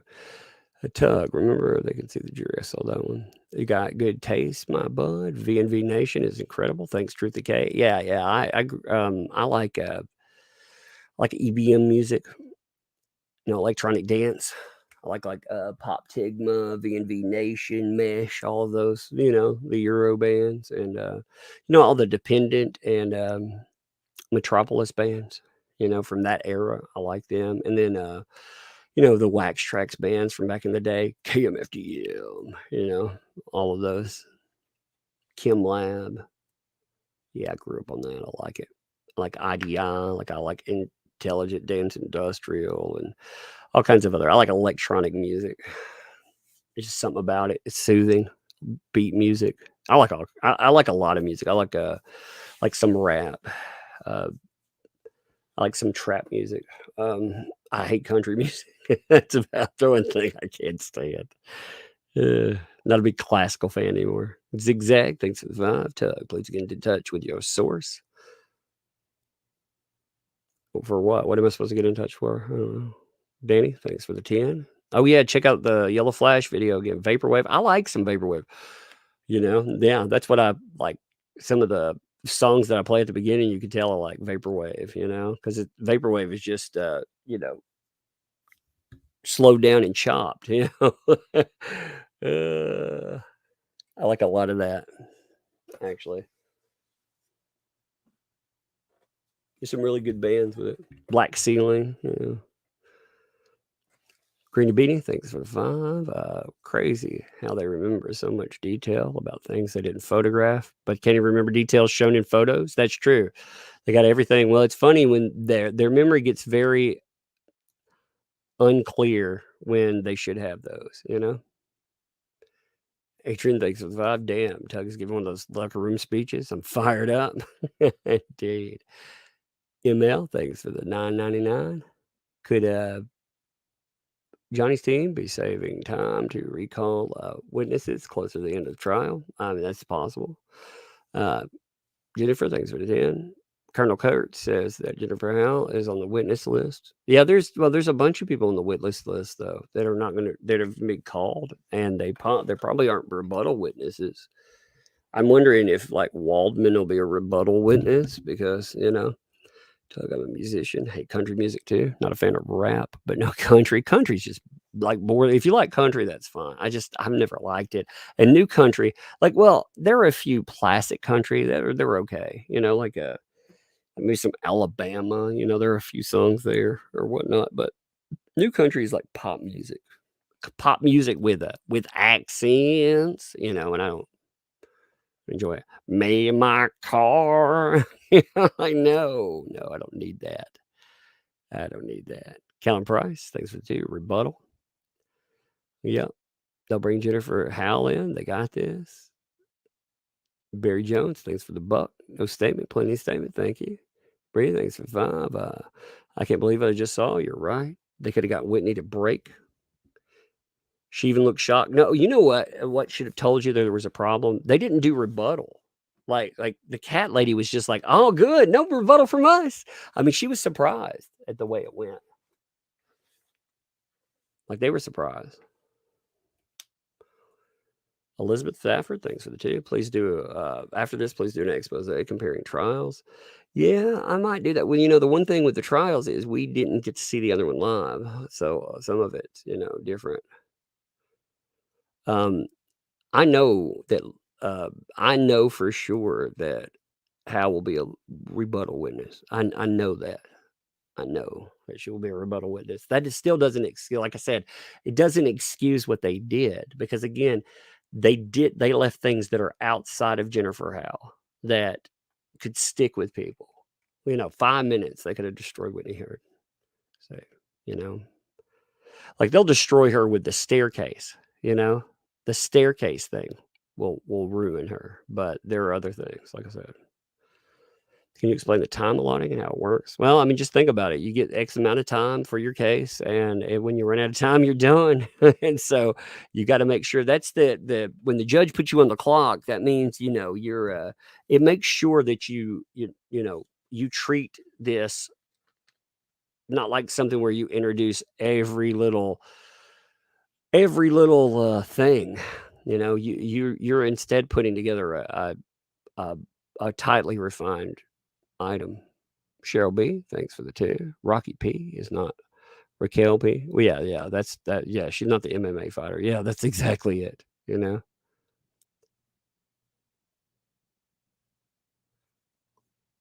Pablo, thanks for the 2. You ever listen to ATB? Yeah, Pop Tigma. Is that what you're talking about? ATB? Pop Tigma Berserk? Is that what you mean? Yeah, I like a Pop Tigma. Like Unicorn and I like a lot of Pop Tigma though.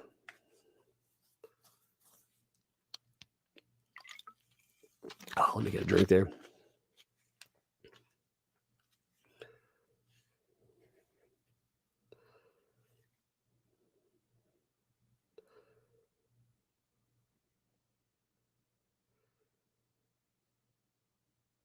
Let's see. I was trying to see what Andy put up just to see what you're talking about.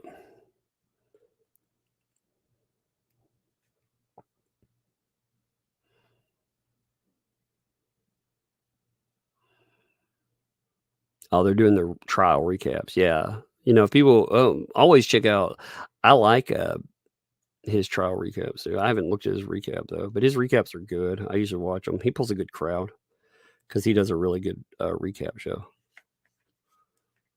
Huge Tool fan. Yeah. Now I like Perfect Circle, man. I really like that second album. Just really, it's a different type of for Maynard, but I still love it. X, thanks for the 10. If you need mod, XX, no affiliation. Are here often, seem to interact well, etc. P.S. You may want to clarify your social media handles for people since there seems to be some confusion. Yeah, I'm at That Umbrella. You should be able to, like, there's a food guy, there's a food critic. So if you ever talk to at That Umbrella Guy, he gets harassed sometimes. It's so weird and sad. Gloria Lewis, thanks for the 2. Whitney was the wink link. She would have cracked. Yep. I mean, she messed up. Like Jennifer Howell, like I said, she'll discredit her, but there's more, Like people give way too much credit. Like this is a trial. Like you never ever I watch a billion freaking trials, it feels like. And I'm telling you, you never put off what you can do now. Like again, what should tell you that they left things on the table is the reaction from Amber Heard's defense team. Her defense team, they were shocked when she did no rebuttal. I mean, shocked enough that they did no rebuttal. Like they were shocked by the reaction there,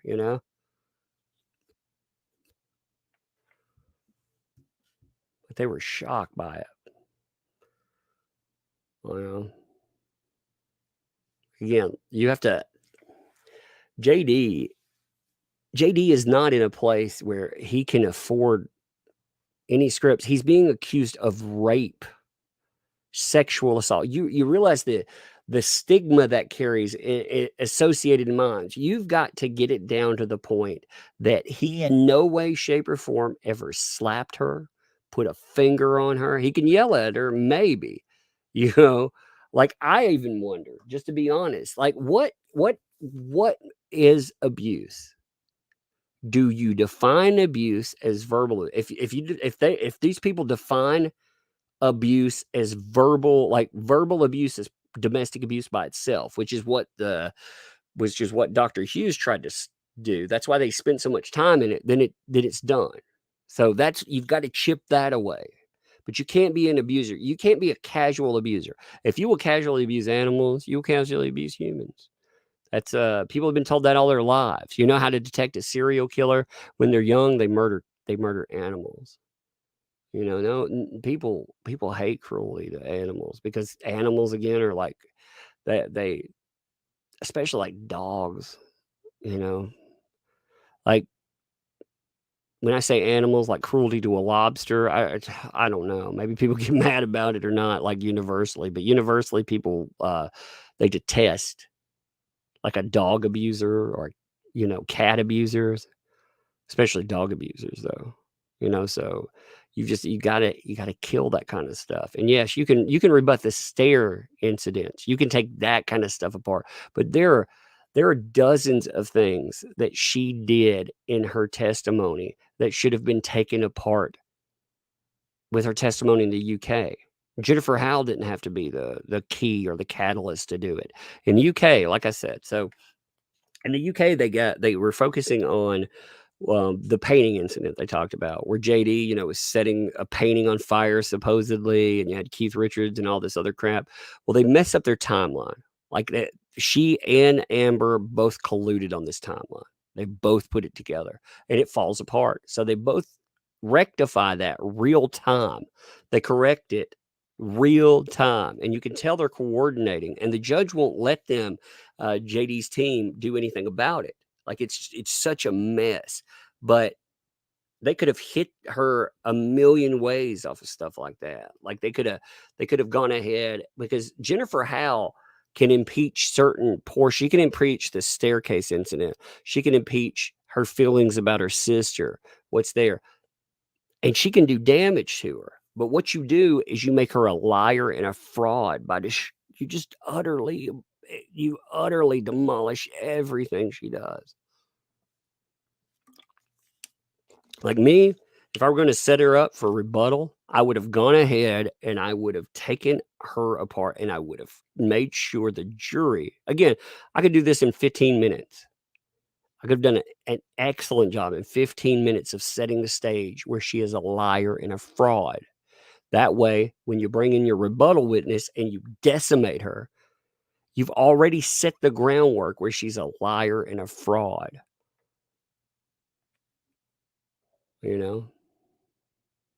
And it would have made today exciting. Another thing that really helps out, okay, if you got all these videos in here, like they're boring. Like the jury gets bored. Like they're just like anyway, they get bored. Okay. So they're going to remember what happens when the only live witness that came in was Whitney today. If you would have destroyed her while she was there again, given them one moment where they were like, whoa, what the hell? They would have remembered that. Because out of an otherwise boring day, they would have looked at her, they would have remembered that, and that would every time they see her face, they would have thought, yeah, that's that liar from the other day. And then when you destroy her, boom, good to go. Finbar, thanks to the 5. How many hours have each team? I'm not sure how much is left after we heard it the other day, but I don't know right this minute. You managed to get much rest? Not enough. You think there will be any more surprises? Yeah, I think there'll be some more prizes that come up for sure. But I don't know how many more hours right now. I haven't seen anything telling on that yet. We'll probably get a breakdown maybe at the end of the week. So tomorrow. Some people love pets more than people. Matt Rainwater says, yes, that is actually very true. Some people love pets much more than other people,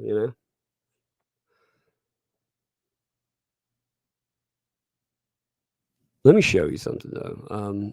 If you guys let me pull up something there. I think I've worked my way back to the super chat window. Like I said, Andy Signore though, his breakdowns are very good. If you haven't been watching the Popcorn Planet breakdowns, like he does a good job with it. I like his breakdowns. He pulls a heck of a show number with it too, because you know the people that are covering the trial, they're pretty much done by then. Let me see. Let me pull something up. I think I've worked my way back on the super chats. Let's see. Flash too. I wanted to show you one thing in that video of his. You know, I told him it'd be good. But his video, if you haven't watched it, you need to watch it. But I want to pull up one thing out of it, okay? Like he shows you in that video. Actually, let me just put that. Let me give you the link for that, okay? Because you can watch it yourself. You should watch it. If you haven't watched that Yellow Flash video, just here's the link to it. Go watch it for sure, because it's a good video. It's very well worth watching.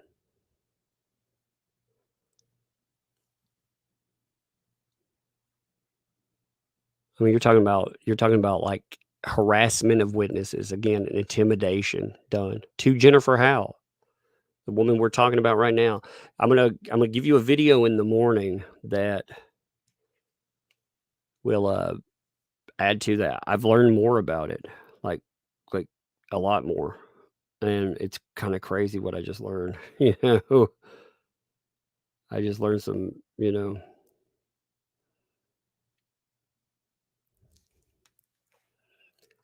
things that annoys me. No matter how much proof there is or who wins, there will always be people. Oh yeah, once you put here's one of the problems with the accusations that we see. No matter what happens, there will always be a stigma associated with Johnny Depp now. He will always be that guy that potentially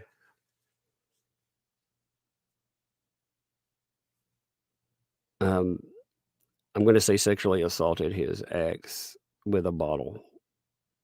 That's how people will remember him. That's his legacy, no matter what. He will always be tainted with that. It doesn't matter that he was a victim. It doesn't matter because they won't care. There are a lot of people that also they hate men. So you know the people who hate men, of course, they're gonna go out of their way to stigmatize the man. You know, because I mean that's what they do. Like there are a lot, like I said, there are a lot of people that do that kind of stuff. Though they're hateful people, but it's not surprising, and it shouldn't surprise anyone. You know, the thing is, here, let me show you one other thing today too. One second.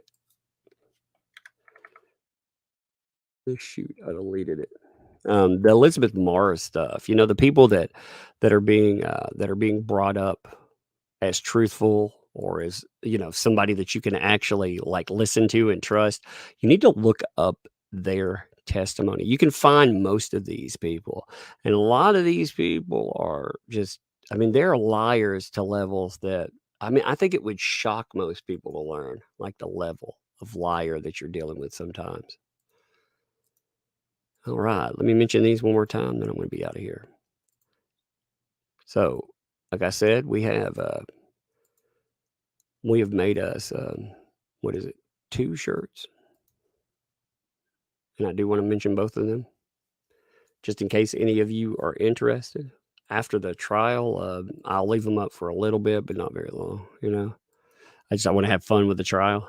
But we have the we have the bee. I like the bee one. I think it's funny. This one. I stepped on a bee. Oh, Johnny Depp face. I love that one. I think it's funny. Yeah. It's bee leave Depp. Johnny beat good. That's what the guy who drew the design kept saying. That's his Johnny B. Good. And then we have Super Camille. You know, we also have muffins. We have a Mega Pint shirt, all of that stuff. Like I said, we have everything that you pick up. If you pick it up, part of that proceeds goes to Yeah, I want y'all to go over to Popcorn Planet. Go check him out.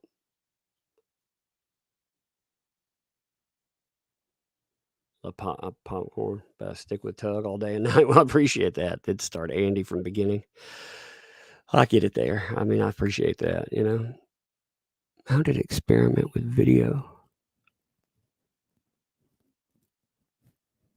Good day. I hope your comic's doing well. Yeah, it's doing very good. I'm gonna for the last week we'll go over it. I'm also trying to set up so uh, you guys know Greg Ellis, right? Yeah, Greg Ellis, Mr. Pirates of the Caribbean. Greg Ellis. I'm trying to get a time worked out with him.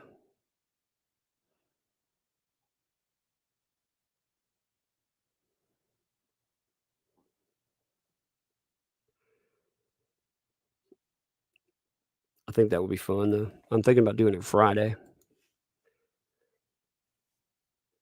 But go check into Popcorn Planet. I'm gonna call it a day here. All right. I'll have a video, by the way, coming up at 6:00. So there will be a video in about 30 minutes. It's going to be where the cat lady lost her temper and quit. So go over there. Maybe you can boost him to about 50,000 in his closeout shows. Like I said, he has a good number for his exit show. And Andy. The one thing about Andy Signore is the fact that Andy understands false accusations. He was accused one time, and I remember that very well. At one time, like I didn't until the Johnny Depp stuff. I didn't know him. Like I'd never really known him. I knew of him, but I didn't know him. But I knew about the stigma I had heard. I heard, when I interacted with him the first time, somebody was like, why are you messing with him? He's that guy who did, I'm not even going to repeat the accusation, but he's the guy who did that. And that's going to rub off on you. Now, if you know me, I don't give a shit what anybody says about me. Like, if you get offended, like I say what I want to say. If something offends you, if I said something and it was off key, I'd be like, yo, that was stupid. And, my bad. But if I've had people, hit me up and be like, oh my God, I can't believe you said that. You need to apologize. Fuck all that. I'm not apologizing for anything that I do. Like I don't believe in the mob telling me what to do. I don't believe in that. If you spend all your time doing that, no. But I remember, people hitting me up with that. And I was like, how do you know that he did anything wrong? Like, how do you know? Well, listen and believe. Like, why would you do that? I do not subscribe to listen and believe. Like, if that's your answer to me, and I've had people try to sell me that on Andy though, telling me, if you don't do that, then it's like like I said, you don't have any idea. Like if you think that's going to influence me in any way, you have no idea like who you're talking to. Because I just don't care online. Like this stuff that we do will run its course one day. People will one day decide, oh, I'm timed out, and then I'll not do this anymore. Or maybe I'll do it forever until I'm dead. Whatever. I don't know. Maybe people will like it and I'll get to continue cases and it'll become a full-time job or something. I don't know. But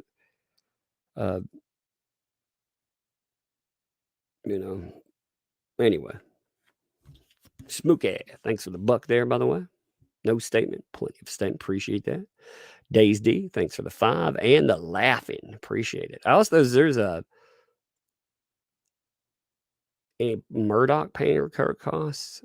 We know Elon pays, but Murdoch, no. It's you ordered a shirt. Awesome. Thank you for that. Sexy toast. Yeah, let me sexy toast y'all real quick too. Check this out. I forgot about this one.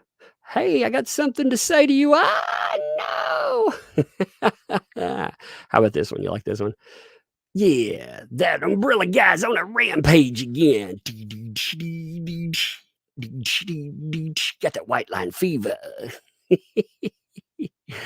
For some reason, walking in the rain. Oh man, It's a little wet out here. I'm not really sure what I'm out here in the rain for.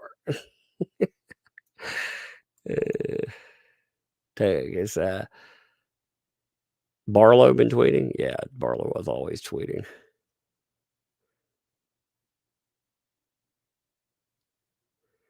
What is a shoe tunnel? Well, what? I don't know what that is. Hey, somebody made this one. Check this one out. This is that umbrella guy riding a scorpion, attacking people. People make the funniest stuff. Like, I didn't make these. Just people make them, and I pick them up. You know, I love art. Like, when people make stuff, I think it's funny. Like, I enjoy it. So, you know, I like your like, oh yeah, people are slap fighting. It's they said it was bum fights in hell. Like, I'm in the background, like, yeah, that's so dumb.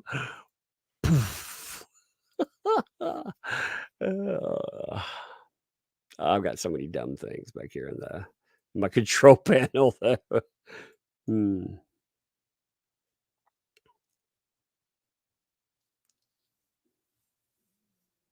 The Freeloaders Club, like the Breakfast Club, that would really be funny.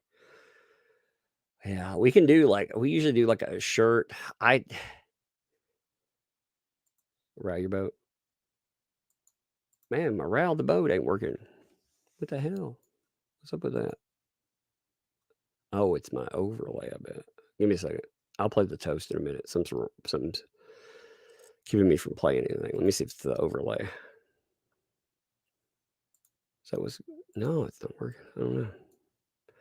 Megan Benz, thanks for the 5. Can they bring Dr. Curry back in rebuttal? Well, they said they could bring her back, but they won't. They won't, and have her pick apart her testimony following in line with her diagnosis.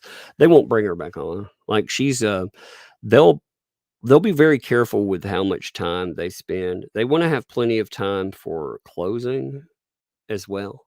You know, the closing arguments. You spend a lot of time with that. They waste time with the one of the things that I hate is they waste time with those stupid a lot of the stupid video stuff, you know. And I do like somebody was asking, is this stuff done on purpose? You know? Yeah, I think so. I think a lot of it is done on purpose. I think they waste time intentionally sometimes, you know, because JD can't hurt you if he's fighting off stupid claims by an acting coach. You know what I mean?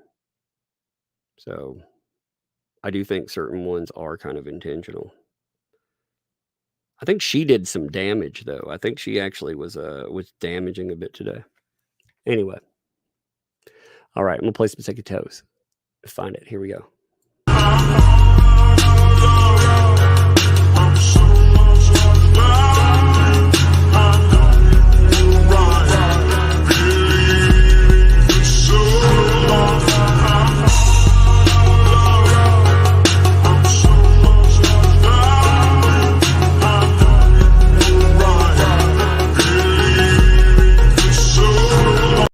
That's weird. The sound is so distorted. I think that's the volume increaser. Did you hear that? It was distorted. Let me try this again. That was weird. Did you hear that? That's very weird. Let me try it again.